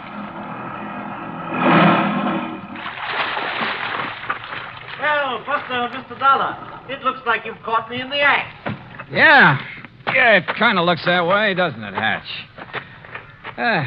What were you so busy shoving down in the water between your boat and that ledge when we pulled out? I figured no one would find it here, Mr. Dollar. Yeah, I'll bet. But I decided to move the live box into this hidden cove when I first came out this morning. The live box? Well, after all, it was you who warned me someone might try to steal some of these beautiful fish I've caught and I'm keeping alive in it. But as long as you found me out, well, here, take a look at it. Well, the thing here on his boat, Johnny. Here, look at them. Ever see such a nice mess of bass in your life? Yeah, they're beauties. And that trout on the bottom. I got him way up the lake yesterday morning. Must be 10 pounds. That the one you plan to have stuffed? That's the one. Well, you better have it done pretty soon. He looks dead to me. Yes, he was this way when I came out this morning. So, when I'm through fishing today, I'll head back to L.A. with him to a taxidermist. Hatch, there's something I want to talk to you about. I know, Dollar. But it's your own fault. Huh? I pounded on your door till I thought I'd wake the dead. Oh, no, that isn't what However, since you're here now, well, why not keep our fishing date now? Mr. Hatch, will you Darn please... it, though, I don't have an extra rod in my boat. Well, come on, Johnny. I'll give you one out of my boat, rod and reel. Oh, yeah, sure, okay. Dollar, I'll take you to fishing spots even Buster doesn't know about. Not a sign of the jewels and stuff on his boat, Johnny. I even went through his tackle box. Well, maybe he's hidden the stuff somewhere along the shore. If he's the one who took it. He looks and talks as innocent as a baby. So the only thing I can do is keep an eye on him and try to feel him out. Come on, boys. Time's a wasting. Oh, here, Johnny, you try this rod on for size. Ah, well, that looks good to me. And here, take along a couple of these fast strike minnow hooks. If anything, they'll get you big bass. They sure will. Yeah, or maybe a trout like the one that Mr... What's the matter, Johnny? Come on, Buster. What? What's the matter? Well, it's about time. What were you two gabbing about over there? Say, Hatch, I want another look in the live box at that big trout. I don't blame you a bit.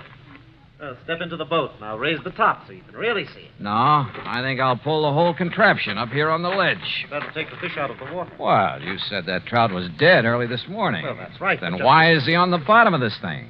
Why isn't he floating belly up? Here now. I don't know, but I don't see... Now, wait, what are you doing? Oh, those beautiful fish in there will die like the trout. Oh, I just want a real close look at that trout. Oh, just a minute. These live ones will hold still long enough for me to... Dollar, put them back in the water. Here we are. Ooh, 10 pounds? Look here now. Why, this fish weighs 20 pounds if he weighs an ounce. Dollar? And no wonder the way you've got him stuffed full of...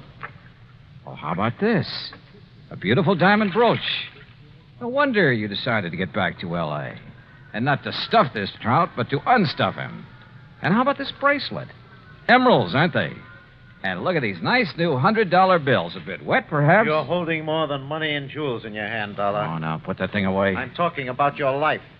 And I won't hesitate to pull this trigger unless you toss that money and those jewels into this boat. While I toss this over at you, Mr. Hatch? Put it down, Buster, or I'll shoot you, too.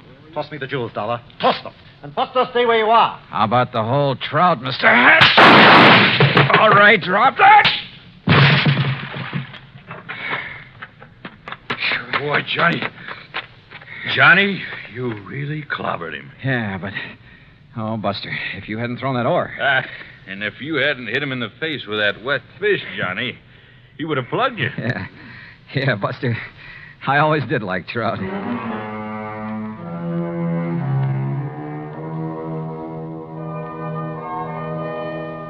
Expense account total, including boat and bait for 5 days of really great fishing, cabin rental and meals, and trip back to Hartford, $815 even. Yours truly, Johnny Dollar.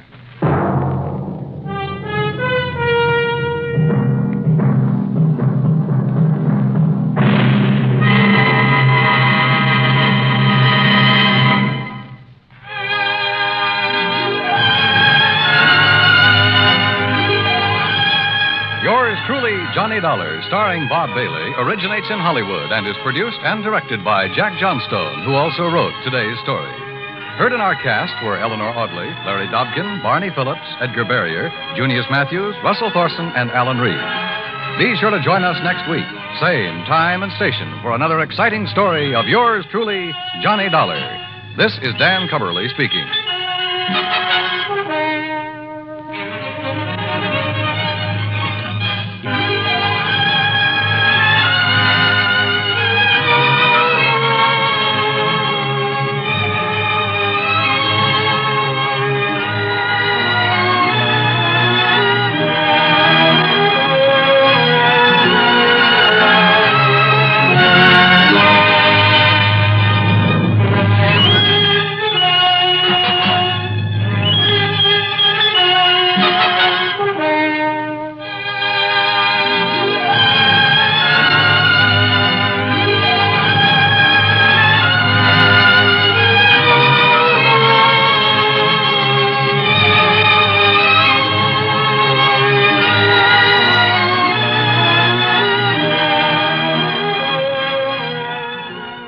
Yours truly, Johnny Dollar, has been a presentation of the United States Armed Forces Radio and Television Service.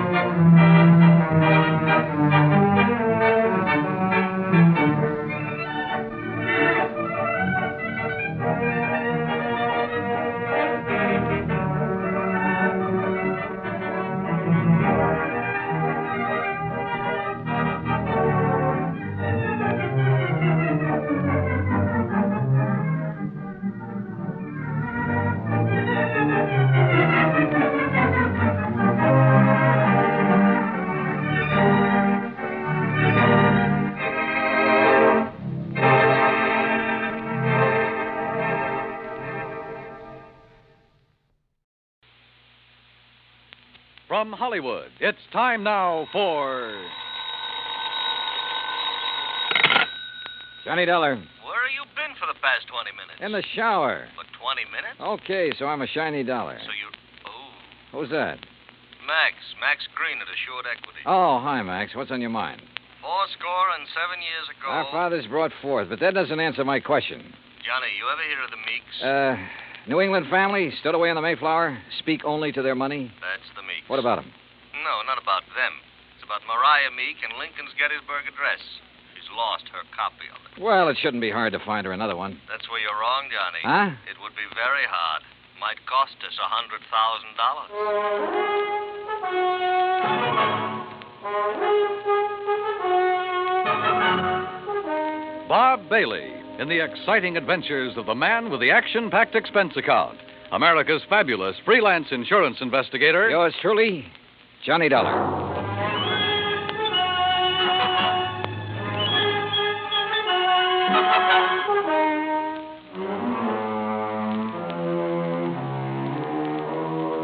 Expense account submitted by Special Investigator Johnny Dollar to the Assured Equity and Trust Company, 325 Scott Avenue, Hartford, Connecticut. The following is an account of expenses incurred during my investigation of the Meek Memorial matter. Expense account item 1, $1.90, cab from my apartment to Max Green's office. He was standing in a haze of cigar smoke, ashes on his vest, and a worried look on his face. Oh, good morning, Johnny. Oh, you want a cigar? Oh, no, thanks. Then sit up. Excuse me. Listen, Johnny, what do you know about that speech that Lincoln made at Gettysburg? Well, I had to memorize it in school like every other kid. All right. You know how many words are in it? Maybe a couple of hundred. Why? Wait a minute. It's in this book. Yeah. It's page 143. speech is printed here exactly as Mr. Lincoln released it to the newspapers after the Gettysburg Address. You find it? Yeah, but now what do you... Okay. Total number of words, 268. Oh. But the first two drafts of that speech, including the one he read that day, contained only 266 words. So he padded his part. That's right. 2 more words. Mm-hmm. How come? Oh, according to the historians, Lincoln ad-libbed the 2 additional words at the time he read it. Later on, when he made 3 new copies of the speech, he included those 2 words. You with me so far? Keep going, Max. Yeah. All right. Right down at the end of it, just before of the people, by the people, where he said that this nation under God shall have a new birth of freedom, the words under God do not appear in the first 2 drafts he wrote. Yeah.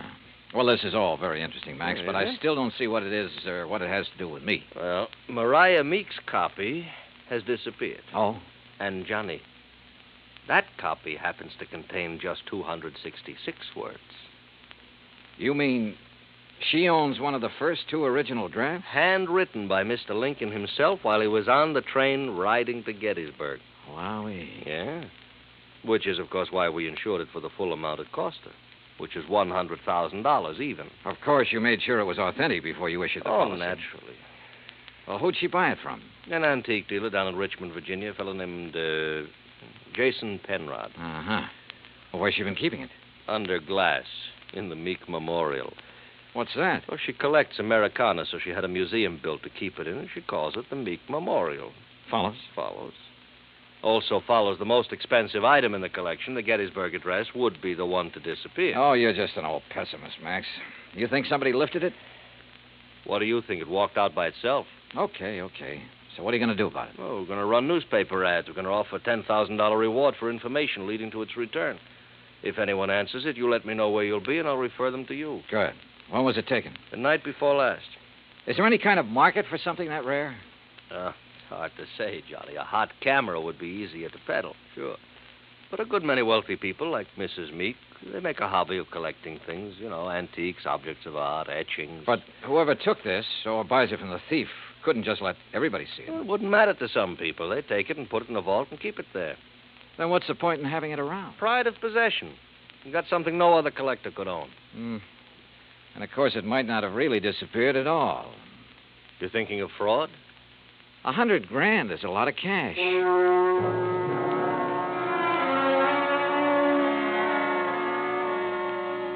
Expense account item 2, $1.90, cab fare back to my apartment. I wasn't particularly intrigued by this assignment. Rare documents, like anything else antique, have always seemed to be just one step from decay. And that sometimes goes for the people who collect such things. Item 3, $16.10, transportation, including a round-trip ticket, Hartford to New Bedford, and cab fare to the Whalers Hotel. There was a convention in town, so I was lucky to get a room. After checking in, I called the Meek residence. Mrs. Meek was expecting me and said she'd have her car pick me up. I had just put down the phone when someone knocked on the door. You in there? Depends on what you're looking for. Oh, looking for Mr. J. Jay, did you say? Nobody by that name here. Oh, yeah.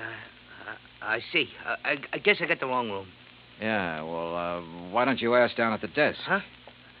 Yeah. Oh, sure. Yeah. Funny.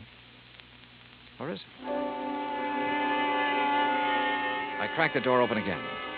Watched him walk to the stairs. Then I took the elevator down the 8 flights to the lobby. Half an hour later, I was in the back seat of the Meek limousine heading toward the home out on Buzzards Bay. It was a big, sprawling frame building facing on the beach.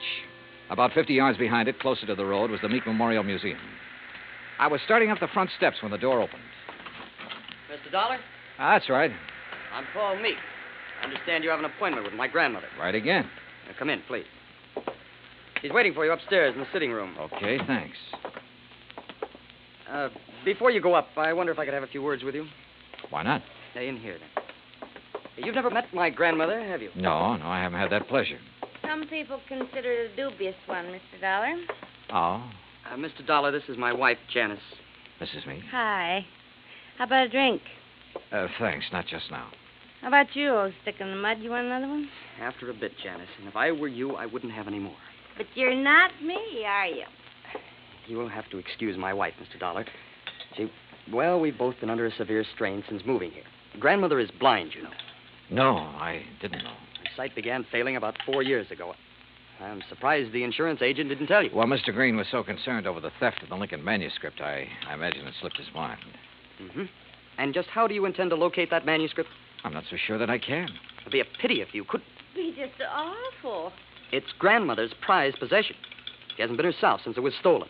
And being quite elderly, well, we're all very much concerned. Oh, my, yes. We're afraid she might die and leave us all that lovely money. Janice. It's the truth. You see, Paul and I don't have any money of our own, Mr. Dollar. We'll never have any until she does die. Instead of giving it to us now while we're young, you know what she does with it? Spends it buying junk for that silly old museum. Now, look. That's gratitude, isn't it? I bathe her, feed her rubber feet, and do all her dirty work. Janice, you've said quite enough.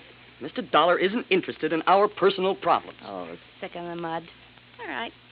I'll be in the den if you want me. And that's the funniest thing I've said all day. If you want me. I'm sorry. She doesn't mean half of what she says. Oh, that's Grandmother's signal. Then hadn't we better go up? Yes. Yes, we'd better.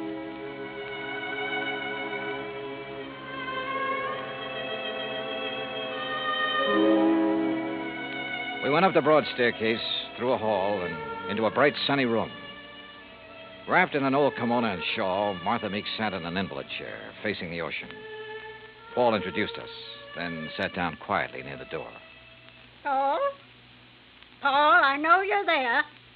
Now answer me. Yes, Grandmother. You go on downstairs. I want to talk with Mr. Dollar in private. Whatever you say. And close that door. Don't mind my back, Mr. Dollar. I couldn't see you if I looked into your face. Now then, when are you going to arrest that crook and bring my Lincoln speech back to me? Well, I'm going to need a lot of help and information, Mrs. Meek. Mm-hmm. What kind of information? Mostly about the museum. Like what? Well, do you know who was in there the night the manuscript disappeared? Certainly. The dirty robber was. Anyone else? Well, old Pete's always there. Supposed to be guarding the place, but he didn't do a very good job the other night. Got himself slugged. Does he live on the grounds? Yes. I brought him over from Naples 10 years ago. He was my guide in Italy. Showed me around so nice I decided to bring him back. Tell me, is the memorial open to the public? It was going to be. I intended it to be once. But when my eyes... No, Mr. Dollar, I keep it locked most of the time. Uh-huh. And who discovered the manuscript was missing? Pete did, I guess. At least when he recovered, he ran yelling bloody murder up here to the house. Everybody went down to see what had happened. Everybody but me. They left me all to myself. Were there any strangers here in the house that night, Mrs. Meek? Anyone beside the servants and your grandson and his wife? One person, but he's no stranger. Who's that? Jason Penrod from Richmond. He's an art dealer. We were discussing some business. May I, ask what kind of business? It has nothing to do with you or the people you work for. Sorry. Where can I find Mr. Penrod? He's staying here now. If he isn't in his room, then he's most likely out in the memorial. Now, that's enough questions. You, give me a cigarette. Ma'am? What's the matter? You deaf? Give me a cigarette before Paul with that snoopy wife of his comes prowling around. All right, sure. Light me. Yeah. Well, you want any more information, Pete's the one to talk to. All right, thanks. But what about your son and daughter-in-law? Were they inside the house at the time of the robbery? You don't suspect them, do you? Right now, I suspect everybody, Mrs. Meek. Even me? Yes, ma'am. Even you. Well, bless you, boy.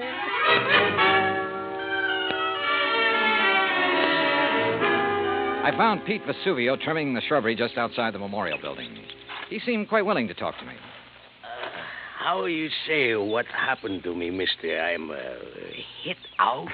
Knocked out, Pete. Ah, si, senor. And because of this, I do not see anything. Nothing at all, huh? Please, mister, do not use the insult. I am American citizen, first papers. And because of the kindness of my patron, I will soon be second papers. I know by heart the Constitution, United States, Gettysburg Address, pledge allegiance to my flag. Yeah. You know how I know that these things which help me be citizen? Because of my lady. She's letting me work in a place where great papers are for me to read. Because of her, I would not hide anything, mister. Okay, Pete, okay. I'm convinced. But I'm sorry I cannot help you, mister. Well, it's not your fault. Hey, you like to hear me say Gettysburg Address? Well... Do it very good. Learn it right from President's own writing. Some other time, Pete. Right now, I have to find Mr. Penrod. Oh, he's inside, mister. Counting the treasures. All of the beautiful things a lady can no longer see. You'll find him in Section L, senor. I found the small, neat-appearing art dealer just where Pete had said he'd be, peering into a glass case crowded with Derringer pistols.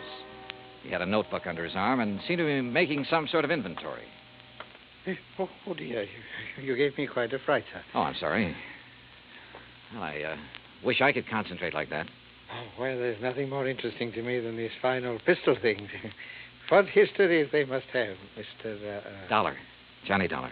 Oh, yes, the insurance investigator. Paul told me you were wandering about the place. I suppose you'd like to ask me some questions, hmm? If you don't mind. Oh, no, goodness, no. I understand you were with Mrs. Meek the night of the robbery. That is correct, sir. We heard the shouting. We ran out here just as fast as we could. I was the one who discovered the manuscript was missing. You have any idea how the thief got in here? No, sir, no. Unless someone forgot to lock the front door, or unless he had a key. Well, has Mrs. Meek given out many of the keys? Well, in my opinion, too many. Even I have one. What about Paul Meek and his wife? No, I don't think so. Well, they really aren't interested in the museum at all, Mr. Dollar. Oh. Mr. Penrod, I understand you're quite an authority on antique art and things like that. Well, Isn't taking inventory a little beneath your position? Well, I suppose it is, Mr. Dollar. Last week when I received dear Mariah's wire asking me to do it, I simply couldn't refuse. She's been such a good customer of mine. Well, yes. You have any idea who might have wanted the Lincoln manuscript? Well, I know several persons who'd love to have it. Give most anything, but I don't know anyone with the nerve to break in here and take it by force. You remember where Paul Meek and his wife were when you heard Pete shouting? They were right in here when I arrived. I see. Well, thanks for... Oh, just one more thing. Oh, yes? If you'd stolen the manuscript... Mr. Dollar... A hypothetical question, Mr. Penrod. But if you had, and you wanted to sell it at a good price with the least danger of being caught, how would you go about it? Well, I'd take it abroad, of course. I'd put it on the open market over there. Huh. You aren't planning on going abroad soon, are you, Mr. Penrod? Oh, gracious, no. You know anyone who is? Anyone who, Well, didn't Paul and Janice tell you? Oh, they're flying to Paris Wednesday night.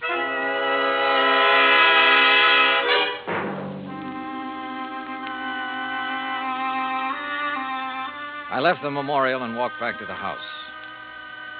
The Meeks were in the study, engaged in their favorite pastime. When I told them what the art dealer had said, Paul set down his glass long enough to confirm the fact that they did have reservations and insisted that he had a logical explanation for not having told me of those plans earlier. Very logical explanation, Mr. Dollar. Let me handle this, Janice, please. Sure. Drink, Johnny? Now, first I want to hear that explanation, if you don't mind, Paul. Of course I don't mind. Janice and me, we're fed up. Why didn't you tell me about the plane reservations? Well, why should I have? I'm not even sure I'm going to use them. Oh? Grandmother's upset enough over losing that manuscript. Something else might... Well, anyhow, if the manuscript doesn't turn up within 48 hours, we're canceling our trip. Oh, no, please. Sorry, Janice, but that's the way it's got to be. She did it. What do you mean? It's an act, don't you see? Jason Penrod told her we were going to leave, so she had him hide the manuscript. And now this thing about her being so upset and having such a weak heart. It's an act to keep her precious darling boy tied to her apron strings. I don't believe that. Well, just wait. You will. Anything else, Dollar? What does a trip to Paris cost, Paul? Well, it's not inexpensive. Your wife was complaining about being so broke. Haven't you ever heard of flying now and paying later? We have friends in Paris, Dollar. It won't cost as much to live once we get there. And we'll worry about paying for our ticket when we get back. Any other questions, Mr. Snooper? Yeah. Later. It was after 7 when I finally got back to my hotel room. I ordered a drink and tried to make some kind of sense out of the information I'd gathered during the day. But it all added up to 0. I called Hartford and asked Max Green to look into the Meek finances. Then I dressed for dinner. I was about to go downstairs when the phone rang. Johnny Dollar. Mr. Dollar, I was told to call you. Yeah? It's about the ad. The ad? In tonight's paper about something missing from a certain memorial. Go on. Well, I called Hartford Collect. They said to call you. Yeah, that's right. Who is this? My name's not important, Dollar, but that 10 grand reward is. You think you can earn it? You meet me tonight, you'll see. Where? In the alley behind the Bourne Whaling Museum. Be there at 9:30 and be alone. You got it? Yeah, I got it. Expense account item 4, 85 cents cab fare from my hotel to the Bourne Whaling Museum. I don't like wandering around dark alleys at night, alone in a strange town. It isn't the best way to stay alive. But at 9:29, I passed the old whaling museum and started down the alley. It was dark, no moon, and it was very quiet.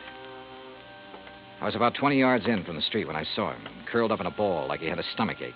Only he didn't. Because somebody had made him very dead. I struck a match and turned him over. I'd only seen him once before, but I didn't have any trouble remembering where it had been. Right after I'd checked in, he'd knocked on my hotel room door. By mistake. At least that's what he'd said.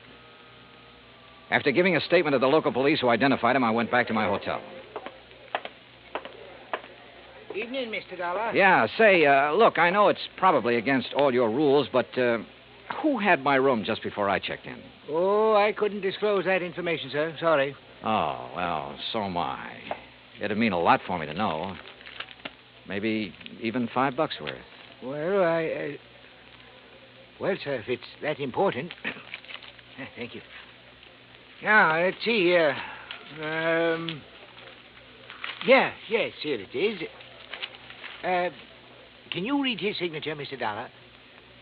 Yeah, thanks. Just fine. The name I'd seen scrawled on the hotel register wasn't important now. At least not without something more to back it up. There was no law against checking out of a hotel, but there was a law against murder, if it could be proven. And that would be hard to do without finding a motive. So I went back to the Meek house to look for it. I paid off the taxi, that's item 5, and started up the front steps. Oh, hi, Johnny. I thought it might be you. That's so? Mm-hmm.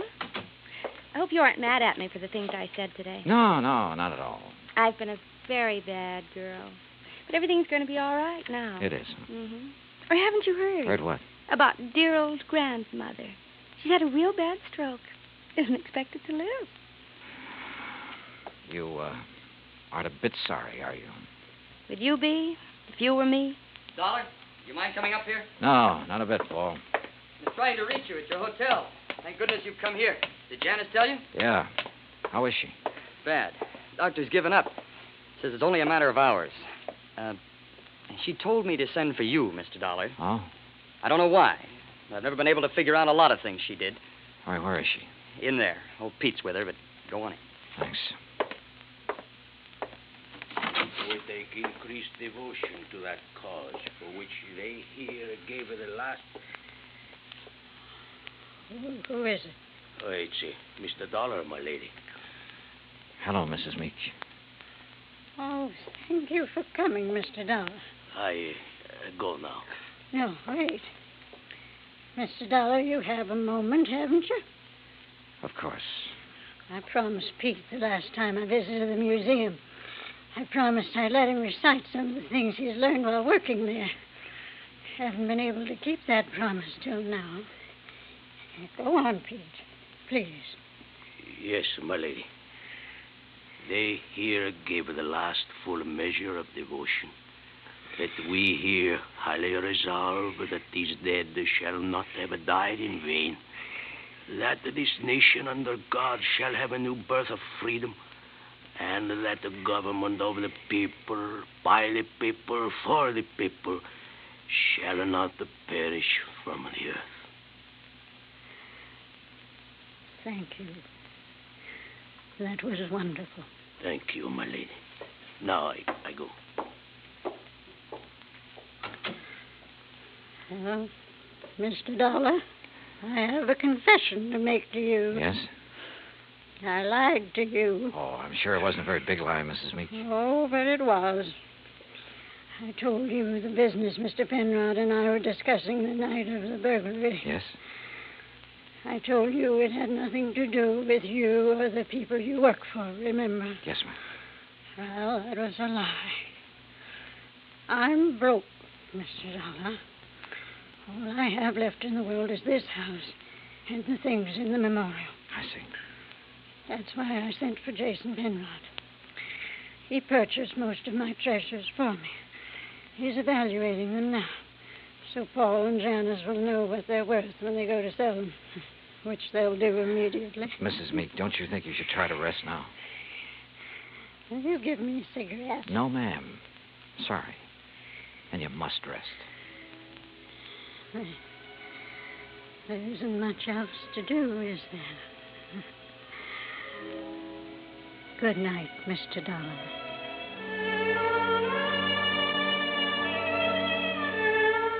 Outside in the hall, Paul and Janice Meek were talking quietly to Jason Penrod.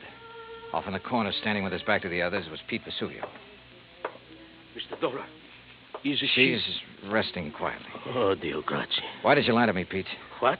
I never lied to nobody. Who say I did? I say you did. You're crazy, mister. What lie I tell you? You said you learned the Gettysburg Address right from Mr. Lincoln's own writing in the museum. That's a no lie. What's the matter? You don't believe that, mister? I believe you, Pete. But I just had to be sure. Come on, let's join the others, shall we? See. Well, good evening, Mr. Dollar. Mr. Penrod? Tell you any of the family secrets, Johnny? Not too many. You learn anything in there you didn't know before? Yeah? I know which one of you stole the Lincoln manuscript. One of us? Why, you're crazy, Dollar. We were all in the house at the time it happened. That's right. But one of you hired a little man named Leo Jones to do your dirty work. Jones called me earlier this evening. He was going to tell me which one of you it was. Evidently, he didn't like the deal he was getting. What was he doing, Penrod? Trying to blackmail you? What are you talking about? I don't know any Leo Jones. Then why did he come around to my hotel room this morning? The same room you just checked out of. Well, that doesn't mean a thing. I imagine several persons have been to that room today. Sure, but they're still alive. Now, let's get to the phony Lincoln manuscript. Phony manuscript? It wasn't phony, Mr. Dollar. Wasn't it? Well, you correct me if I'm wrong, Penrod. After Mrs. Meek purchased one of the first two drafts of Mr. Lincoln's Gettysburg Address, she started losing her sight. When she closed the museum to the public, you saw a chance to make yourself another $100,000 sale. So you switched copies of the manuscript, replacing that draft with one containing the words, under God, which isn't worth anything close to $100,000. What do you mean, Dollar? All right, let me quote. That this nation, under God, shall have a new birth of freedom, and so on. What? The phrase, under God, was not in the manuscript he sold your grandmother, but it was in the copy old Pete has been studying in the museum. Right, Mr. Penrod? All of you stay right where you are. You get what Jones got. Mr. Dollar. He won't go far, Pete. But I am the guard. The lady will want me to stop him. Pete, come back here. Keep away from me. Hey! Come on. Oh. You tell the lady I am a better guard now. Much better. Si, senor. Yes, Pete. I did good. You did fine.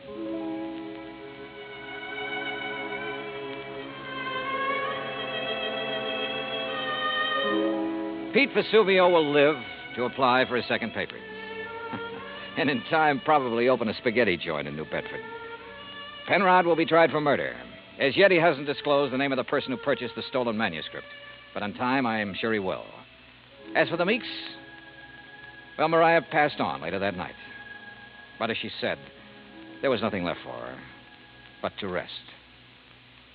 Expense account total, including hotel and numerous incidentals, $98.30. Yours truly, Johnny Dollar.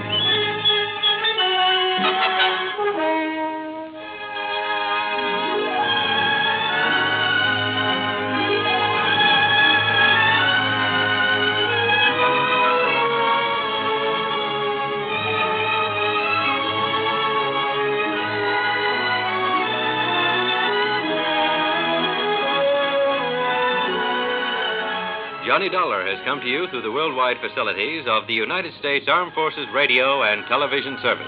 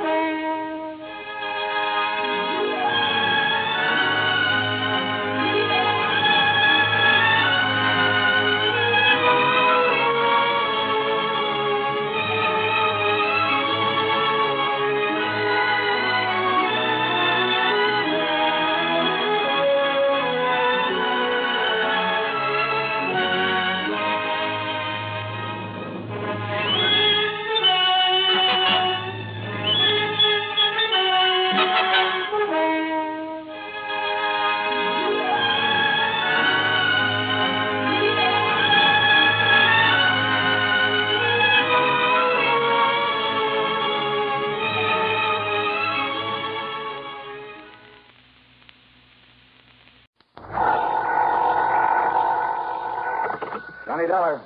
Dollar, this is Michael J. Kendry at the San Francisco office of International Life and Casualty. Mr. Kendry. No, I'm not in my office. I'm over at Lake Tahoe. You know the place? South of Reno, kind of half in California, half in Nevada. That's right. Uh-huh. I'm staying at a motel called Seven Pines Lodge at the south end of the lake. On the map, the town's called Al Tahoe. Seven Pines Lodge in Al Tahoe. Yeah, got it. Oh, and I understand there's some pretty great fishing in that lake. So, Kendry, I'll grab the first plane I can. Fishing, huh? What? Maybe that's what you'll end up doing, all right. Great. For the body of a man named Marvin W. Smedley. Huh?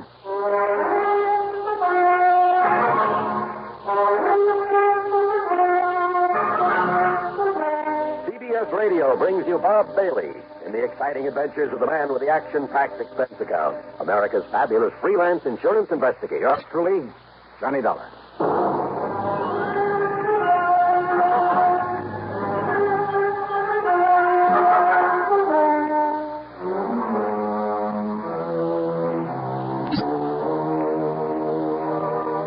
Expense account submitted by Special Investigator Johnny Dollar to the International Life and Casualty Insurance Company, San Francisco office. Following is an account of expenses incurred during my investigation of the Twins of Tahoe matter. Expense account item 1, $182.50, cab to Bradley Field, and an early morning jet flight to San Francisco. Item 2, when I got there, $50 deposit on a rental car. I could have taken a ferry plane to Sacramento or even north to Reno, but I wanted another look-see at this part of the country, and I'm glad I made the drive, for Route 50 took me through a lot of the romantic old gold rush country. Yeah, through Placerville, now a quiet, busy little city, but once one of the most lawless, notorious places in the West, where the corner of Main and Coloma Streets was known only as Hangtown. And at one end of Main Street, you can still see the famous Hangtown bell that was used to call out the vigilantes in times of trouble. And then, finally, Lake Tahoe. And in my way of thinking, it's one of the most beautiful spots on Earth. Over 20 miles long and about half as wide. Its deep, clear water is the bluest I've ever seen, except in the shallows along the edges where it changes to an almost brilliant emerald. Tall, snow-capped peaks stand out above the dense, forever-green forest that surrounds the lake, barely hiding the many resorts that nestle together along the water's edge. And the water's cold out there and very deep. There are parts that have never been fathomed. Now and then I could see the clean, cloudy wake of a speedboat, sometimes with a water skier in tow. A group of small sailboats, white canvas, spread to the wind. Here and there along the shoreline, a few hardy souls in swimming, braving the chill waters in that breathless high altitude before the early winter snows would come. And then, in contrast, in various spots along the highway on the Nevada side, as such things are illegal in California, there were huge, gaudy, restless, noisy gambling houses. And out Tahoe at the Seven Pines Lodge, and there were 7 tall pines around the neat little motel, Kendry was waiting there for me. Dollar? Yeah, that's right. Glad you made it. I'm Mike Kendry. Oh, yeah. How are you, Mike? Come on into my cabin. I'll tell you what it's all... Mrs. Nelson, Mr. Dollar's arrived. I'll settle him in the cabin next to mine. Come on, Johnny. Yeah. Hey, you mentioned fishing for the body of a man by the name of Smedley. The police are fishing for it now. Marvin W. Smedley. He's a client of... He was a client of ours. Very wealthy, retired. Come on in. Sit down. Okay, sure. Well? On the way in here, you passed a big piece of lakeside property with a small stone house set back away from the beach. Oh, yeah, I know. Smedley's, where he lived with a housekeeper, Mrs. Turner, and his twin nephews, Tracy and Alfred Smedley. They're about 25 or 6. So what's happened? About 3 o'clock this morning, Mrs. Turner woke up to what she thought was the sound of a shot. She went into the boys' room to see if they'd heard it, but they weren't there. Oh? And she remembered Tracy had said he'd be out gambling all night over on the Nevada side, and that Alfred was at a 2 or 3 day house party at the upper end of the lake. And rather than try to waken old man Smedley, well, she decided it was only a backfire and went back to bed. Yeah? But when she got up for breakfast, well, she found the library in a real mess, and the safe had been rifled. No sign of Smedley? No. Go on, Mike, please. Now, she knew that old Smedley had a habit of getting up in the middle of the night and going in there and counting his money. He never did trust the banks, kept everything he had in that safe. So she knew right away what must have happened. She knew for sure when she found that Smedley wasn't in his bedroom or anywhere else around the house. Also, she says she could smell gunpowder there in the library. What, did she call the police? Yeah, and Sergeant Corder came running. And when he found the footprints leading down to the beach, down to the dock, and the marks of a body dragged along. And the body itself? No sign. Must have been weighted down and dumped in the lake. Who, Mike? No question about it. They've been living easy off him for years, just waiting for him to die so they could get their hands on his money. One of the twins. Only one of them? Only one set of footprints out there in the sand. Have the police been able to find the twins? They sure have. They've got them locked up in the local hoosgow. Then what's the problem? Only one of them did it, Johnny.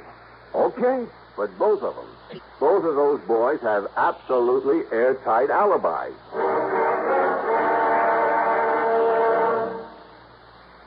Crime, delinquency, threats of war. These are the subjects that dominate our news headlines these days. Not very pleasant subjects, are they? You may say that somebody ought to do something about cutting down on crime and delinquency and in promoting peace among nations. But that there's nothing you personally can do about it. Well, that's where you're wrong.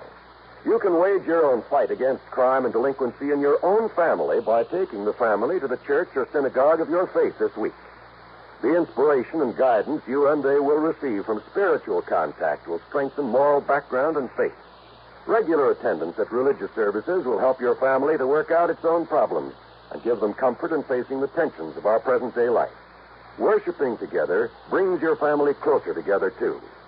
And supporting your own religious institution provides funds to help those individuals and families who, unlike you, are unable to help themselves. Find the strength for your life. Worship together this week. And now, Act 2 of yours truly, Johnny Dollar.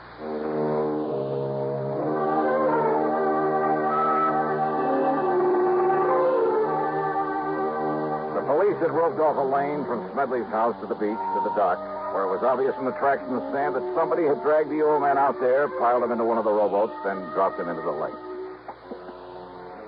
Sure, it was one of those twins, Mr. Dollar. It had to be. Well, now, why do you say that, Chief? Sergeant Bill Corder. Okay, Sergeant. Well, not only because of what Mr. Kendry told you about him, but because the footprints that hauled him out of here was made by the shoes of one of them. Which one? Either Tracy or Alfred. But you don't know which? Well, that's the trouble. Not only because it was a pair of brand new shoes that didn't have any what you might call identifying marks, even where they showed up clear in the damp sand, but because those two young punks always dressed exactly alike. You know, so as to cover up for each other. How do you mean? I mean, not only because they were always... Those boys were always mischief makers, Johnny. They sure were and still are. They just didn't have anything else to do. One of them would provoke a fight at one of the gaming casinos or borrow somebody's car without permission or such nonsense. And each of them would swear it was the other. Yeah. And because they look and talk and act exactly alike so that nobody can ever tell which is which, well, the police here, never knowing which one they could legally hold, and they were always threatening the super false arrest. And you'd be as mad as we are over how many times they've gotten away with that, Dollar. That's right. And not only because witnesses to whatever they did couldn't tell them apart, but that fool uncle of theirs would always come along and pay a fine or something before we could nail down the right one. That's it. And you say they both have alibis for whenever it was this thing happened? Yes, sir. About 3 o'clock this morning. And you're sure about those footprints? Sure I am. Found the shoes that made him in the house, in the clothes closet. Found the sand on them. In whose closet? Tracy's. Oh? Yes, sir. And Alfred's. Ah. Same closet. Sergeant Corder, Mike and I went on into the house to talk to Mrs. May Turner, Smedley's old housekeeper. Tall, raw-boned, but erect and strong in spite of her years, having worked hard all her life. She looked as if nothing in the world could ever face her. But obviously the death of her employer had. If only he'd have listened to me, Mr. Dollar. If only he'd have listened. Because I knowed something like this would happen to the poor old man. Him keeping all of his money here in the house instead of down to the bank where he ought to. How much money, Mrs. Turner? Oh, goodness knows, Mr. Dollar.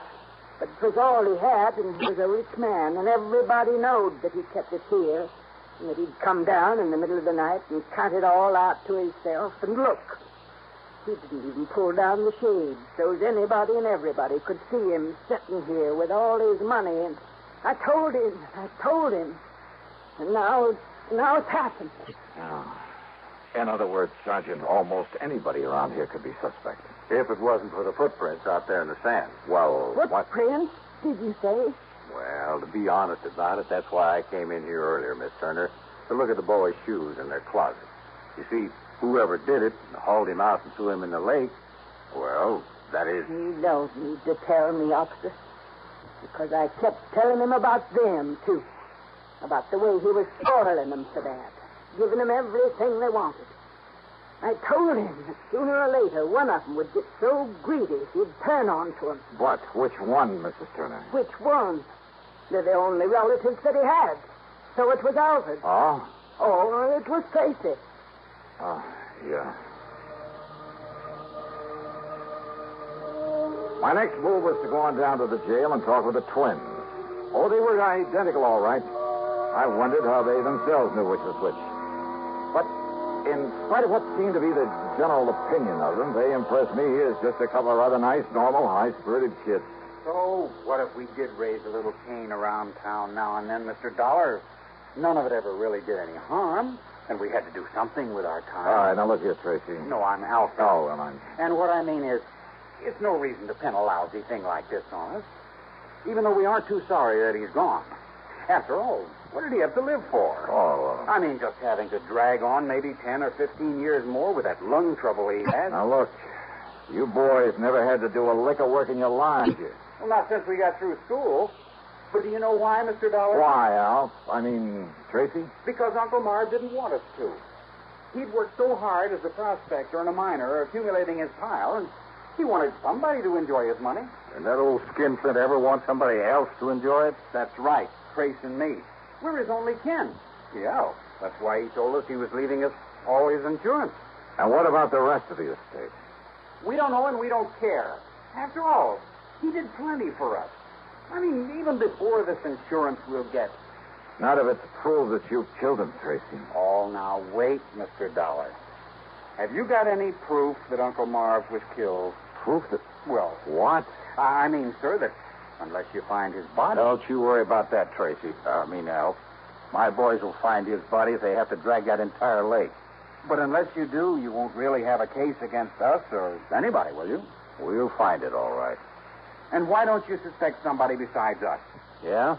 Like who? I'll tell you who, Sergeant. What about all those old prospectors from the old days that he did out of mining claims that have kept coming back to him for handouts? Oh, you're a fine one to talk about handouts. Now, listen. Don't tell me you aren't glad that he's gone. Yes. Trace and me and that old witch Turner and all the other people. Now, you look. Wait a minute. If Miss Turner hadn't taken care of him all these years... Oh, sure. All right. I understand you boys have pretty good alibis for 3 o'clock this morning. Do we have to go over all that again? What, afraid you might slip up retelling them, Alf? I'm Tracy, Mr. Dollar. Okay. Now tell those alibis to me. Okay, Mr. Dollar. Whatever you say.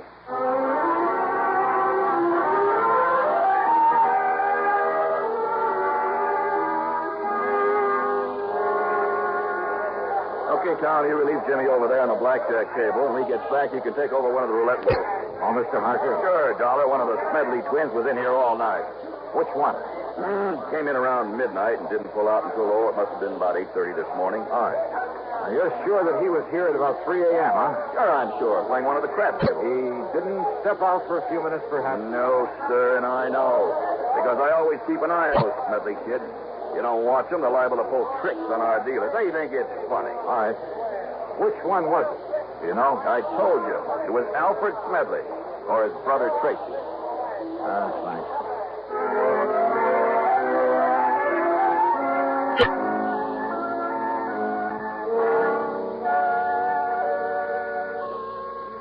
Come in and have a little refreshment, Mr. Dollar. No, thanks. Just go on with what you were saying, please. Well, the party got pretty big, and we all had a lot to drink. I didn't watch the clock, and it didn't really break up until about 9 o'clock. This morning? Mm-hmm. And he was with you all the time, huh? Every minute. All right, now, which one of the twins was it? Who cares? You're both a lot of fun. I mean, fun. But, now listen, I have to know if it was Alfred or Tracy. But I haven't the least... You know, what's this all about, Johnny? Murder. Oh. Well? Well, it was Tracy. Maybe it was Alfred. Thanks a lot.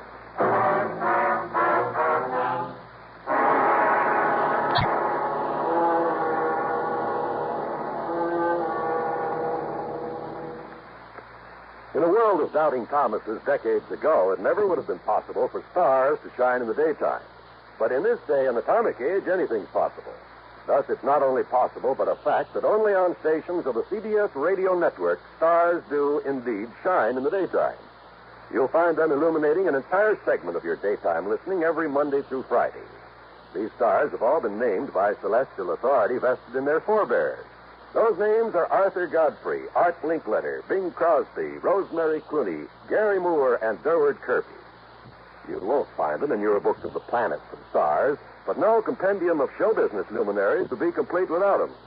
Monday through Friday, your radio set is your personal telescope on its star-studded display, on your CBS radio station.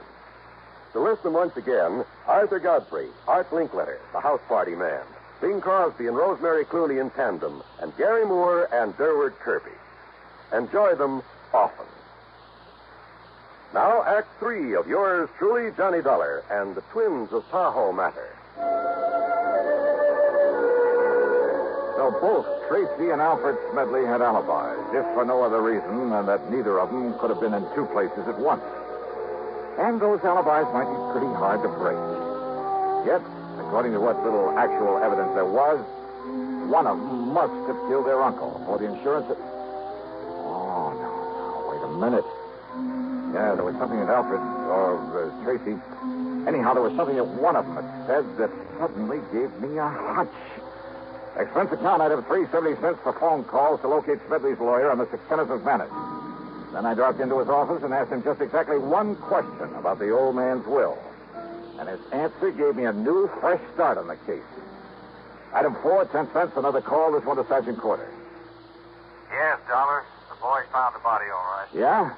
Now, you know how the water off that beach stays clear and shallow until it, gets to 150 yards or more straight out from the dock? Yeah? And it drops off over 300 feet straight down, just like that? And the body had been dumped over that ledge? Oh, but it's gone all the way down. We'd never have found it. But it was hung up on a rock, not more than 20 foot under. I see. And, Dollar, there's a nice, clean bullet hole in the back of his head. Did you find the gun? Same caliber as one that was issued to those twins a couple of years ago. Did you find it? No, sir. And if it was dropped overboard, too, and it must have been... Well, I hate to say it, but, Dollar, we'd never find a little gun in over 300 foot of water at the bottom of that lake. No, all right, then. We'd never find it in 1,000 years. Maybe we don't need to, if I can pull off a little bluff. In other words, we're never going to know whose prints are on Sergeant. it. But it was one of those twins did it, all right. Sergeant.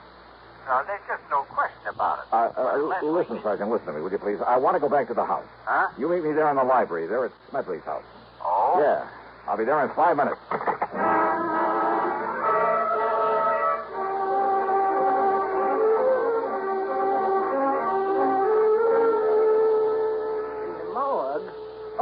no. That's right, Miss Turner. Oh, that's terrible. Terrible place. Mrs. Turner. If you'd just brought me his poor old body here to the house. Mrs. Turner. Yes, Mr. Dollar. Well, let's quit fooling around with this thing, huh? I just finished talking to Mr. Kenneth McManus. Mr. McManus? That's right, the lawyer. Yes. Yes, and I guess he told you that all of poor Mr. Smedley's insurance goes to those two worthless twins, those murderers. Yes, he mentioned that. Is that all he told you? No. He also told me that the remainder of the estate goes to... Let me see. I scribbled down some of the actual words. Here we are. The balance of my estate, including my home, I bequeath to one who, although I'm certain her motives have been entirely selfish, that she has simply been looking forward to being provided for in my will. What? Nevertheless, as a reward for Mrs. May Turner's faithful service, and I have told her this. He left something to me. You know that he told you he did. And that was your motive, Mrs. Turner. What's this? Now, you look Of here, course, the gun young man. belonging to the twins was just as available as a pair of shoes that were borrowed to carry the body out there and leave the footprints. Dollar. The point is, though, that when Sergeant Corder found not only the body, but the gun out there in the lake... No, Dollar. And when I take your fingerprints and compare them with those we found on the gun... No, listen. You don't mind giving me a set of your fingerprints, do you, Mrs. Turner? Well... Half of my life. Half of my life I spent taking care of that stingy old man. And him giving me nothing. Whilst all the time he kept giving his money to them boys. So that by the time he finally would die natural, what'd they be left for me? And you would have let those boys go to the gas chamber, wouldn't you? No. Oh, no? I hated those boys. But I knowed they could never put it on to them. Nobody could ever put anything on to them before. I'm afraid that's beside the point now. Now that we know you did it. But I had to.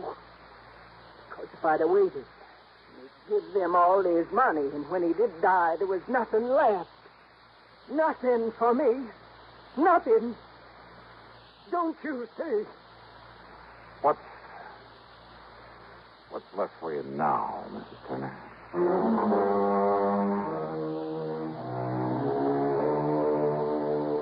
Oh, sure. From here on in, it's up to the courts. And no doubt the whole estate will go to the twins. You know something? I hate this kind of a case. It leaves a bad taste in my mouth. Expense account total, including incidentals and the trip back home, $416 even. Yours truly, Johnny Dollar.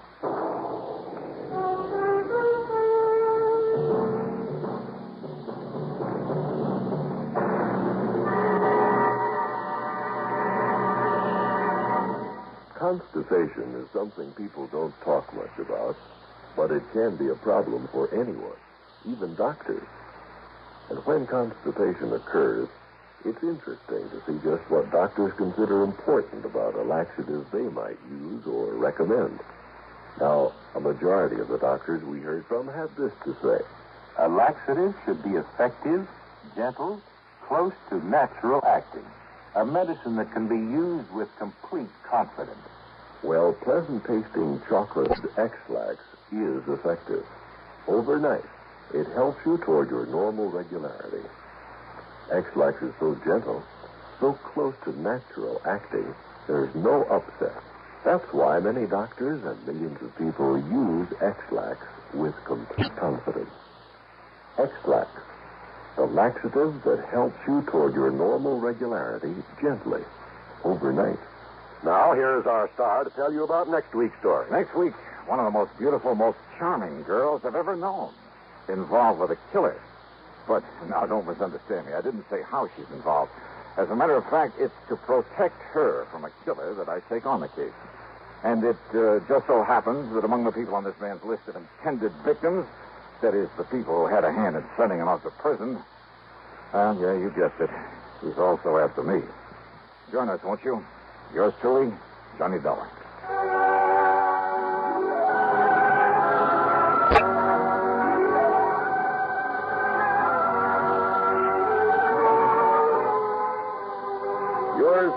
Johnny Dollar, starring Bob Bailey, originates in Hollywood and is written, produced, and directed by Jack Johnstone. Heard in our cast were Virginia Gregg, Gene Tatum, Paul Dubois, Forrest Lewis, Sam Edwards, Herb Ellis, Tom Hanley, and Bill James. Be sure to join us next week, same time and station, for another exciting story of yours truly, Johnny Dollar. This is John Wall speaking. Menace looms over blistering desert wastes as suspense brings you Inferno, next on the CBS Radio Network. Dollar, I understand you're probably the best private eye in the business. Well, I try to make a living as an insurance investigator, if that's what you mean. Well, what I have in mind does not exactly come under the heading of insurance investigation. Oh, then if you'd like me to recommend somebody to you. But then again, it might. What? Does the name of Sarah Balderston Barling mean anything to you? Yeah, wait a minute. The old dowager who owns about half of the Southern Connecticut Water and Power Company? That's right. She's a very important client of ours. I thought you said this matter doesn't involve insurance. It doesn't. Yet. I hope you can keep it from doing so. Oh, now look, if this is one of those bodyguard assignments... No, it isn't. And incidentally, in addition to your expense account, there'll be a sizable fee for your services. Oh? Well, why didn't you say so in the first place? How much? $5,000. $5,000? But if you think perhaps I'd better get some... Don't even think of it, Mr. Wakely. I'll be right over.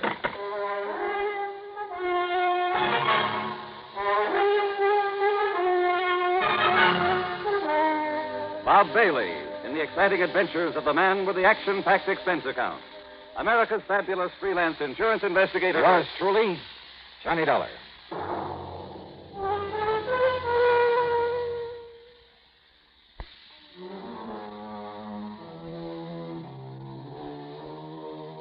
Expense account submitted by Special Investigator Johnny Dollar to Eastern Liability and Trust Company, Home Office, Hartford, Connecticut. Following is an account of expenses incurred during my investigation of the only one but matter.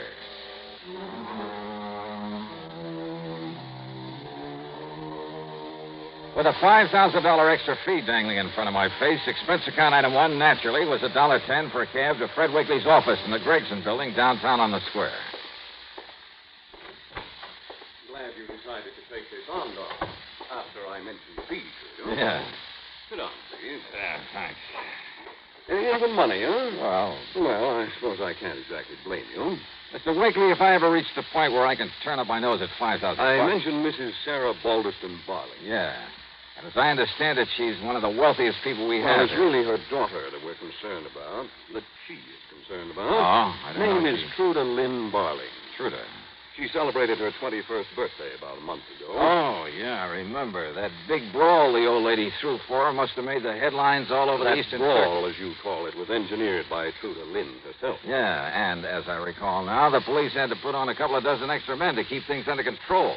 Champagne flowed like the water. cost of that party, including damage to the hotel where it took place, must have run to $30,000 or $40,000. Then this Truda Lynn must be quite a gal. It was typical of many such incidents in the life of Truda Lynn Barling. Young, wealthy, completely spoiled, and completely rebellious against her mother's recent attempts at discipline. Well, to put it mildly, she's been quite a problem. Life at home with her mother has been one continuous battle.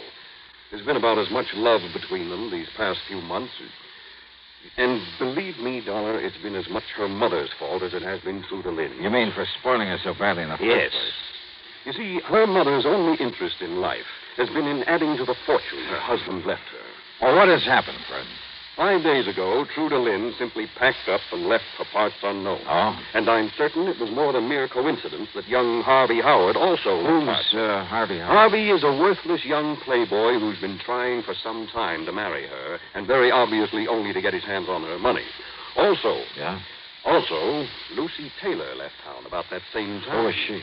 One of Truda Lynn's playmates. A young social climber who's been practically living off her for the past 2 years. Over Mrs. Barling's strenuous objections, of course. So the three of them have just cut loose to run off and have a fling, huh? Any idea where they might have... Dollar, you've got to find the girl. Somehow bring her back here. Yeah, well, now, Mr. Wakely, if she's 21. Otherwise, my company stands a good chance of losing the literally millions of dollars worth of insurance policies of her mother's. Yeah, but look, even for a $5,000 fee... We'll make it 10. And must I remind you that it's hardly your place to question the reasons for an assignment given you by one of the companies you've agreed to serve? 10,000, huh? Yes. Okay, I'll see what I can do.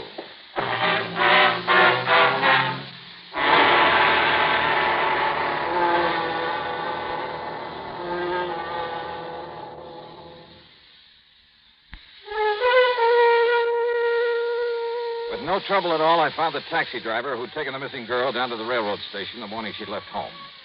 Item 2 on the expense account, a $5 tip to him for the information that she'd been met there by young Lucy Taylor and Harvey Howard. Loaded with luggage, they'd all climbed aboard a train for New York.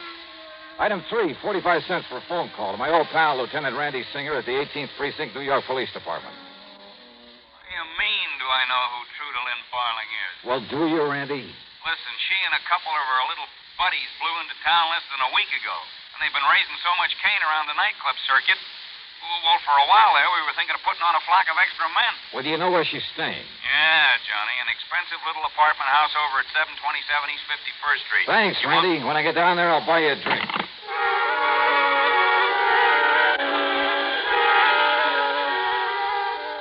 Item 4, $8.75 for a quick lunch, then a train down to New York.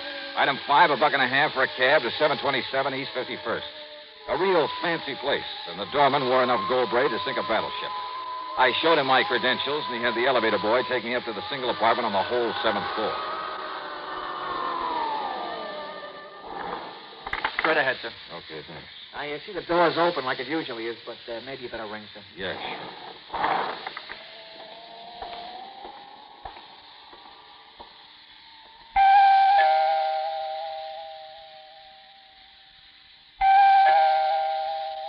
Miss Barling? Miss Barling? Hello? Anybody?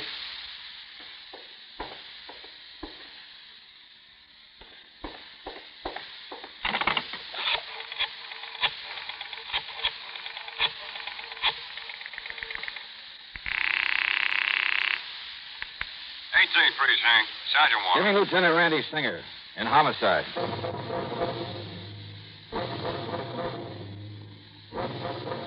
I told Randy what I'd found.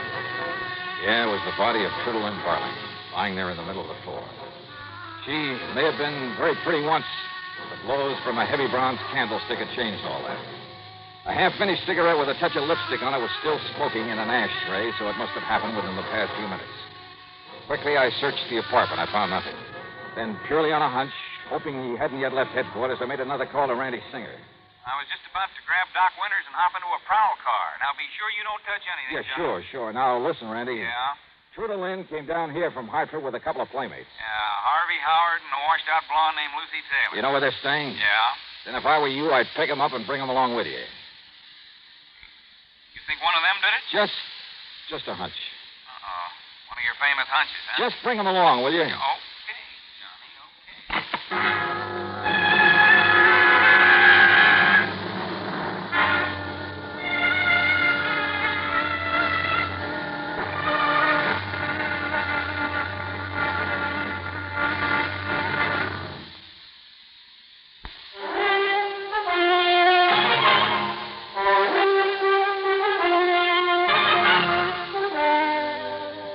After another careful look around the apartment of the murdered girl, I questioned the elevator operator and doorman.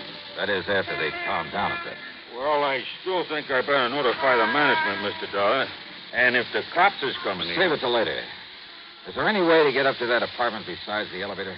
Only the service entrance at the back of it. But the only way anybody could get in there is if I let them into the service entrance downstairs here.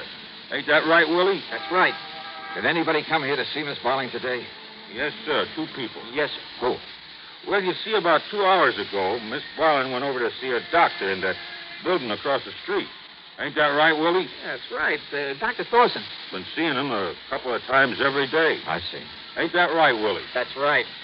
Then she come back here not more than a half hour ago. Said she was going to pack up her stuff and leave. Yeah, Ain't that? Yeah, go on. Well, then her friend Miss Taylor come around to see her. When? Only a little while before you come. Ain't that right, Willie? That's right. Not more than maybe 10 or 15 minutes before you come. How long did she stay? Oh, maybe 5, 6 minutes. Yeah, maybe less. Maybe less. Yeah, it seemed to me I no sooner come down and got settled, and I had to go up there when she rung the buzzer again. You said that 2 people were up here to see Miss Barling. Who was the other? It was a man. Yeah, Him it and was. Miss Taylor both been here a lot of times. You know his name? For sure. Nobody ever gets in this building without giving their name unless we know him. Ain't that right, Willie? That's right. Well, who was he? Name is Mr. Harvey Howard. When was this? Right after Miss Taylor left. And they didn't come together? No, sir. By the time her cab got down the street, his come rolling up. How long did he stay? Well, not any longer than the lady had. Ain't that... That's right. Then listen. I'm going across the street to see this Dr. Thorson. If I'm not back by the time the police get here, tell them where to reach me. Send for me. Yes, sir. Yes, sir.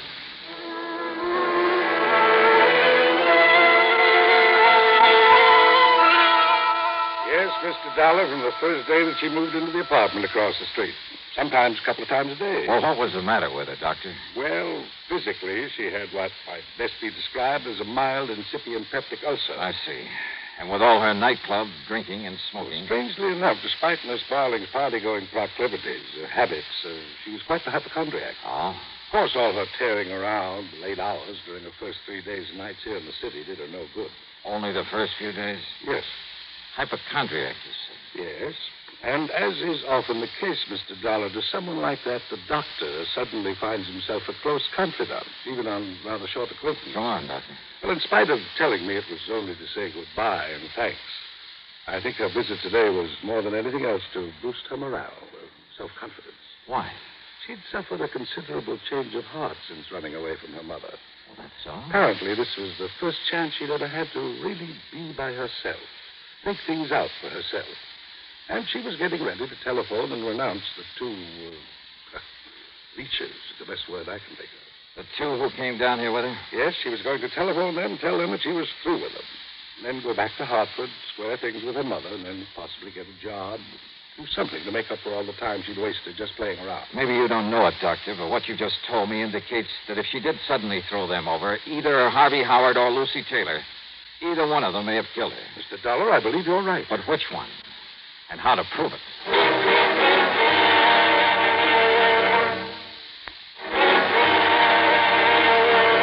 Oh, great. I thought you were going to send over for me when the police got here. Well, I was, Mr. Dollar. Ain't that right, Willie? That's right. But this lieutenant said not to bother. That's right, Johnny.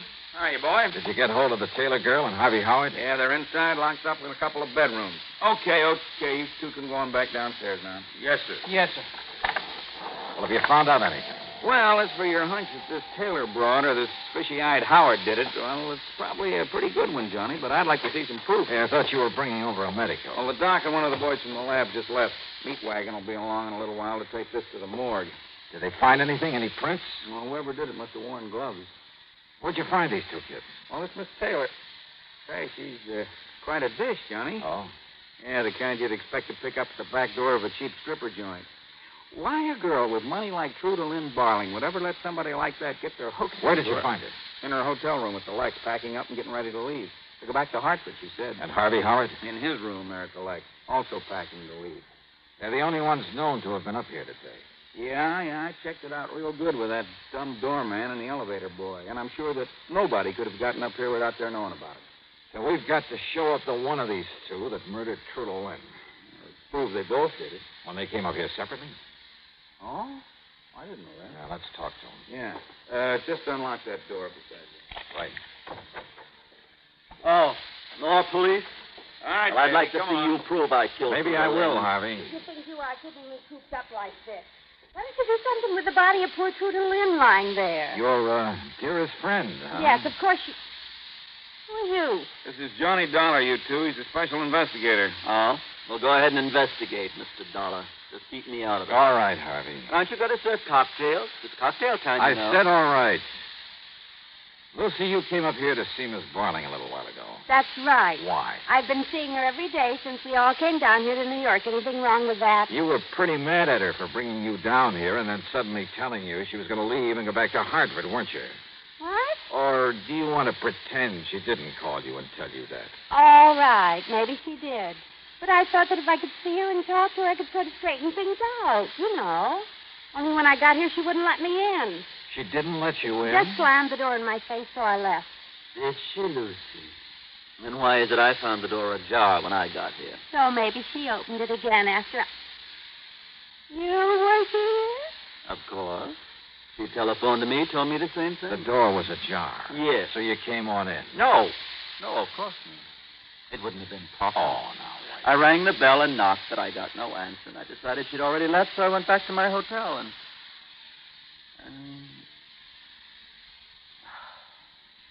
why lie about it? Yeah, that's why, Harvey. Well, Harvey. I did come in. I found her body lying here. I knew I'd be suspected of killing her. The only thing I could think of was getting away. That's a lie. You came in here and killed her. No. You found her sitting here in the chair and you sneaked up No. on her and... You know something? I think she's right. Got a pair of gloves on you, Harvey? Why, yes. I always carry gloves. Even in the summer? Of course. So you put them on to avoid leaving fingerprints. Miss Barling was sitting here in the chair, her back to the door, quietly smoking a cigarette. Yeah, I found the ashes, and the ashtray was still warm. No, please, listen. Wait a minute. Huh, Johnny? Brother, how stupid can I get? Well, what do you mean by that?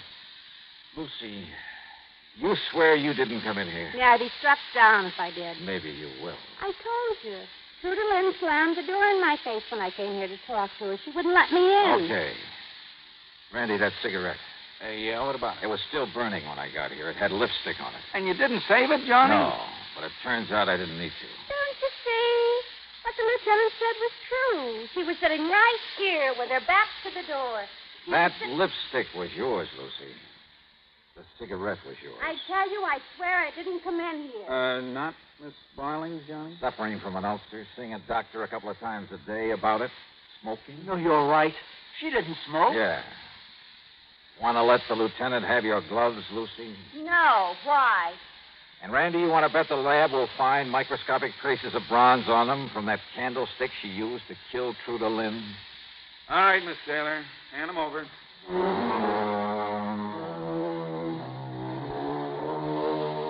Yeah, guilty as sin. But you know something? If that pretty boy Harvey had found her alive when he'd arrived, I'm not so sure he wouldn't have done her in.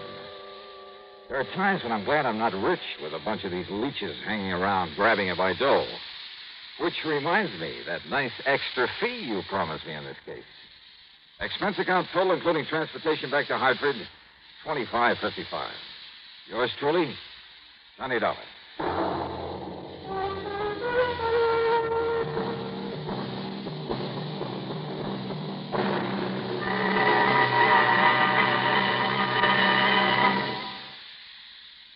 Our star to tell you about next week's story. Next week, a frantic fisherman who proves to be the key to a murder. Join us, won't you? Yours truly, Johnny Dollar.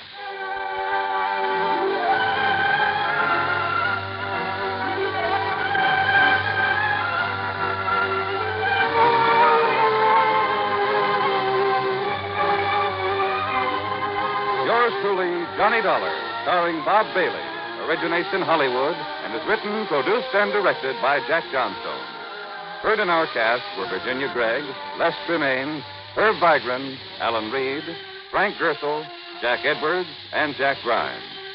Be sure to join us next week, same time and station, for another exciting story of Yours truly, Johnny Dollar. This is Jim Matthews speaking.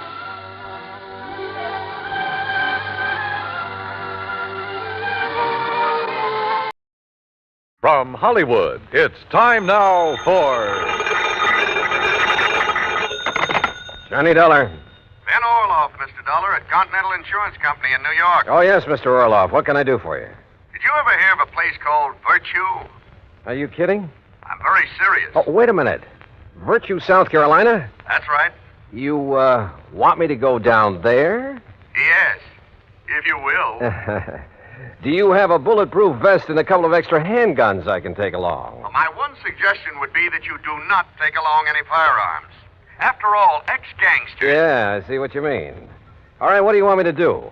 Our representative has his office in Georgetown. He can give you the whole story. His name is Joseph Pigatello. Got it, Joseph Smokey Pigatello? The guy whose name was linked with Murder Incorporated a few years back? Yes, Joe Smokey Pigatello. You, sure you want this assignment? Well, I'll tell you this, Mr. Orloff. Yes? If you don't have to pay off on my insurance policy before I'm through, well, mister, this is going to cost you a whopping big expense account.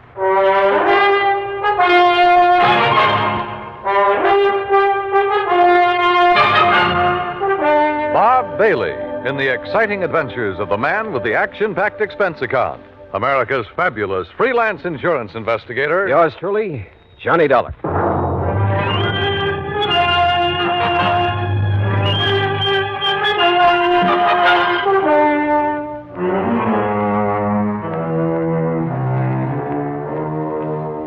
Expense account submitted by Special Investigator Johnny Dollar to the Continental Insurance Company, Georgetown, South Carolina office. Following is an account of expenses incurred during my investigation of the Village of Virtue matter.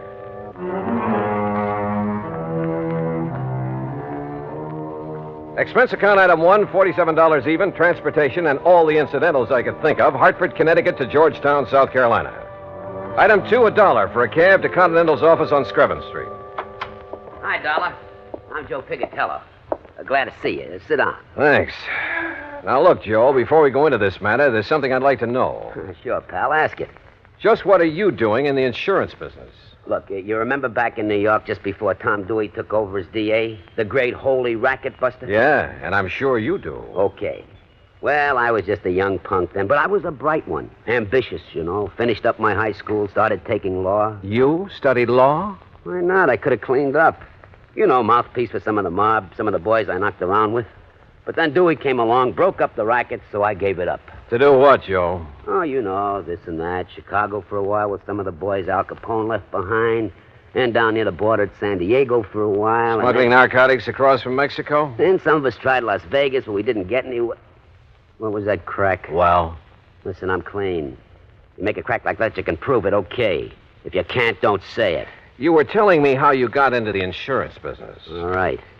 Where I'm taking you on this case, don't talk like that. The gents I deal with don't like it. And don't forget, whatever you think about them, you could also be wrong. Okay, Joe. Two kinds of wrong, Dollar. Just plain wrong and dead wrong. You see what I mean? All right, as I was saying, how I got in this insurance racket. As you were saying. Well, some of the boys from New York and Chicago and around did pretty good. Instead of blowing all their dough on booze and dames and big times, they were smart. They leased an old plantation up in the valley north of here on the PD River. The old Caraway plantation. It's right next to the town of Virtue. Great name for a hideout, I'll say that. I didn't say hideout, Dollar. It was just a nice, quiet place where they could live it up in a nice, quiet way. And at the same time, they wouldn't have any cops around their neck. No police in Virtue? Nobody but old Paulie Caraway. Anyhow, after 6, 8 months of taking it easy, mint juleps and hunting and fishing instead of being on the lam all the time, well, Johnny, you wouldn't believe it. What do you mean? Well, they all settled down there to spend the rest of their life. They all went respectable. Every last one of them. You sure of that? Well, it's been 20 years now. Can you be any more sure than that? I don't know. But go on with what you were saying. All right. I got an idea. I signed up with this little insurance company. Then I went up to Virtue and made the pitch. They're all respectable now, and they got to make like respectable people and cover themselves with a lot of insurance. And it worked? You remember Lefty Stemper? The old-time numbers king from Chicago? Right, bookies, slot machines, everything. Old pal of mine. So when he told the rest he was buying insurance, well, Johnny, I got policies on every one of them. The rest of the town, too. On their life, their homes, everything. Okay, now let's get to the point. What's happened up there in Virtue? Trouble, Johnny. Old man Caraway phoned me. What kind of trouble? Well, 20 years now, the boys and the people in Virtue have been getting along fine. The boys have been behaving themselves, and the people in town are all nice people. Until a couple of weeks ago. What happened? Bully Magoon had himself a nice little fishing boat. Had it ever since he went straight and moved in up there. 20 years ago. Now somebody stole it. Well, why don't you just pay off his claim and forget it? Listen, a couple of days after that, Mr. Avery, that runs the general store in Virtue, had his boat stolen. So you'll have to pay another claim. But small ones, Joe. Look, will you listen? Ever since then, not a day has gone by that somebody hasn't had something stolen from him. Mostly the people in Virtue. Boats, cars, money, furniture, anything you can think of. The people blame the boys, and the boys blame the people. And, Johnny, there's going to be a civil war in Virtue unless somebody finds out who's doing this. And if that happens, there's going to be a lot of killing, and, well, with all the insurance I've sold, me and the company are going to be in trouble. Well, can't you get the state police to come in? State police? Invite you? You said it's a real respectable community now. Yeah, sure it is, but, well, dragging them in might really start things off. That's why I had to send for you. Look, why don't we go up there so I can see for myself? Sure, Johnny, sure, but... Hey, open your coat. What? I mean, if you're going to take along that lemon squeezer, well, take my advice and don't.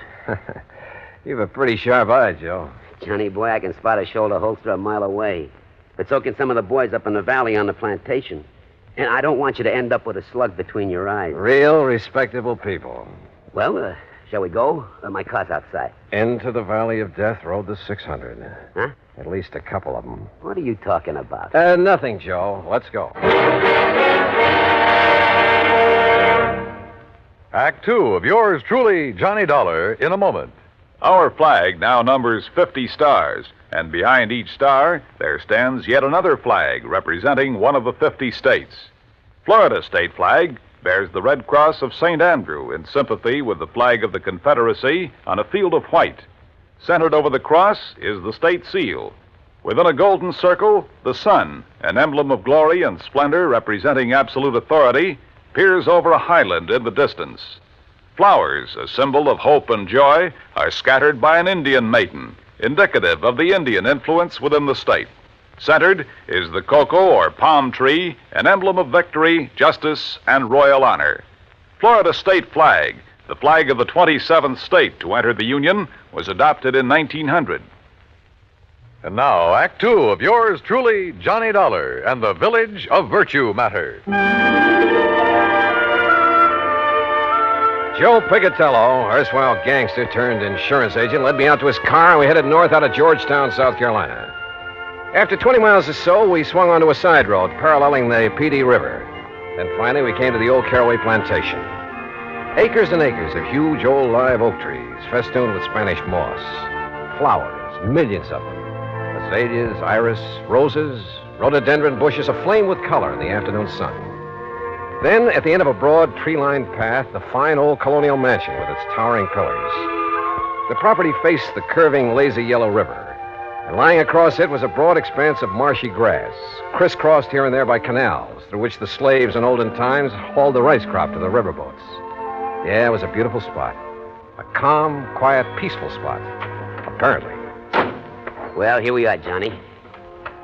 Let's go in to see if anybody... What? Hey, hold it, you punks! It's me, Smokey! Smokey! Who else? Put those guns away. You want to get in trouble? Don't you guys know no better to come barging in this way without letting us know you're coming? Come on, Johnny. Sure. Nice, peaceful spot, huh? Who's that you got with you, Smokey? Boys, this is Johnny Dollar. He's from the insurance company. Johnny, this is Bull Magoon. Yeah. Hi. And this is Lefty Stemper. Hiya. Johnny Dollar, huh? And the shrimp there is Flippy Lakovich. Hiya, Johnny. I'm pleased to meet you. What? Hands away, Flippy! What did you bring here, Smokey? A dick or something? Yeah, Dollar, what's the idea of packing a rod? All right. Let him go, you guys. Oh, yeah. Look, he's on our side. He's up here to find the stuff that's been stolen. Yeah, we don't need no outside help. Oh, you've found who's behind the thefts, huh, Lefty? No. If it's any of your business, It then I is don't my thi- business. You're interrupting me. Yeah, Dollar, shut up. I say we'll find out who's coming over here from Virtue and taking our stuff ourselves. And when we do, we'll eliminate them. Right back to the old days, huh? If we got to protect our rights. How about letting me have my gun? Well? Hear that, Flippy? He wants his gun, huh? You make a move to Dollar and I'll flip you so fast that Oh, you'll... you mean like this? Hey, it's Flippy got flipped. Attaboy, Johnny. Yeah, the shrimp finally got it. Hey, Johnny Dollar, you're okay. Anybody else want to get smart? He caught me off of guard. Expert, huh, Flippy? Well, you ain't any more. Now, Lefty, I'll take my gun. Oh, sure, yeah. Yeah, you're okay, Johnny Dollar. All right, now let's get things straight. I'm not the cops, but I'll drag them in if necessary. Oh, no, listen. You listen. I'm going to try to stop what's going on around here, and if any one of you interferes, I'll have you locked up so fast you won't know what's happened to you. No, wait a minute. Now listen to me, will you, Dollar? Well? Look, I guess we're all kind of shaky. You know, we're... Well, we sort of is somewhat upset by the events of the past couple of weeks or two. You know what I mean? Lefty, Joe told me that if the burglaries, robberies, whatever they are, go on much longer, there's liable to be a war between you and the people of the town. We ain't worried, no. We got enough guns and ammo stashed away around here. Shut up. Bull. Oh, yeah, sure, Lefty, sure. I'm sure you have. But if you ever expect to make peace again with the townspeople, if you expect to stay on here... We got at least 15 years to go. Shut up. Okay. All right, look. All we got here is our hunting rifles and we're shotguns and a couple of pistols in case of a snake, while we're hunting or fishing here in the swamps. A lot of cottonmouths around here, Yeah, that's a fact, Johnny. The point is, I didn't come here without providing for any and every exigency. What's that mean? Oh, boy, what a dope. It means if anything happens to him, we're dead. Now, ain't that... isn't that right, Dollar? Right. You see? Now, give me a hand, cooperate with me, and maybe we can clear this thing up. Don't, and I have only one alternative. What's that mean? Shut up. And that's to have you legally ousted from here, out of the state if necessary. Oh, now, look, Dollar, we'll cooperate. Now, I don't mind telling you, we love this place. Look, it's the only real home we got. Flippy and Sadie, we got Bull and Mary and me and Nora. Maybe we got records, all right. Some of us maybe did time for some of the little jobs we pulled, huh? But we've been playing it straight since we come here all along the line. It's like I told you, Johnny. Yeah, honest. Look, that's the way we want to keep it. If the people in Virtue will just leave us keep it that way. And you know something?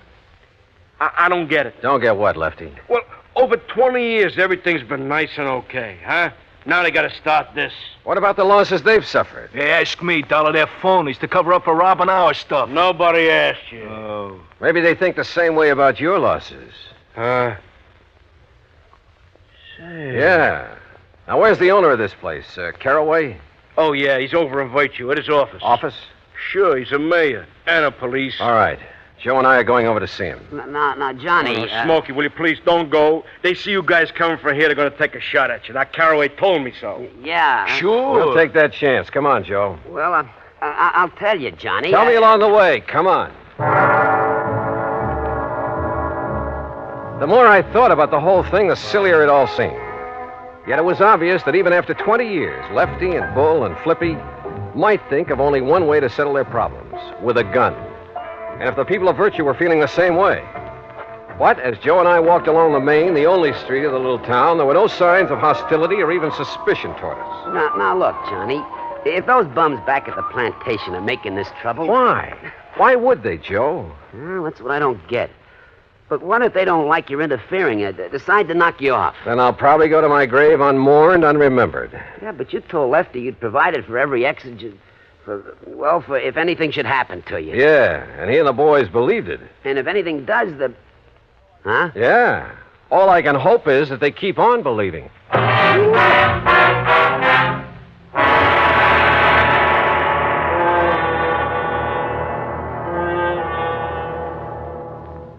Act 3 of yours truly, Johnny Dollar, in a moment.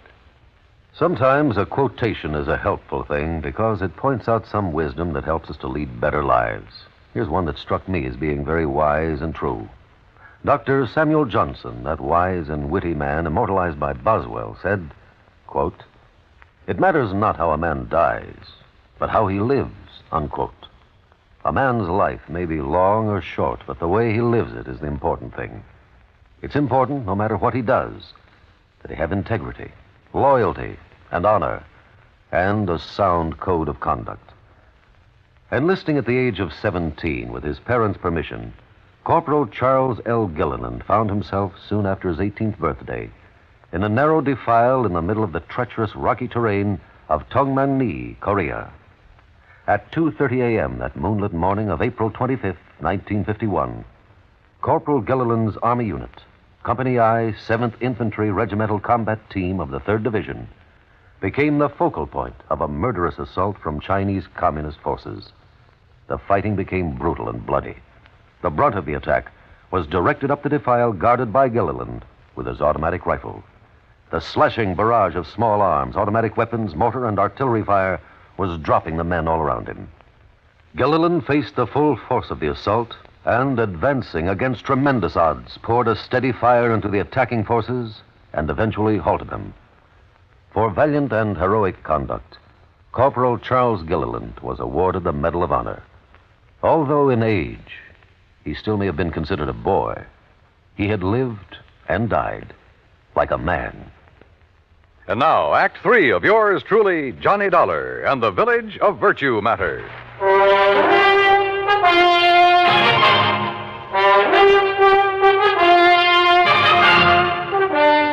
Joe Pigatello and I walked the main street of Virtue, South Carolina, unmolested, virtually unnoticed. And we found the mayor, Parley Caraway, in the little shack that served for an office. I'm also the police chief, Mr. Dollar. Don't you forget that, sir. And you found no clue as to who has been committing the robberies? No, sir. None whatsoever. But who else would do it? They're all three of them ex-gangsters. Sure. Ex-gangsters. Why, Mr. Caraway? Why would these men suddenly want to make trouble with their friends, your townspeople? I don't know. I honestly don't know. Unless, of course, they think they can take over the way they used to take over gangs in the old days. After 20 years of a happy relationship? Mr. Caraway, they never made a bit of trouble in all that time. I know it. But the fact remains that unless this trouble stops, after all, Virtue was here long before they came, unless it stops, I say, I shall have to break their lease and make them leave the plantation. Oh, they pay you pretty well for it, huh? Enough to keep it in good repair. Say, that's a beautiful ring you're wearing. Huh? Oh, yes. 2.5 carat diamonds, sir. Yeah. And is that your nice new car out front? Yeah, it certainly is. Ain't it pretty? About $8,000 pretty. Yeah. Say, didn't you have a new one last year, too, Mr. Caraway? Of course. I try to have one every year. But now, gentlemen... Tell me one thing, Mr. Caraway. Yes, sir? If you really think the robberies around here are going to cause so much trouble... Oh, I do. That's why I contacted Mr. Pigatello. Well, why haven't you called in the state police? Because I am the mayor of Virtue. I'm the police department, and I can take care of these things myself. And now that you gentlemen have witnessed the bad blood between these gangsters and the people of the town, well, sir, I'm going to throw them off that plantation. In spite of all the money they've been paying you? Yes, sir, and I'm sure you gentlemen will back me up in...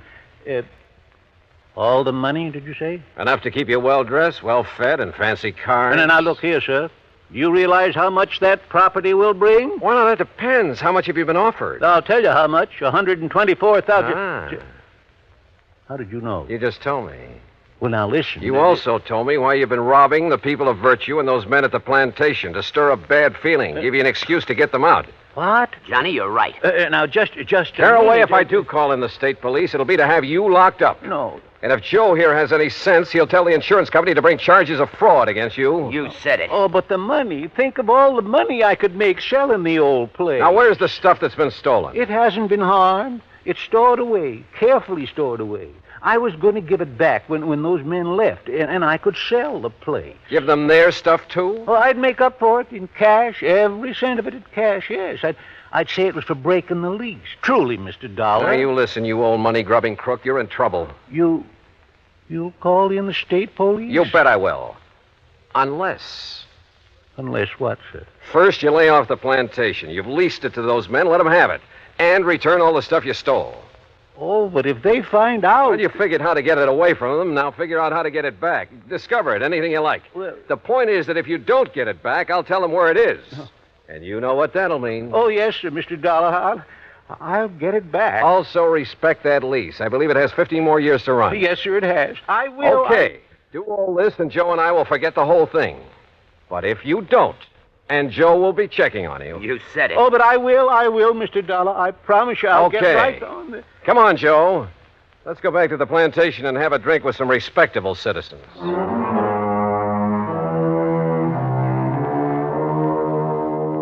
Yeah, this insurance business really has some funny ones. And I guess it's the funny ones that balance out the bad, the tragic cases. Anyhow, I like it. Expense account total, including the trip back to Hartford, call it $100 even. And in view of our little secret, Joe, well, maybe you'd better pay it out of petty cash. And listen, those pals of yours, you better drop in on them now and then to make sure they do stay on the straight and narrow, as well as that old coot Caraway. Yours truly, Johnny Dollar.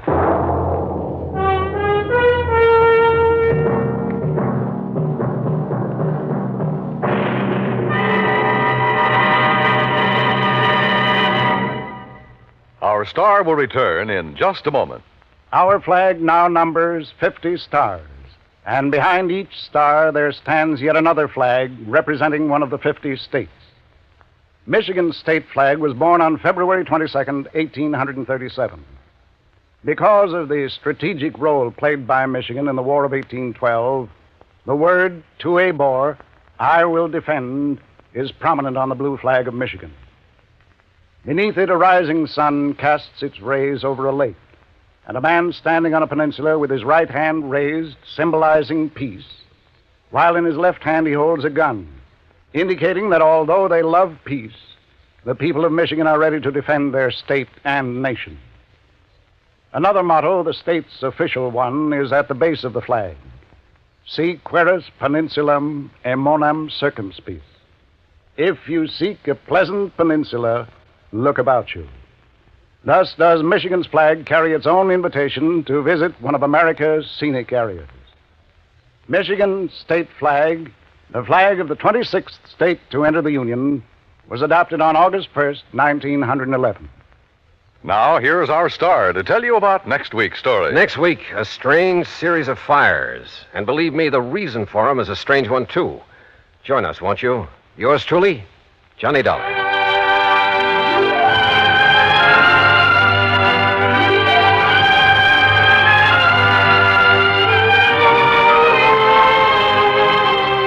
Yours truly, Johnny Dollar, starring Bob Bailey, originates in Hollywood and is produced and directed by Jack Johnstone, who also wrote today's story.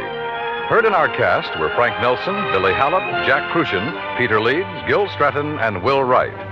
Be sure to join us next week, same time and station, for another exciting story of yours truly, Johnny Dollar.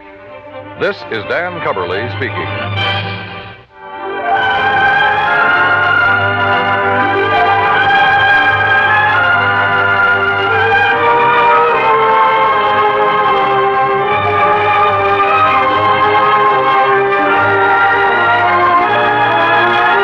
This is the United States Armed Forces Radio and Television Service.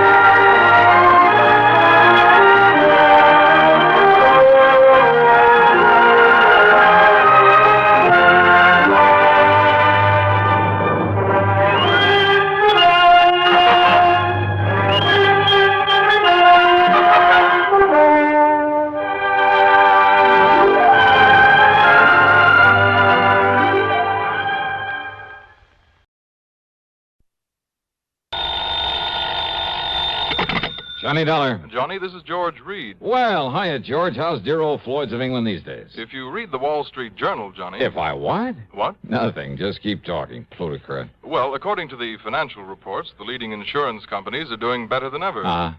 And I'm proud to say that Floyd's of England is among the leaders. Does that answer your question? So, as head of the North American office, the company has given you a big fat raise? No. And you'd like to celebrate by taking me out to dinner tonight? No such luck. Just name the time and place, and I'll... What'd you say? Listen, Johnny, you'll get far more than a free meal out of this. And you are available. Completely? All right. I have a problem, a rather unusual one. Have you ever handed me one that wasn't? Of course I...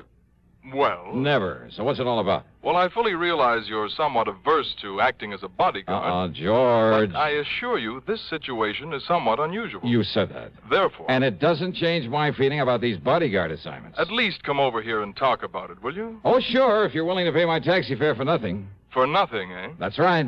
We'll see. Oh, yeah, we'll see.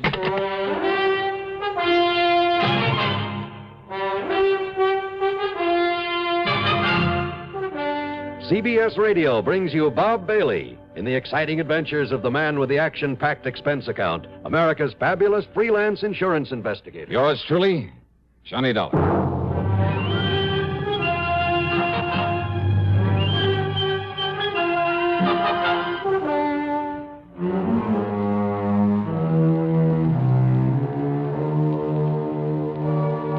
Expense account submitted by Special Investigator Johnny Dollar to Floyd's of England, North American Office, Hartford, Connecticut.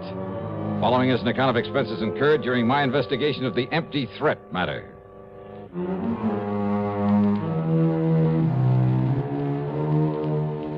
These so-called unusual problems George Reed handed me were all too often dangerous. But it's a living, and so far I've been lucky. So, expense account item 1, $1.10, taxi fare to his office at Floyd's of England. Come in, Johnny. Sit down. Yeah, sure. Thanks. I'm glad to see you. Glad you could make it. Well, I'm not so sure I am. What's it all about, George? Charles Stockerly is our client's name. He's a retired attorney. Ah, and somebody that he sent to the pen has got out now and is gunning for him. Possibly. Yeah. Where does he live? He doesn't. You want me to act as bodyguard for a dead man? Well, I mean, he has no regular address. It's like this, Johnny. Yeah, please, let's get on with it. Stockerly had a highly successful career right here in Hartford. Married, brought up a couple of adopted youngsters. All in all, managed to live the good life. Except perhaps for the fact he worked too hard. So? Now, mind you, I don't mean to imply that he ever went off his rocker, but when his beloved wife died a couple of years ago, and with that worthless, hateful son of his still around to worry him... Adopted, you say? Yes, both young Andrew and his married sister Joyce. She's a wonderful girl, by the way. So what about him? Nothing. I simply mentioned them in passing. The point is, Mr. Stockerly has quite a bit of insurance, which is why he didn't hesitate to contact me regarding these apparent attempts on his life. You kind of punched that word apparent. Because when he first told me about this thing, considering his extremely upset and nervous condition, well, frankly, I didn't take him too seriously. Oh, is he an older man? In his early 60s. But now, apparently, and I use that word again, these threats have become very real, which is why he's been running away. Running away? Well, I told you he has no permanent address. And now that he's demanded your protection, that you stop whoever is trying to kill him, if somebody really is. All right, where is he, George? At the moment, in Tahiti. Tahiti? Yes, living in the seaport town of Papeete. Well? George. Yes? I don't want this job, not one bit. Oh, now, Johnny... But I'll take it on. For just one reason. Yes? All my life, I've dreamed about someday seeing Tahiti. Item 2 on the expense account includes $8 plane fare, Hartford to New York City. $785.30 to the Fiji Islands. Then we'll call it a total of $850 for plane tickets and a handful of incidentals. It took over a full day of flying for me to reach the town of Nandi on the western shore of the little Pacific island of Viti Levu. But it was a lot better than a couple of weeks aboard a steamer. Another hop took me across the island to Suva. And there, well, it's picture postcard country, all of it. Vast, heavy tropical forests. Millions, billions of beautiful blossoms everywhere. Picturesque South Sea villages full of thatched huts, palm-lined beaches, and the magnificent clear blue water breaking over reefs of coral. The people, fascinating, many of them East Indians, the women dressed in saris, the men wearing large white turbans. And there were plenty of the native Fijians with their wild, wiry, bushy hair that seems to stand on end. From Suva was an overnight flight to Papeete in a flying boat. A lot of travel time, a lot of expense, but certainly worth it. Tahiti, with its black sand beaches and coconut palms, its tremendous carpet of tropical foliage and flowers, from the shoreline back to the mountains, the soft, almost caressing climate. Oh, yeah, it's really an ideal place to get away from it all. Sound nice? You want to go there? Well, it made me want to stay there. Yeah, it's the one place I found where I could really, completely relax. And I made up my mind to take the fullest possible advantage of it, job or no job. I learned that Mr. Charles Stockerly, the man who'd sent for me, lived in a small bamboo house near the water's edge within easy walking distance of the hotel where I'd registered. But my nice, idyllic dream was quickly shattered when I found him there. When I found what was left of him. To paraphrase Gilbert and Sullivan, an announcer's lot is not a happy one. Well, not always. Want to know why? Tell you why. Take this safe driving business. Do you have any idea how many times my confreres and I have begged on bended microphone to have begged people not to kill themselves on the highways?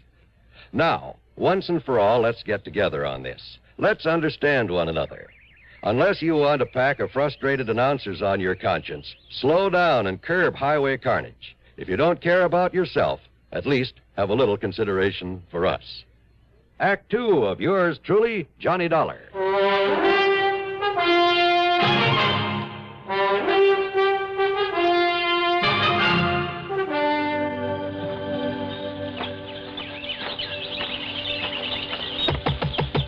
Mr. Stockley?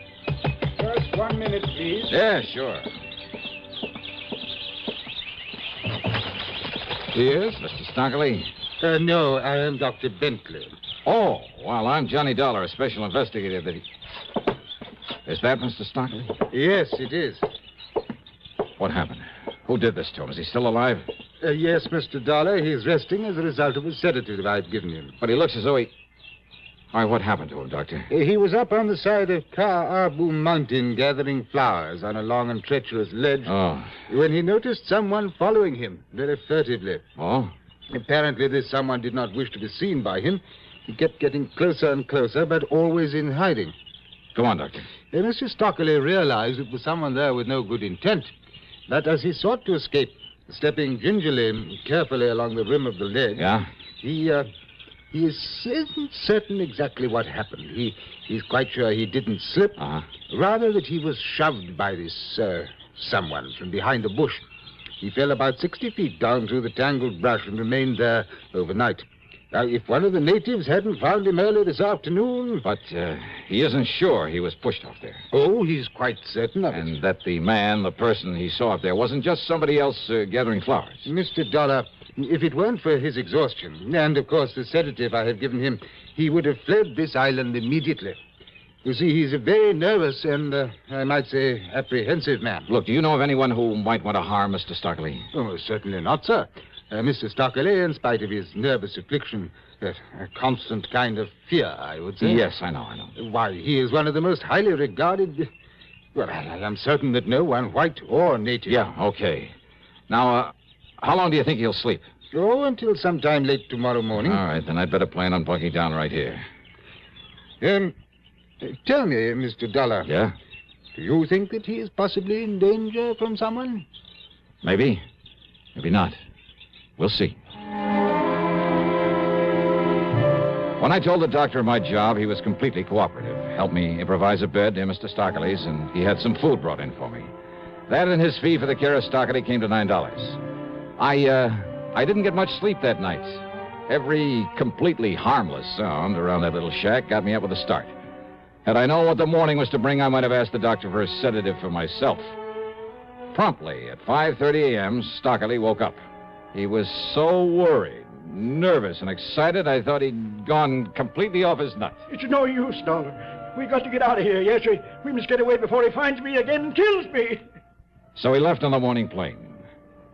But it wasn't until we changed at Suva, then at Nandi, and finally started that long leg of our flight across the Pacific towards San Francisco that he calmed down long enough to tell me what it was all about, after a lot of irrelevant chatter about his family. The death of my darling wife back in 1958 upset me terribly, Mr. Dollar. I confess I became a nervous wreck. Temporarily, that is.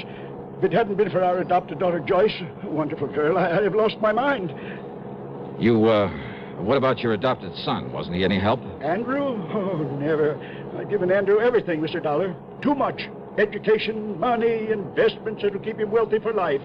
Bad mistake. He's never done a day's work in his life. Yeah, well, now... What's more, he's never shown the slightest sign of gratitude for love for his sister. I see. But Joyce, who asked for nothing in all her life, who worked to train herself, to support herself, and is now married to a fine young man. Mr. Stockley... Joyce has been nothing but a joy and comfort to me. About these threats now. That is why I never worried about the threats. Yes. They've been more than that. They've been attempts upon my life. Like the one you nearly witnessed there in Tahiti, where I thought I'd finally found safety. From whom, Mr. Stockley? From whom? From whom? At home in Hartford, when I tried to tell the police, they wouldn't believe me. I suppose perhaps because of my nervous condition, but it must be Harry Linker. Linker? Yes, Linker. Years ago, I had him sent to prison. He swore he'd get even with me. But look, don't they all make that kind But of what threat? did the police say? That he's reformed now, that it must be someone else. But I knew he'd come back to kill me, and he has. Oh, now listen. Christmas threats over the telephone, right after Martha died, as I was about to leave for Europe. Oh. And when you left, he stopped bothering you? Stopped. It was in Paris that I heard from him again. It was in Paris, Mr. Dollar, that I narrowly escaped being run down in the street and by an American car. But now look... So I fled to London. And I should have known better than to walk the streets there alone at night. For it was there that only the intervention of a bobby kept me from being murdered by him after another warning. But, Mr. Stockley... In Jakarta, more threats. I found a poisonous reptile in my trunk. In Stockholm, I found the scorpions in my briefcase just in time. Oh, now, please, look here, Mr. Stockley. I've run, but he kept coming after me. He attempted to poison my food, I'm sure of that. Mr. Stockley. And there in Tahiti. Yes? Look, every one of those things could have been coincidence. Coincidence? So please, until we have some proof this man Linker is chasing you around... The doctor told me that unless I am able to stop this mad flight, I'll kill myself. Perhaps even deliberately. What'll I do? Where can I go? Well, right now we're heading back to the States, back to Hartford. What if he's following us? Then maybe we'll find some proof against him. Proof? By having me killed? Look, you'd better take another of those pills the doctor left for you. And you'll stay awake to protect me? Yes, I promise. Coincidence? Why, sure it was. There at the San Francisco airport when the baggage truck ran out of control and almost hit us, almost hit him. Anyhow, I practically had to hold his hand on the rest of the trip to Hartford. There, I piled into my car, drove straight to my apartment, gave him a key, and had him go upstairs and wait for me while I put the car away in the garage at the back. It took me 3 trips up those stairs with the luggage, but then...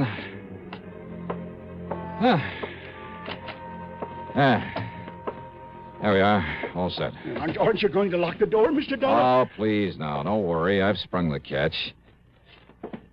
Hey, did you pull down all those shades? Of course I did. Oh. Look, as I told you on the phone, until we get some proof that this... here now. There, this place looks a little more cheerful. Holy... There, do you see? Now, Stockley. What's the matter with you? Get away from that window. He thinks you're me. Oh, no, please, listen. That must have been some kid with a little .22. Oops. Now, do you believe me, Mr. Dollar? Yeah, you got a point.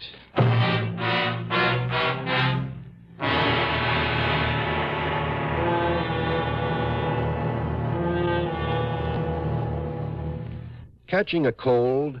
Well, I guess most everyone knows that the smart thing to do when you feel a cold coming on is to get plenty of rest. But there are some days when no matter how miserable you feel, you just can't stay in bed. And if tomorrow is one of those big days and your cold is complicated by constipation, well, that's when you'll appreciate X-Lax most.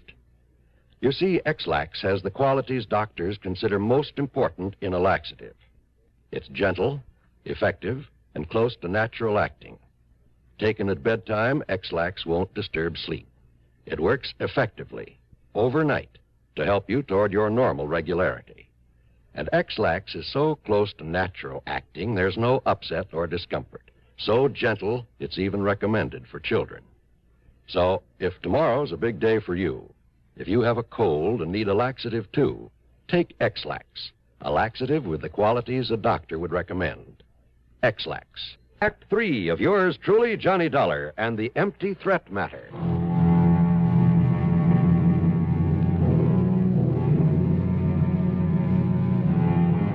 I carefully dug one of the 38 slugs out of the wall, wrapped it in a handkerchief, then put in a fast call to Bill Peters, who was not only a good doctor, but, well, I told him to pack a gun into his medical kit.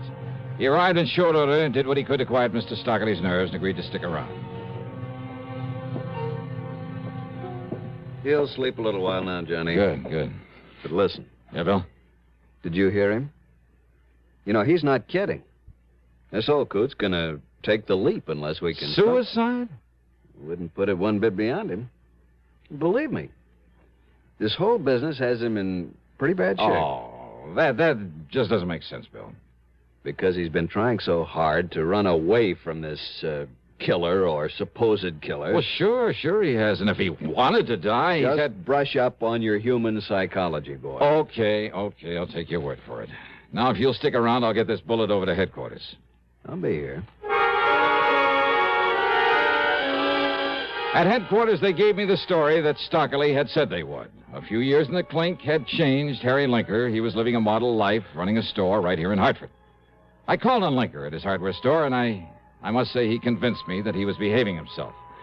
He was even quite concerned about Mr. Stockley, offered to help us if he could. I called on Stockley's adopted daughter. Then I told her the whole situation. Oh, this is a terrible thing, Mr. Dollar. I know. If only Daddy'd told me so I could have done something to help him. Well, as soon as we clear this thing up. I'll go to him right away. No, just wait, please. He needs me. Well, you can probably help your father more than anyone else in the world, but not right away. But you'll let me know the minute we can bring him here and take care of him. Yes. Now, you're sure your husband would agree to that? Of course. Yes, of course he would. Oh, good. That's all I wanted to know. You don't think my husband could be behind this? Why, Ed feels as much affection for Daddy as I do. You'd better answer that phone, hadn't you? Oh, yes. Excuse me. Hello? Why, yes, he's right here. Mr. Dollar. Oh, thanks. Johnny Dollar. I've been calling all over for you. This is Bill Peters, Johnny. Yeah, Doc. Listen, there was a phone call right after you left. Oh? Stockley was awake, and I made the mistake of letting him take it. Yeah? He listened for a second, got as white as a sheet, and then started yelling, no, you'll never get me. Go on, Bill. Then he slammed down the receiver and made a dive for the window. Bill! It's all right. I caught him in time. Oh. I gave him a stiff hypo, and, well, that's it. Johnny? Suicide. What's the matter with me?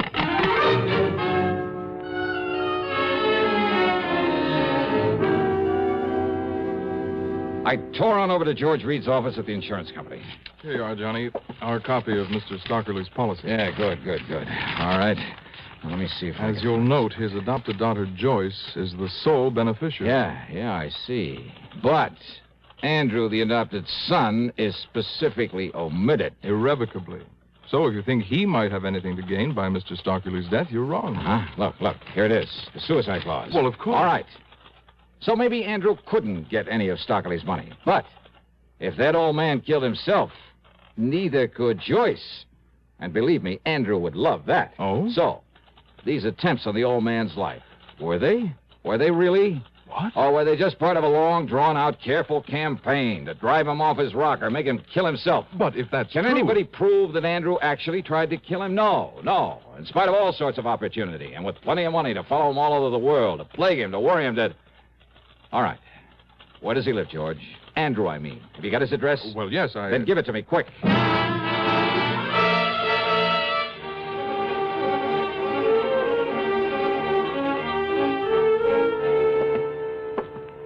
Travel stickers, huh? On all this luggage. From all the places Mr. Stockley has been. Yes, I suppose I should have taken them off my luggage. Mm-hmm. They are going to hang you, Andrew. Do you think for 1 minute that you or the police can ever prove I actually tried to kill my foster father? Because I didn't. Maybe they won't need to. Now, just a minute. Maybe this is one time I'd better take the law into my own hands. No, Dallas, stand back. Oh, yeah, I see. But you'd better let me have that gun, Andy, so the police can compare it with the slug I dug out of the wall. What? This is the gun you used to throw a couple of shots through the window of my apartment. That was your apartment where he went? That's right. But it was you who drove him over there in the car. That's right. But you left him there, and I thought... Just long enough to put my car away. And I'm the one who almost got nicked by those shots of yours. And I don't like that, Andy. Stand back, I say. You better give me that gun. No. Because if you try to use it now, you will be in trouble. Listen, Dolly. Yeah. Randy. Randy, jump.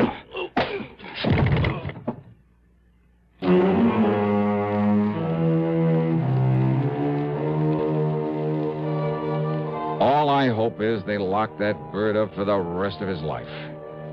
and that somehow Joyce and her husband can bring the poor old man back to normal. Expense account total, hold your hat.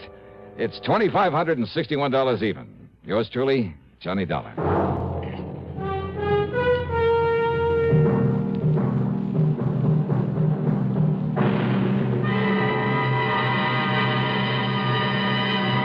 Constipation is something people don't talk about much, but it can be a problem for anyone, even doctors. And when constipation occurs, it's interesting to see just what doctors consider important about a laxative they might use or recommend.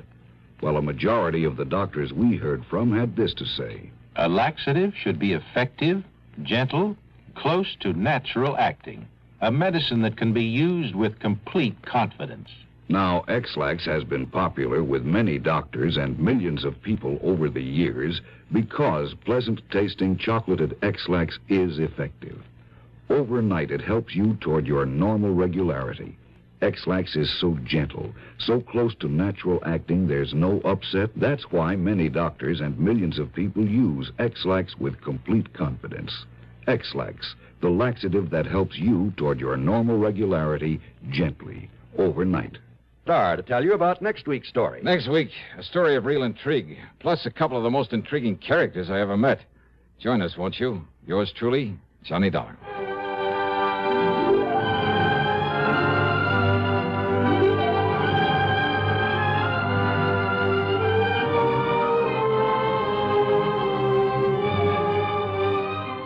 Yours truly, Johnny Dollar, starring Bob Bailey, originates in Hollywood and is written, produced, and directed by Jack Johnstone. Heard in our cast were Virginia Gregg, G. Stanley Jones, Ben Wright, Ralph Moody, Harry Bartell, and Carlton G. Young. Be sure to join us next week, same time and station, for another exciting story of yours truly, Johnny Dollar. This is John Wall speaking. This is the CBS Radio Network. You're tuned to Radio 590 WROW in Albany, New York.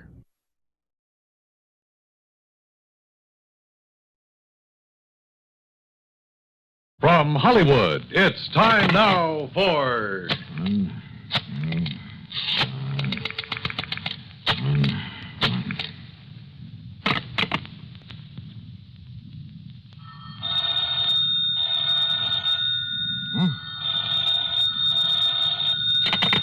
Johnny Dollar. Betty Lewis. Hey, it worked. Sure it does. So hang up that extension. Come on back here in the living room. We'll finish up our cocktails and be on our way. Yes, sir. How about that, Johnny? Where'd you learn that trick of making your own phone ring? And the extension, too. From the man who put the extension to my apartment. Yeah, it's kind of a line check. You dial that number and hang up. Then if both phones ring, you know the extension is okay. Oh, what do you know? Yeah, there's another line check number that you can dial. I forgot what it is, and all you get is a busy signal. It could be an awfully cute gag sometime, you know, on somebody who didn't know about these numbers. Yeah. Oh, let's finish our cocktails and go... Huh? Oh, I'm sure you didn't make it ring this time. I kind of left your number with my call service. Oh, no, so Johnny. Maybe I'd better take it. Huh? Now, listen. If that's some insurance company, well, you can just tell them they'll have to wait until tomorrow. Sure. This is the third time in a week that we've tried to have dinner together.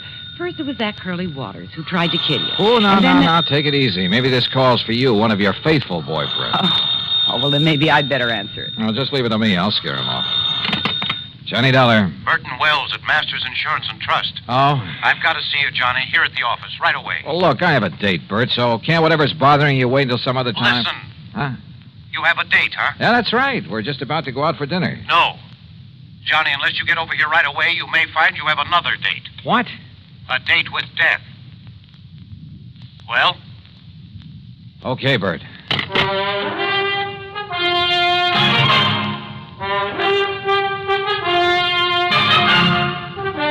Bob Bailey in the exciting adventures of the man with the action-packed expense account.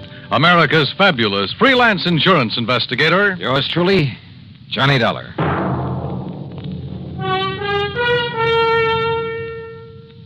And now, Act One of yours truly, Johnny Dollar.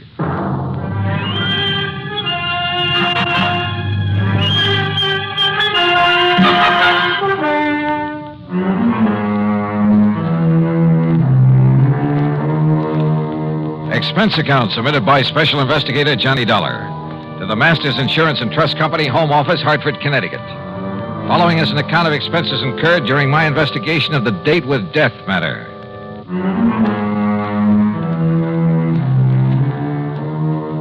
I told my date, Betty Lewis, to stay there in her apartment until I called her. Then I spent item one, $1.20 for a cab to Masters Insurance and Trust.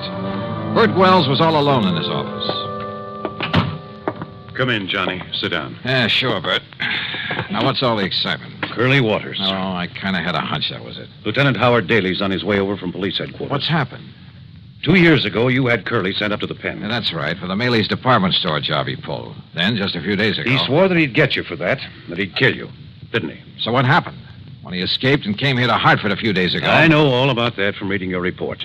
Thanks to some quick thinking on your part, the police nabbed him instead, plus the loot from the department store robbery. You know who deserves the real credit for that? The girl I had a date with tonight, until you spoil things with your phone call. Johnny, as you know, either you or the police wounded Curly Waters, which is why he was taken to the hospital and placed under guard instead of being locked up. So? Well, Mr. Wells, I see you managed to locate him. Yes, Lieutenant. You okay, Dollar? Any reason why I shouldn't be, Howie? Has Mr. Wells told you what's happened? No, but I think I can guess. Curly Waters escaped from the hospital. Yes. I had 3 good men there watching over him, but he managed to get by them. How? With help. One of his old cronies. Gimpy Taylor? Yes. Gimpy created a disturbance out in the hall, and when they went after him, Curly crashed out through the window. When they went back in after him, Gimpy took it on the lam. 3 good men, did you say? Well, the odds were all with Curly and Gimpy. When the boys went out in the hall after Gimpy again, it was full of interns and nurses and stretchers with patients on them. If they'd fired a shot, they might have killed somebody. Well, what goes? Do you want me to go out and look for him? No, sir. Don't you see, Johnny? The reason I called you is because of the threat against your life. Of course. And, Johnny, I'm going to provide you with a bodyguard 24 hours a day until Curly is picked up. No, wait a minute. Listen, Howie. You listen. He almost got to you just a few days ago. Don't you forget that. And one way or another. The lieutenant's right, Johnny. You said yourself that if it wasn't for your girlfriend, this Betty Lewis... Uh-oh. Bert, let me use your... Here.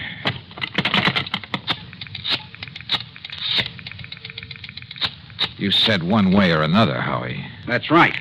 And, yeah, maybe through your girl. Is that who you're calling? Yes. Are you sure she's at home, Johnny? That's where I just left her. I told her to stay there, not to move until she heard from me. Johnny. Oh, if Curly Waters ever... Come on, Betty. Pick it up.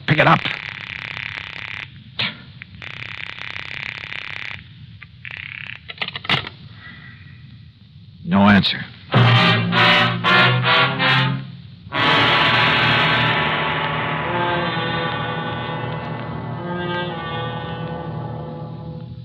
Act 2 of yours truly, Johnny Dollar, in a moment. And now, Act 2 of yours truly, Johnny Dollar, and the date with death matter.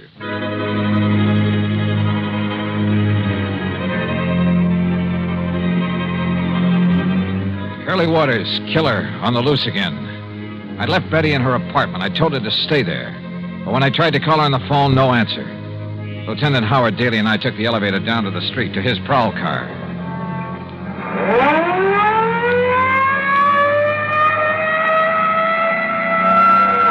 Next turn left, Howie. Take the next left. No. We'll make it the one after that. But it's one way, the wrong way. Yeah, but it'll give us a shortcut. After a couple of blocks. Hang on, Johnny. Hold. Now, it's the third building in the block.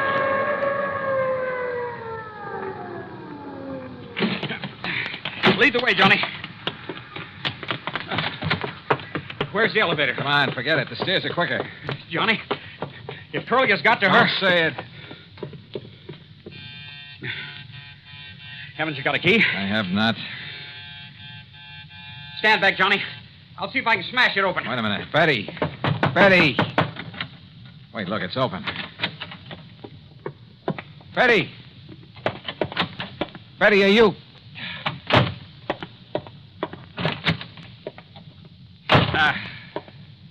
I'm afraid she's gone, Johnny. Just gone. We went over the apartment with a fine-tooth comb, hoping to find some clue as to where she'd gone. Yeah, and how she'd gone. Curly was a desperate man, likely to do anything. Betty had left in a hurry. We were sure of that. Because the closet in the foyer was left open, the coat hanger lying on the floor. And because of the way she'd left the front door unlocked. But that was all we knew. At least there was no sign of a struggle. Because he probably had a gun. And your girlfriend probably knows he's one of the best shots in the country. All right, Howie, now listen. Huh? No, let me take it, Johnny. But it may be. I'll get it. Hello? Lieutenant Howard Daly there? Who's calling? Riley down at headquarters. Who'd you think? Oh, it's Riley. Thanks. Yeah? We got one of them, Lieutenant. Gimpy Taylor. What's that? Where? About 11 miles up North Road. Yeah? He wrapped a stolen car around a big elm tree, up at Dead Man's Cave. Did it kill him? I managed to crawl a couple of 100 yards into the brush before he conked out. Was Curly Waters with him? Riley. Was Curly Waters with him? There was no sign of him, but the man they stole the car from said there was two of them. There was two of them then. Ask him. Any sign of Betty there? Riley, any sign of a passenger, a girl? No, sir, Lieutenant. Okay, I'll keep checking with you. You hear it all, Johnny? Yeah. 2 men stole the car. So the other one must have been Curly. Yeah, but whether they were both on the rack and Curly was able to get away. After all, if Gimpy was able to crawl a couple of 100 yards... Yeah. Curly may be a couple of 100 miles away by now. Or maybe not. Howie, I don't think he left town with Gimpy. Helped him steal the car, yeah, to make it look as though he was leaving. Why do you say that, Johnny? Because of Betty. Because I think he's holding Betty to get me to him. Then maybe you'll agree to a 24-hour-a-day bodyguard after all, huh? No, absolutely not. Johnny, You think that Curly's a jerk? I Well, know. he isn't. He's smart. He's smart enough to smell a cop a mile away. Just the no, same, Howie, no. There's only one thing to do. Only one way to flush him out. Johnny. Betty, what happened? Where have you been? What happened to you? Well, I got a phone call. Yeah? From the hospital. At least they said it was the hospital. Yeah? They said you were down there. That you'd been shot by Curly Waters. See, I told you he's clever, Howie. Oh, Betty, thank heaven he isn't out to get you. Oh, this is Lieutenant Daly from headquarters. Hi, Lieutenant. Hello. What were you going to say, Johnny? I say he's clever. This means that Curly's still in town, still gunning for me. He called Betty to get her away from this apartment, knowing that I'd come here. Johnny. Yeah. And he might have been here waiting for me if you hadn't come, too. But he's smart enough to want to catch me alone. So, Howie, it means there's only one bait in the world that'll bring him out in the open. What's that, Johnny? Me. Alone. Johnny. All right. Betty, you're staying here. Howie, you're going back to headquarters. Me, I'm going to my apartment. I'm going to sit there and wait for him. Oh, Johnny, no. Okay. Sure, Johnny, you go right ahead. But I'll have enough men hidden away surrounding that place of yours. No, then you'll never get him. Then he'll have to skip out. Maybe skip the country. I'd like to see him try it. Howie, he's an actor, a good one. If that costume of a priest he was going to use before, he can... Well, in that, he could have walked right by you or me or anybody else and never have been recognized. And with a phony passport, which he already has, he'll skip the country, all right. But when he comes back, I won't know. I won't be ready for him. Right now, I am. Oh, but please, Johnny. Yeah, listen. No, Howie. But you'd be a sitting duck for him. Sorry. It's the only way. Act 3 of yours truly, Johnny Dollar, in a moment. Now, Act 3 of yours truly, Johnny Dollar. Johnny Dollar. Pigeon. Maybe soon to be a dead one. But the only way to bring Curly Waters out in the open was for me to wait for him. Wait for him to come and try to kill me.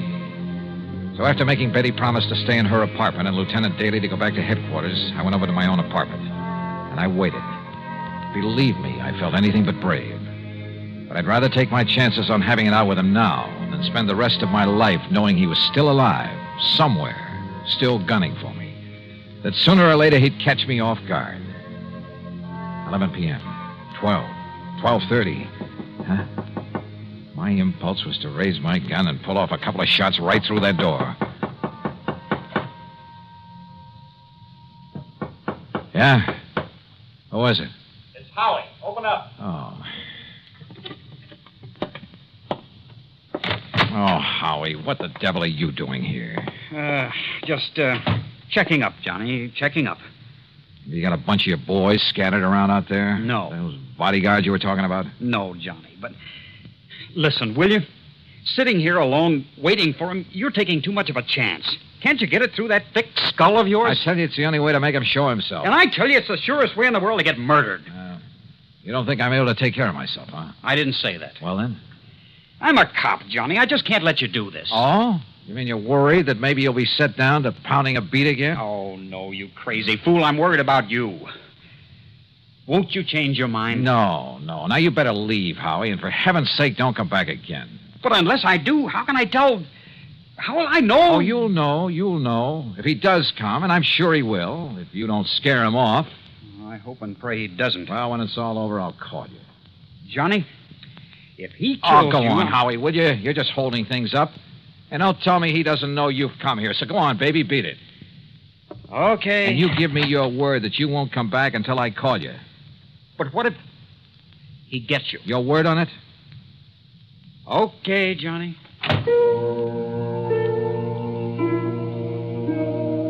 I went back into my little kitchen and brewed a pot of coffee, a big one. Fatigue was a possibility I hadn't thought of until right now.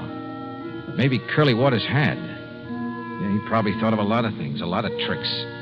Because at least one thing was sure, after what happened a few days ago, he knew that somehow he'd have to get me off guard. I hoped and prayed that Howie would keep his word, would keep his men away from the whole area. That he himself would stay away, not even call until this whole thing had come to a head. Then I heard it. It was at the back door of my apartment, the kitchen door that led to a fire escape. Fortunately, I'd turned the light off in the kitchen. I could sneak in without being seen. Johnny. Oh. Johnny. Betty, get in here quick.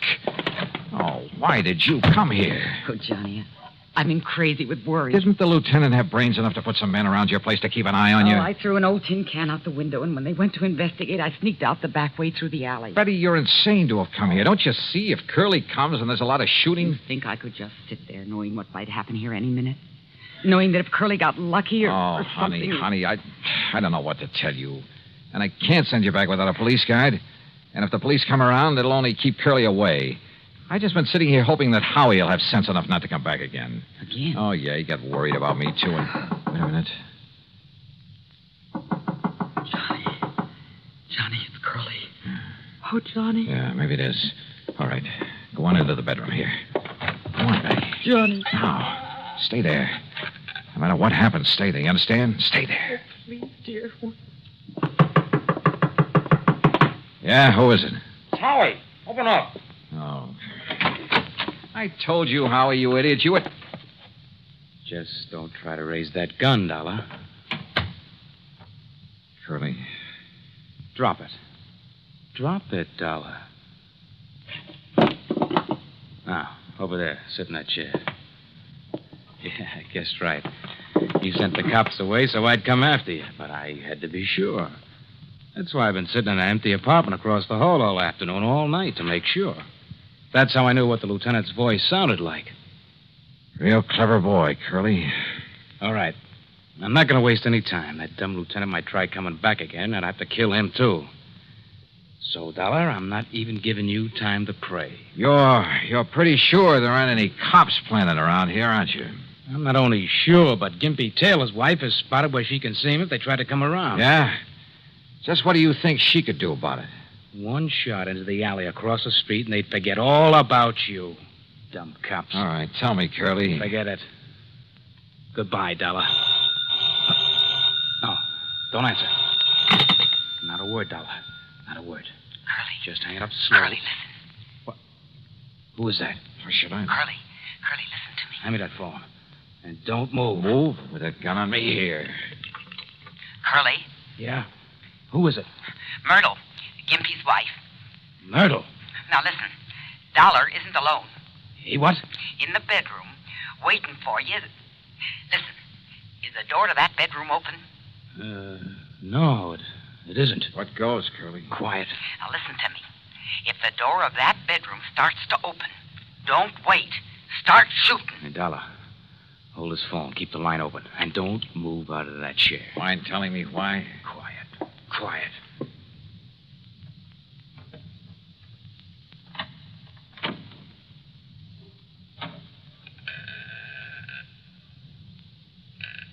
No, you don't. What I do?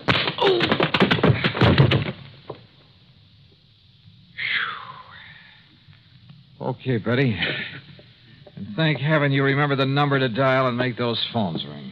And how about the way I disguised my voice for him? Do you realize what a chance you were taking if he hadn't turned to fire when you kicked open that door? If I'd missed him when I threw that phone at him? It worked. That's all that counts. And look, one of his bullets nicked you right here on the arm. Nicked me? Oh, blood. Oh, hold me, Johnny. Oh, sure. Sure.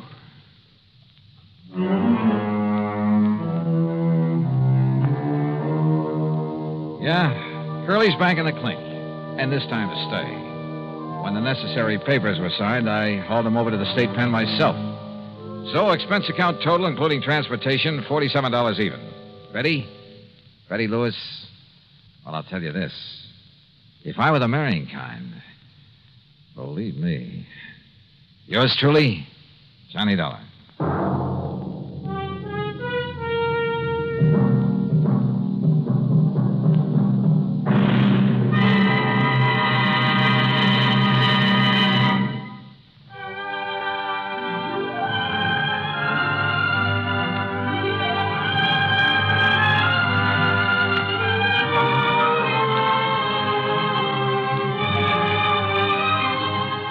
Yours truly, Johnny Dollar, starring Bob Bailey, originates in Hollywood and is written, produced, and directed by Jack Johnstone.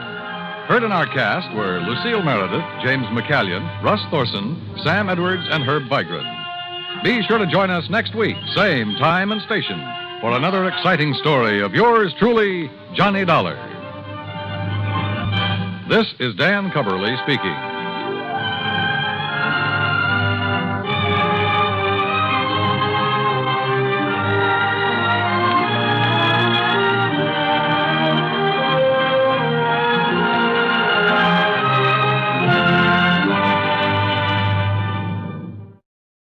From Hollywood, it's time now for Johnny Dollar. Pat McCracken, Johnny, Universal Adjustment. Oh, hi, Pat. What's on your mind? The sleek, lovely, beautiful Ellen Deere. On the strength of that description, I'll take her. And she's loaded. $325,000 worth of jewelry. Hey, that girl needs a bodyguard. Sweet. Yeah, Johnny, needs a guard of some kind, only she isn't a girl. She's a boat. I've just lost my enthusiasm. What's the matter with the old tub? That's what I want you to find out, Johnny. That last crack suddenly got me interested again. Okay, Pat, I'll be right over.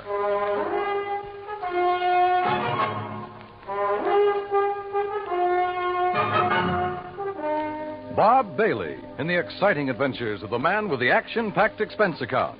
America's fabulous freelance insurance investigator. Yours truly, Johnny Dollar.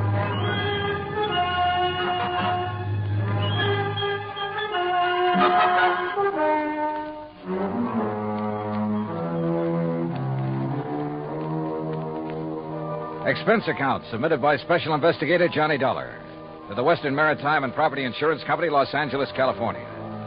Following is an account of expenses incurred during my investigation of the Ellen Deere matter. Expense account item 1, 90 cents taxi from my apartment to the offices of Universal Adjustment Bureau in Hartford. Pat McCracken's usual smile was noticeably missing when I walked in on him. Come in, Johnny, and sit down. Thanks. Oh, and you're to bill Western Maritime and Property on this one instead of us. Okay, but how are you involved? We handle all their claims that are of any size. Story. You ever hear of Randolph Berman? I know of a jeweler down in New York. That's the one. And if you know him, Johnny, you've been putting too much gravy in your expense account. I said no of him. Didn't he bring in the Star of Cape Town and the Kamandu Emerald? That's right. Everybody seems to think he's a crook, and yet somehow he manages to handle some of the finest jewels in the world. How could an honest man afford it? Yeah. This time it's the Bettenhaus collection. It's out of Hungary. Oh, yeah, I read about that.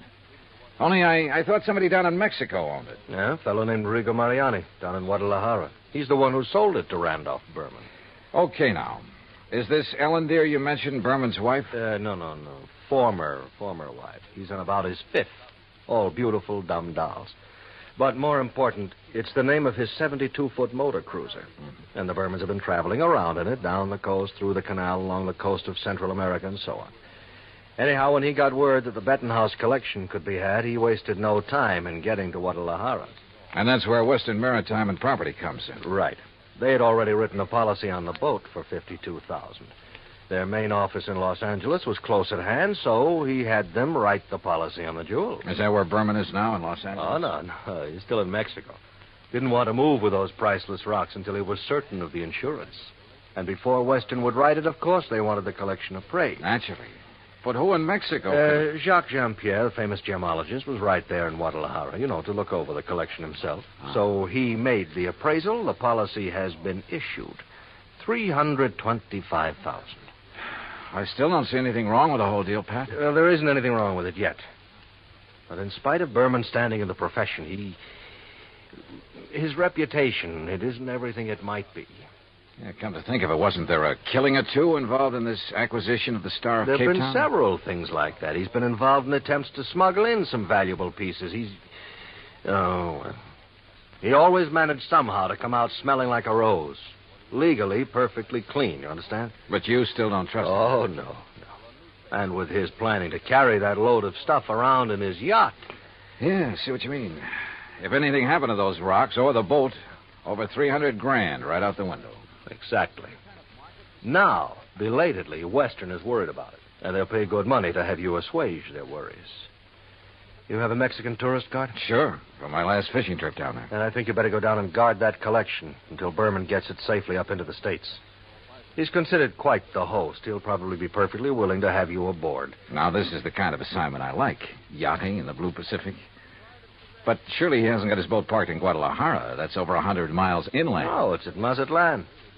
And from what I've been able to learn, it's surrounded by armed guards day and night while he has some engine work done. But as soon as that's finished, he'll head north to the States. So he says. Got a branch office in Los Angeles. He'll probably deliver the collection there. I just want to be sure he gets there, Johnny. Okay, Pat. You can wire the boys at Weston that I'm on my way. Item 2, $191.40, plane fare and incidentals, Hartford to Mazatlan via Los Angeles. The first leg of the flight to L.A. was uneventful, except for a good-looking young blonde from Santa Barbara, whom I promised to look up as soon as his case is... Well, that's not for the expense account. When we arrived at the Los Angeles International Airport, I learned that I'd have a three-quarter-hour wait for my plane to Mazatlan. So I grabbed a magazine, that's item 3, 35 cents, when I heard my name being called on the PA system. Johnny Dollar, report to Pan American Airways desk. With the thought in mind that perhaps my little friend from the plane might have decided to stay over in L.A. Her name was Rita, by the way. I lost no time in getting over to the Pan Am desk. Mr. Dollar? Yeah? Johnny Dollar? That's right. I'm Arthur, Western Maritime and Property Insurance Company. Oh, yeah. How do, Mr. Arthur? Planning to go on down to Mazatlan with me? No. But meet Monsieur Jacques Jean-Pierre. Monsieur Dollar, I am honored. How are you, Mr. Jean-Pierre? This is the gentleman who appraised the Bettenhouse collection for us. Oh, yes. I am an they could expert. issue the policy on it to Mr. Berman. Oh, yes. Yes, he's done this sort of thing for us many times. Oh, I don't know now, how I'm many... afraid that he's brought us rather bad news. Something's already happened to the collection? Well, not exactly. Not for the whole collection. No, not the whole... please. That is, I'm not quite sure. What I mean is... Yeah, just what do you mean, Mr. Arthur? Perhaps I should explain to Monsieur Dollar, eh? Well, I think somebody better. Yes, you go ahead, John. Yeah, very well. And while you're doing it, I'll cancel the rest of Mr. Dollar's reservation to Mazatlan. Yes, I'll do that. Oh, Claire... Oh, no, wait a minute. First, let me find out what this is all about. Oui. Oh, very well. Jacques here was in Guadalajara when the Bettenhouse collection became available for purchase. Yes, Monsieur Dollar. I had gone there in the hope that some of the pieces might be purchased separately. So? Alas, such was not the case. The Mariani firm decided to dispose of the collection only as a whole. I see. Well, what's this bad news you have? I am getting to that. Yes, you see, it's this way. Please. Well, then go ahead, John. Thank you. Monsieur Dollar, interested as I was, I looked over the collection very carefully, each individual piece. And you must believe me, to an expert like myself, every facet of every gem has a character all its own. A precious stone is like a face to me, always to be remembered. Yeah. Well, go on, please. I simply wish to make it clear to you, monsieur, that every item in the Bettenhouse collection is completely familiar to me. Oh, it is? As are many other important gems throughout the world. You know, each is like a friend. And each stone in him is like a face to you. Precisely. Always to be remembered. Yes. Allons. Well, The collection is purchased by Monsieur Randolph Berman. Yes, yes, Mr. Berman. please. He wishes to insure it in Monsieur Arthur's company. Yeah, I know all that. Well, Monsieur Arthur requests by telephone that I appraise it. $325,000. Then you know. I know. So I stay at Guadalajara a few days to wait Monsieur Arthur's check for my services. You want to be sure the check was please. I visit some of my old friends among the jewel setters. And then, on the third day, what do you think happens? You tell me. Johnny, this is it. In the shop. No, please, Yeah. Monsieur Oh, I'm sorry. Arthur. In the shop of my friend Garcia Hernandez, I watch him work on the mount for a beautiful diamond. And suddenly, I see that the stone is an old friend. One from the Bettenhouse collection? Oui. The Calabar diamond that was supposedly in the possession of Monsieur Berman. You're sure of the identity of that stone, Mr. Jean-Pierre? Oh, please. As I told you, monsieur, a precious stone to me. Yeah, it's like a face to you. So what you figure, Arthur, is that you've insured a boatload of $300,000 worth of gems on the way to the USA, and maybe they're not on board. Exactly. Unless, of course... Mr. Jean-Pierre, did you tell Mr. Berman about this one stone? Oh, I went immediately to Mazatlan, where I knew he had his boat, the LMD. Well, what did he say? Alas, he had sailed away. Did you learn his destination? Oh, yes.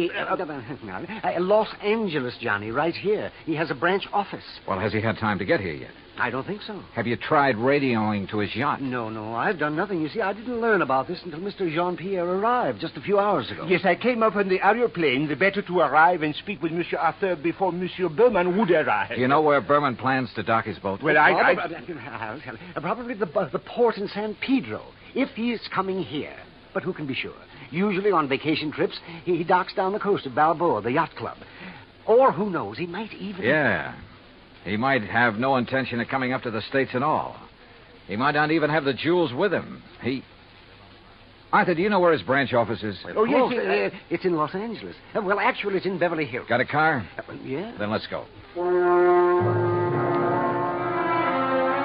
Though he couldn't quite put his finger on it, Arthur was convinced that Randolph Berman was up to something and that his insurance company was going to have to take the rap. On the way into Berman's Beverly Hills office, we dropped Jean-Pierre at the Beverly Hilton and told him to sit tight in case we needed him again. Berman's office was in a nice modern building on South Beverly Drive, tastefully furnished with pictures of various famous jewels on the walls, but with nothing of particular value in evidence. However, I did notice that one wall held a built-in vault big enough for a reasonably sized bank. We were approached by a hand-rubbing, obsequious little character dressed in striped pants and cutaway coat and wearing thick glasses. Good morning, gentlemen. Is there any way I may be of service to you? Yeah, I think there is. Are you the... Mr. Arthur. Forgive me. I didn't recognize you for a moment. Mr. Corello, this is Mr. Johnny Dollar. Hi. How do you do? Is there something I may show you, Mr. Dollar? Some little bauble, perhaps, for a charming lady? Well, not at the moment, Mr. Corello. Oh, Mr. Arthur, there's no reason to mail this to you. Let me see now. Oh, yes, here it is. Here is a request for slight revision of the policy on the Bettenhouse collection. Oh? What's this? Well, the wire was sent by Mr. Berman just before he embarked for Mazatlan. I was going to put it into letter form to be more proper. What's it say? But well, now here I'll read this. Please request Arthur revise Bettenhouse policy. Exclude Calabar diamond, value $4,000, which I have sold private party in Guadalajara. Oh, well, we kind of guessed wrong, didn't we, Johnny? Mr. Corello. Yes. Has Mr. Berman wired you whether he's coming here? Oh, of course he is, with that collection. When? When is he going to arrive? Well, his lovely yacht, the Ellendia, should reach San Pedro Harbor late tonight. But that's what he wired me, and I intend to meet him there. Then I'm sure you won't mind if I go with you. Oh? Mr. Dollar is a special investigator. Investigator? Well, actually, I'm here just to help Mr. Berman protect that collection. Oh, excellent. Then you can arrange for the police escort. Yes, and alert the harbor police to guard the Ellendia, as Mr. Berman requested. Did he request that? Oh, indeed. But apparently he hasn't been worried about anything happening to the collection while he's at sea. At sea? Oh, surely you don't mean pirates or anything like that in this modern day and age. You know something? At this point, I'm not quite sure what I mean, or even why I'm here. Well, of course, Well, of course, what, Arthur? Oh, excuse me while I answer that. Well, I mean... Berman Jewel. That is... What? Well, at least I'll feel better when the stuff is here in the vault. Wait a minute. Oh, no. Corello at the phone paled visibly, then gasped and clutched the back of a chair for support as he listened on the phone. His jaw dropped, his eyes widened, and he shook his head once or twice in horrified disbelief. Finally, slowly, he hung up and came unsteadily toward us. Mr. Corello. Yeah, what is it, Mr. Corello? The Coast Guard. Yes? They said the Ellender, the yacht. Yes? Sunk. What? In 600 feet of water. In the outer channel.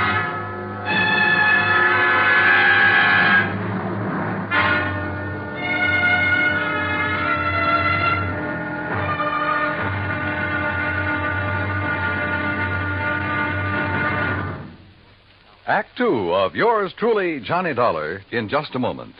Democracy.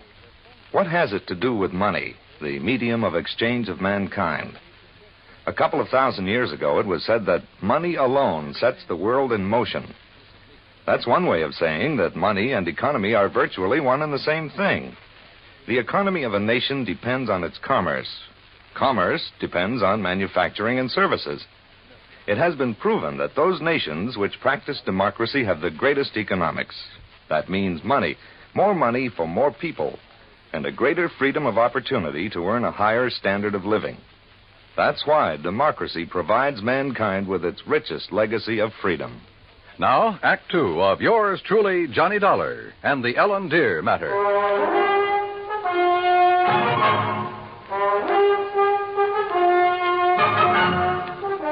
Expense account item 4, $7 even for a fast taxi ride to Coast Guard headquarters in San Pedro, which is really the port of Los Angeles. By dint of elbowing my way in, I got directly to Captain Barney Thorson. Afraid you got only half the story, Mr. Dollar. All I know, Captain, is that the Ellen Deer went down in some 600 feet of water in the outer channel. Total loss. That's correct. However, what you don't know is that the passengers, Mr. and Mrs. Berman, and the crew were picked up and brought in here. Oh? Outside of a little soaking and a little scare, they were perfectly all right. You see, the Ellen Deer had apparently had some engine trouble before she left Mazatlan. Yes, so I understand. Mexican authorities, with whom we fully cooperate, notified us we'd better keep an eye out for her. So when she reached the channel, we weren't surprised to get a radio call from her asking us to stand by that Universal joint was kicking up. Is that what happened? By the time one of our cutters got within hailing distance, she was on the way down. That propeller shaft had whipped loose, torn through the hull, and the Ellen Deer was sinking fast. Ask me, that boat was overpowered, Dolly. How do you mean? Well, it must have been because sheer torque tore the whole engine loose from its mountings. And it plowed through the bottom along with everything else on board that was heavy. There was a big safe, for instance, anchored amidships. That was a what? A safe, you know, a small, heavy steel vault. Yeah, I know. That went down, too? Yeah, with the engine. It was all our boys could do to keep the owner from diving over after it. It was crying like a baby. You'd think he'd had the crown jewels in it. Maybe you're not too wrong at that. What? Not the crown jewels, perhaps, but a collection worth something over $300,000. Now, what about salvage? Salvage operations in 600 feet of water in that channel? Oh, yeah. No, Dolly. Salvage, even if it were possible, it'd cost a couple of times the worth of that stuff at least. The only passengers were the Bermans, huh? That's right. Crew of 3. And they weren't able to save anything? Nothing. Not of any consequence, that is. One of the crew didn't even have his shoes and shirt on. What about Berman and his wife? It's funny what people will do in an emergency sometimes. What do you mean? Well, you've heard about the man whose house catches fire. He gets panicky, throws all the china and the glassware out the window, and carries out the mattress. What are you getting at, Captain? The only thing that Berman saved in his excitement was 2 beat-up old hats and a fishing rod. Oh, yeah, I see what you mean. And all his wife brought along was a handful of nylon stockings. She was hanging on to them for dear life. Oh, yeah, a big hat box with an evening dress half hanging out of it. And that's all? That's all. Hey, you know, that Mrs. Berman's quite a dish. Not too bright, but a real looker. Where are they now, Captain? They're headed for Beverly Hills. Beverly, Wilshire was the hotel, I think. In any event, Dollar, I'm afraid your company is going to have a big, fat claim to pay. On the yacht, yes. What's that mean? What do you think? Item 5, 320, long-distance call to the police in Mazatlan. I wanted to be sure that the Bettenhouse collection had been on board the Ellen Deer when she left port down there. Inspector Romulo assured me it had, that he'd checked the safe on the boat himself before allowing it to sail. Furthermore, he had insisted his own maritime service keep tabs on it up to the point where it made contact with the U.S. Coast Guard. In other words, the loot couldn't very well have been passed to someone else at sea. Item 6, 580 cab fare to Beverly Hills, where I dropped in at Berman's office. No, Mr. Dollar. He and Mrs. Berman are at the Beverly Wilshire. I'm sure you understand it's been necessary for them to buy a lot of clothes and things. Yeah, but he will come here. Oh, yes, indeed. From his last phone call, I'd say he'll be here within the hour. All right, then I'll come back. Please ask him to stick around and wait for me if he doesn't mind. Of course, Mr. Dollar, I shall be glad to. Oh, incidentally, he has had me phone Mr. Arthur and ask that claim forms for both the Bettenhouse collection and the loss of the cruiser be brought here to the office just as quickly as possible. Yeah, I'd figured as much.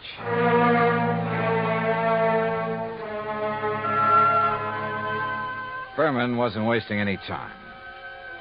Oh, I know there still wasn't any concrete evidence that Berman was trying to pull a fast one.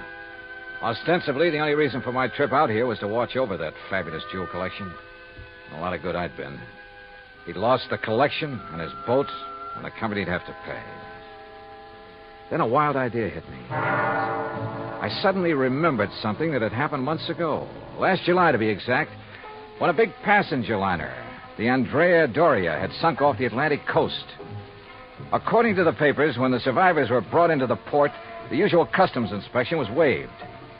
And it occurred to me at the time that every one of those people could have easily smuggled in anything he could carry or conceal in his clothing. I'm not saying it did happen. I'm sure it didn't. But it could have. And if such an idea occurred to me, why not to a man like Berman, who was already pretty well known for his tricks to evade customs? Item 6, 20 cents, phone call to the Coast Guard and Captain Thorson. Thorson speaking. Johnny Dollar, Captain. Answer me just one question, will you? Sure, what? When you brought them in, were the Bermans required to pass through customs? Well, no, of course not. There'd hardly be any reason to... Thank you very much.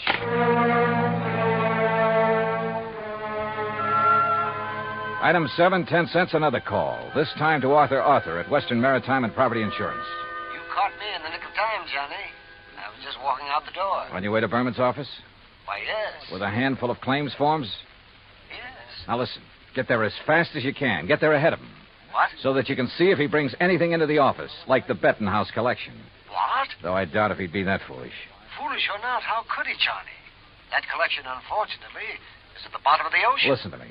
Keep him there. Maybe on the pretext of having to wait for me. Any reason you can think of. I'm afraid I don't understand. Just hold him until I get there, understand? Very well, Johnny. But what are you going to do? Arthur, I may have to break in and rob a hotel room. I went out and stationed myself across the street from the Beverly Wilshire. 5 minutes later, I saw Randolph Berman walk out the front door and head east on Wilshire Boulevard in the direction of his office on Beverly Drive. I waited a few minutes to make sure he didn't turn back, then entered the hotel. At the desk, I learned the number of Berman's suite on the 9th floor. Break in? It would have taken a battering ram. So I tried knocking.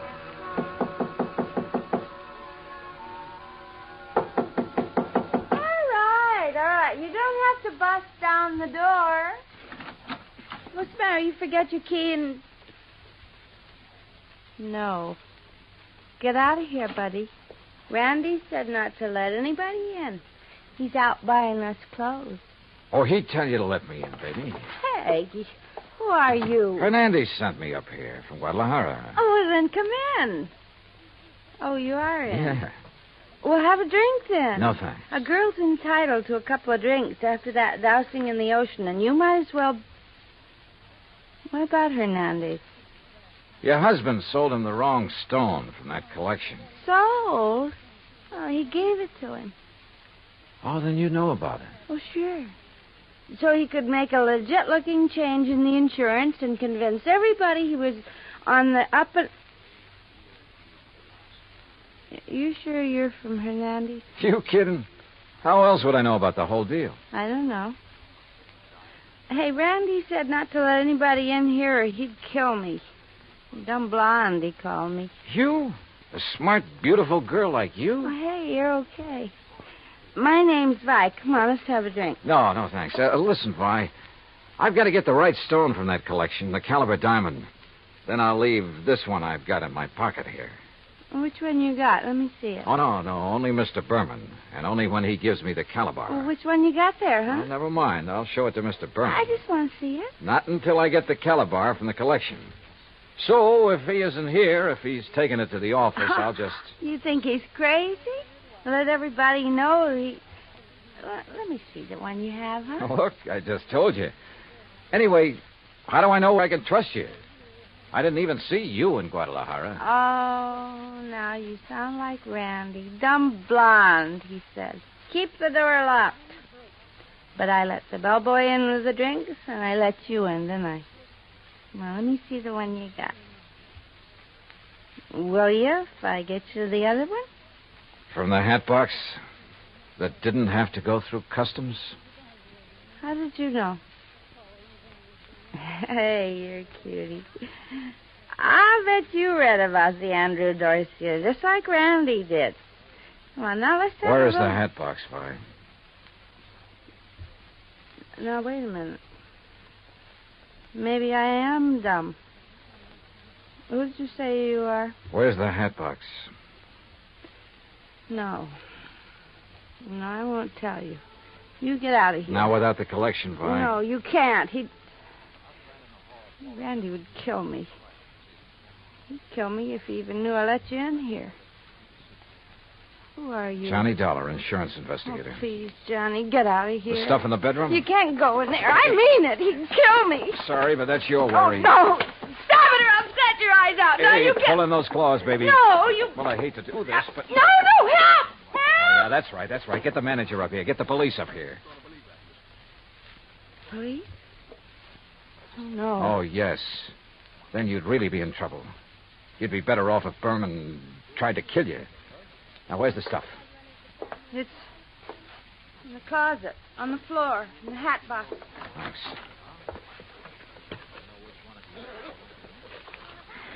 Well.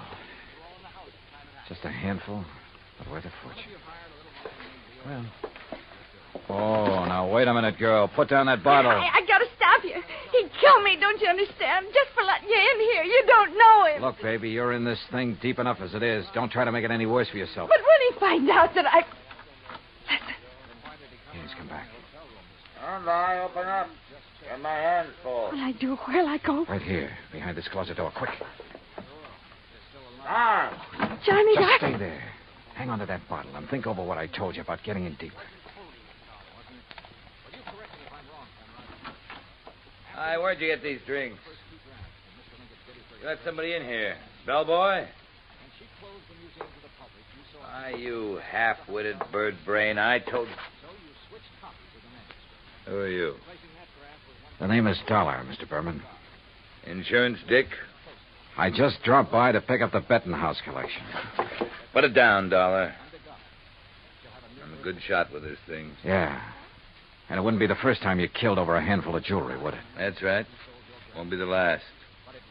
But you'll never know about it. Now, where's Vi? How should I know? She let you in here? I'll murder that dizzy blonde. That dizzy blonde is a lot smarter than you think. Where is she? What do you mean? By helping me, she has a chance of getting out of this mess you've involved her in, of getting out clean. That dirty two-timing... Dollar, I'm going to kill you. You'd even like to involve her in that, too, wouldn't you?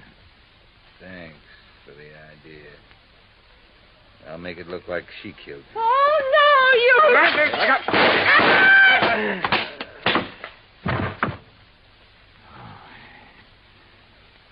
Nice work with that bottle, Vi. Sorry he missed you. Please, you won't let him... No, don't worry, baby. He won't bother anybody. Not for a long, long time.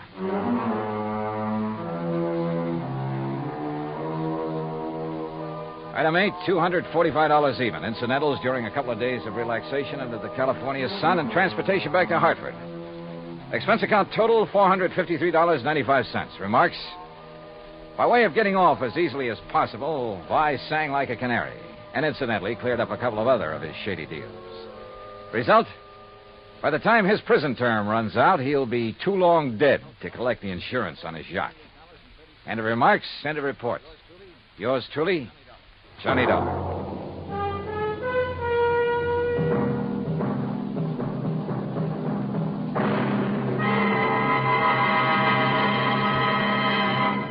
Now, here is our star to tell you about next week's story. Next week, the DeSalle matter. And I promise you a double-barrel thrill in it. Join us, won't you? Yours truly, Johnny Dollar. Yours truly, Johnny Dollar, starring Bob Bailey, originates in Hollywood. It is produced and directed by Jack Johnstone, who also wrote tonight's story. Heard in our cast were Virginia Gregg, Lawrence Dobkin, Howard McNear, Jay Novello, Jack Edwards, Barney Phillips, and Raymond Burr. Musical supervision is by Amerigo Marino. Be sure to join us next week, same time and station, for another exciting story of yours truly, Johnny Dollar. Dan Cubberly speaking.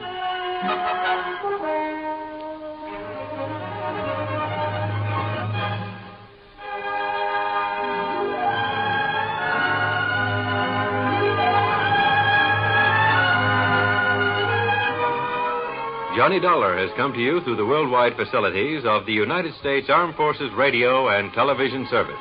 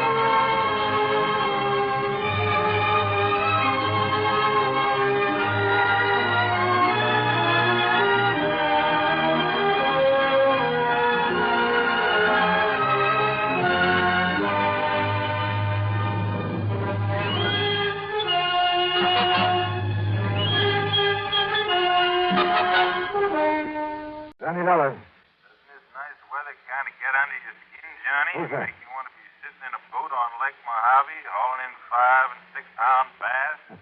Maybe a really big one? Buster. That's right, Buster Faber. Yeah, yeah. Where are you calling from? Right here at Lake Mojave Resort. And, Johnny, I've just picked up a new spinning rod and reel that I think you ought to give a workout. Oh, you dog. You know I have to work for a living, and, brother, I mean work. Isn't it pretty hard, huh? Too hard. Well, then it's time for you to relax a bit. Yeah, I know, but... Live longer, Johnny. You know the old saying. What old thing? The time a man spends in fishing is never deducted from his lifespan. So come on out here for a few days. Oh, Buster, I'd love it. And if there was some insurance problem that I could use as an excuse, Buster, is there? Well, yeah. You mean there's something involving insurance that I ought to look into? Yeah. Then give it to me, quick. Well, it's not the sort of thing I could very well explain over the phone. But unless I know what it is, what company's involved. But it could turn out to be something pretty important. And purely incidentally, the fish are biting like mad. That's right. Okay, Buster, what am I waiting for?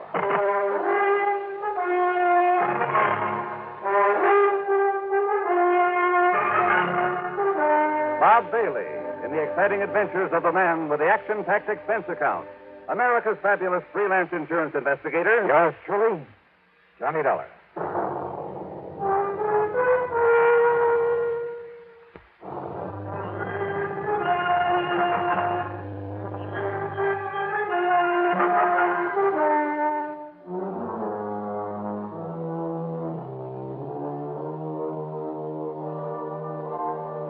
Expense account submitted by Special Investigator Johnny Dollar.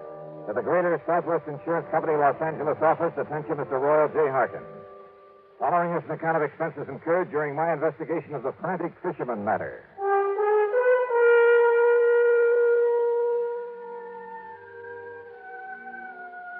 Roy, why kid about it? When I started this trip, I had no way of knowing that your company was involved. Knowing Buster Faber, I honestly figured that his mention of an insurance angle was just to give me a good excuse. But when you've read the facts in this report, I'm sure you'll agree that Greater Southwest should pay the old expense account without question. Yeah, and probably a nice extra fee to boot. All right. Item 1, $154.50 night flight from Hartford to New York to Las Vegas, Nevada. Item 2, $50 deposit on a rental car. I headed south and east to Lake Mojave Resort.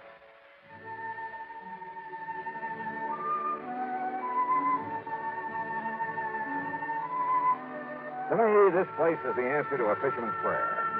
The lake itself is over 60 miles long, averages about a mile wide. The resort is at the lower end, complete with modern accommodations, cafe, dock. Well, just about everything you could ask for. Ham Pratt, the general manager, Buster Faber and his wife Marilyn are the salt of the earth. And because of it, the customers are a pretty fine lot without exception. Almost.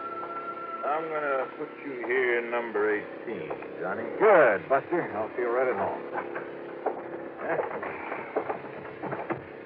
And here's a new spinning outfit I want you to try out. 7-foot Harnell. Uh-huh. That's right.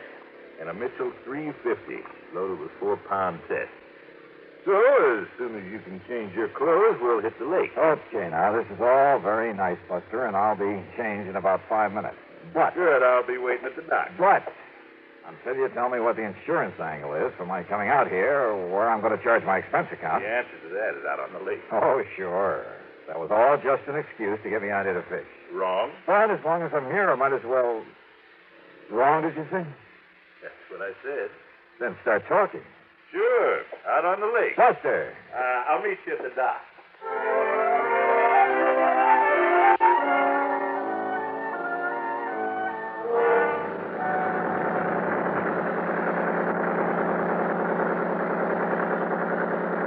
The big 35 on Buster's boat moved us up the lake at an easy 30 knots.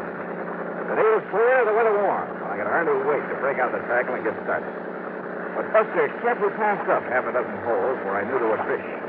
Instead, we kept going 5 or 6 miles up beyond the power line crossing. And then finally we nosed into a long, narrow, L-shaped cove. It extended back from the main body of the lake a couple of 100 yards, with flat, rocky walls on either side. At the end, it angled off to the left for perhaps 100 feet. I knew there was a very deep hole there, but as we idled in toward it, I noticed another boat back there. And the man in it seemed to be using a mighty strange fishing technique. He had a long, heavy saltwater rod in his hand, and from the bend in the tip of it... Now, how about that? Somebody feed us into this spot. We'll swing around and... Oh, fine. I guess that wire's jogged loose again. But Buster, that man fishing down there at the end. Don't let him notice, but keep an eye on him, Johnny. You know him? No, I can't say that I do. His name is Otis Hellman. Came over here from Los Angeles. Did you see the way he was beating up the water with that rig he's using? Yeah, I wondered about that rig. But he stopped the minute we were in sight. Could you see what he had on the end of his line? No. He let it drop down in his boat. We'll just have to wait until he gets back to the dock. There we are. Well, now, as long as this boat's taken, why don't we try a big basin up above? Yeah, sure.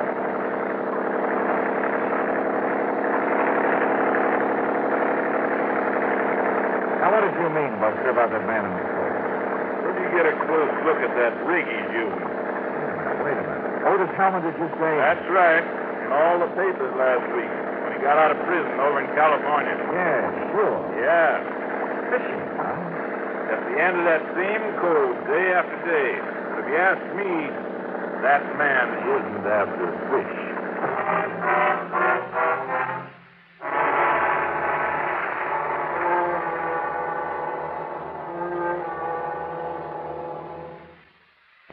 And the frantic fisherman matter.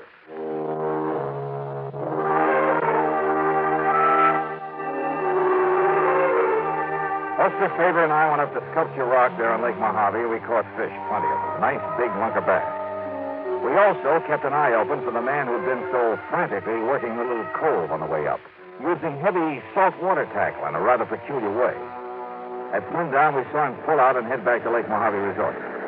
So we followed him and set our speed to arrive at the dock just ahead of us.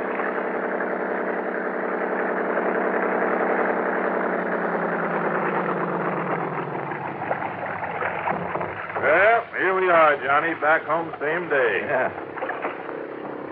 Ties up, Jim. Take care of these fish for us. Sure thing, Buster. Hi, Mr. Dollar. How'd you make out? Oh, pretty good, Jim. Here you are. Hey, you men did all right. Evening, Mr. Hellman. How'd you do today? Nothing, Mr. Faber. Not a thing. Oh? Where were you fishing? All over the lake. Didn't I see you in the long, narrow cove above the power line? Yeah, maybe so. Hold on, Jim. Tie me up. Yes, sir, sure. Take a look, Johnny.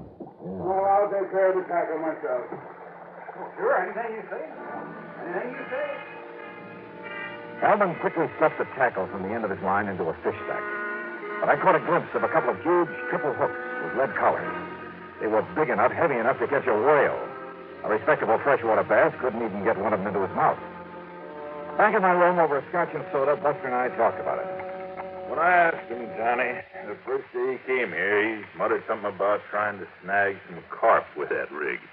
Snag some carp? But if you noticed up there in that cove before he saw us looking at it. Yeah, he was right over the deep hole at the end of it. The only place I've ever seen him fishing. If you can call it that. Well, he was apparently dropping those heavy gang hooks down to the bottom and then scraping them up the rocky sides. Like a grappling hook, Johnny? Right. Yeah, he's trying to snag something down there, all right, Buster. But it's certainly not carp. Have you tried dropping a line down there to see what you might hook onto? Well, you can't get near the place because he's always there. Even at night? Well, no, but Johnny, you know what I think it is? And he just got out of jail, too, remember? I remember. Well, Johnny, I think there's a body down there. And for some reason, he's trying to bring it up. It very well be. Yes, sir. And that's why I called you. Well, okay, Buster. I'll see what I can do.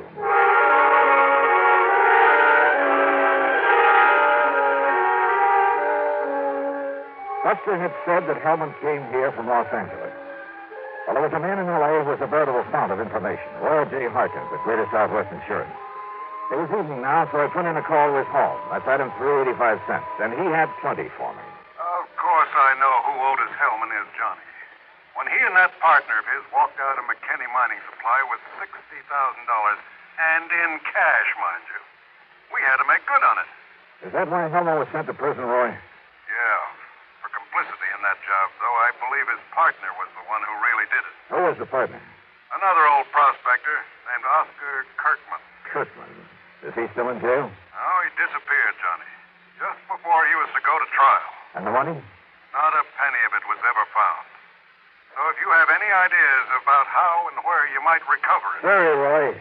But if you're interested in Kirkman's body, I might be able to find that for you. What? Or what's left of it.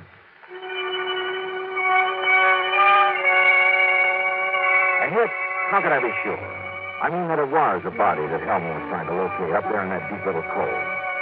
Well, there was only one way to find out, and I needed some special equipment for it. So early the next morning, I climbed into my rental car. Try Shelby Sporting Goods up in Las Vegas, Johnny. That's the closest place you know, huh? I'm afraid so. Okay, then, here I go.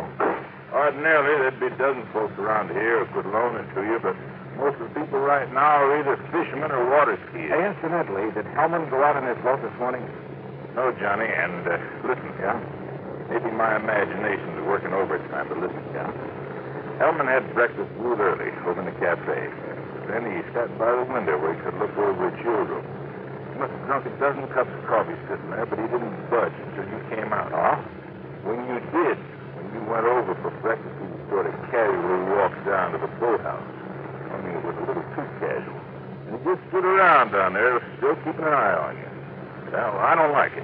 Somebody must have told him who I am. Not one of the help, Johnny. I warned him not to before you arrived. Well, I don't think any of the guests know. Just the same, I think Hellman's suspicious of you.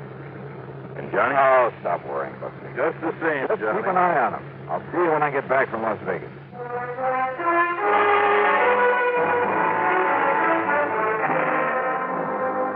It was nearly 100 miles to Vegas, and I made it in 2 hours flat.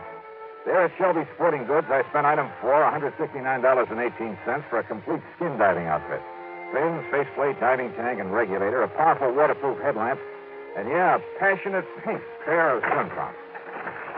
There you are, partner. You going to do your skin diving over Lake Mead? Down at Mojave. The last time I outfitted a man for down there was a couple of years ago. A man called himself a miner, a prospector. Oh? Yeah, rented $150 worth of stuff to him and never got it back. Hey, wait a minute. You know what his name was? Sure. In spite of the fact that he gave me a phony one, it was right after that his picture was all over the papers with his partner, That other crook named Otis Hellman. And his name? Rings a bell, doesn't it, partner? It sure does, Mister.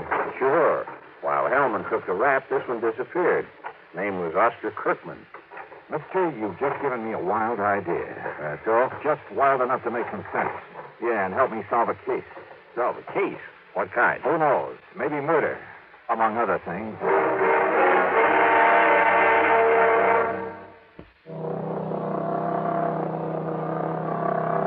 On the drive down to Lake Mojave Resort, I stopped in Boulder City at the office of the National Park Commission. There I got hold of a topographical map of the whole area before Lake Mojave was filled up by Davis Dam. Then, back in my room at the resort, I went over it very carefully. I only got a minute, Johnny, before I drive over to Bullhead City. But I saw you come rearing in a minute ago, and what do you got there? Hey, come here. Huh? Look, Buster. Take a look here on this map. Yeah? Before the new dam filled up the lake a few years ago. Uh-huh. Over here. There. Now, look here. Oh. Why, yeah, that's where that long cove is now, where Otis Hellman's been working with that phony rig of his. Uh-huh. And in the deep hole at the end of that cove... Kirkman Folly. That is right. Kirkman had a mine there before the lake was filled, when it was all just desert land by the side of the Colorado River. And right there is where Hellman is grappling for something. Right.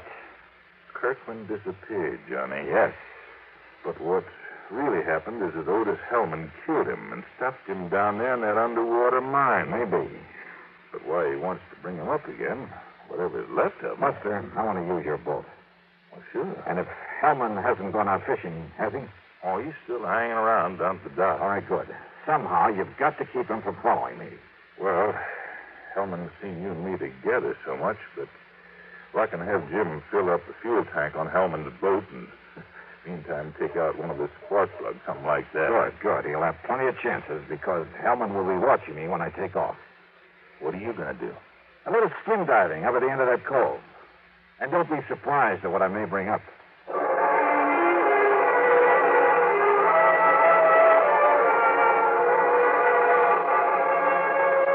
Hellman was still at the dock, and I thought he kept his eyes only on me as I piled the skin diving stuff into Buster's boat. Meantime, Jim went through the motions of fueling up his motor. Then I took off and with the throttle wide open, drove up the lake to the long L-shaped cove. At the end of it, where the deep hole was, I tied up to an overhanging rock. Put on swim trunks, faceplate, slippers, and tank, and gently let myself over the side.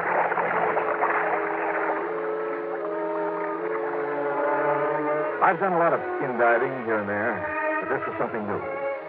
The bright desert sunlight from above filtered through the clear, cool water and blended almost eerily the colors of the rocks in the narrow canyon that made this little cove, where the tremendous forces of nature over millions of years had stood up in the very face of the earth, had melted, then cooled and crushed and twisted the rocks into strange and wonderful shapes. And the fish, bass and crappie and bluegill, even a lazy old carp, they watched me without fear as I glided down beside them, moved gently aside, then followed them. A huge catfish casually turned aside as I flipped on the powerful beam of the headlamp. I could almost imagine a look of disdain on his face as he spied this alien being from the world above. And then I found what I was looking for. The entrance to the old Kirkman mine, carefully boarded up. But I managed to pry one of the boards loose. And I found a package wrapped in heavy plastics with a heavy coating of wax. But I could see the color of money inside. I swam back up to the surface with it, to the shadow I thought was Buster's boat. Tossing off my gear, I flung it and the package into the boat and grabbed the dummy. Don't bother about coming aboard, Mr. Dollar. Wow. Mr. Help. I convinced Jim that he should replace the spark plug in my motor that you had him removed. Well, good for you. You saved me a lot of trouble, Dollars, locating and recovering the money for me. Now that I have it... Look, if you'll aim that thing the other way... Did you also find the remains of Oscar Kirkman down there? Now, listen, Hellman. Well, it don't matter. After I've killed you, you're going to join him down there with his anchor tied to your feet. Thanks again, Mr. Oh, no, you... I kicked with all I had and overturned the boat. At the end of the water, Hellman fired again. A concussion hit his throat, but he dropped the gun, and with the help of the fins of my feet, I was able to turn him, to grab him around the neck and drag him down. I had taken a deep breath before capsizing his boat, and he was an older man than I. But it seemed like hours before he finally quit struggling, and with my lungs almost bursting, I carried him back up to the surface. He was still alive, but harmless.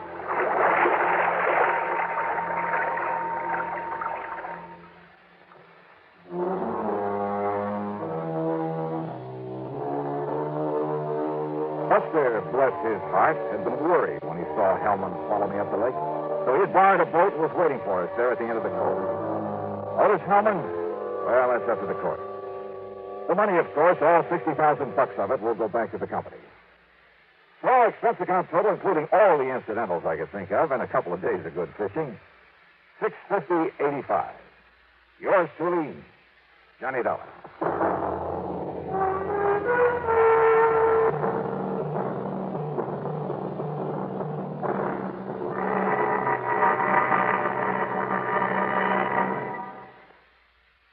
Here's our star to tell you about next week's story. Next week, a call from an old friend. Yeah. To meet with death in the desert. Join us, won't you? Yours truly, Johnny Dollar.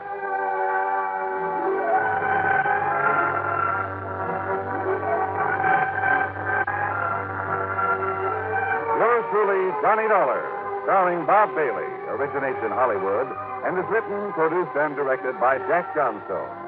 Heard in our cast were Barney Phillips, Sam Edwards, Bartlett Robinson, Horace Lewis, and Ralph Moody. Be sure to join us next week, same time and station, for another exciting story of yours truly, Johnny Dollar. This is Jim Matthews speaking.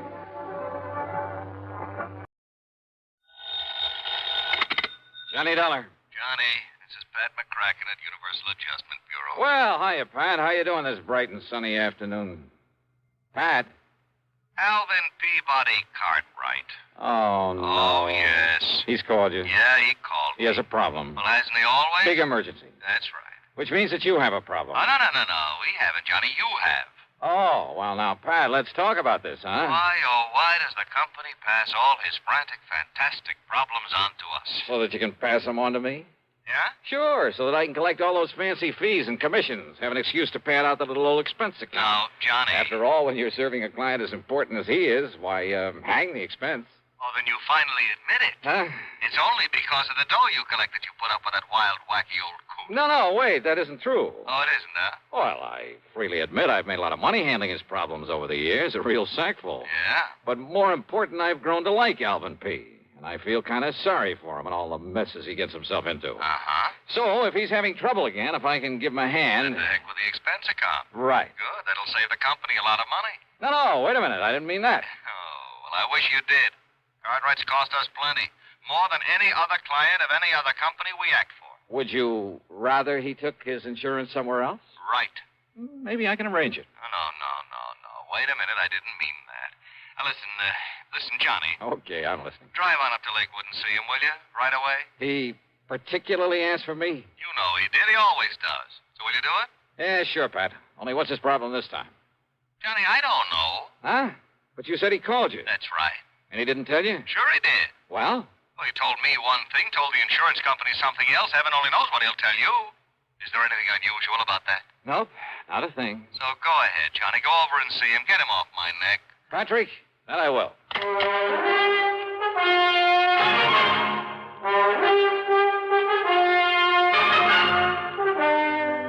CBS Radio brings you Bob Bailey in the intriguing adventures of the man with the action-packed expense account, America's fabulous freelance insurance investigator. Yours truly, Johnny Dollar.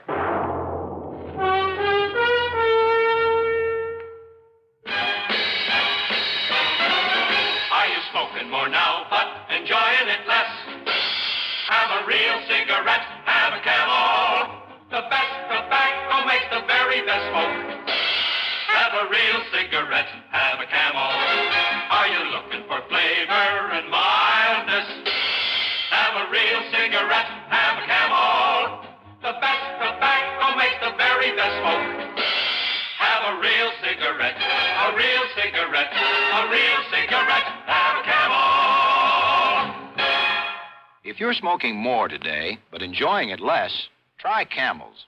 The Camel blend of costly Turkish and domestic tobaccos has never been equal for rich flavor, easygoing mildness, real smoking satisfaction every time you light up.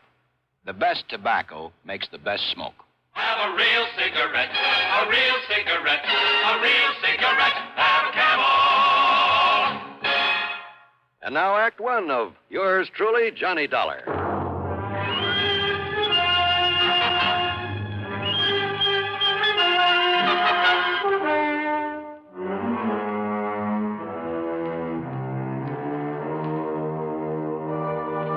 Expense account submitted by Special Investigator Johnny Dollar to the Universal Adjustment Bureau, Home Office, Hartford, Connecticut. The following is an account of expenses incurred during my investigation of the merry-go-round matter.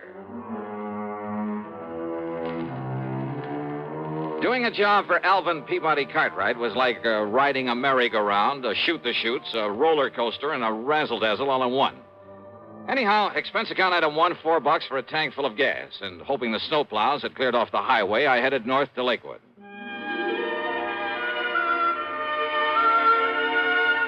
In my humble estimation, Lakewood is one of the prettiest little towns in all of New England, especially in the wintertime. The Cartwright place where the old man lives by himself is on top of a low hill beside the lake. 3 or 4 acres, I'd say, with plenty of elms and towering oak trees guarding the sprawling old mansion. And now, at dusk, with a soft blanket of snow on everything, a group of skaters gliding gracefully over the frozen lake, and a horse-drawn sleigh loaded with happy kids circling around the edge of the lake. Well, it was mighty nice. Peaceful, too. Yeah, it was good being out here in the country again, breathing deep of the crisp, cold air. I felt real good. And I hoped the problem at hand would be no more serious than most of those that were handed to me by Mr. Cartwright. Hiya. Well, don't just stand there letting in the cold. Don't you know it costs a lot of money to heat a place like this? Yeah, but it does. Well, how are you? And did you stop the snow off your feet? Yeah, I think I Don't did. want you tracking up the house. Now, what can I do for you, Mr. What? Huh? Why, it's Johnny Dollar. Oh, and I know it's a little late, but Merry Christmas, Johnny. Merry Christmas to you. Well, thanks, Mr. Cartwright. Same to you. I knew you wouldn't let me down, boy. Just throw your things here in the hall rack, will you? Yeah. Yes, Thanks. sir, I knew you'd come. And so I saved it for you. Right in here, Johnny. Yeah, save what, sir? Saved what? Saved what? Why, your Christmas present, of course. You mean to say that's why you... Here you are, Johnny. Oh, well, now, listen. Go ahead. Open it up and see if you like it. Oh, okay, but you shouldn't... Holy smoke. Well, do you? These are diamonds on this Of thing? course they are. What do you think it is? A piece of junk? Oh, well, no, this is too much, Mr. I Cartwright. don't see why, Johnny. Everybody should carry his money in a bill clip. Everybody. Just think how it will impress the folks. But a bill clip studded with genuine diamonds. Well, do you like it? Well, sure. Well, I don't know how to thank you, You sir. don't need to, boy. You don't need to. If you like it, that's all that counts. So, Merry Christmas. Use it in good health.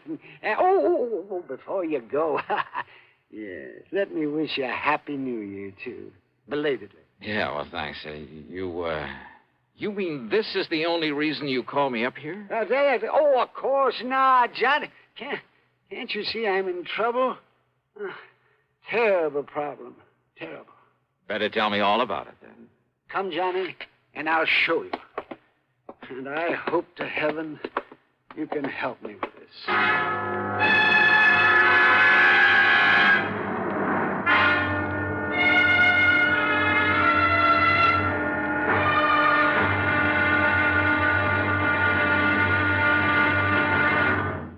Act Two of yours truly, Johnny Dollar, in a moment. Welcome, recording star Mel Torme. It's terrible trying to sing with a bad cold. So I always take 4-way cold tablets to relieve cold miseries fast. Good idea. Tests of all the leading cold tablets proved 4-way fastest acting. 4-way starts in minutes to relieve muscular pains, headache, reduce fever, calm upset stomach, also overcomes irregularity. When you catch cold, try my way. Take 4-way cold tablets. The fast way to relieve cold distress and feel better quickly. 4-way, only 29 cents. Now, here's a word about another fine product of Grove Laboratories.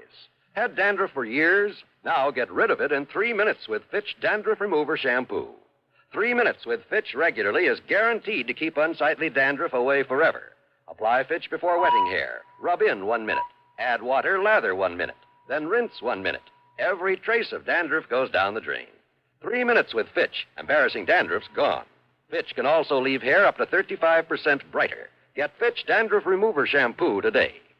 And now, Act 2 of yours truly, Johnny Dollar, and the merry-go-round matter.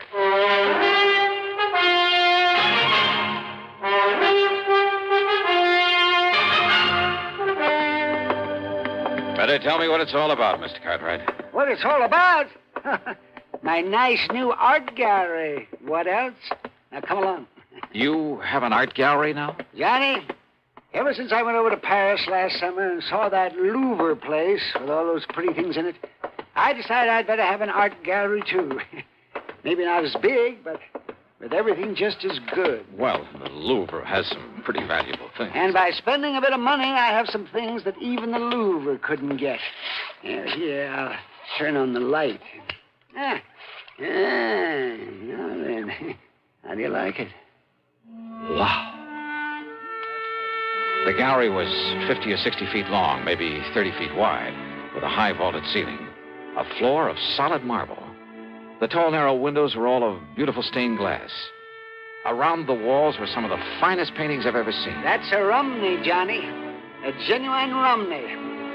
And you see this Matisse over here? And how about this Van Gogh? There were statues and various other sculptures, beautiful tapestries, valuable urns and vases, rare pieces of jewelry, and, well, just about everything you could think of.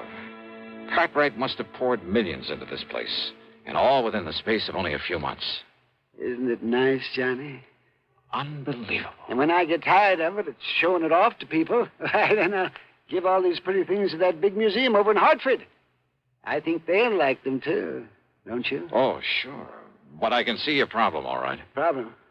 What problem? The reason you asked for me to come here. Well, of course I did. Because of the possibility of theft. Theft? It was robbery. And, Johnny, you've got to solve it for me. You mean it's already happened? Of course it has. Why do you think I sent for you? What's been taken? One of the most valuable things in my whole collection. A sacred painting, a holy picture. Only it was more than just a picture. It was an icon, Johnny. It was encrusted with emeralds and rubies. How big was it, Mr. Cartwright? It was 9 inches high and about 4 inches wide. Very heavy. It was hanging on the wall under that light, right there. Johnny, it was worth over $90,000. A thing as valuable as that hanging right out in the open? So that people could see it? Yeah, and small enough to be hidden away under an overcoat. Well, yes, that's why. So I hadn't thought of that. Oh, I'm afraid you had it coming, Mr. Cartwright. You're lucky that Moore isn't missing. Now, what do you mean by that? Well, I mean you alone in this place with all these valuable objects of art. Yeah, but and letting John, all sorts of people in to see them. Well, pretty things like these have to be seen to be appreciated. Well, did you ever screen any of the people you let in here? You think for 1 minute the kind of people who would come to admire these nice things would ever steal anything? Somebody did. Oh, yes, it did. Yes, I guess you're right, but you were wrong about my being in here alone when it happened. What do you mean? Every day, Johnny, during the hours people were allowed to come in and look at my things, I had a guard on duty all the time. Oh, a registered peace officer? Well, no, he just happened to be the first man who answered my ad. Oh, great. Where is he now? Well, after this happened yesterday, I suppose it was unkind of me, but I let him go. I telephoned him this morning, told him not to bother coming back, and I sent him a check for $200. Just severance pay. In other words, you paid him for robbing you. You know where he lives? Anything about him? Well, you see, now, I have his address in town. Okay, then you better give it to me. And he wasn't the only precaution I took, sir. You see, I never let more than one person come here into the gallery at a time. And I always stayed with him. Always. So? Well, it was getting late. The guard was about to leave. But there was a knock on the door. And so I answered it. Uh-huh. And who do you think was there? I'll bite. Who? A sweet little old man. He was all dressed in rags. Oh. He said he'd heard about the icon and he'd like to see it. Yeah. So I showed him in here. And did you stay with him? Well, no, because just then there was another knock on the door. And who do you suppose it was? Okay, who this time? Johnny, it was Jonathan. Jonathan. Yes, Jonathan Peebles. Oh, yeah. My oldest and dearest friend. He lives down in New York. Oh, yes, I remember him now. Yes, he's the oldest, most loyal friend I have. Yeah, sure. He was the one who gave me a hand that time we all thought you were lost at sea. A bit of an eccentric, though. Aren't we all? Well, Yes, well, anyhow, it was Jonathan.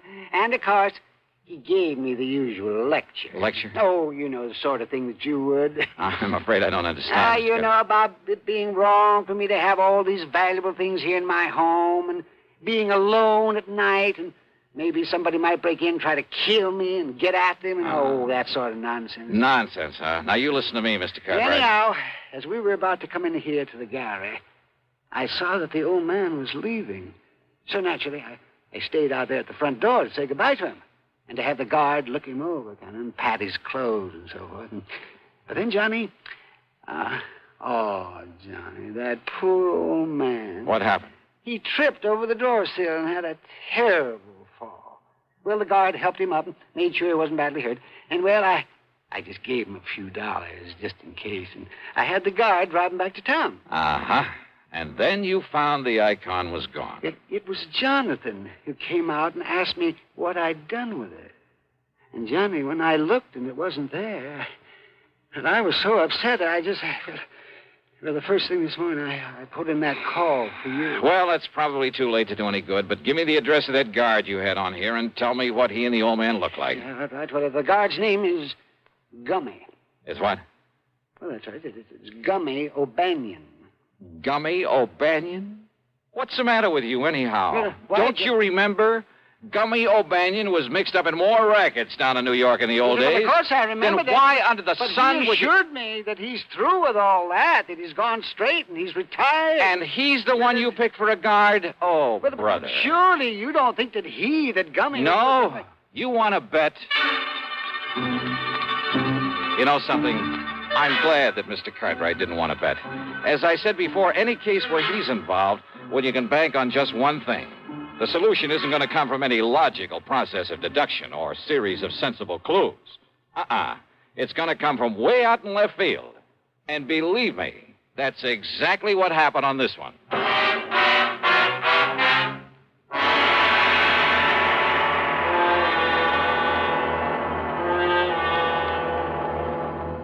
Constipation is something people don't talk much about, but it can be a problem for anyone, even doctors. And when constipation occurs, it's interesting to see just what doctors consider important about a laxative they might use or recommend. Now, a majority of the doctors we heard from had this to say. A laxative should be effective, gentle, as close to natural acting as possible, and a medicine that can be used with complete confidence. Well, pleasant-tasting chocolated X-Lax is effective. Overnight, it helps you toward your normal regularity. X-Lax is gentle. Next morning, it gives you the closest thing to natural action. And that's why many doctors and millions of people use X-Lax with complete confidence. X-Lax, the laxative that helps you toward your normal regularity gently, overnight. Is X-Lax in your medicine cabinet? And now, Act 3 of yours truly, Johnny Dollar.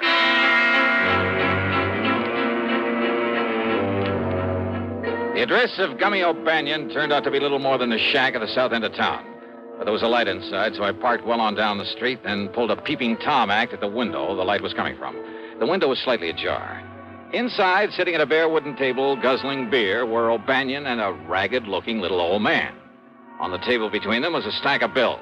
Not only 10s and 20s, but I spotted several 50s among them as they poured them over. I didn't know they could have picked up easy money like this. I would have went legit long before I did. Yeah, Gummy? And you know what? What, Gummy? Old Cartwright says he's sending me 200 severance, too. What do you think of that, Doc? 200? That's right. So, with that and all this dough the other guy gives us for that act we pulled at the front door... Other guy? Why, Doc, you and me won't have to work for months. That's pretty good, huh, Gummy? Yeah, Doc, that's pretty good. Well, then open me up another bottle of beer, huh? Sure. There. But, Doc, I still don't get it. Why that other guy wanted us to make all that fuss for him there at the front door. You falling down and me helping you up and all. Diversion, they call it, whatever that means. Diversion. Diversion? Yeah, and what'd you say his name is, the one that give us the dough, huh? Oh, crazy kind of name. Reminds me of a church like Steeple, only it wasn't. I didn't wait to hear that name. I didn't need to. Because things had suddenly begun to add up the wrong way. Instead of disturbing the two lucky gentlemen, I got back into my car and drove hard. And I didn't stop until I got all the way down to New York, to a fancy apartment building on East 52nd Street. It was well after midnight, and the uniformed doorman was half asleep and a little grumpy about it all. Look, where do you think I am? Your brother's keeper or whatever it is they say? And that crazy old man. And you have no idea at all where he might be, huh? Your name ain't Dollar, is it? What'd you say? I asked, is your name Dollar's all? Yeah, that's right, Johnny Dollar. Why? Well, why don't you say so? Here, old Coot left this note for you. He what? Here you are. Dear Johnny, I have tried all day to reach you by phone. But with no success. Knowing you, I'm sure that sooner or later you will come to look for me here at my apartment. I can only ask your indulgence. My indulgence? And beg that when you return to Alvin Cartwright's home, you speak with me before you talk further with him. What? The icon, incidentally, is safely ensconced in the bottom of one of the large Roman urns there in the gallery. Sincerely, Jonathan W. Peoples. But now, will somebody please tell me? Huh? What's the matter, mister? Here's a 5-spot for your trouble. Well, thanks, Johnny. You're okay.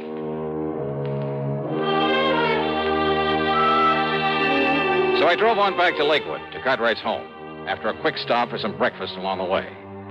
Not only was there no guard at the front door, but the door was unlocked. And I wondered, had Jonathan Peoples deliberately left it that way for me?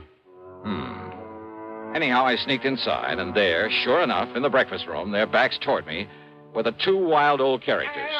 Or maybe just one such, and his really good friend. Fool, you listen to me. Oh, fool, huh? That's right, I'm convinced of it. Oh, you are. Unless you'll solemnly promise me two things. Promise? Promise? Oh, what are you talking about? That you'll immediately, mind you, that you'll turn this whole collection over to a museum, the way you plan to do sooner or later anyway. But, Jonathan, I haven't got tired of it yet. No? Well, by the time you do, somebody will come here and bash in that silly head of yours, or at least come here and steal some of those things. Oh, with me around there?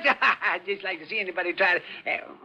Yes, that's right, the icon. Oh, it was such a lovely thing, too. And you'd like it back, wouldn't you? Are you crazy? Of course I'd like it back. Well, you'd also have to promise to have some honest, legitimate guards around here now, immediately, 24 hours a day. You and your ex-gangster. Yes, I guess I was wrong about him. Of course you were. He might have killed you. Unless you make those promises, Alvin, somebody will, you stupid, incompetent old... Don't you talk like that. But it's true, isn't it? Of course it is. Oh, dear, of course it is. This whole thing was silly right from the beginning, and losing that beautiful icon, it just... Would you, like it back? Yeah, I'd do anything to have it back. Anything? Yes, anything. You can hear, can't you? I can give it to you, Alvin. No, I don't care what you can do. All I care about is that... You? That's right. I have it. I'll be glad to give it to you. Jonathan. Jonathan If you keep your word. You're a crook. That's what you are. I am not a crook. But if you have the icon, it's because you stole it. I did not. You're a thief. That's what you are, a thief. I am not. There's only one way you could have gotten it. No. By stealing. No, you silly old fool. Don't you see? Don't I see what? All I did was to hide it away from you in the hopes of knocking some sense into that thick skull of yours. Well, has it? Has it made you realize that you have no business keeping a valuable thing like that around here? All right, Jonathan. I'll admit you did the right thing. You brought me to my senses. But now give it to me. Oh, come on, give it to me. Only on condition you make those promises to me. Didn't I say I would? Then do so. I do. Cross your heart? Yes, I cross my heart and I hope to die. But there, now. Now, give me back the icon. Well, I said I would, didn't I? Well, then do so. Well, I will. Well, now. All right. And if you think for a minute that was the end of it, you're wrong. Those two wild old men sat there for the better part of an hour, squabbling, shaking their fists at each other, and a half dozen times they almost came to blows. But finally they ran out of breath, put their arms around each other, shed some tears of repentance, and then, as they've done so many times before, quietly, solemnly swore undying friendship for each other. What a pair. The expense account? Why bother? After all, by now, Alvin Peabody Cartwright has probably forgotten he even sent for me. So, yours truly, Johnny Dollar.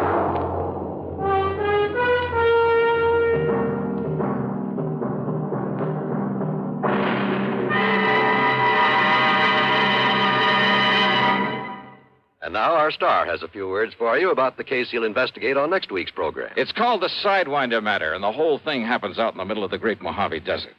Believe me, it doesn't take long for me to realize the desert can be a mighty dangerous place. So join us, won't you? Right here on the station that brings you all the best in radio. Yours truly, Johnny Dollar. Yours truly, Johnny Dollar, starring Bob Bailey, originates in Hollywood and is written, produced, and directed by Jack Johnstone. Heard in our story were Lawrence Dobkin, Howard McNear, Frank Gerstle, Will Wright, Forrest Lewis, and Joseph Kearns. Be sure to join us next week, same time and station, for another exciting story of yours truly, Johnny Dollar. This is John Wall speaking. A terrorized model races for the end of the road. Shocking drama of suspense next on the CBS Radio Network. Better buys are your reward at Orange Motors for a Ford. Get your orange guarantee from the largest dealer in Albany, in the heart of Auto Row. Orange is the place to go. Orange Motors has the Fords, it's true, plus 44 years of experience too. Orange Motors, if you're wise, for better service, better buys. Want a new Ford right now? Come to Orange Motors and choose from a large selection of new 1960 Fords. Orange has new Fords and new Falcons, lots of them. For a better deal, buy Ford. Buy at Orange Motors, 799 Central Avenue, Albany. Want a new Ford right now? Go to Orange Motors right now. Better Ford buys, used or new, at 799 Central Avenue. Orange Motors, if you're wise, for better service, better buys. Radio 59, WROW, first on the dial, serving Albany, Troy, and Schenectady. Dan Slate 107B. This is Johnny Dollar for broadcast Sunday, May 10, 1959.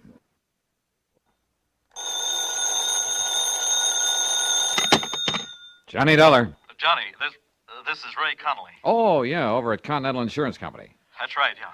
Oh, what's the problem, Ray? Problem? No problem at all, actually. Huh? Are you busy tonight, Johnny? No, no plans at all.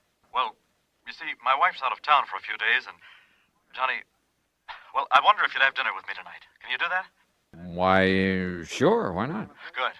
Just name the time and place, and I'll meet you there. Well, I happen to have a nice, thick fillet of prime beef in my refrigerator at home, and if you like steak... Sure do. Well, why don't you run over to my place at, say, 6:30? I'll pour you a couple of cocktails, and we'll tackle that steak. Okay, Johnny? Ray. Yeah? You're sure there isn't something that's bothering you? 6:30, Johnny? Yeah, okay, but now listen. Good. I'll see you then. Well, why don't you...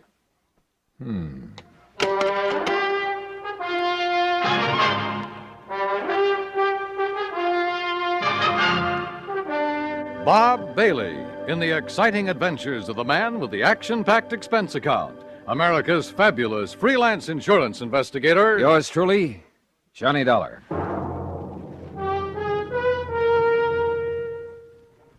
Each weekday on CBS Radio, there's a bright package of lively entertainment that goes by the modest title, Just Entertainment. It's where to find Pat Buttram, his cohorts, and his warm humor.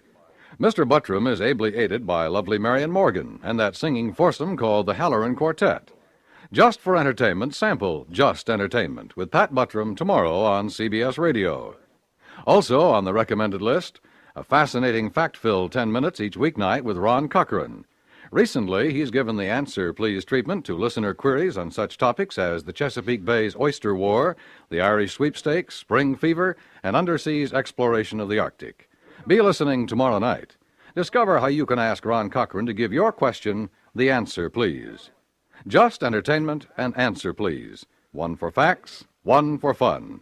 Leave your dial set right where it is now to enjoy both these entertaining programs each Monday through Friday on CBS Radio. And now, Act One of yours truly, Johnny Dollar.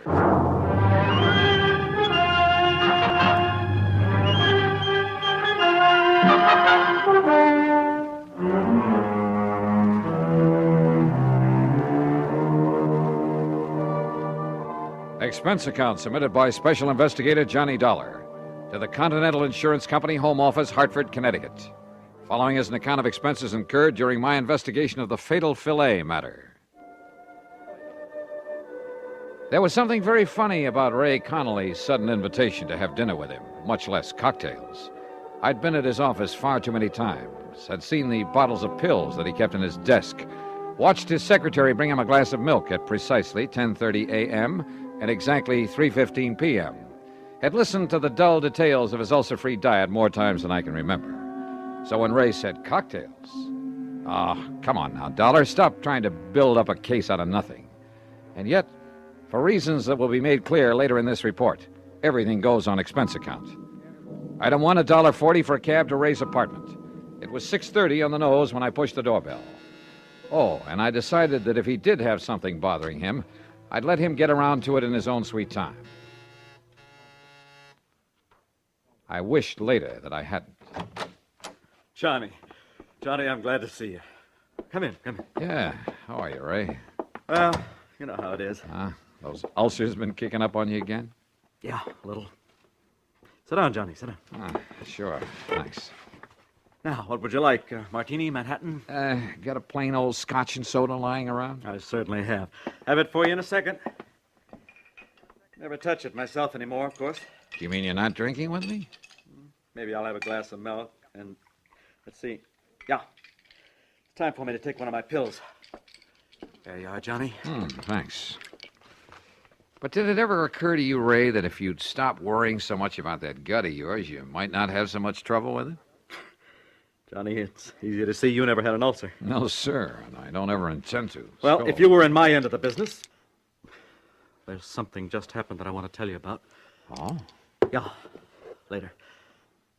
Incidentally, this steak we're having is the most beautiful thing you ever saw. Well, come on, I'll show it to you while I get a glass of milk. Okay. I guess my wife ordered some groceries sent over from Morris Baines Market before she left. I told you she's away. Yes, she did. Yeah, left yesterday. Well, the steak was delivered last night, along with some other things. There. How about that? It looks like you could cut that with a fork.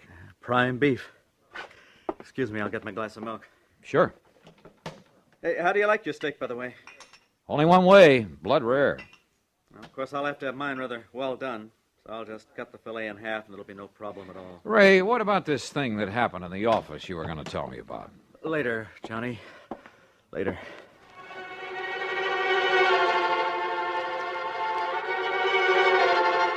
Again, looking back, I wished that I'd pressed the point, but I didn't. Instead, I had another drink, watched him sip his glass of milk, listened to him complain some more about his pet ulcer, and then, finally, we sat down to dinner. There we are. Isn't that the most beautiful steak you ever Oh, saw? no. Huh? Ray, didn't you hear me? What?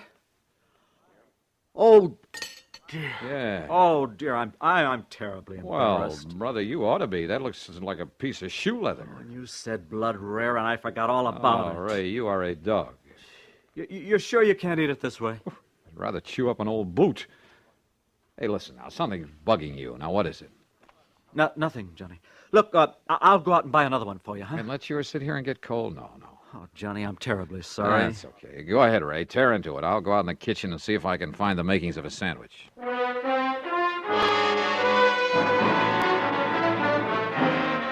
I could have killed him overcooking a perfectly good steak that way. But instead, I made myself a sandwich and stuck around. Because I knew that sooner or later he'd tell me his real purpose in having me come over. And later he did. At least he started to. We had washed the dishes, then gone back into the living room. I had settled down with a third cup of coffee and a cigarette, and he was sipping at another glass of milk. It's just that I don't like being threatened, Johnny. Threatened? Heaven knows I have enough trouble keeping this ulcer under control with just the daily run of problems I have to face at the office. Oh, what do you mean by you know, people demanding more from their insurance than they deserve. People filing claims when they aren't entitled to any insurance at all, and then trying to... Oh! What? Nothing, Johnny. I just... I'll be all right. You forget to take one of your pills, Ray? No, but maybe I better take another. Oh, yes, me. You're taking too many of them. But what was this talk about being threatened? Well, Johnny, this fella by the name of... Oh, no. Ray. Johnny! Ray, what's the matter? This pain in my stomach. It's killing me. Easy now. Here, let me get you on the sofa. Oh, medicine. Quick, please. There you are. Now, what medicine? Anything to stop the... Johnny, I grabbed the telephone and called Dr. Ramsey. But because of a traffic tie-up, it was nearly half an hour before he got there. Meantime, Ray lay on the sofa getting paler and paler until he was white as a sheet. The doctor, completely familiar with Ray's ulcer problem, did what he could. But after 45 minutes, realized things were getting beyond his control, so he called an ambulance. Another half hour. And yeah, by the time they got him to the hospital, in spite of injections and oxygen along the way, Ray Connolly was dead. Act two of yours truly, Johnny Dollar, in a moment. Tibet in the news. Who's an expert on Tibetan affairs? Who was the personal guest of the Dalai Lama in happier times at the top of the world? Why, Lowell Thomas, of course. Ask us another part of the world, and there's every chance the answer again would be Lowell Thomas. The roving raconteur has been just about everywhere, seen just about everything. So when a story breaks, he has that extra edge of intimate first-hand experience to give extra dimension to his reporting. One of the most colorful men in the industry, one of the most striking different sounds on the CBS radio network is Lowell Thomas, heard every Monday through Friday evening with his fascinating reporting. Only a network could bring you a Lowell Thomas. Only the CBS radio network does. Remember, the keen mind and formidable experience of this noted world traveler, lecturer, raconteur, and CBS newsman is an exclusive with the affiliated stations of CBS Radio. Monday through Friday evenings, don't miss Lowell Thomas. And now, Act Two of yours truly, Johnny Dollar and the Fatal Filet Matter.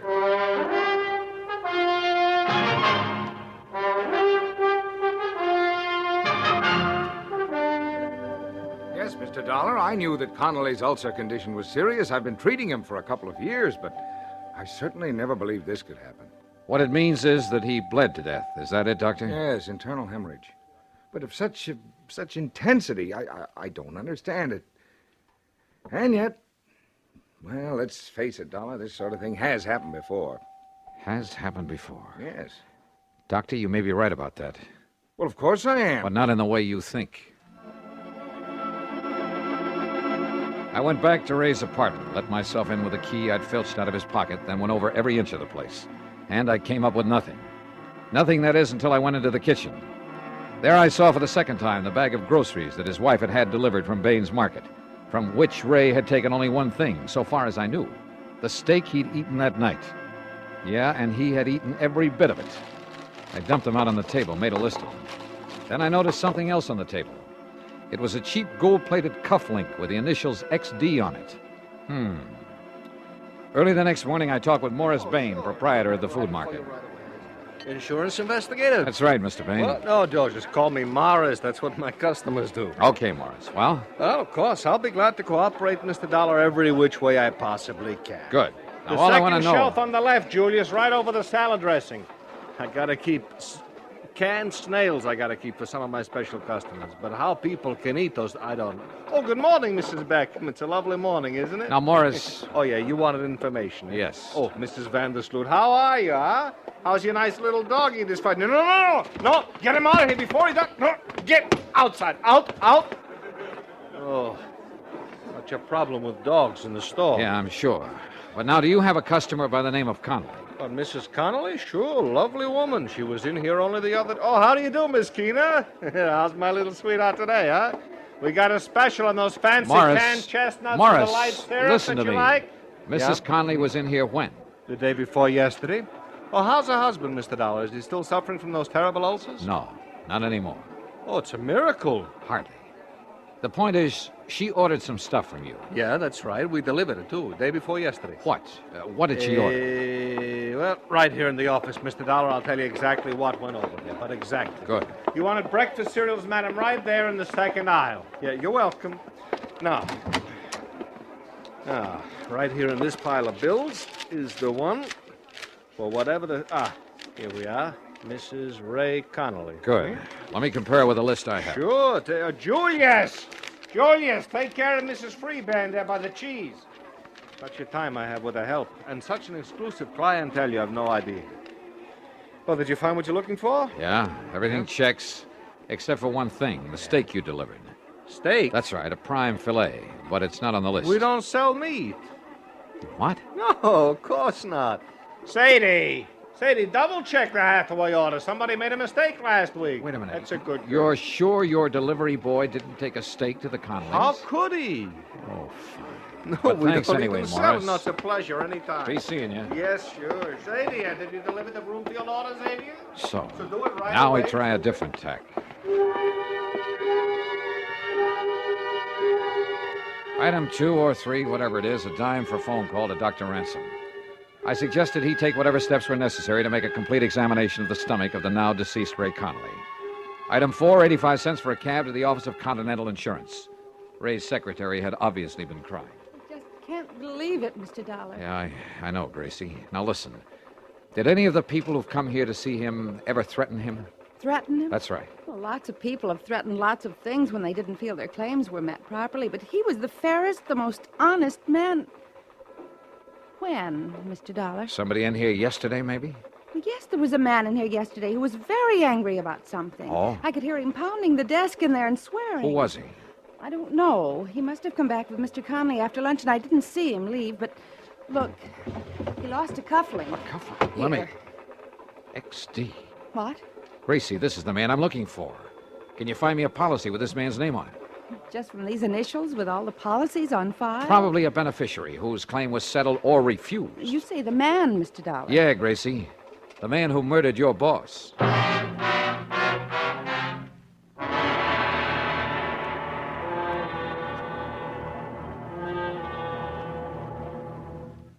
Act 3 of yours truly, Johnny Dollar, in a moment.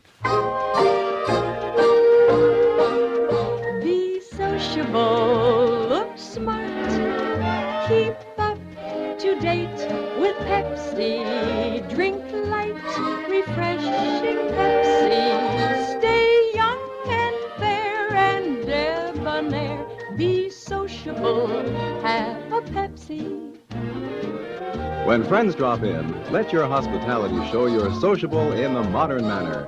Pepsi, you know, is the favorite of the smart and young at heart. Be sociable, look smart, keep up to date with Pepsi. Drink light, refreshing Pepsi. Stay young and fair and debonair. Be sociable, have a Pepsi. Have you tried a Pepsi lately?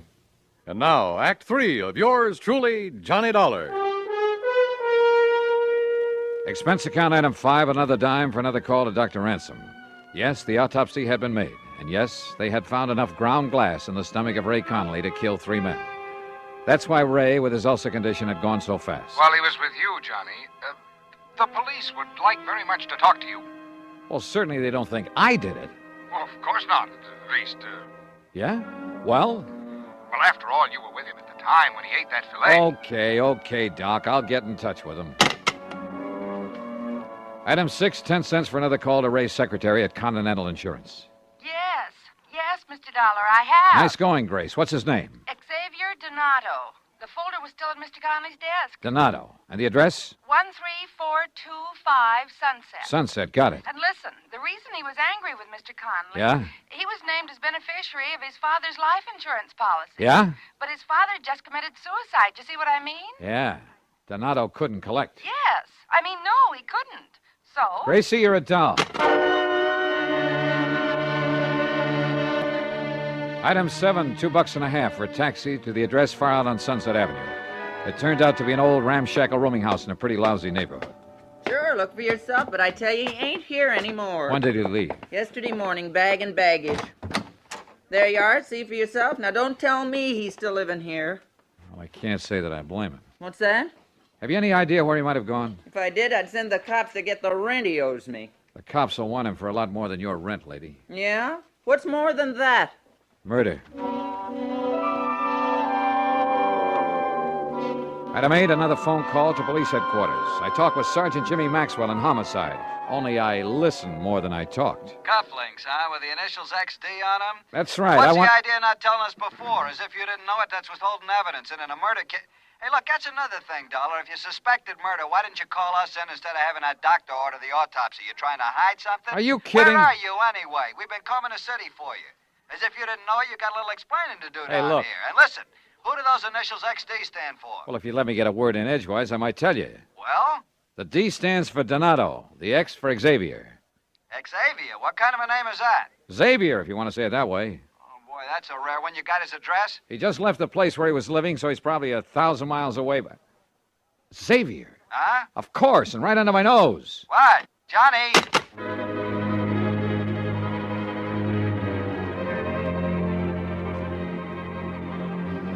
Maybe I should have told him more, everything I knew.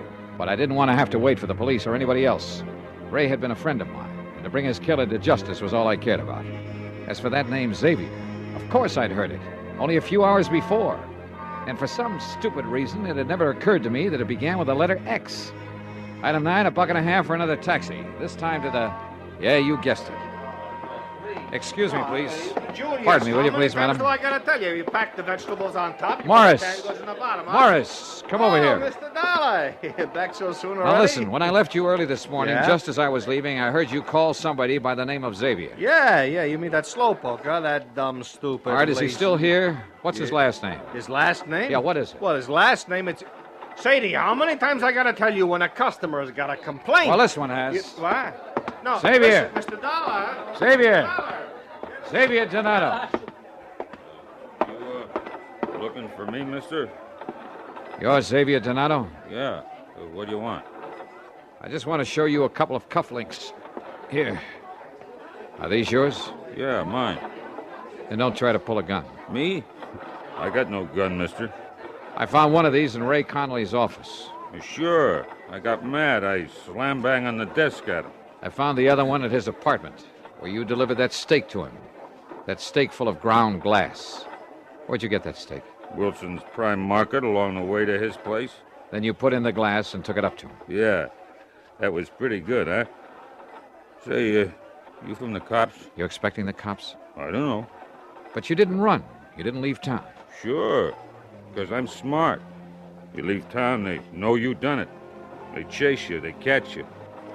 Honest, I didn't know it was going to kill him. You know it now. But I had to get even. You know, because he wouldn't give me that insurance because my old man killed himself. So did my grandpop and his old man. Just because they didn't get something they want. You mean they all committed suicide? Sure. Because it was all, you know, off in the head. But not me. You understand? Because I'm smart.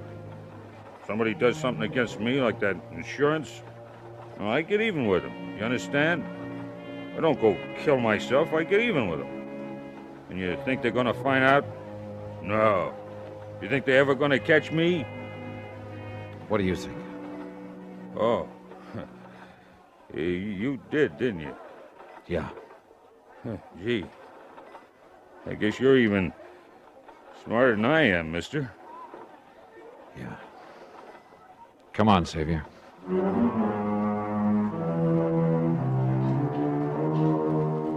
Prison? I doubt it. Not with a family history like that. But there are institutions for his kind. I'm sure he'll spend the rest of his life in one of them. And maybe, by studying his case, the doctors, the psychologists can learn more about helping such people before they go off the deep end. Expense account? Forget it. Ray Conley was my friend. Yours truly, Johnny Dollar.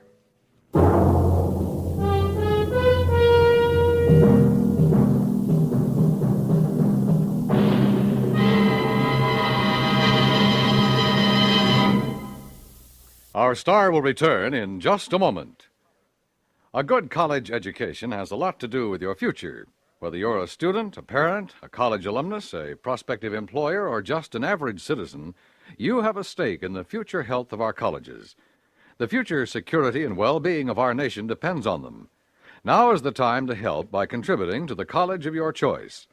Just as our elementary and high schools have become overcrowded, so now our colleges are threatened by the increased school population. funds must be forthcoming now to expand college facilities and hire more professors.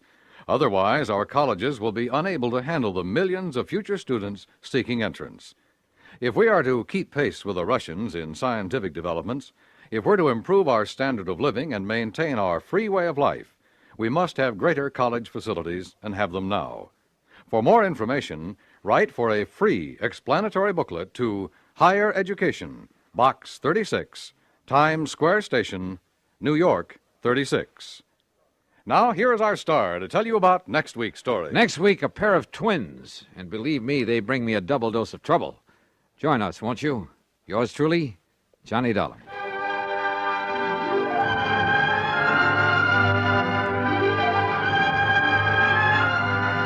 Yours truly, Johnny Dollar, starring Bob Bailey, originates in Hollywood and is written, produced, and directed by Jack Johnstone. Heard in our cast were Virginia Gregg, D.J. Thompson, Jack Edwards, Marvin Miller, Larry Dobkin, Harry Bartell, and Frank Gerstle. This is Dan Cubberly speaking.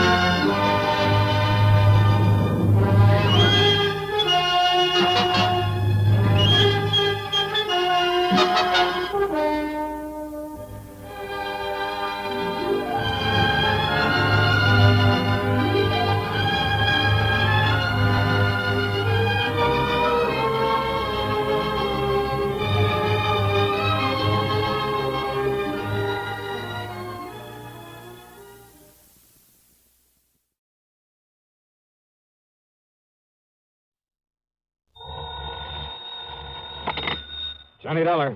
John, this is Harry Branson at Philadelphia Mutual Liability and Casualty Insurance Company. Well, it's about time, Harry. How come I haven't heard from you lately? Fortunately, we've had no problems recently. That is, nothing requiring investigation. Until now, huh? Well, yes. So what's the trouble? Arson, mayhem, murder? John, it may be all of them, unless you're able to put a stop to what's going on. Sounds interesting. Who's involved in all this? And don't tell me you've been selling insurance to some gangster. Well, as a matter of fact, he is. What? An ex-gangster. At least he was known to have been mixed up with gangsters for several years. Who? Bertie Larson. Larson, huh? Well, at least the name sounds appropriate. So tell me what he's... Wait a minute. Yes, John? Isn't Bertie Larson the punk they've had before that Special Investigating Committee? Yes. The Committee on Narcotics and Gambling, the one that has the hearings on television now and then? That's the one. Well, then, Harry, if you want my advice, you'll cancel his policy, pay him off with interest, and forget him. I'm afraid that's impossible. What's more, since those hearings began, we've increased the face value of some of his policies. You have what? Yes. But now, in view of the threats he's been receiving, threats on his life, his home, his family, well, John... Baby, you're in trouble. John, do you think you can help us? And get my head blown off by some gunsel? Harry, this kind of stuff I shouldn't touch with a 10-foot pole. But don't you see... In spite of the big fee your company will have to pay me, in addition to my expense John, account. just a minute. At least it'll guarantee me a decent funeral. A funeral? But if that's the way you want it, as long as you're willing to pay through the nose for my services. But, John, I didn't say... John, that is... listen to me, John. Okay, keep your shirt on, Harry. I'll run on down there and see you.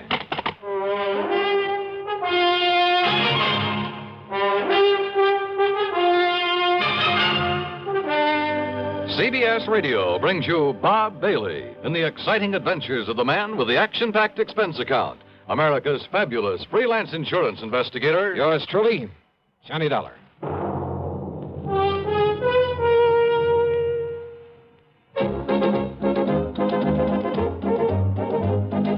Winston tastes good like a cigarette should. Winston tastes good like a cigarette should. Winston gives you real flavor, full, rich tobacco flavor. Winston's easy drawing too. The flavor comes right through to you. Winston tastes good like a cigarette should. A modern filter? Sure, Winston has it. But that's only the beginning of a Winston. Up front, up where it really counts, Winston packs exclusive filter blend. Light, flavorful tobaccos, specially selected and specially processed for filter smoking. Filter blend. That's why it's fun to smoke Winston. America's best-selling filter cigarette. Winston tastes good like a cigarette should. And now, Act One of yours truly, Johnny Dollar.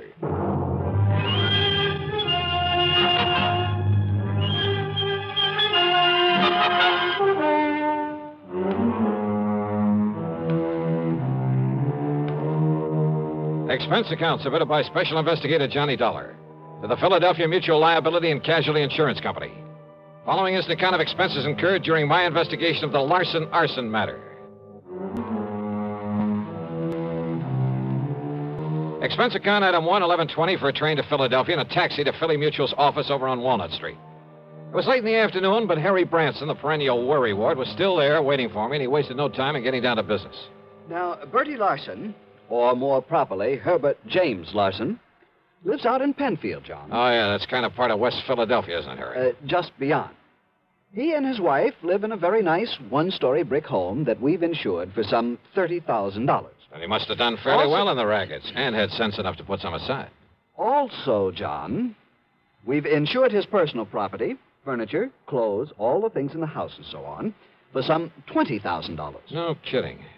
And didn't you say you've increased some of his insurance lately? To the figures I just mentioned.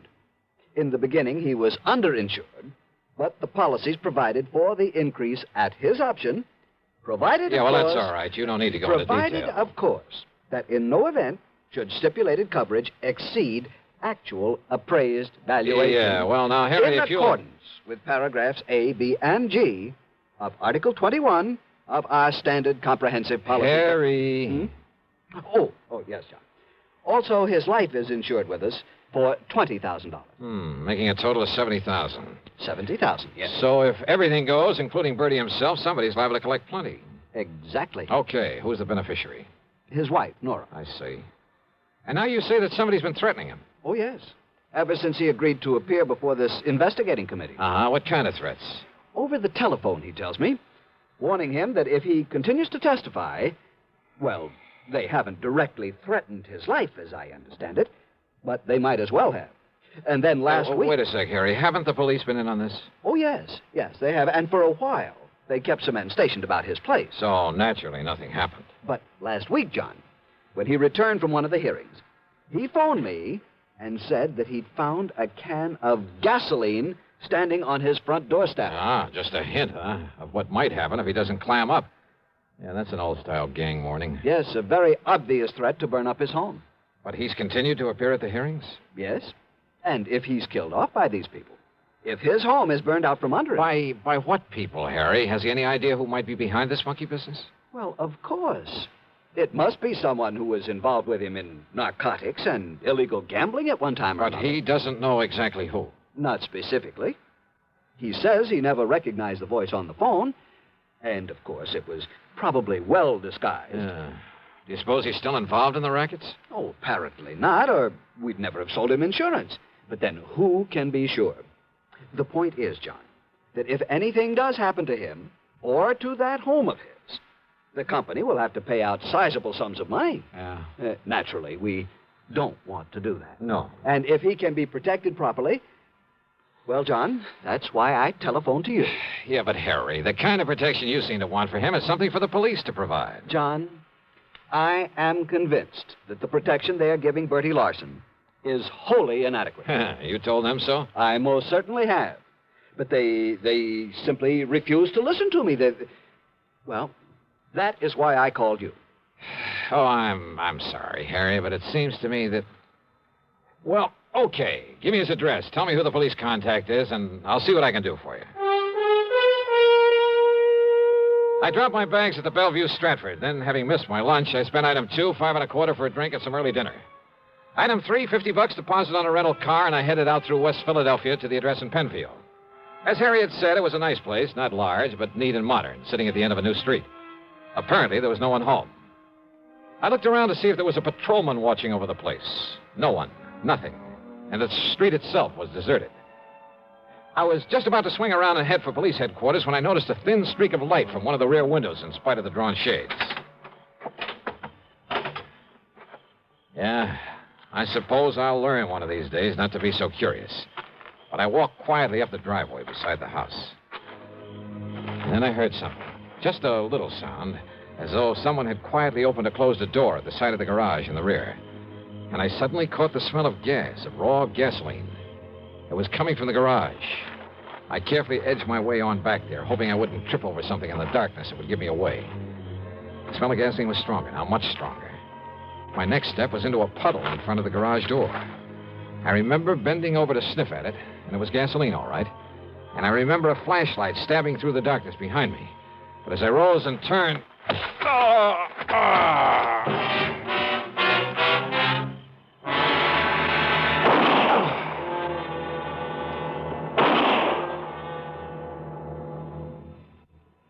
Act 2 of yours truly, Johnny Dollar, in a moment. Question: where will you find the leading stars of the entertainment world? Answer, right here on CBS Radio. Gary Moore, Arthur Godfrey, Andy Griffith, Bob and Ray, Art Linkletter, Amos and Andy, and more. The gang's all here. You'll also find the New York Philharmonic and the Metropolitan Opera back on the air. Remember, the star's address, CBS Radio.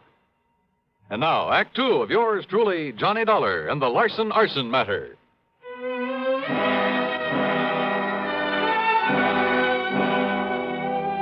I came to in a hospital room, and I had company. One of them was in a blue uniform with brass buttons with the stripes of a sergeant on his sleeves. So you decided to come back to the land of the living, huh? The other was a man of about 40, big, beefy. And in spite of his rather flashy clothes, he looked as though he hadn't shaved his fat, truculent face for a couple of days. Oh, well, I'm sure glad he's okay, Sergeant. Only, how was I to know he wasn't somebody come to carry out them threats against me? You know, you're lucky you didn't aim those shots at him, Bertie. Me actually trying to kill somebody, Sergeant? Like I told you, I know the noise would bring on the nearest flatfoot. Bertie, huh? Yeah. Gee, Mr. Dollar. Now, you just take it easy, Dollar. Bertie nearly broke your head when he found you prowling around his home a while ago. Oh, brother, you're telling me. But I didn't know, Dollar. I didn't know who you was till me and a cop went through your pockets and seen your identification. Okay, now look. And I come home and seen you sneaking around and had gasoline all over my garage like somebody was going to put a torch to it. Okay, Bertie. So you can't blame me for slugging. Yeah, now, But Bertie. I'm sure sorry I did it, Dollar.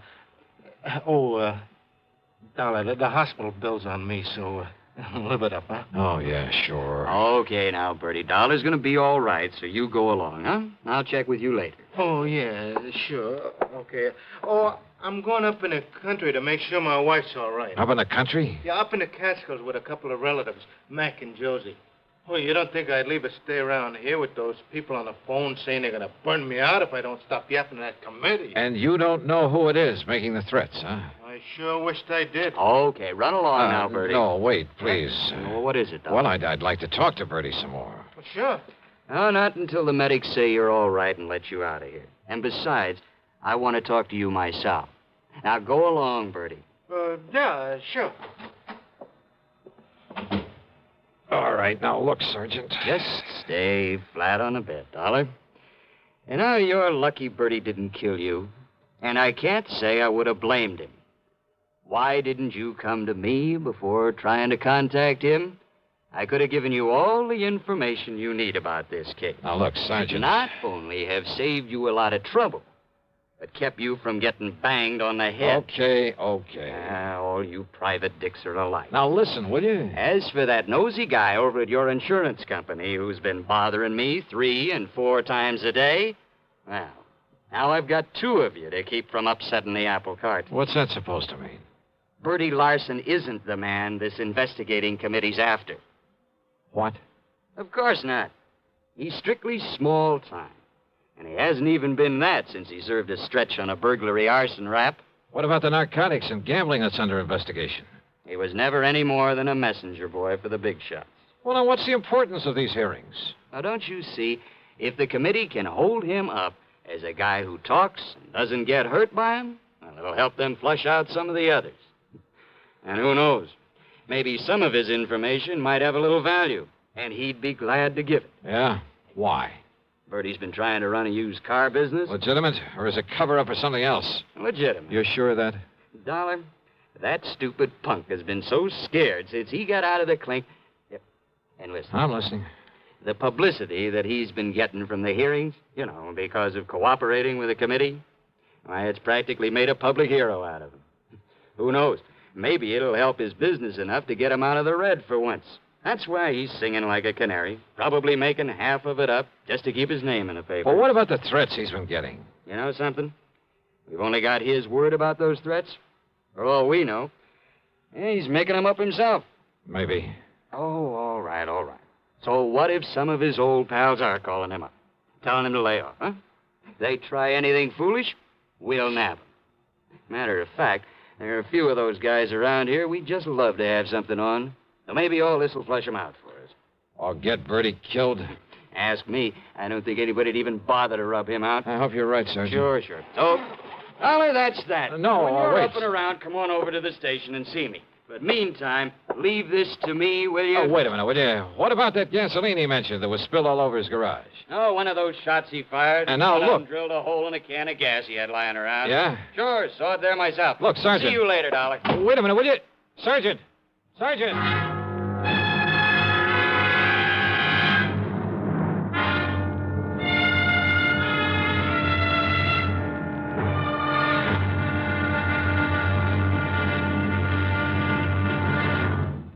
Act 3 of yours truly, Johnny Dollar, in a moment. Here's Hollywood star Mona Freeman. Who feels like acting with a miserable cold? I relieve cold distress the fast way with 4-way cold tablets. Yes, tests of all the leading cold tablets proved 4-way fastest acting. Amazing 4-way starts in minutes to relieve muscular pains and headache, reduce fever, calm upset stomach, also overcomes irregularity. When a cold strikes, do what I do. Take 4-way cold tablets. It's the fast way to relieve nasty cold distress and feel better quickly. 4-way, only 29 cents. Now, here's a word about another fine product of Grove Laboratories. Had dandruff for years? Now get rid of it in 3 minutes with Fitch Dandruff Remover Shampoo. 3 minutes with Fitch regularly is guaranteed to keep unsightly dandruff away forever. Apply Fitch before wetting hair, rub in 1 minute. Add water, lather 1 minute. Then rinse 1 minute. Every trace of dandruff goes down the drain. 3 minutes with Fitch, embarrassing dandruff's gone. Fitch can also leave hair up to 35% brighter. Get Fitch Dandruff Remover Shampoo today. And now, Act 3 of yours truly, Johnny Dollar.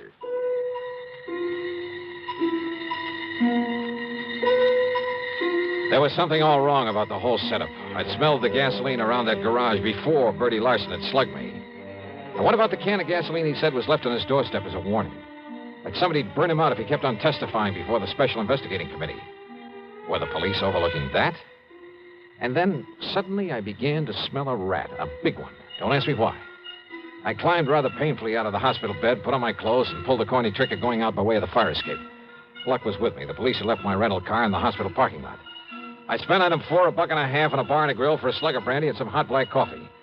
But I was still feeling pretty rocky, so I took my time driving out to Bertie Larson's place again. As I stepped out of the car, I noticed a light coming from an open window at the rear and a big sedan back in front of the garage, the trunk of it wide open. Bertie's, or the car of someone who'd come to put the torch to his home. I didn't have to wait long for an answer.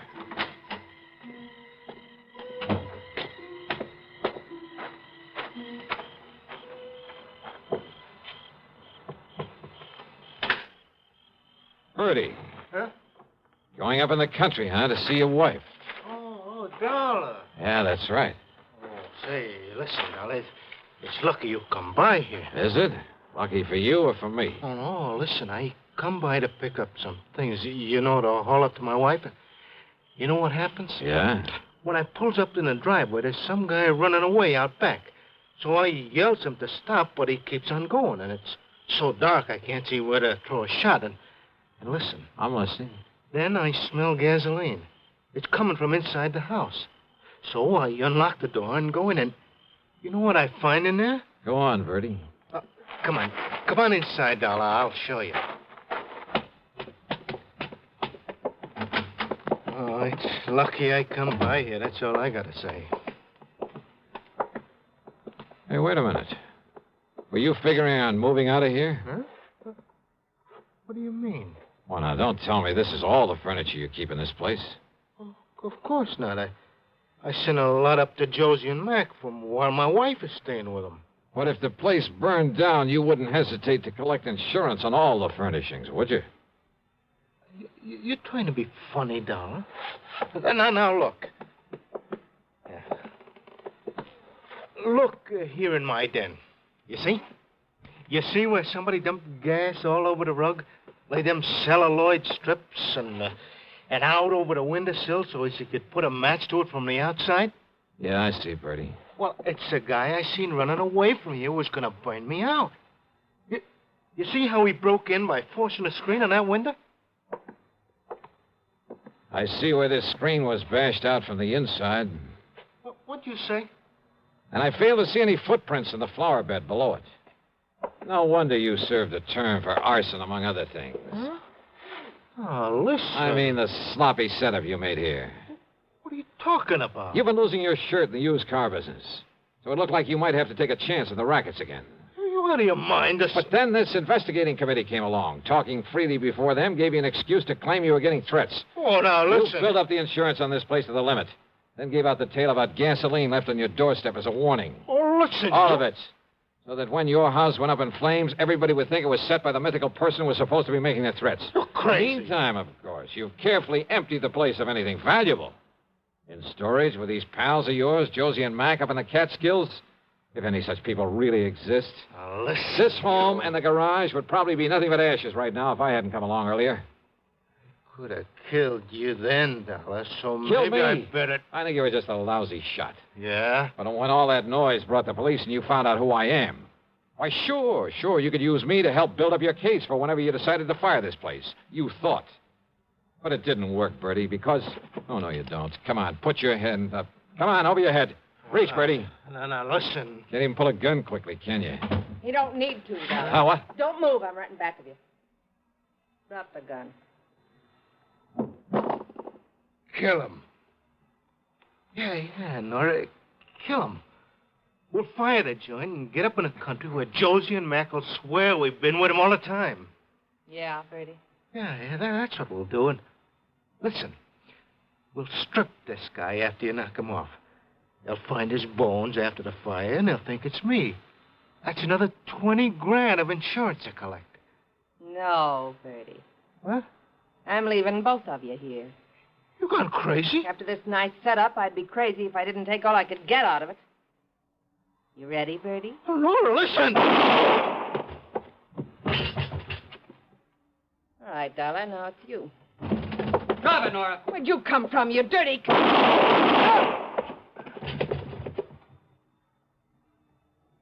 Thanks, Sergeant. Well, that's okay, Dollar.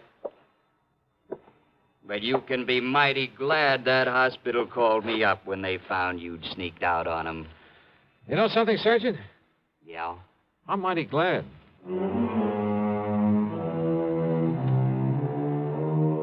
Expense account total, including my hospital bill, my room at the Bellevue, and a couple of meals, plus, of course, the trip back to Hartford, $79.75. Remarks?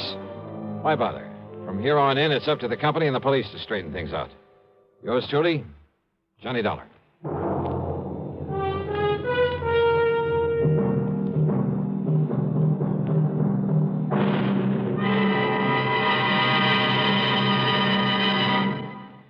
Our star will return in just a moment. Constipation can be a problem for anyone, even doctors. And when constipation occurs, it's interesting to see just what doctors consider important about a laxative they might use or recommend. Well, a majority of the doctors we heard from had this to say. A laxative should be effective, gentle, as close to natural acting as possible, and a medicine that can be used with complete confidence. Now, X-Lax has been popular with many doctors and millions of people over the years because chocolated X-Lax is effective. Overnight, it helps you toward your normal regularity. X-Lax is gentle. Next morning, it gives you the closest thing to natural action. And that's why many doctors and millions of people use X-Lax with complete confidence. X-Lax, the laxative that helps you toward your normal regularity gently, overnight. Is X-Lax in your medicine cabinet? Now, here is our star to tell you about next week's story. Next week, Sarasota, Florida. A body floating in a bayou, and one too many suspects. Join us, won't you? Yours truly, Johnny Dollar.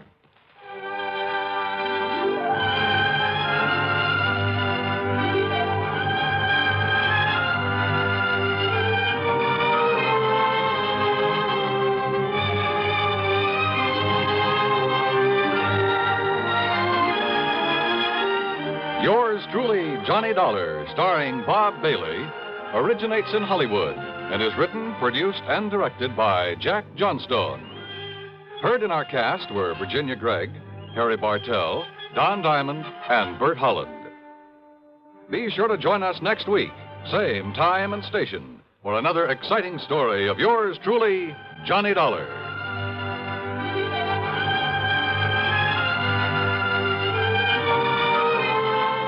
This is Dan Cubberly speaking.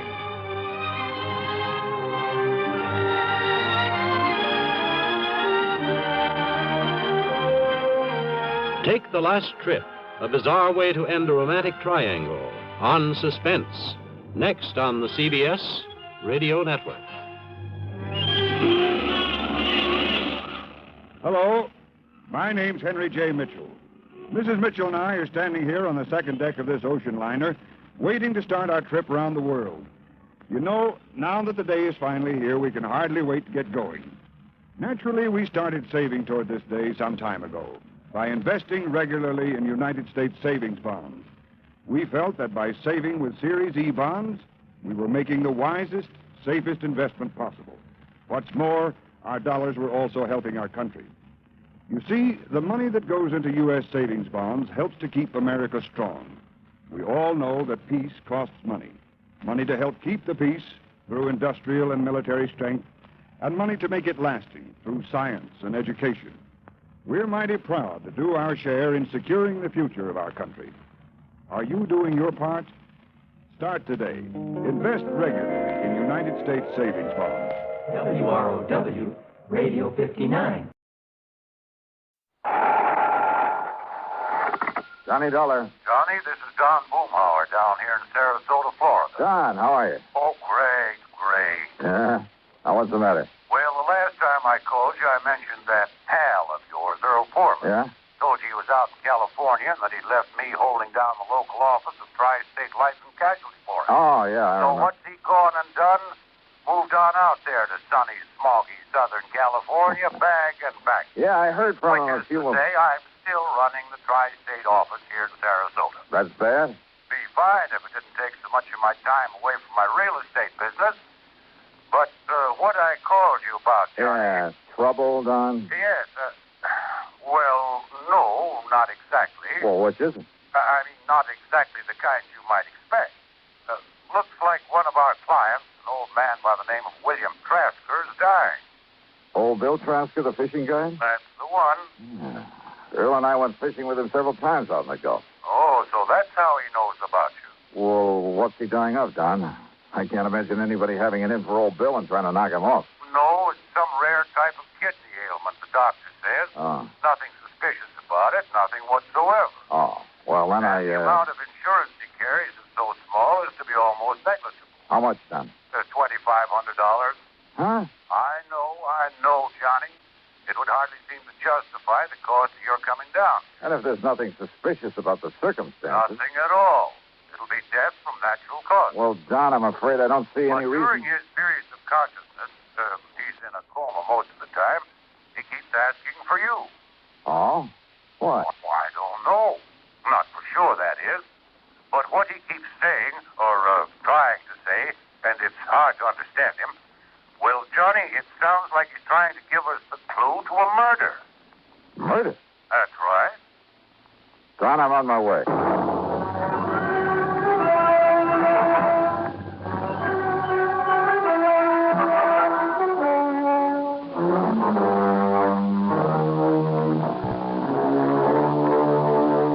Expense account submitted by Special Investigator Johnny Dollar to the Tri-State Life and Casualty Insurance Company office in Sarasota, Florida. Following is an account of expenses incurred during my investigation of the recompense matter.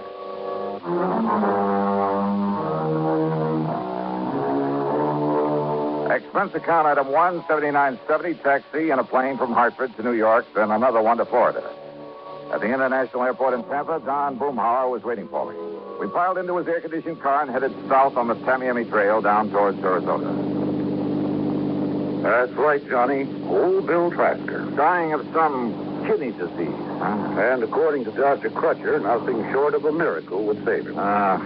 Yes, too bad. He seemed like a mighty nice old man, a real gentleman. Well-educated, well-spoken. Hey, you'd expect to find him running a big business instead of a broken-down outboard rig to take out fishing parties. So I understand. But frankly, Johnny, I'd never even seen old Bill until the doctor called me. Said he was dying and that he wanted to see you. Then I looked up his policy. Yeah, $2,500, you said. Yes, to be spent in giving him a modest but decent burial. And to pay any bills he might leave outstanding. Uh-huh. Apparently, then, Bill won't be leaving much of an estate. And you'll understand why when you see the little kind of shack he lives in. But now, over the phone, you said something about a murder. Well, Johnny, it was so difficult trying to understand what he was trying to say. Even when he seemed completely conscious, he was very vague, except perhaps when he was asking for you. When he told us he had to see you before he goes. Well, now, Don, why? He never said the actual word murder, Johnny. But he, well, listen, there was a name he kept trying to tell us. It sounded like Jerry or Gerald something. Last name we couldn't get at all. Well, have you checked over his relatives? When we asked him about relatives, he just turned his face away and shook his head. But now, if he was talking about a murder... Johnny, it's just that... Well, Doc and I agreed that from what he said, and, well, his knowing you and your work and wanting to see you, and, well, you know how deathbed confessions are. You're not making much sense. Look, Doc will be waiting for us, and if Bill is conscious enough to make sense when he talks to you, well, let's just wait and see what you can get out of him. Whatever you say, Don.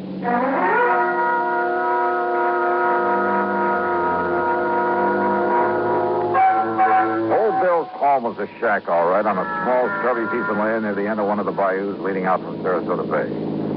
As we stopped in front of the the long path through the palmettos that led up to it, Doc Crutcher came out to meet us. Johnny, I'm glad to see you. Yeah, how are you, Doc? Don? Well, I just given him a final injection in across the 7 that... Well, come on in. He's failing, Doc? As a last resort, I've used a new, very radical sort of treatment. One of the so-called but not fully tried miracle drugs. And I'm just afraid he came to me too late. But, Doc, there is a chance. Oh, there's always a chance, Johnny. But in this case, a very slim one. Doctor... Here we are, Bill. You just relax. $15.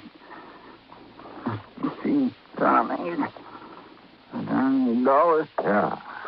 Well, here I am, Bill. See? Right here in the flesh. Johnny? That's right. Hey, look, if you expect to take me out fishing, you've got to get well, old man. No. Oh, Johnny, it's too late. Oh, come on now. That's no way to talk, old-timer. I'm gonna die now. Yeah, who said so? Would you must tell him. Tell who, Bill? Tell police.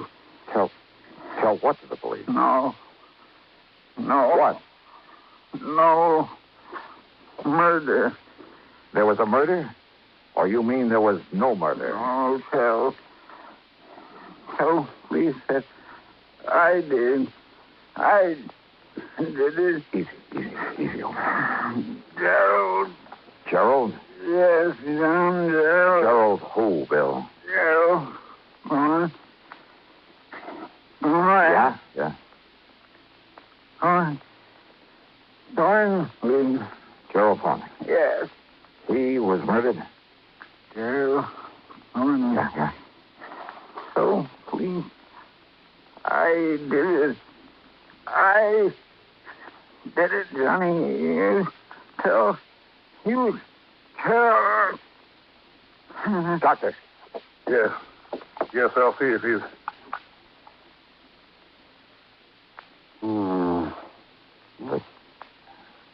The end, Doc?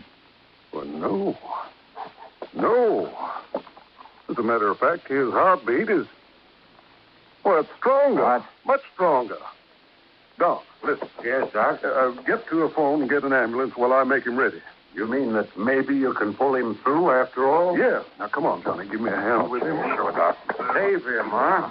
Yes, of course. Yeah, so that we can investigate this confession of his. Huh? Sure, and then see that he's executed for murder. Oh, John, for the love of Mike. Yes, call that ambulance.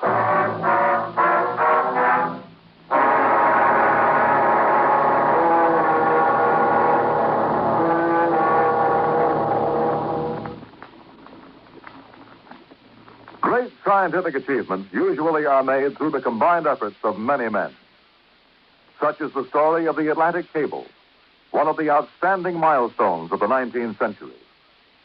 But today, the name of one man remains to remind us of that venture.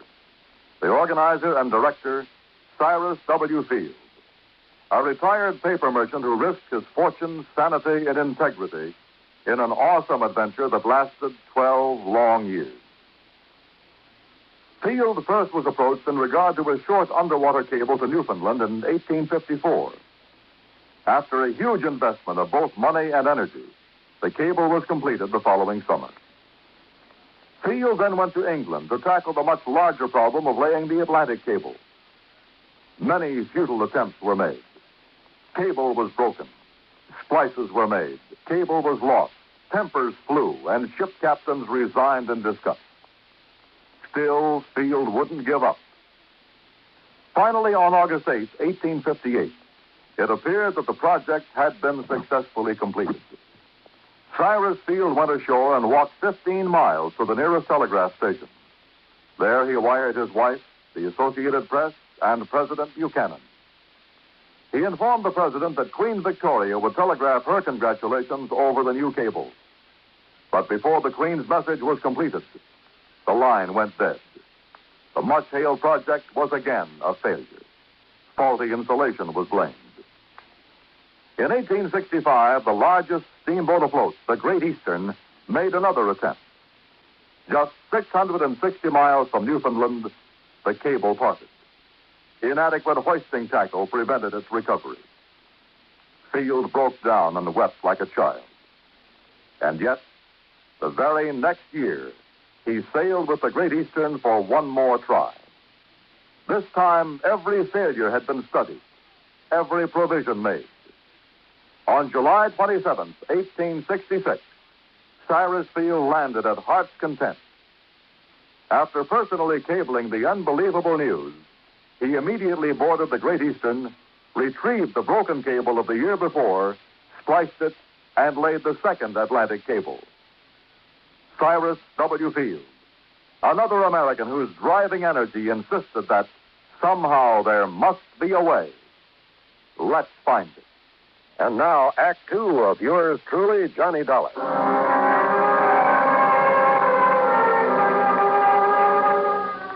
We carefully laid Old Bill in the back seat of Don Boomhauer's car and drove him to the hospital ourselves. And then we could only wait to see if the drug that Dr. Crutcher had given him would really do its work. And yet, if it did, if by some modern miracle the old man should recover. Well, Don had said it there at the shack, and he said it again that evening as we sat in the comfortable den of his home, trying to console ourselves with a couple of scotch and sodas. No, it's wrong, Johnny. There's something very wrong about it. I mean, pulling him away from death's door only so that he can be electrocuted for that murder he confessed to. But did he really, Don? What else could he have meant? So you've got to investigate, Johnny. Even Doc Crutcher has to report that confession to the police. Maybe. And so do I. We've no way out of it, none of us. Earl Thornton. Yes, the name of his victim, the man he murdered. Did he? Is that what he tried to tell us? Well, what else could he have possibly meant? And don't forget, he thinks that he's dying. I know. A deathbed confession, Johnny. Happens all the time. Oh, but look, is he the kind of man who could have killed somebody? He certainly didn't strike me that way. But how do you know? It may have happened years ago. And it may never have happened at all. And I hope that somehow you're right. But can you prove it? Well, Johnny? Pour me another drink, will you? Sure, all you want. But you haven't answered my question. I'm going to try, Don. I'm going to try.